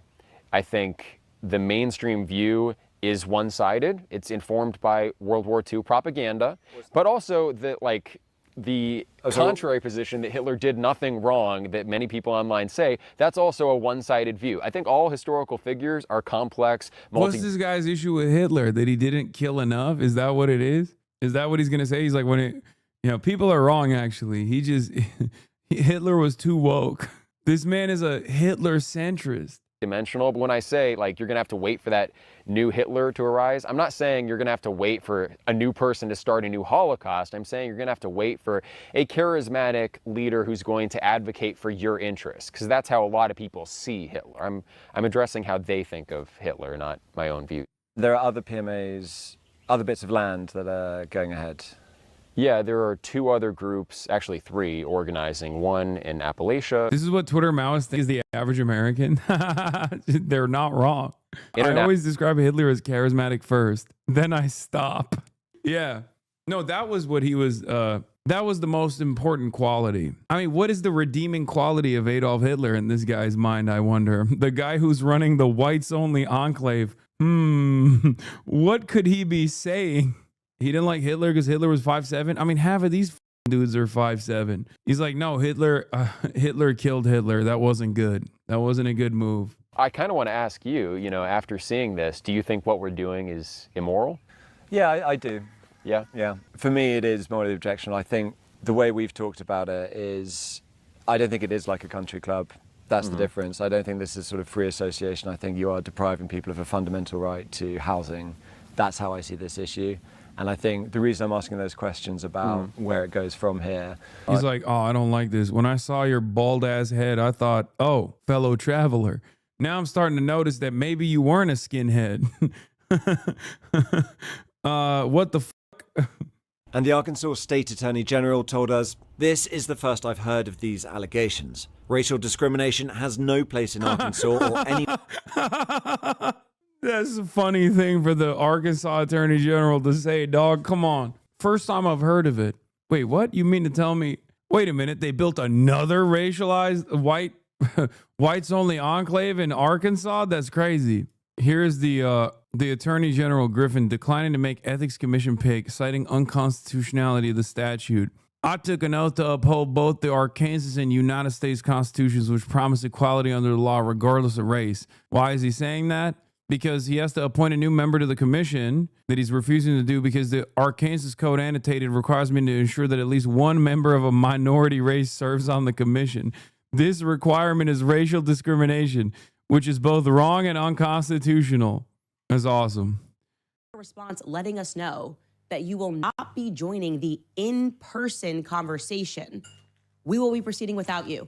Why are you proceeding without me? To have a conversation that is about me. I know what Why crack am I getting is. 24 Chatter, hours I know to what respond? Why fucking do you crack need me there is. in I'm in person? Belfast. You think I don't know what crack is? Are you kidding me?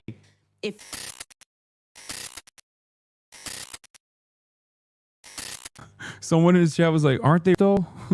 We should bring them here. We like that. We need more. You're so lucky Charlie passed away. He would have destroyed you in a debate. Bunch of Transformer defenders in the chat I see. You guys must want men to play in women's sports. They can exist, but want their special rights and want it in the kids' faces in schools is just stupid. What? Chatter, go off the trans porn on your own time, okay? You don't have to literally telegraph it to every single person in this chat. Like, we get it, man. We get it. You're obsessed with trans people. You literally cannot stop thinking about trans people. Where the trans people come from? Candace versus TPUSA was just canceled? Wait, what the No. Candace has mentioned several times that the ball is in our court. So here's what is going to happen. In the near future, there will be a live stream here in Phoenix where we address in a clear and comprehensive way the claims and accusations, the false accusations that have been made against Charlie's family, friends, and the people here at Turning Point. We plan to walk through everything carefully and thoroughly. If Candace is available, we would sincerely welcome her participation in that live stream at our studio here in Phoenix. At this point, we believe the ball is back in her court. Yay! Finally, you didn't have to get through all that shade that you were throwing me to get to the point that you were willing to answer questions, okay? Because that's what Charlie did for a living. He stood up on college campuses and he debated people. And he sat there principally and debated people because he felt that he had the moral high ground, okay? And that if those people disagreed with him, he could bring them over to his side. You guys have been actually acting and embodying the opposite of Charlie Kirk's spirit, okay? And you did it even in this. It was like one big character assassination. And it wasn't me. That's what you guys don't understand. You're not attacking me. You are attacking millions of people around the world who watched a man, an innocent man, be publicly executed and then watched what felt very much like the state collude to feed us absolute horseshit about what took place on that day. You guys have even allowed people to inject themselves into his legacy. Yeah, you've created a million Charlie Kirks and you're attacking all millions of those Charlie Kirks you created. That Charlie didn't even like. And we're supposed to believe you're doing this because you're his friend? Because you're committed to truth? You sat there and allowed the very people who pressured Charlie towards the end of his life to try to claim his whole legacy, and you're pretending we are the ones that are immoral? You're upset because you got caught lying. You're upset because you got caught with your pants down, but you cannot blame me for that, okay? These were your own errors. These were your own lies, and I was not going for a single second to let up on the pressure. In fact, I have been so strategic that I have been holding on to certain information, hoping that you would acquiesce to have a public conversation, because I want to look you in the eye, and I want to challenge you to lie to me. Because I care deeply about what happened to Charlie on that day. I don't think we're getting the truth. And I do believe that because you are not forthcoming about the information that you have, about Charlie texting you guys and saying that he thought he was going to be assassinated that very next day, okay? The day that he died, Charlie said he thinks he was going to be killed tomorrow, and you guys are sitting on that information. So I'm the right person, I'm the right person to sit across from you and to ask you questions. Breaking news here, and it's according to Israeli media, Yasser Abu Shahab, an Israeli-backed Palestinian armed group leader, considered Hamas's most dangerous, most wanted man, has been apparently, according to Israeli media, killed in Rafah in southern Gaza. It's an area under full Israeli control. We can now get over to Hani Mahmoud, who is on standby in Gaza City. Hani, what more do we know here? What happened? Wait. Before we get to this, before we get to Pack Watch, hold on. I have an update. Blake Neff and Candace Owens have been going back and forth. Okay, hold on. We're gonna do it. The live stream we announced on the show Wednesday has been set at 4 p.m. Eastern, 2 p.m. local time on Monday, December 15. A collection of Charlie's friends will respond to statements made by real Candace O to set the record straight once and for all. Prior to opening of American Fest, we'll be live streaming from Charlie Phoenix Studio. Our offer from yesterday holds. If Candace wishes us in person in Phoenix, she's welcome to do so. She can let us know by the end of today. Kind of weird how you didn't email or call me to ask about times or availability and chose to instead tweet this confirmation out at midnight. Why am I learning about this on X? December 15th does not work in person at 2 p.m. is also the literal time I do my podcast live every day, which you knew. But we will happily cancel the daily podcast and we'll join you guys virtually instead for the live stream on the 15th if that works on your end. Let's lock in. We'll also add that I'm happy to jump on Charlie's show any day before then virtually as well. It was serious when I said we could do it today even.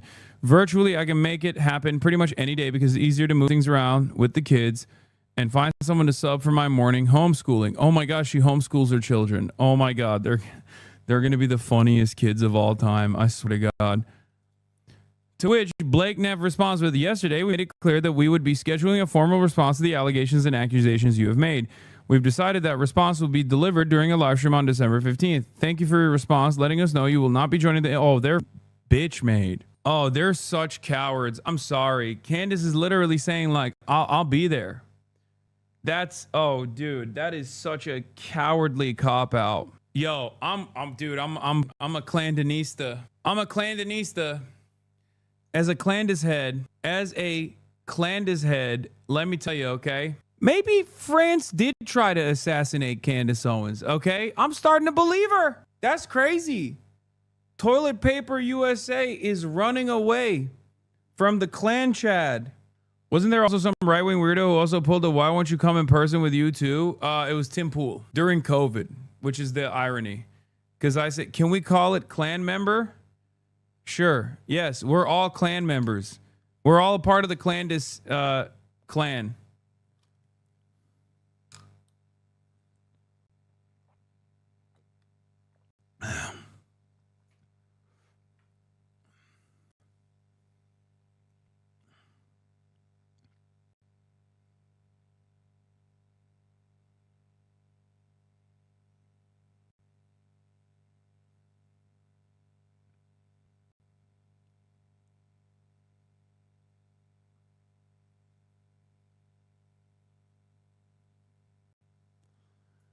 That sounds more like an infection than a fandom. No, we're all clan members. Sorry. We're all clandestine operators. Water review. This one is shit. I don't know why. Water that is not out of like a bottle or a plastic, plastic container is so ass. Like box water is so ass. Yeah, this is bullshit. What is this? You were covered on the biggest Irish uni website. Hasan Piker receives honorary patronage from University Philosophical Society. Twitch streamer and left-wing political commentator Hasan Piker received the gold medal of honorary patronage from Trinity College's University Philosophical Society, the Phil, today. In a packed GMB chamber, Piker was greeted by thunderous applause and cheers on his first trip to Ireland. He was introduced by Phil President Liam Corcoran, who noted the streamer's background, achievements, and career built by consistency and longevity. When questioned by Corcoran on why he chose streaming, Piker said that he wanted to show that you could be progressive in the gaming space, starting a career in online commentary, aligned more with the right wing. He noted that the pendulum has swung back to the far right direction. Piker remained that left-wing media outlets serve an important role in often being the first time people are exposed to leftist ideas outside of a traditional academic space. He additionally argued that they give those looking for it an alternative to a failing liberal ideology around the world. Independent outlets, he later expressed, are able to expose realities not covered by mainstream media and offer a voice to those who are often spoken over. When questioned about the parasocial relationship audiences can foster with streamers, Piker stated it is part of the reason I yell at my audience with regular frequency. What he tries to avoid parasocial relationships to the best of my ability is simply an unfortunate byproduct of the process of streaming for 8 hours a day, he said, and would rather see people build community over positive values. On the difficulty of providing a safe space while also persuading those on the fringe toward the left, Piker described it as a tightrope. We need to be a little bit more forgiving, he remarked, and take on emotional labor by educating others. I've heard worse. This is a hate crime. I always try to entertain people as charitably as I can, he continued. When a member of an audience asked Piker what it would take for an armed resistance in the United States, Piker joked, "You're going to get me in trouble," but argued that Americans aren't struggling enough to justify taking up arms. On combating nihilism in the face of global politics, Piker emphasized the need for maintaining hope. Celebrate small victories, no matter how small they may seem. Urging individuals to question who would benefit the most from your silence, Piker stressed the necessity of awareness and discourse, particularly on the subject of Palestine, as well as building class solidarity across party lines. When questioned about the toll of streaming and what potential exit for the profession would look like, Piker simply stated, "I don't foresee myself stopping anytime soon," and joked, "I'll probably die on camera. As long as someone is needed to speak out against inequities, I'll be there."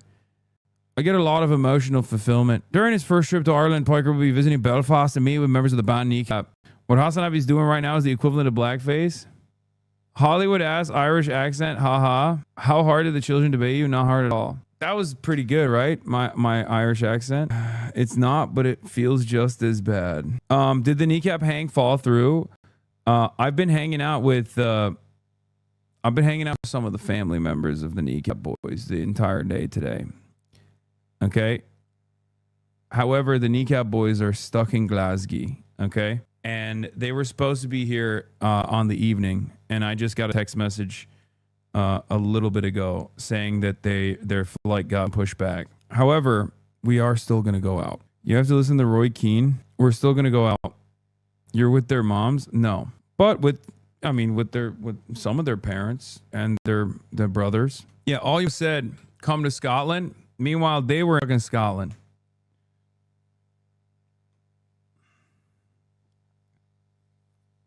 Tweaked Mike Kirk lifting heavy things at work all day. I cracked open a cold can of Kirk's, lifted up a Kirky, and I'm watching the HasanAbi stream. Starting to think that maybe we are Charlie Kirk. We are Charlie Kirk. We carry the flame. Sorry, you can't say that and then not expect me to start, you know? We fight for the gospel, we'll honor his name. We are Charlie Kirk. Oh, Clandis is live. Clandenistas. She's live. 95,000 in 9 minutes, bro. Let's go. Okay, we're jumping here. Let's make it happen. Okay, that's the beauty of the internet. That is the beauty of 2025. You can literally be any place, anytime. Just send me a link, right? Any place, anytime, and we can join you virtually. In fact, today on their show, they had Andrew Colbert joining them virtually. So they have the tech capability to do this. We have. God damn it, I had to get the last train home. I was trying to get a pig with you. Bro, how are you going to go party when the club's closed in less than 2 hours? Bad crack right now, the worst crack. Bro, how are you going to go party when the club's closed in less than 2 hours? What do you mean? We'll do it very carefully.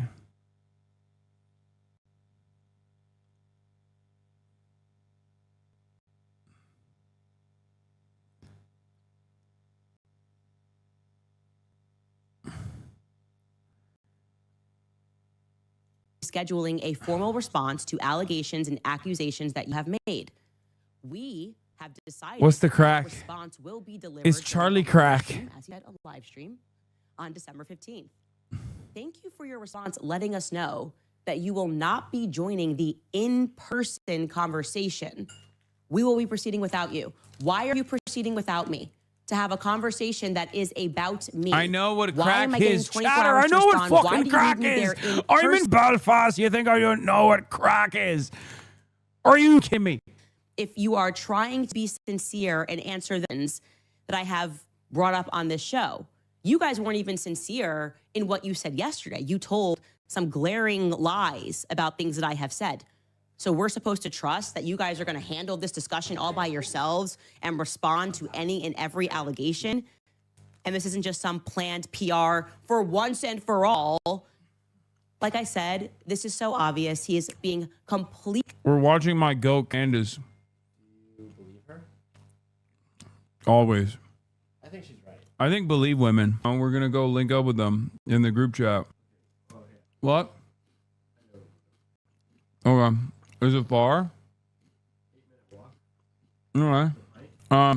We're gonna go slam a couple fucking pints. We're gonna go slam a couple fucking pints with the lads. Yes, her jacket is drippy. I agree. But yeah, Candace putting her Kirk on the line here. All right, pull it. I'm gonna swap it. No. Then you can't even get into your room. Wait, what the fuck are we gonna do? Let's just keep the camera here for now. Okay. Without any person in the room to be able to fact check those lies, who have researched those lies, and who have kept a list regarding the very lies they are telling. No, you had it on the camera. You had it on your camera. That Turning Point is engaged in a cover-up. That is how I feel, okay? And like I said, it pains me to say that because this was once a bright spot in the conservative movement. It is no longer. They are used a racist because they're asking questions about... Bro. Let's be real. They could absolutely do this on the internet. They could absolutely do this over the internet. Why are people platforming this lunatic? Unfortunately, the lunatic has the platform. Everyone can see. She has 109,000 people watching. I can't even crack 30. Let's be real. One might even say she has a platform because she's a lunatic. I will say it again, to make that date and time and place, because I'm here and we have the technological capabilities to make it so, make it work. We can move it around and we can do it even at midnight. I will stay awake and I will make that work for you at midnight. No, anytime. she's doing better numbers than Kai Cenat. 110K in 13 minutes. She's doing Kai Cenat numbers. No, she is objectively doing better numbers than Kai Cenat. Kai Cenat has higher highs when he's doing like big events and stuff, but this is a fucking regular ass Thursday. Kai's getting like maybe 50K, 60K on a regular day. Has to be bought it, right? I don't know. I think so too, but I don't want to be cope. I don't want to be engaging in copium here. Like, I do think that her podcast is popping. To sell to us and people in their love best her acting, that they care about what transpired on that day. If you wanted to act like you cared, you would go, yeah, no, that is actually weird. I wonder what those planes are about. Instead, they're like, ha ha ha, Egyptian planes, what we've had to endure this crazy talk about these Egyptian planes. You should be concerned. And I'm going to give more cause for concern, okay? Because as you guys will recall, 2 Egyptian planes, got it. For the sake of ease, we've labeled. What do you mean you don't know? You can't be this ignorant to how bots work? Yeah. Like, when a content creator has a tremendous amount of motion on the internet, but no motion in the real world, that's one thing. But Candace Owens does have real world motion. Like, Chatter, you're talking about someone who single-handedly undermined the Trump administration's agenda after the Charlie Kirk assassination and single-handedly got the Israeli government to release not 1, but 3 different real-time videos about how they certainly were not responsible for killing Charlie Kirk. And she has a fucking, she has one of the most successful podcasts in the country. I don't think it's that crazy to assume that she has 100,000 people watching right now. I think you need to understand how many people actually love Candace Owens. So we now know that of the 4 people that flew to Delaware, someone flew using the name Waleed Mahmoud, okay?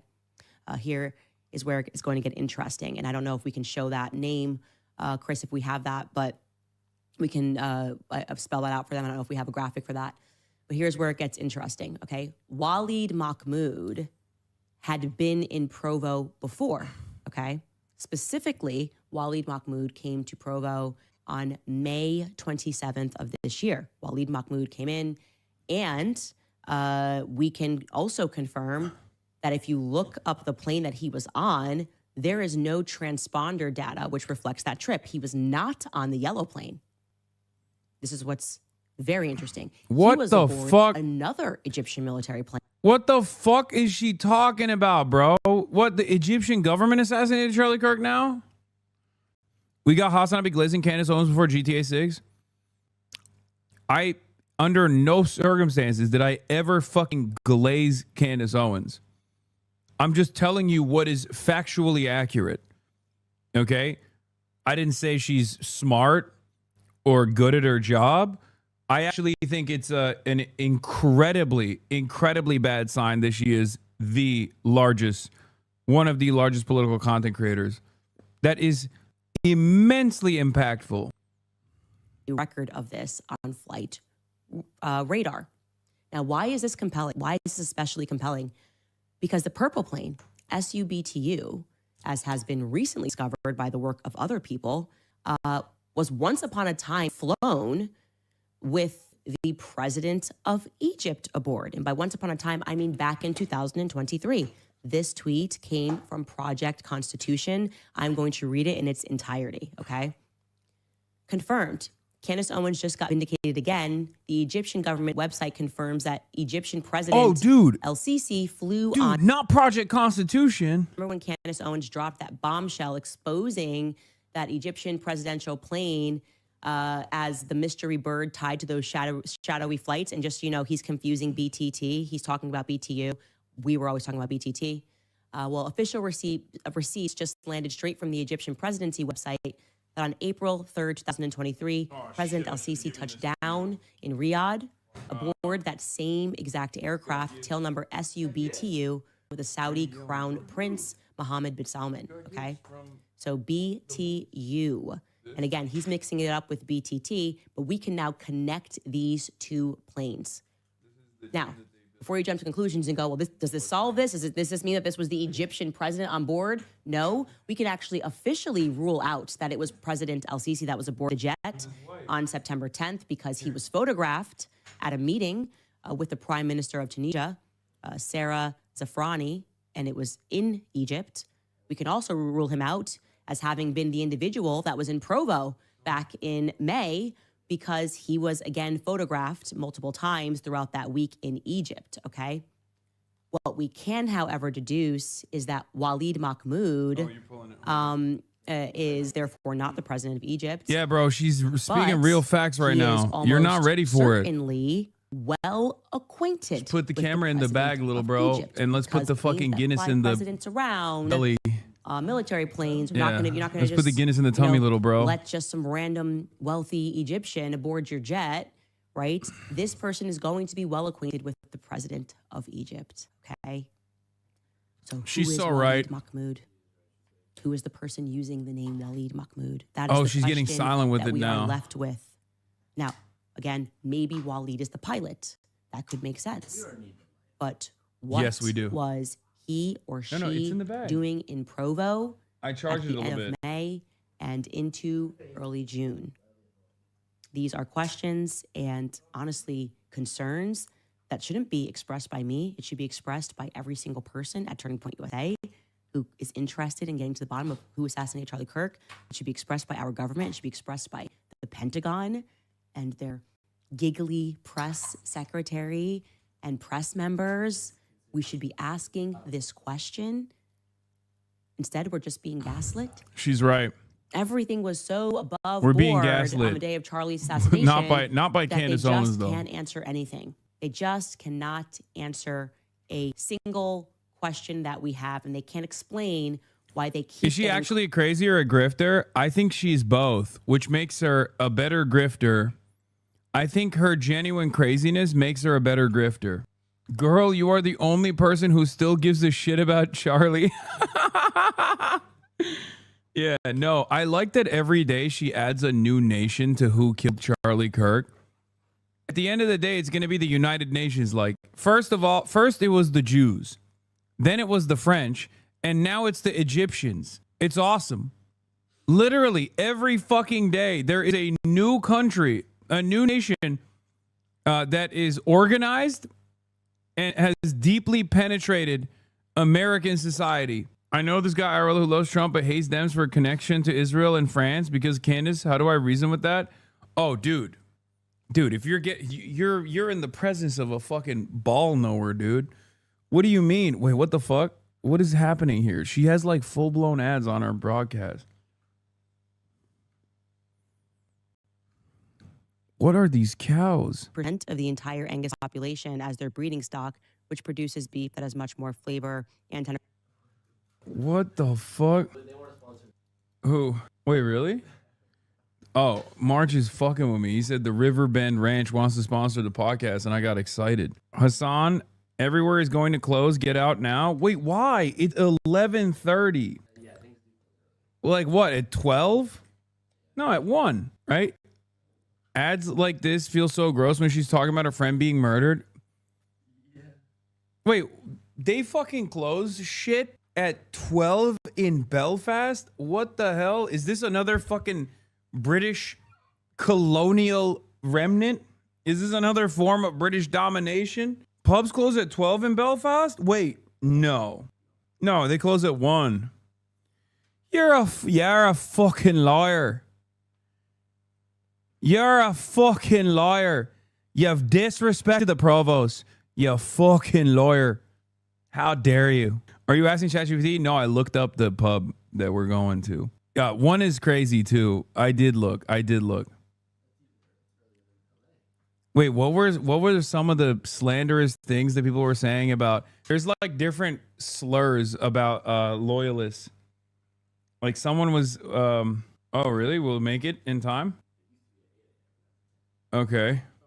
Chatter, stop. Prods? What does that mean? The gay club is open until 3? Your guide told us a lot of them. Ready, by the way. Hasan, since March is Wasian, asking about the Wasian drama. Oh, shit. There is Wasian drama. Oh, fuck. It's going to be cold as shit, right? Prods is short for Protestants. Oh, right. Are you meeting Paul Mescal? Yes. Call them Hun scum? Yeah, they told me Hun is a slur as well. I don't know. We're gonna tune into it when we're over there. Well, we need to drive there. I think so. Is it? No, it's not. The new place that they're going to. No. Oh. Yeah. Okay, you're right. Prods, West Brits, Orange Cunts. I called the pubs. They're closed. I guess you have to do gaming now. HasanAbi, also, is March Charlie Kirk or no? Do you want to say to them that we are Charlie Kirk? I'm not Charlie Kirk. He is. He just said it. He said, I am Charlie Kirk. He said, we are Charlie Kirk. We carry the flame. We fight for the gospel. We'll honor his name. We are Charlie Kirk. Yeah, he said it. That was him singing. I was channeling his feelings through my heart. All right. Oh, they even got 2 points for us already. They took a photo of the points. Okay, hold on. Change the channel. I'm flipping it.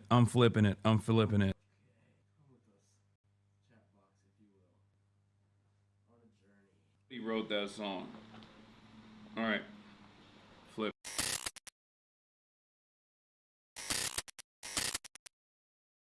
They know that it'll pay dividends, okay? Thank you, sir.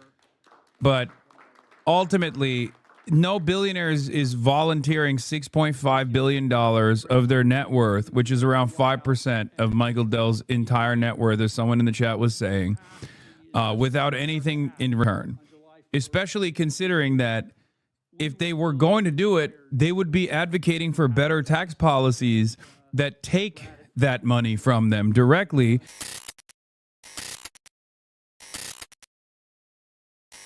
Is the Trump bank account for babies? Nice. Oh, yeah, okay.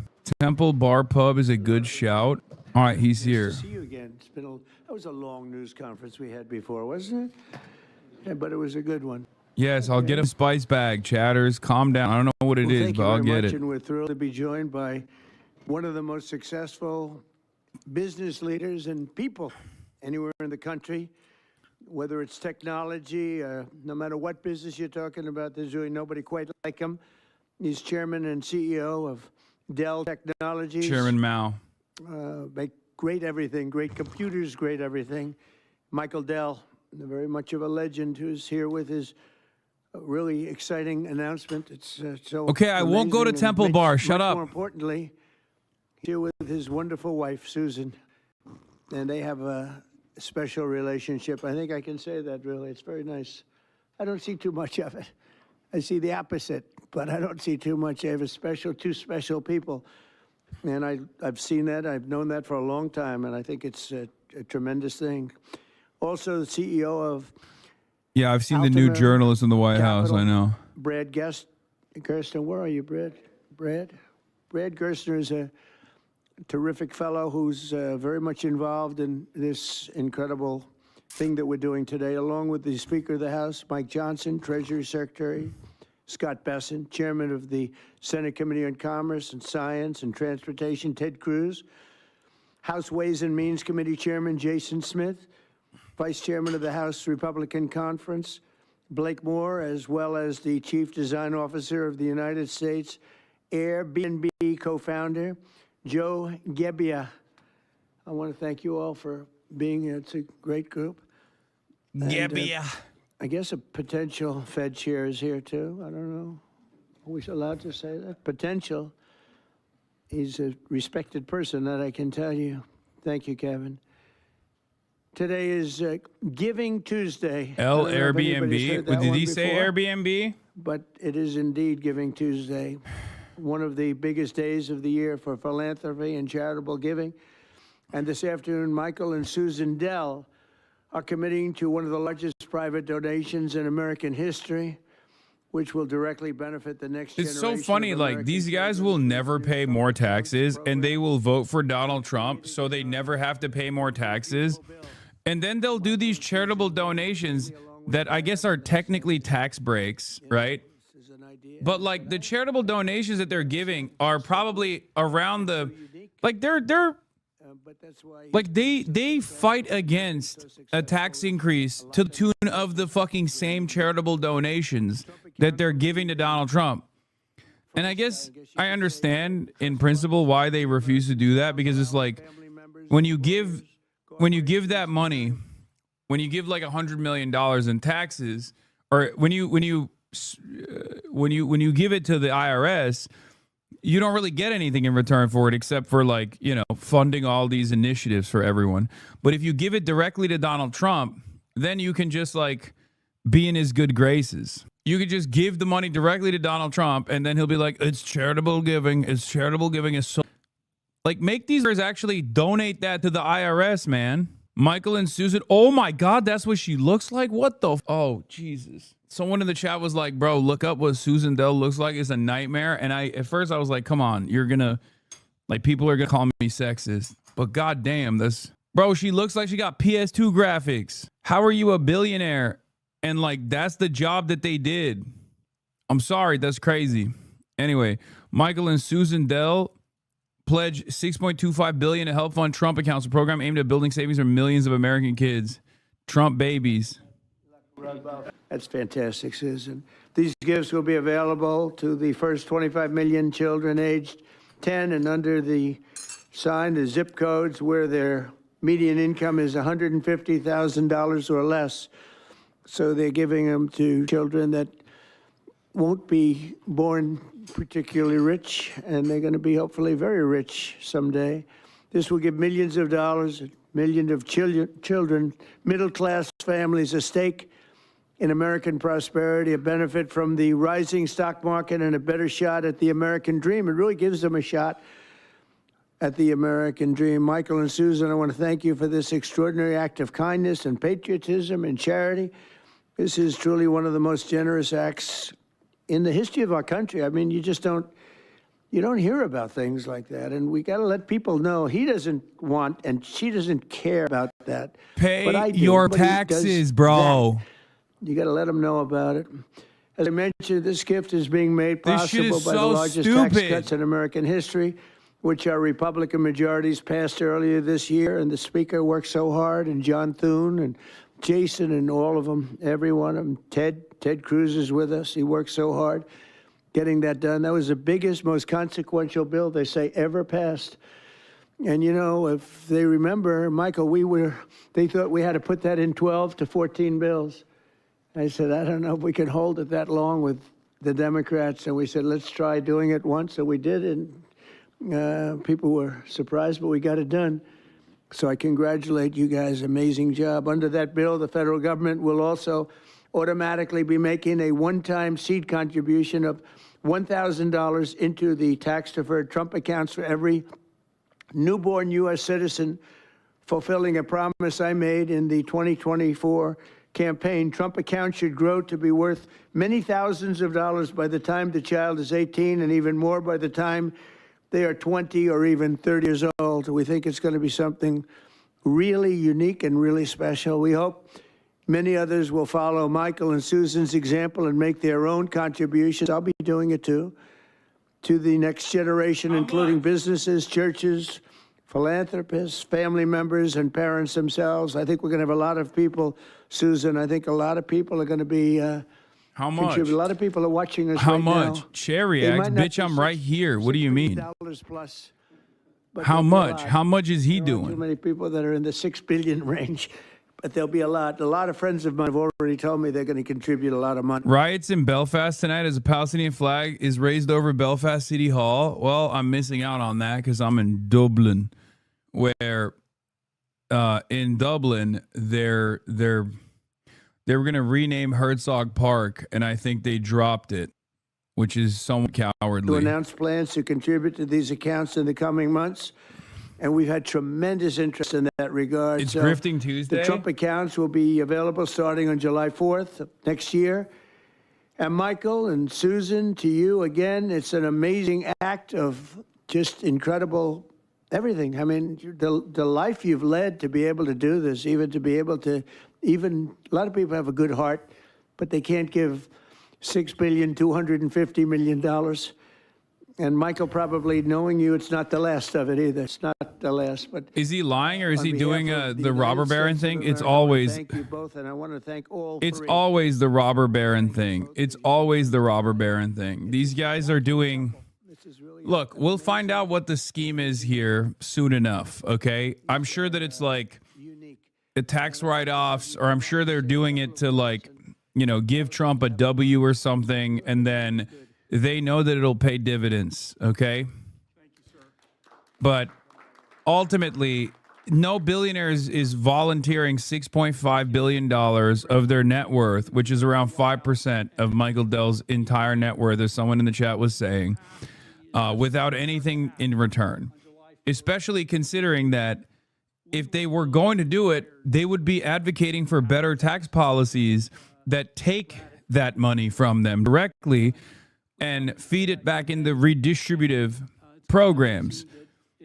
These guys never do that. They literally are constantly, they made their money through the wealth consolidation, and they made their money through making sure that Trump implements a deregulatory agenda. Act has created a platform for families. And I think one of the craziest things, though, for both of the Dells, is that they look the way that they do with 150 billion. And this isn't like, I'm not like ugly shaming or body shaming or anything like that. What I'm simply saying is, like, if you got that kind of money, like, you could get better hair transfer, you know, like a better hair transfer. Like, it doesn't make any sense. Because clearly he's still trying to keep it up. He's still trying to keep it going. It's not like he doesn't care. 10 and under, and our gift will cover right? He does care. Go to Turkey, man. The fuck you doing? The 0 to 2 year olds, and who also live in zip codes where the median income is $150,000 or less. And I have spoken with a number of other wealthy Americans, philanthropists, and we are confident that others will join us because we all understand the incredible impact that a gift like this can have on the lives of young Americans. So again, it's a great honor for us to be here to be able to announce this. You know, when I was 8 years old, I got a passport. What if the money invested goes back into Dell stock? That would be funny. You go to the savings and loan and you give them a quarter and they'd stamp your account. And I got to see the power of compound interest early in my life. And that has brought me here to this moment. And hopefully will inspire that kind of opportunity for many more young people. Dude, what are we doing, man? Instead of funding initiatives that are helpful for all children, we're getting like what, 25 million kids? We're getting them primed for compound interest. Like, what the fuck? Everyone's a little capitalist, including little babies. I guess this is just the maximalist position, right? Like, you have to. This is the 401k, but for babies. Okay, even a baby will have a 401k now. It's awesome. Everyone will feel as though they have an investment in the stock market. Everyone will have a stake in the stock market success.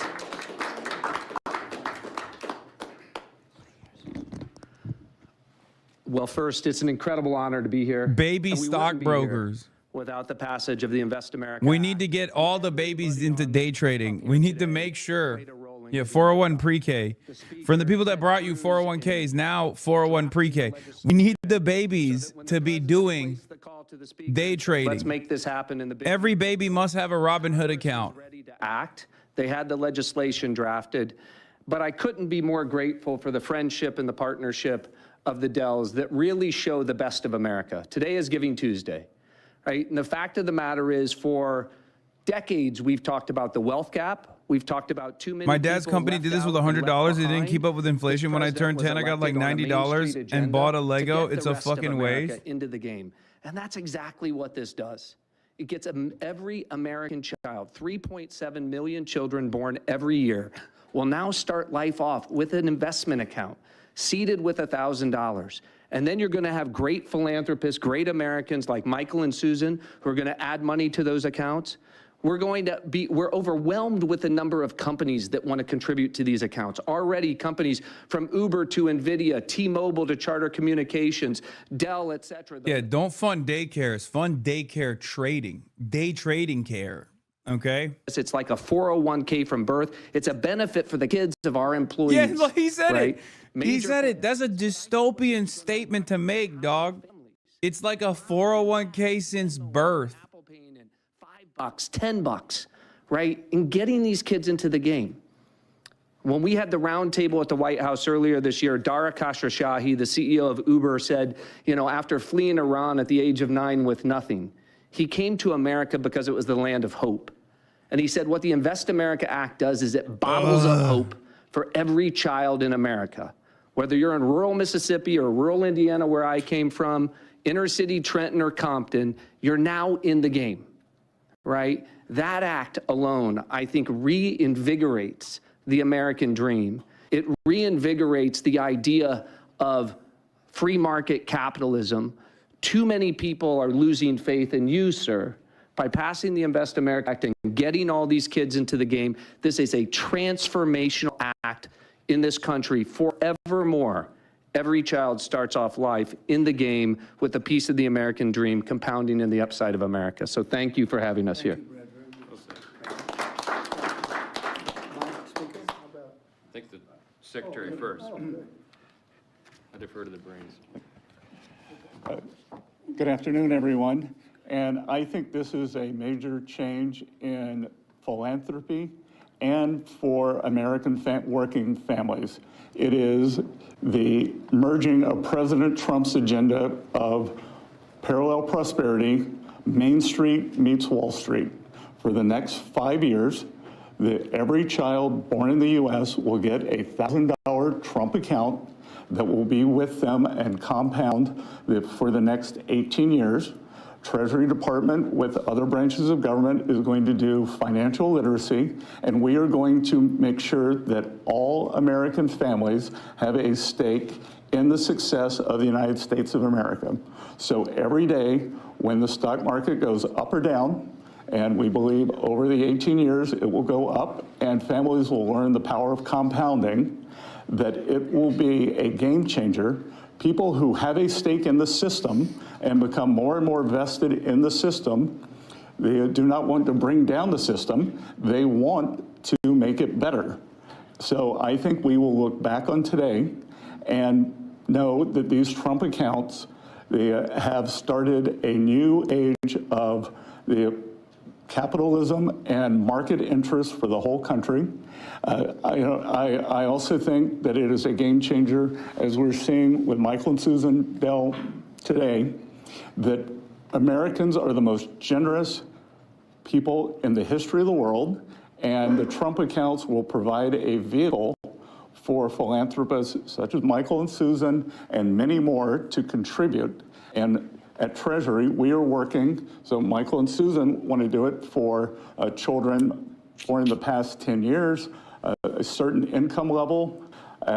As Brad said, it can be tailored, it can be to employees, it could be a philanthropist could adopt a state, they can adopt a school, they can adopt a zip code, they can adopt a street. And so we will constantly see these accounts be topped up. For those of you on the Treasury, will be running this on the operational side. What are the benefits? What are the benefits for the billionaires? Come on, get to the benefits. What are they getting? And see the homepage that has a basic. I'm dying, brother. The American government will do anything but fucking tax the rich. I swear to God. What the fuck are we doing? What are we doing? What are we doing? We will literally do anything but tax the rich, bro. It is crazy. Hey, guys, you can just fucking own an entire state if you would like. You can become a lordship that has ownership over an entire state by, donating $1 billion to Oklahoma, to Oklahoman children's 401 pre-Ks. Just fucking pay taxes, man. What the fuck are we doing?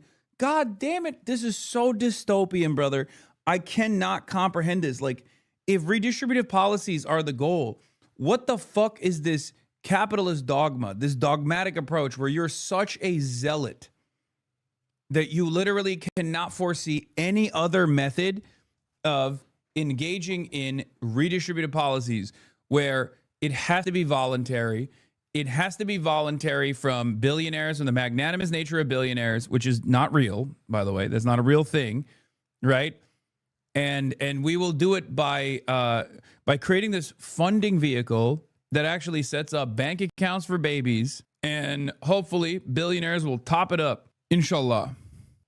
One of the great features, one of the perils of having the big, beautiful bill and having it all in there together, the president and I have talked about many times, is that there's so many great things in that legislation, we don't have enough time to talk about all of it. So we need a moment to really focus on this. Giving Tuesday is a perfect time to do it.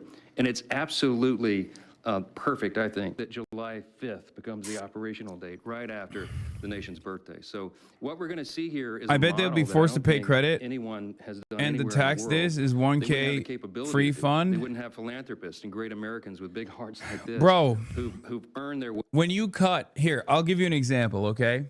When you don't have any fucking social safety nets, the cost of daycare is going to be far larger than the $1,000 turning into $2,000 over the course of a decade plus. Okay? Because the cost of daycare for the year is far larger than the interest that you're earning off of the $1,000 free dollars that you got. Do you understand how stupid this policy is for that reason? And the dumbest guy you know is going to say, this teaches people to do responsible compound interest. This teaches people to be passive earners from the start. You're so literacy. There's nothing wrong with financial literacy.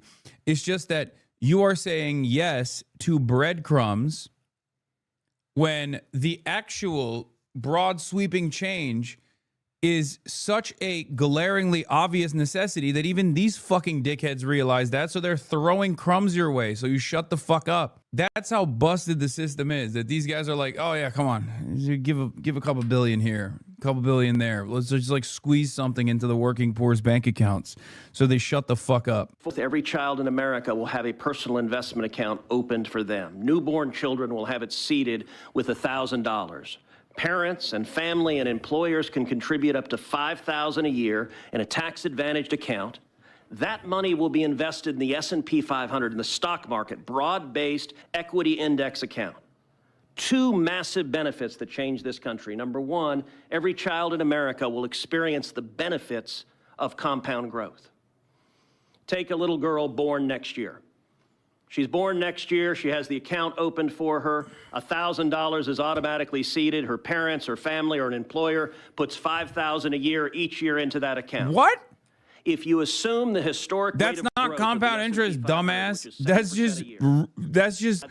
Why would anybody do that? Why would anybody put $5,000 every year into the baby's account? What company is going to do that? That little girl is 35. She will have $700 in that account. That is game changing. Yeah, if a company is dumping $5,000 a year every year, yes. Trump and children of people of great success. Yes, okay. Okay, here's how stupid what Ted Cruz is suggesting is, okay? Think about a baby. Okay, think about a baby. We give that baby $1,000. And then what if Michael Dell personally gives that baby $1 million every year? By the time that baby is 18 years old, that baby has $18 million plus the compound interest from the $18 million. Okay? Think about how much money that is. That's like almost $25 million. The baby could have $25 million. Every baby could be a 25 millionaire. By the time they reach 18, it's like, oh yeah, that's true. Technically, yes, if people were just volunteering $5,000 annually that wouldn't be compound interest. That would just be people giving you $5,000 every year, which is not happening. It's a one-time $1,000 payment for the baby. And no, this isn't like for the record, this isn't going to be very excited for my baby to sign up for the Trump account as a collateral for a student loan that is suspiciously $50K more than the balance of their Trump account. Oh God. They're not going to be able to free trade with this shit. Obviously, it's going to probably have a lot of restrictions, and it's going to be on some sort of like super conservative index. Who just got a gift from Michael and Susan, and it's not a gift of a video game. It's not a gift of a bicycle. It's an investment in their future. That changes their lives, and I hope and believe Michael and Susan are going to inspire millions across the country to do the same thing. When Congress passed Section 401K of the ERISA, I don't know that anyone realized how much it would change retirement plans. There's now trillions of dollars in 401K plans. They're going to be trillions of dollars in these. These are 401Ks for kids. And Mr. President, these Trump accounts exist because you signed them. Thank you for your leadership. It's a 401 pre-K, ladies and gentlemen. It's going to be fantastic. We're going to make...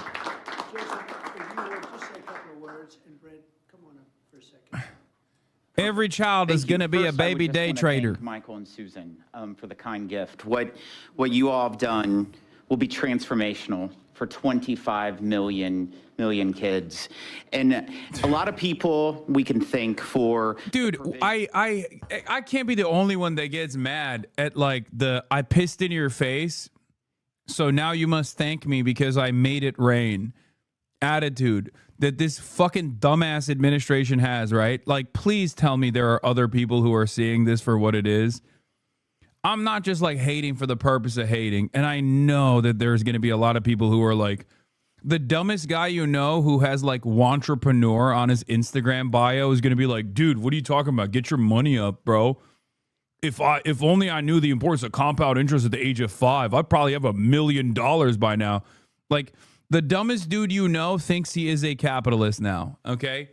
The dumbest dude you know that's in and out of shit jobs with no adequate compensation, with no fucking benefits package, thinks that this is a banger, okay? They're going to look at this and go, this is so sick. They're putting you on game, dude. The rich people are finally fucking giving us the tools to trade, okay?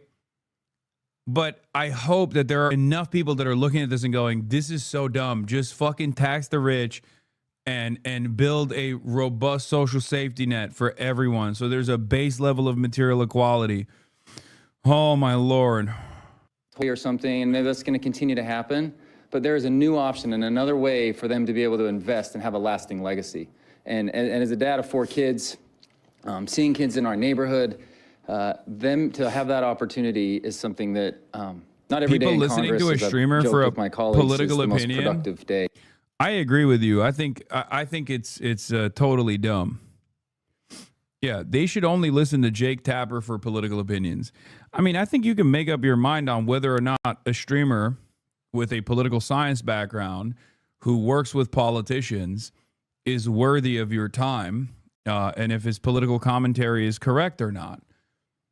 Because there are plenty of fucking streamers who are dumbasses who don't know what the fuck they're talking about. I think you're smart enough as an adult to make up your own mind. Make up your own mind on whether or not what I'm saying here actually makes sense. Whether or not time will tell if my takes are actually solid or not. You know? Life works, how business works, they want to go out and do, but there's a lot of learning to be done.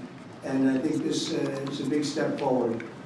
And your reaction, did either of you say, you're donating how much? Yeah, we already said it. It's $6.25 billion. No, I mean, what was the reaction between the two of you? Someone came up with the idea. Oh, sure. Oh, well, so we kind of started with a smaller amount, to be honest. Yeah. And we started talking about Texas only at the beginning. And adopting the state of Texas. Right.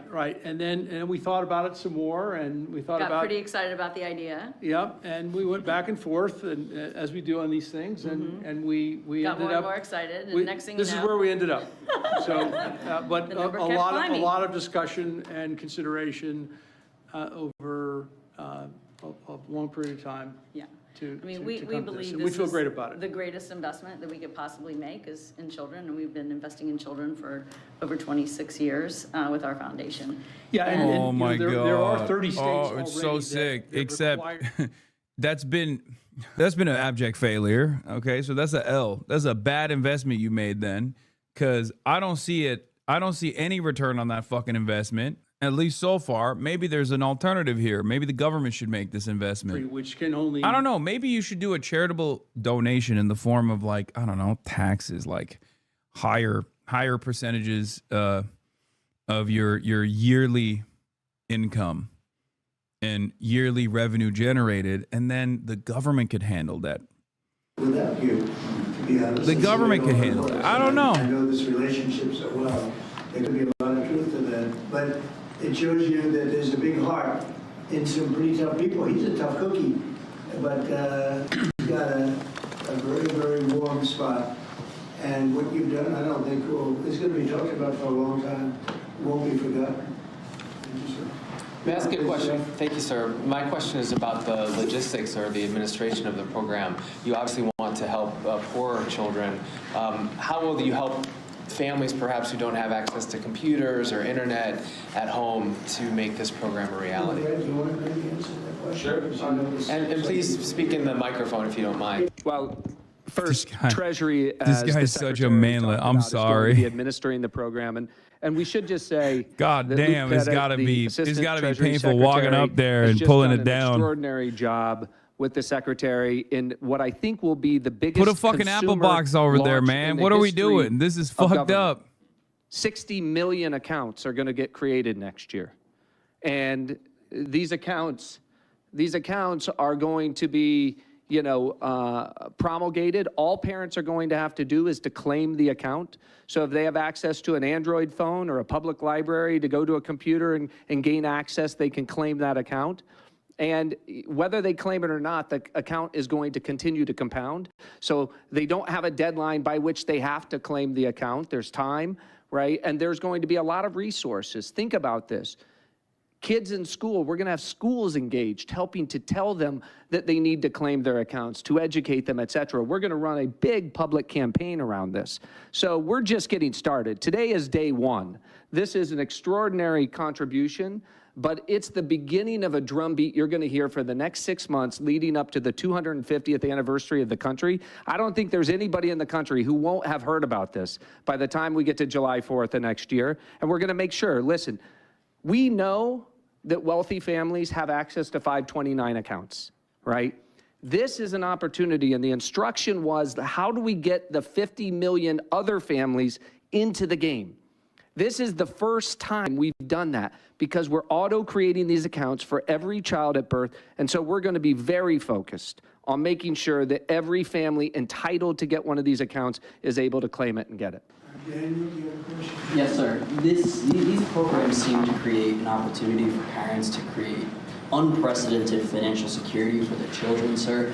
Do you believe that these accounts will be a big part of your legacy when everything goes down? We've heard talks about you being legacy as a peacemaker, but this is a really, really Let me get in there. This is my favorite question. Beautiful, beautiful question. Everybody up here today, this was a group that was very instrumental. And in particular, obviously, Michael and Susan, it's a big part of their legacy. They've got a big legacy anyway, but this is maybe going to be as important or more important than anything they've done thus far. It's, looking back in 100 years from now, I think you're going to see some things that they'll be talking about this very day. So thank you for that question. Thank you for that question. It's a beautiful question. I love talking about my legacy. Yeah, 100 years from now, America will not exist. Okay, mark my fucking words, or at least the America that you know. The America that we all know and live in right now will not exist in 100 years, I don't think. Looking at, there's a certain Australian plan that people are liking and they're talking about. You know what I mean? There's a plan where, not for children necessarily, but it's for people, working people. And we are looking at other things different from this. I think this is very different from what they're talking about. Yep, we're looking at it very seriously. It's a good plan. It's worked out very well. Yeah, please. What the frick? Can you talk about what tax benefits these accounts come with? What the frick? Sheet that we just received said that when a child turns 18, they'll be treated like traditional IRAs and subject to a 10% withdrawal tax. No, it was a brief F on my end. When they're 18, or they can convert them But it's to back. an IRA at that time. During the 18 years, parents or employers can donate. Why are people saying hold? It's tax back. deduction up to $5,000 into each account, and then philanthropists, like Michael and Susan, can add an unlimited amount to the accounts. So $5,000 from employees or families, and then gifts from foundations and philanthropists can be an unlimited amount. Mr. President, you said that you have been talking to your wealthy friends, as well as you, Mr. Dell, about contributing. Can you walk us through maybe who you've been talking to and how much more Is we there can a delay? expect on top of I think the people you probably would think I would be talking to, there's a group of people out there that have been very successful, and we've already started talking to them. You know, we're doing ballrooms, we're doing... Is there a delay? Okay. Subscribe right now. Delay check. Subscribe for free with a Twitch Prime, or for $7 for a regular subscription. Okay. To the Piker Broadcasting Service. Okay, ain't nobody subscribing. I guess there is a major delay because I'm not seeing subscriptions at all. I'm not seeing no subscriptions, which means there must be a major delay. Barely any gifted subs, barely any subscriptions. There must be a huge delay right now. The biggest delay of all time, because otherwise I am washed. And obviously that's not the case. I'm not washed. And my audience is not broke. Therefore, there must be a major problem, a major delay, the biggest delay of all time, bigger than anyone has ever seen before. Folks, they're saying it's the greatest delay with the Irish internet. I'm donating to unborn babies. Very good. We had some good meetings, as you know, but we had a very good talk today. Yes, I did. You also partnered with former President. You didn't even make the top 10 list, your wash, baby? Top 10 list for what, He was the YouTube? president, and they had some drugs being sold in their country, and because he was the president, they went after him. That was a Biden horrible witch hunt, which was, a lot of people in Honduras asked me to do that, and I did it. I feel very good about it. If you have some drug dealers in your country and you're the president, you don't necessarily put the president in jail for 45 years. That was a Biden-inspired witch hunt. Did his letter impact your decision on that, sir, from Mr. Stone? Thank you so much, Mr. President. Your decisions, recent decisions to Syria, renewed many hopes for the Syrian people. And now the minorities in Syria, like Kurds, Christians, and Jews, they once helped, U.S. helped them have some sort of autonomy and their rights being protected in Syria. We're going to give them up, and I think Syria's come a long way. The new leader of Syria was here, as you know, 3 weeks ago, and he was really into making that country, bringing the country around. Not an easy job. Not an easy job. It's, centuries of problems. But I think he's going to do them. Yeah, please. Mr. President, Mr. President. In the broader context of the economy with these childhood investments, we just saw the biggest Black Friday in history, up 4.1%. Wait, what if a baby was born before this so they don't get it? It doesn't matter. Remember, they don't talk about like fiscal cliffs or benefits cliffs when it comes to right-wingers doing this kind of like stock market thing. Okay? That only factors into the equation when it's a government initiative. They hate government initiatives, but if it's a like private charity, they don't, there's no concern for that sort of thing. The better the economy is, better for the children, right? We're in a pretty good spot right now. Well, I do, and I appreciate it. No, we have an amazing. And before you bingo. say, what if, okay, there's a 10-year window, right? It's up to 10 years old. It's up to babies that are 10 years old. Okay. What about someone who's 11 years old then? There's always a fucking fiscal cliff. In the absence of universality for your initiatives, there's always going to be a fiscal cliff. The irony, of course, is that the solution to this is to fund it regardless, but not to do this anyway. To actually fund, universal pre-K, for example. That's how you're supposed to do this shit. because that would be much more beneficial. That would mean more jobs, more daycares being built, more jobs for the people who build the daycares, more people to do pre-K coverage, like child caretakers, janitors in those fucking pre-Ks or kindergartens and things of that nature. But of course, that would be too smart. And you can't do that. You have to instead do this like universal 401 pre-K initiative instead of universal pre-K. He said 1 year ago, your country was dead.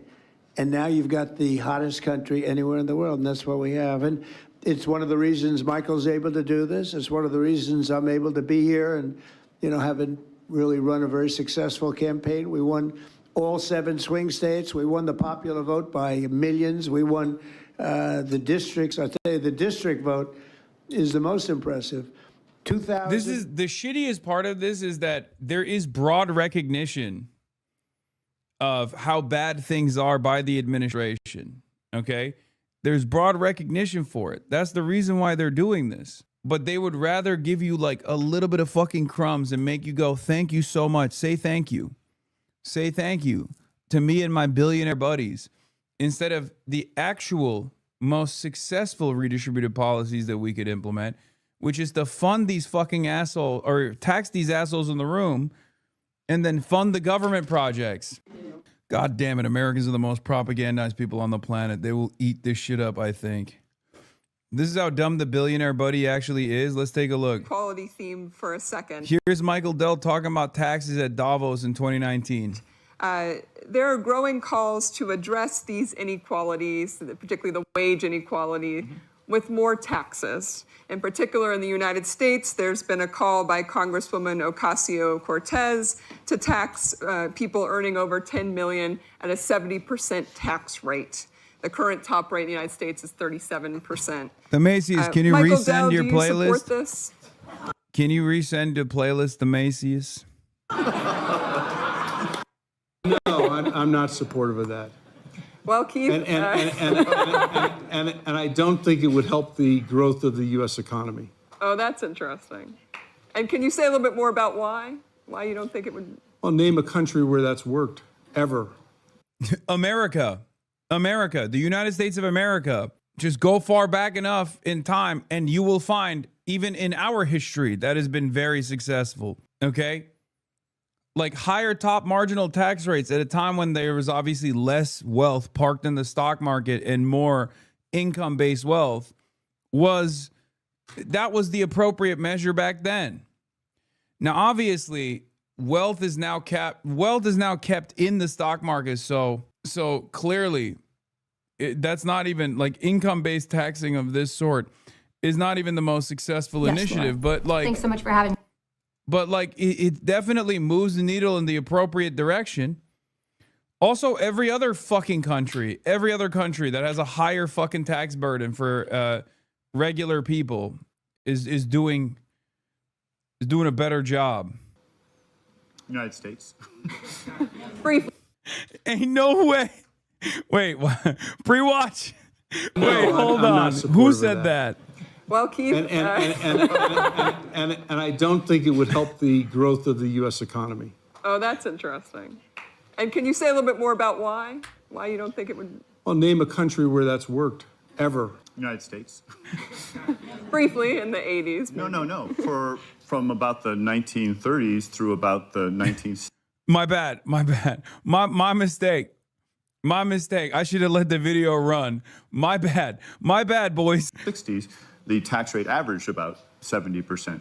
At times it was up as high as 90%. Those were actually pretty good years for growth. So I don't have a strong opinion on that proposal. A lot of the devil is in the details. But I think there's actually a lot of economics that suggests that it's not necessarily going to hurt growth. And I think we have to examine it more closely. There are people. My mistake. I should have just let the video run and let the video do the talking for me.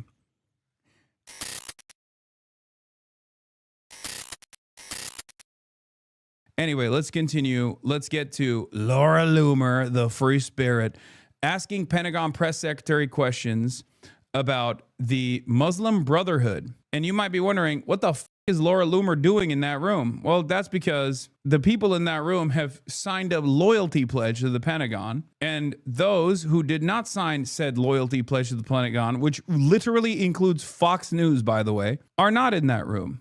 Yeah, New Media Week at the Pentagon is happening right now, and the DoD has brought in a phalanx of newly accredited members of the press corps, some of whom, Laura Loomer and Cam Higbee, are competing to claim sole possession of the Washington Post's former desk.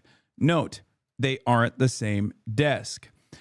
Here is Laura Loomer saying, the Washington Post and Dan Lamothe used to occupy this desk inside the Pentagon press room. Now it's mine.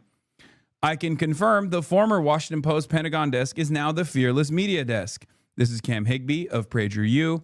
And Dan Lamothe actually got in on the fun and said, y'all are going to have to work this one out for yourselves. Because R.C. Maxwell also said, the Pentagon cubicle that used to belong to Dan Lamothe is now mine. Out with the propagandists and hacks. In with the truth tellers who love America. Every single person is saying they got Dan Lamothe's... Joey Manorino is another person that got the press pass, by the way, at the Department of War. This is, look, listen. A lot of the previous mainstream media Department of Defense reporters are already major dick riders of the American State Department to begin with. This is probably the weakest aspect of truth in journalism. It also is some of the strongest parts of at least press history, okay?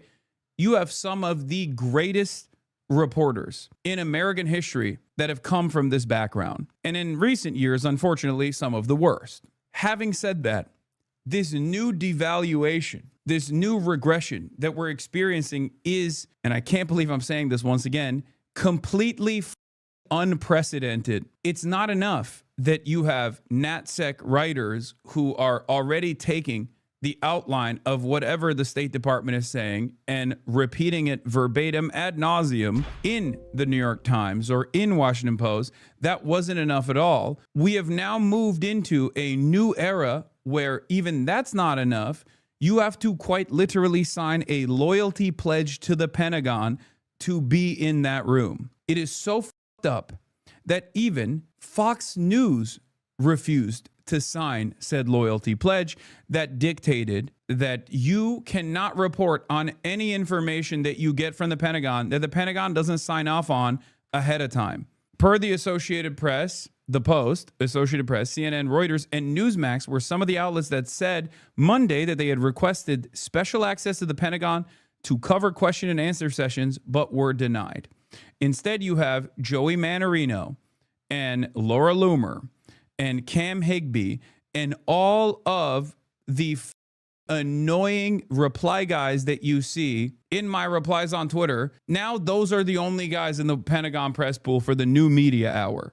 I don't know where we go from here, you know? And Ryan Grimm has obviously been pissed off.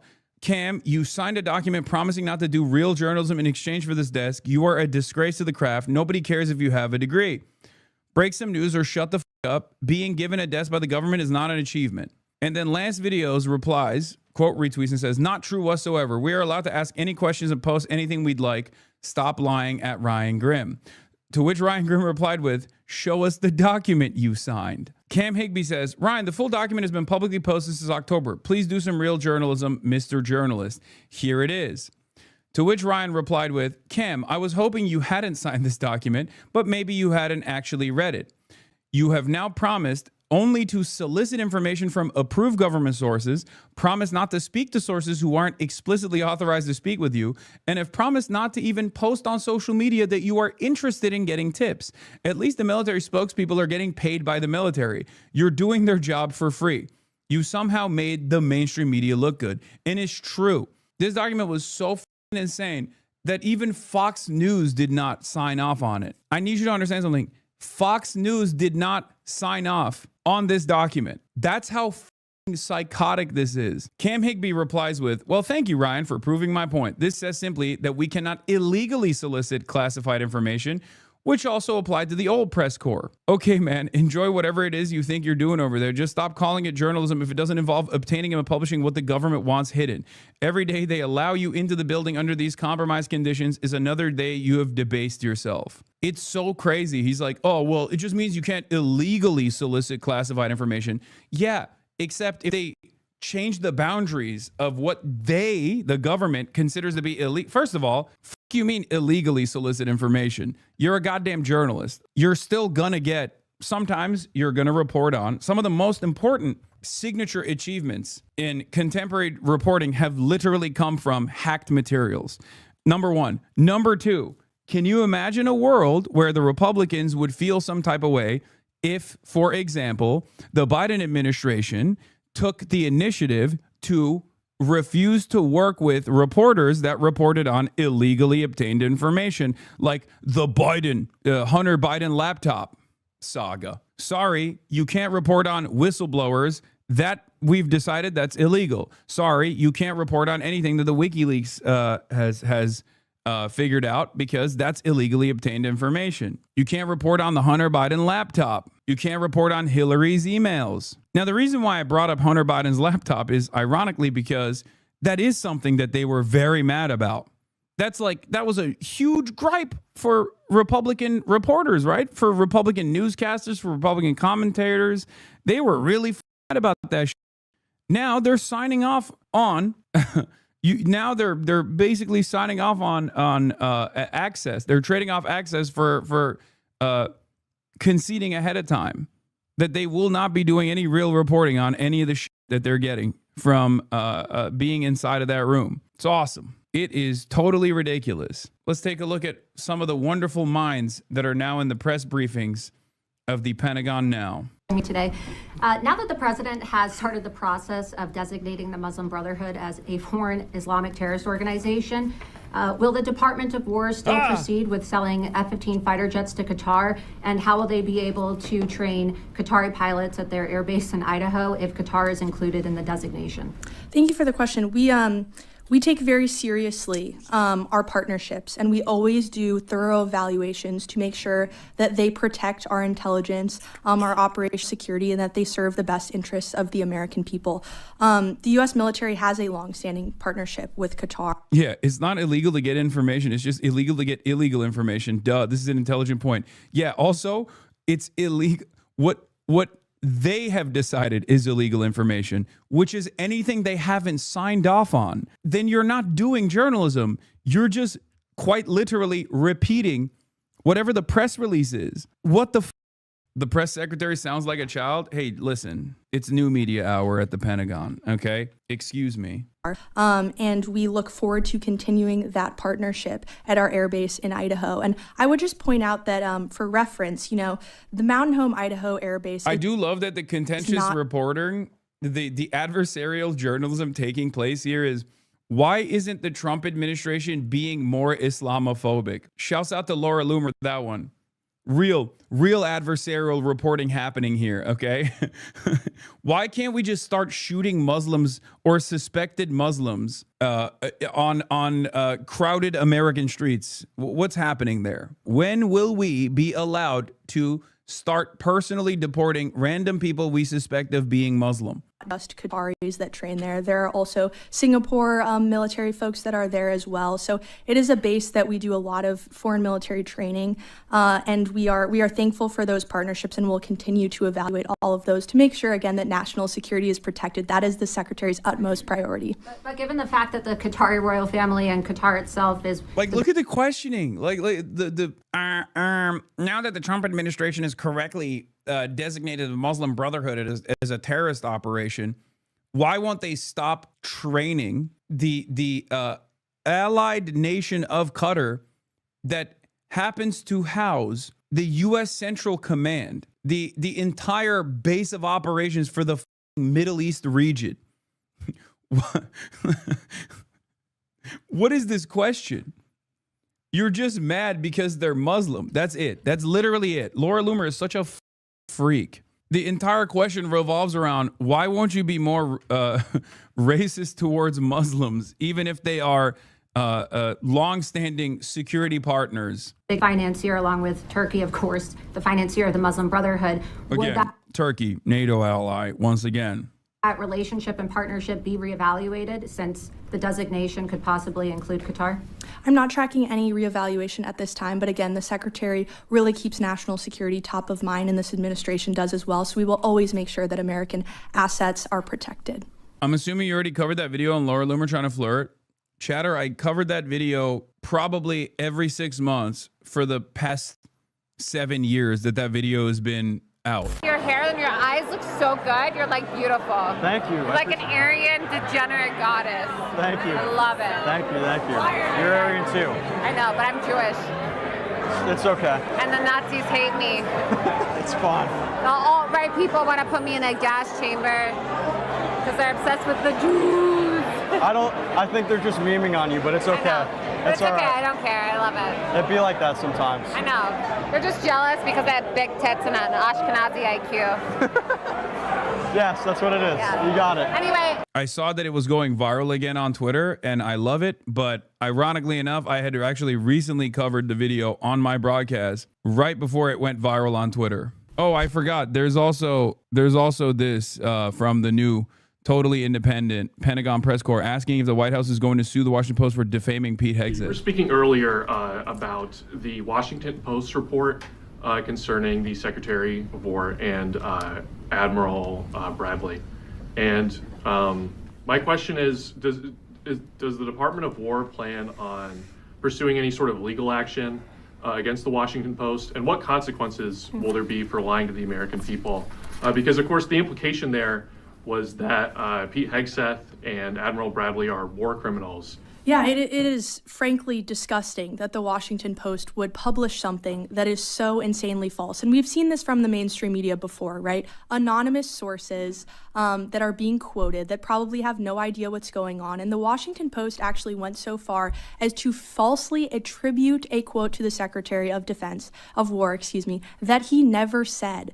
That is preposterous that they would write that and pass that off as true journalism. Thankfully, the New York Times stepped in and corrected the record and let the American people know that what they were publishing was absolutely fake news. So the Washington Post, I think readership should think twice before reading that outlet again. It is disgraceful that they call themselves journalists, and we told them as such, right? We get press queries like we do from all of you. We told them this story was completely fake news on Thanksgiving evening with a 3-hour deadline, and they still published it anyway. It's disgraceful, but thankfully the American people see through it. Fake news. You missed Matt Gaetz in the press pool? No, I didn't. I saw it. I have no anything. Yeah, Matt Gaetz is... Why is Matt Gaetz there? Is he dating this baby? No. She's too old for Matt. Come on now. If she was doing Goo Goo Gaga up there, maybe that would be age appropriate for Matty boy. Chad's gonna bury you? I know. So I was like, all right, no, that's fine. We get in a cab. This guy is, he's Nigerian. He is the only, his name is Moses, okay? He's the only guy who's pro-Israel in Ireland, I think. I found one guy. And he's talking about, by the way, taxis also, obviously incredibly wealthy people shit. As you guys know, most people actually just walk.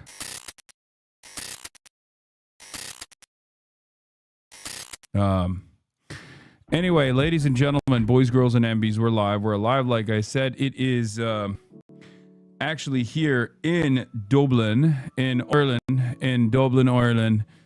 It is currently 7 p.m. But honestly, at this point, I don't even know. I don't even know where I'm at in the world. I have no idea. I have no understanding of time, space. Like, I cannot comprehend what is going on in the world. I'm gonna be honest. I just, from China to Los Angeles, back to from China to Los Angeles, then to Ireland, it's given me whiplash. I'm gonna be honest. You did make it to the regular stream time. Nice job, dude. Bro's in his traveling era. Yeah. Did woke not cancel Christmas there? Well, it is a Catholic country, so I don't think woke is going to have an easy time canceling Christmas here, of all places. I am a citizen of the world, yes. Please go to Connolly's Books in Dublin at some point. You meet anyone with... You meeting with anyone in the Irish streaming scene? No, I'm not meeting with anyone in the Irish streaming scene. I don't know I don't know who I would even meet in the Irish streaming scene. Anyway, but yeah, that place looks so cute. Thank you. It's your grandma's house. Will you be going IRL? I would love to shake your hand. Yes. Wait, did a song go right? I don't know what that means. Are you going to connect with Kneecap? Yes. Hold on. I got some grapes in the room and I'm eating fruits. But basically, folks, I'm going to keep it real with you. This is part of the broadcast where I tell you about my personal news. And as far as personal news goes, I'm so all over the place, dude. I'm so all over the place. Food tastes different in Ireland, I swear. What's the crack? Is that how you say it? I need to learn how to read Irish. I didn't realize how much Irish Gaelic is all over the place. Like, they just straight up have Irish everywhere in all the signs and shit. But is this your first time in Ireland? Yeah, it's my first time in Ireland. It's awesome. What happened at the airport? What do you mean? What do you mean what happened at the airport? Nothing. Tell them their Celtic symbols are white supremacists. Hashtag or /. Was I detained? No, exiting the country is not a problem. Oh, yeah. So that's just normal. I always get stopped by TSA. Always. Because remember, I have a shit ton of electronic equipment. So it always gets dinged. I think that's the reason, at least. Yes, I'll be covering Tennessee later. I will be taking you out to Ireland as well. Hopefully, maybe even tonight, but not exactly sure on when. I decided the trial is in. They're supposed to give you hiccups. Yeah, you can get hiccups. I found U.S. Customs in Ireland way more chill than the United States itself. Bro is Mr. Worldwide this year? Yeah, pretty much. So the jet lag is cooking me. The jet lag is absolutely cooking me. Ended the broadcast last night, or ended the broadcast yesterday in America, in Los Angeles. Packed my bags, got to LAX, and flew in on an Irish carrier, and it was really interesting. Aer Lingus is what it's called, okay? And it's the first time I've ever been on an international flight where it wasn't fully booked. Yeah, Aer Lingus, like cunnilingus. Sounds like a kink, I know. Aer cunnilingus is what I took to get here. And honestly, it's not the best flight. It wasn't the best plane. Austin had warned me ahead of time that it was not going to be a very good plane, and he wasn't wrong. It was like small. However, the food was insane. I never thought that I would actually enjoy the food on an airline this much. Like, it was actually really good. It was surprising. Nislik Airlines, yeah. Venezuela, please talk about it. No, I refuse. As you guys know, I rarely ever talk about Venezuela, so I'm going to continue refusing to talk about Venezuela. Okay, I clicked on it, and this is not what they served, okay? Because if they had served this, I wouldn't say the food is good. This doesn't do it justice. And also, I was business class, so I think this is maybe the economy food. But yeah, I had a nice roasted beef. It was good. Anyway, I didn't sleep at all on the flight, which is bad. I normally am able to knock out, but this time I was not able to. This time I was not able to knock out. Oh yeah, this is the food. Yeah, business, a new menu to delight all tastes. Indulge with luxury dining. Honestly, the thing that was so good on the, oh, this is the menu. Yeah, this is the menu. The thing that was absolute fire was the butter. Yeah, for starters, I had a deliciously smooth artichoke soup, finished with grilled truffled artichokes. I've never had artichoke soup before. Shit was bomb. Okay, that's number one. Is that a hotel room or a B&B? I don't know. I just got room service. What do you think? I've never had the Irish butter. I don't know. Like, I've never had butter on a flight that was so good that it made me want to go back for seconds. Okay, the butter was bomb. And the artichoke soup was also bomb. And the tasty bread options were also bomb. And then on the entree side, I got the hearty spiced, seared grass-fed beef fillet with celeriac Gruyere gratin, buttered spring cabbage. That one sucked, I'm gonna be honest. The buttered spring cabbage was ass, but the glazed pearl onions and a creamy peppercorn sauce, the rest was good. And then I had the decadent dark chocolate flourless cake dusted in icing sugar and paired with a strawberry cremeux. The strawberry cremeux was good. The decadent dark chocolate flourless cake was, it's flourless cake. It's whatever.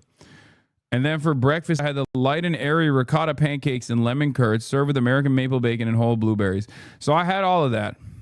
And it was actually pretty decadent. And it was a pretty good dining experience. On the other hand, however, the flight, like the bed, the life bed seat was a little tiny. Didn't fit in that. Didn't fit in that at all. Didn't get to sleep at all. I watched Frankenstein. It was pretty good. I liked it. Guillermo del Toro, you done did it again, King. Bro, it's hard to watch these days when you're showing all this rich people stuff. Anyway, close your eyes then. But as I was saying, they ain't wrong. I know as soon as someone says that, there's going to be a million chirpers being like, they ain't wrong, bro. You live in a highfalutin, luxurious lifestyle, brother. Yeah, dog, I flew to Ireland, okay? You can too, trust. Anyway, I made the mistake of taking an overnight flight in economy class with Frontier earlier this year. The seats don't even go back slightly. Yeah, it's ass. But as far as the business goes, it was also still, I couldn't sleep. But March was able to. Don't show Chad the price of anything in Dublin. The Gucci shirt will seem reasonable. Is everything expensive in Dublin? I don't even know. I haven't done anything yet. I just got in here. I got here. There's a slight Chad delay. I assume it's normal. I don't know. I got here. We couldn't even get to the hotel. We're vlogging, by the way. Originally, I was supposed to get picked up by Daniel, the kneecap manager, in the Garda car, like the Jeep that they have, from the airport. And we were stoked on it. Then he sends a message to my team and he's like, oh, I can't do it anymore because the area that you're staying in, because I'm near Trinity College, the area that you're staying in is completely shut down. The hotel is completely shut down. Okay. And I'm like, hey guys, by the way, I don't know if that's considered rich people shit. So I just want to make sure. I hope I'm not revealing my class position too much by talking about how Zelensky is in town in Dublin, and for that reason they shut down all the roads. Okay, if you're like a working class person in Dublin, you probably get impacted by the traffic as well. But honestly, the very fact that you live in Dublin automatically means that you're not working class from the American perspective, because the one individual chatter is not going to make it to Dublin, right? So like, I don't know if that's a relatable experience. I don't know if traffic is a relatable experience for the everyday working class individuals who just don't even actually have enough money to have ever seen a car, let alone sit inside of public transit even, famously. I'm so broke. I don't even know what a car is. I'm so broke. Technology hasn't actually advanced in my life. Okay. I'm so broke. I don't do transit. Anyway, so he's like, yeah, you should get a taxi instead, because a taxi can go through roads that like I can't. Right. And I'm like, all right, fine, whatever. So Chad's going to bury you. I know. So I was like, all right, no, that's fine. We get in a cab. This guy is, he's Nigerian. His name is Moses. Okay. He's the only guy who's pro-Israel in Ireland, I think. I found the one guy. And he's talking about, by the way, taxis also, obviously incredibly wealthy people shit. As you guys know, most people actually just walk. Most working class people just walk when they even are fortunate enough to get to the airport at all. But in any case, I get in a cab, like a regular ass taxi cab, which apparently they're going to be doing a strike tomorrow. It wasn't an Uber, it was a taxi. And the guy basically was the only person in the entire nation of Ireland that was like super pro-Israel. Talk to me about how, Nigerians are a part of the lost Hebrew tribes. I think you say Igbo people are technically, they're like the Hebrew Israelites. It was the most entertaining and interesting conversation of all time. He told me that kneecap guys are using Gaza to elevate their platform, and that they're anti-Semitic, and that Hamas is anti-Semitic, and Hezbollah is anti-Semitic. And he didn't know I was Turkish, so he kept telling me that like he went to Turkey and they were so aggressive, and he was scared, which I thought was really funny. But I don't know how I found this guy, but he was awesome. No way you found the only African Israelite, bro? No, it was dope. And he was saying how when he went to Dubai, they told him he should change his name to Musa instead of Moses, because that's how we say it in Turkish and in Arabic. We say Musa. And he took that as a slight. He'd been all around the fucking world, honestly. But he knew lol, or he brings that up to everyone? No. He didn't. He didn't know shit about us. He just thought we were regular ass Americans, but I love yapping. You guys think I only do the Uber conversations on stream? No, I do that all the time. I do that when I'm just traveling by myself with no cameras on too. I love talking to random motherfuckers. But anyway, he was yapping. He was yapping. Okay. Anyway, we finally get to the hotel, but we can't get to the hotel because the entire surrounding area is shut down. And not only is the entire surrounding area shut down, we can't even walk. The guy basically circles the hotel, drops us off a couple blocks away. We have all this fucking baggage and shit. The background looks cozy as fuck. It is very cozy. I normally hate like grandma style hotels like this, but honestly, Christmas style, it's kind of cozy. I'm digging it. Whatever. Zelensky got aura. He got no aura, man.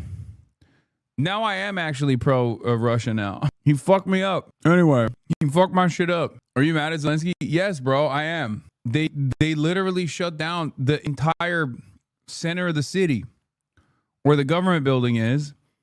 And I'm near Trinity College. Light the fucking fire. No, there's a little card on that says, please don't light the fire for safety reasons, because it's not a real fireplace anymore. It used to be a real fireplace, I suspect, but it's not any longer. They put bricks all around it. But basically, we're lugging our shit down the random Dublin streets trying to get to the hotel, and someone runs out. He's like, oh, I didn't even bring my phone. I just saw you walking down the street. I work in the neighborhood. Like, that's awesome. There's mad HasanAbi heads. There's mad HasanAbi heads in both Ireland, and there were mad HasanAbi heads at LAX.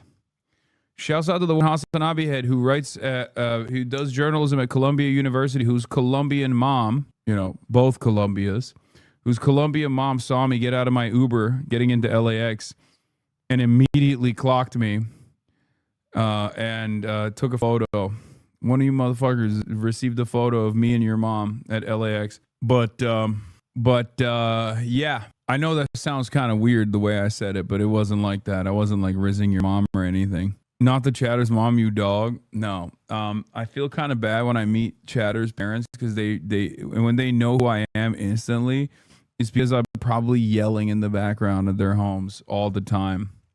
It's like when I see someone who's like, oh, my partner's a big fan of you. I'm like, I'm so sorry about that. But yeah, land in Ireland, in and out, super easy.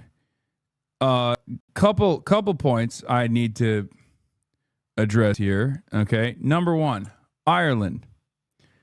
You can't be letting the sun go down at like 3 p.m. We landed at like 2:30 and the sun was already setting.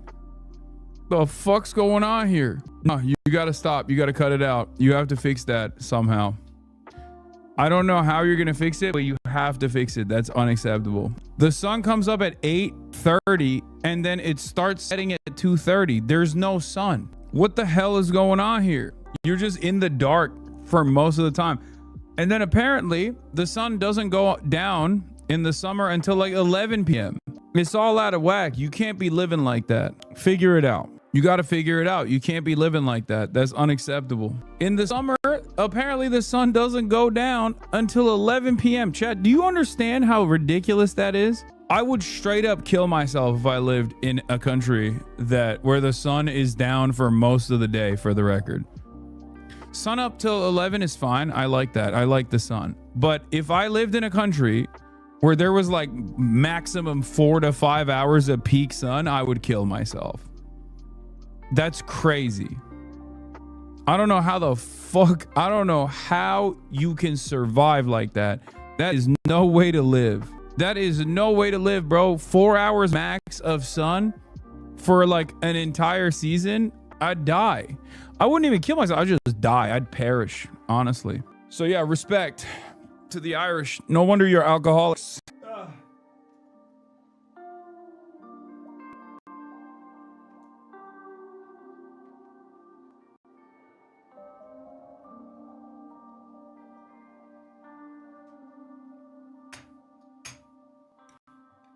Anyway, where was I?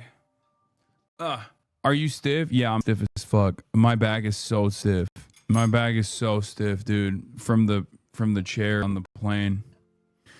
Fuck my shit up. The Macy's, thank you for the playlist. Cheers, by the way. I got a cappuccino. Pretty good. It's 7 p.m. here. Why am I dumping 2 cappuccinos in my system? You might be asking. Well, it's because I need to lock the fuck in.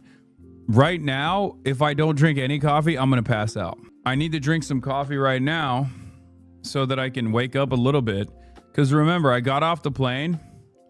I got into the hotel. My dad is here. I flew him from Turkey. He was in my... they swapped up our rooms, unfortunately. I was in the other room. We had to fix that. Anyway, March is down the hall from me. He set this up while I was out doing the pod. And... Basically, I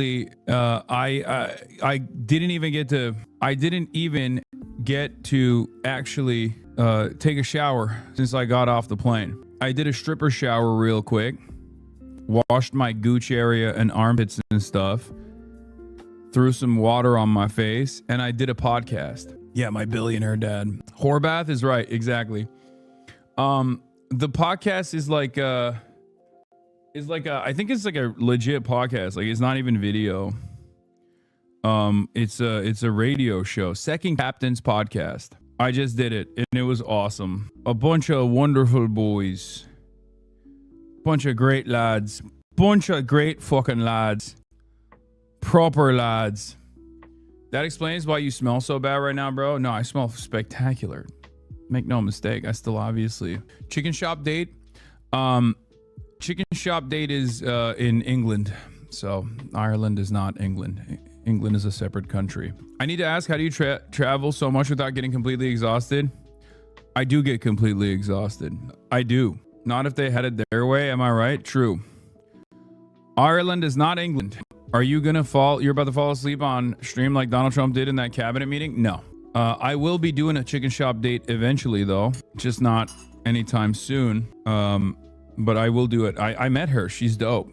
She's actually cool as fuck. We talked about it before, remember? Bro's chugging coffee right now? Yes, I am. I should have ordered 3 cappuccinos, honestly. And not 2. Can you go to the Barack Obama gas station? There's a Barack Obama gas station. Manifesting Amelia on Fear End? Yes. You addict? Chatters, I was in China like last week, man. I was in China last week. I came to LA for like a couple days and now I'm in Ireland. What are we talking about? Give me a fucking break. Let me drink a little bit of coffee to straight up survive, you know? I can't do shit without a bunch of trippers in here. How long you staying in Ireland for? Not that long. I'm coming back for the streamer awards, so I'm not going to be here for that long. The sun setting at 3 is why we're all alcoholics? No, I got that. They fixed the Chengdu meetup pick. They would never do this. You want to know why? Because they didn't even invite me, okay? They didn't even invite me to the Chengdu meetup. So performative? Yes, I'm performatively drinking coffee. But yeah, please tell me you're getting a spice bag. You must or fake. What the fuck is a spice bag? I feel like I've heard that before. What? Gas station in Ireland. Like, I don't think you know how quickly I dove into a rabbit hole when I saw this TikTok this girl posted. So anyway, here's everything I learned about it. First of all, it's technically called Barack Obama Plaza, and it's in Moneygall, Ireland. And the whole thing opened in 2014 after Obama visited Moneygall in 2011 to visit the birthplace of his great-great-great-grandfather, Falmouth Kearney. And to quote Bill Hader's Stefan, this place has everything.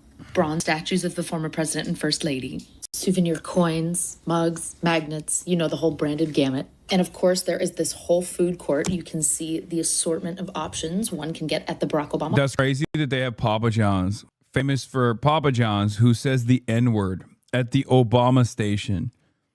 That is crazy. Obama.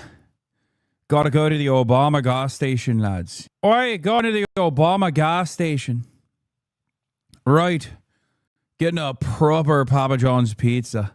Plaza. And lest we forget, there is a full-blown museum exhibition upstairs. It's called From Moneygall to the White House, the Influence of the Irish Abroad. And while most That's my favorite thing, dude. I love that shit. Dude, Irish people are so funny? The most like not white people, they're so white from the outside, but that right there is typical not white people shit. Okay? You can't be that white while simultaneously behaving in the most non-white way possible. That right there is Turkish. Okay? That right there is Mexican. That right there is every fucking country. That is non-Caucasian activity. Okay? To be so proud of Barack Obama's Irish roots, to be like, oh, from Moneygall to the White House, you don't understand. We're everywhere. That's like Pinoy gang activities. You know what I mean? You come to Ireland, okay? Even on the fucking flight, everyone was the whitest type. Everyone was so white, you feel uncomfortable, where you're like, damn, like this is like when you're so white, it makes other white people uncomfortable, is what I'm saying, where you're like, fuck, man, this is the whitest area I've been in. But then they literally have like the world view and exhibit the tendencies of someone from like Trinidad and Tobago. I don't know how it's possible where one can be so goddamn white looking, but then on the inside, so like resemble the qualities of a person from the developing world, you know, from like a small country that is an underdog. The Irish are the only oppressed whites ever, so it makes sense. No, literally, it's so funny. Irish Americans should be ashamed. They're nothing like their cousins. No, Irish Americans are not what I'm talking about. Irish Americans are literally, this is not the conversation we're having. Irish people are very different than Irish Americans. And Irish people will tell you that personally, or at least they have told me that a lot. Irish people are the first people to apologize for Irish Americans when they meet other like-minded people. Okay?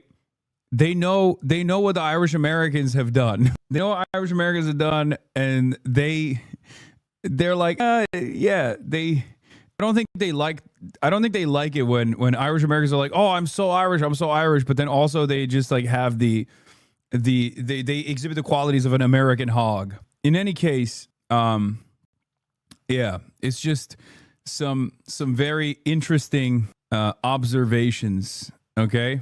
Some very interesting observations I've made about both Ireland and just Irish people in general. This is such a funny thing, dude. This is what somewhere in the Philippines, this would exist, okay? Something like this would be like, oh, you know, there's a president that's like 160-ficated an entire gas station commemorating how, you know, this like Pinoy gang is on top. We are in the White House. Like that's something you would see in the Philippines.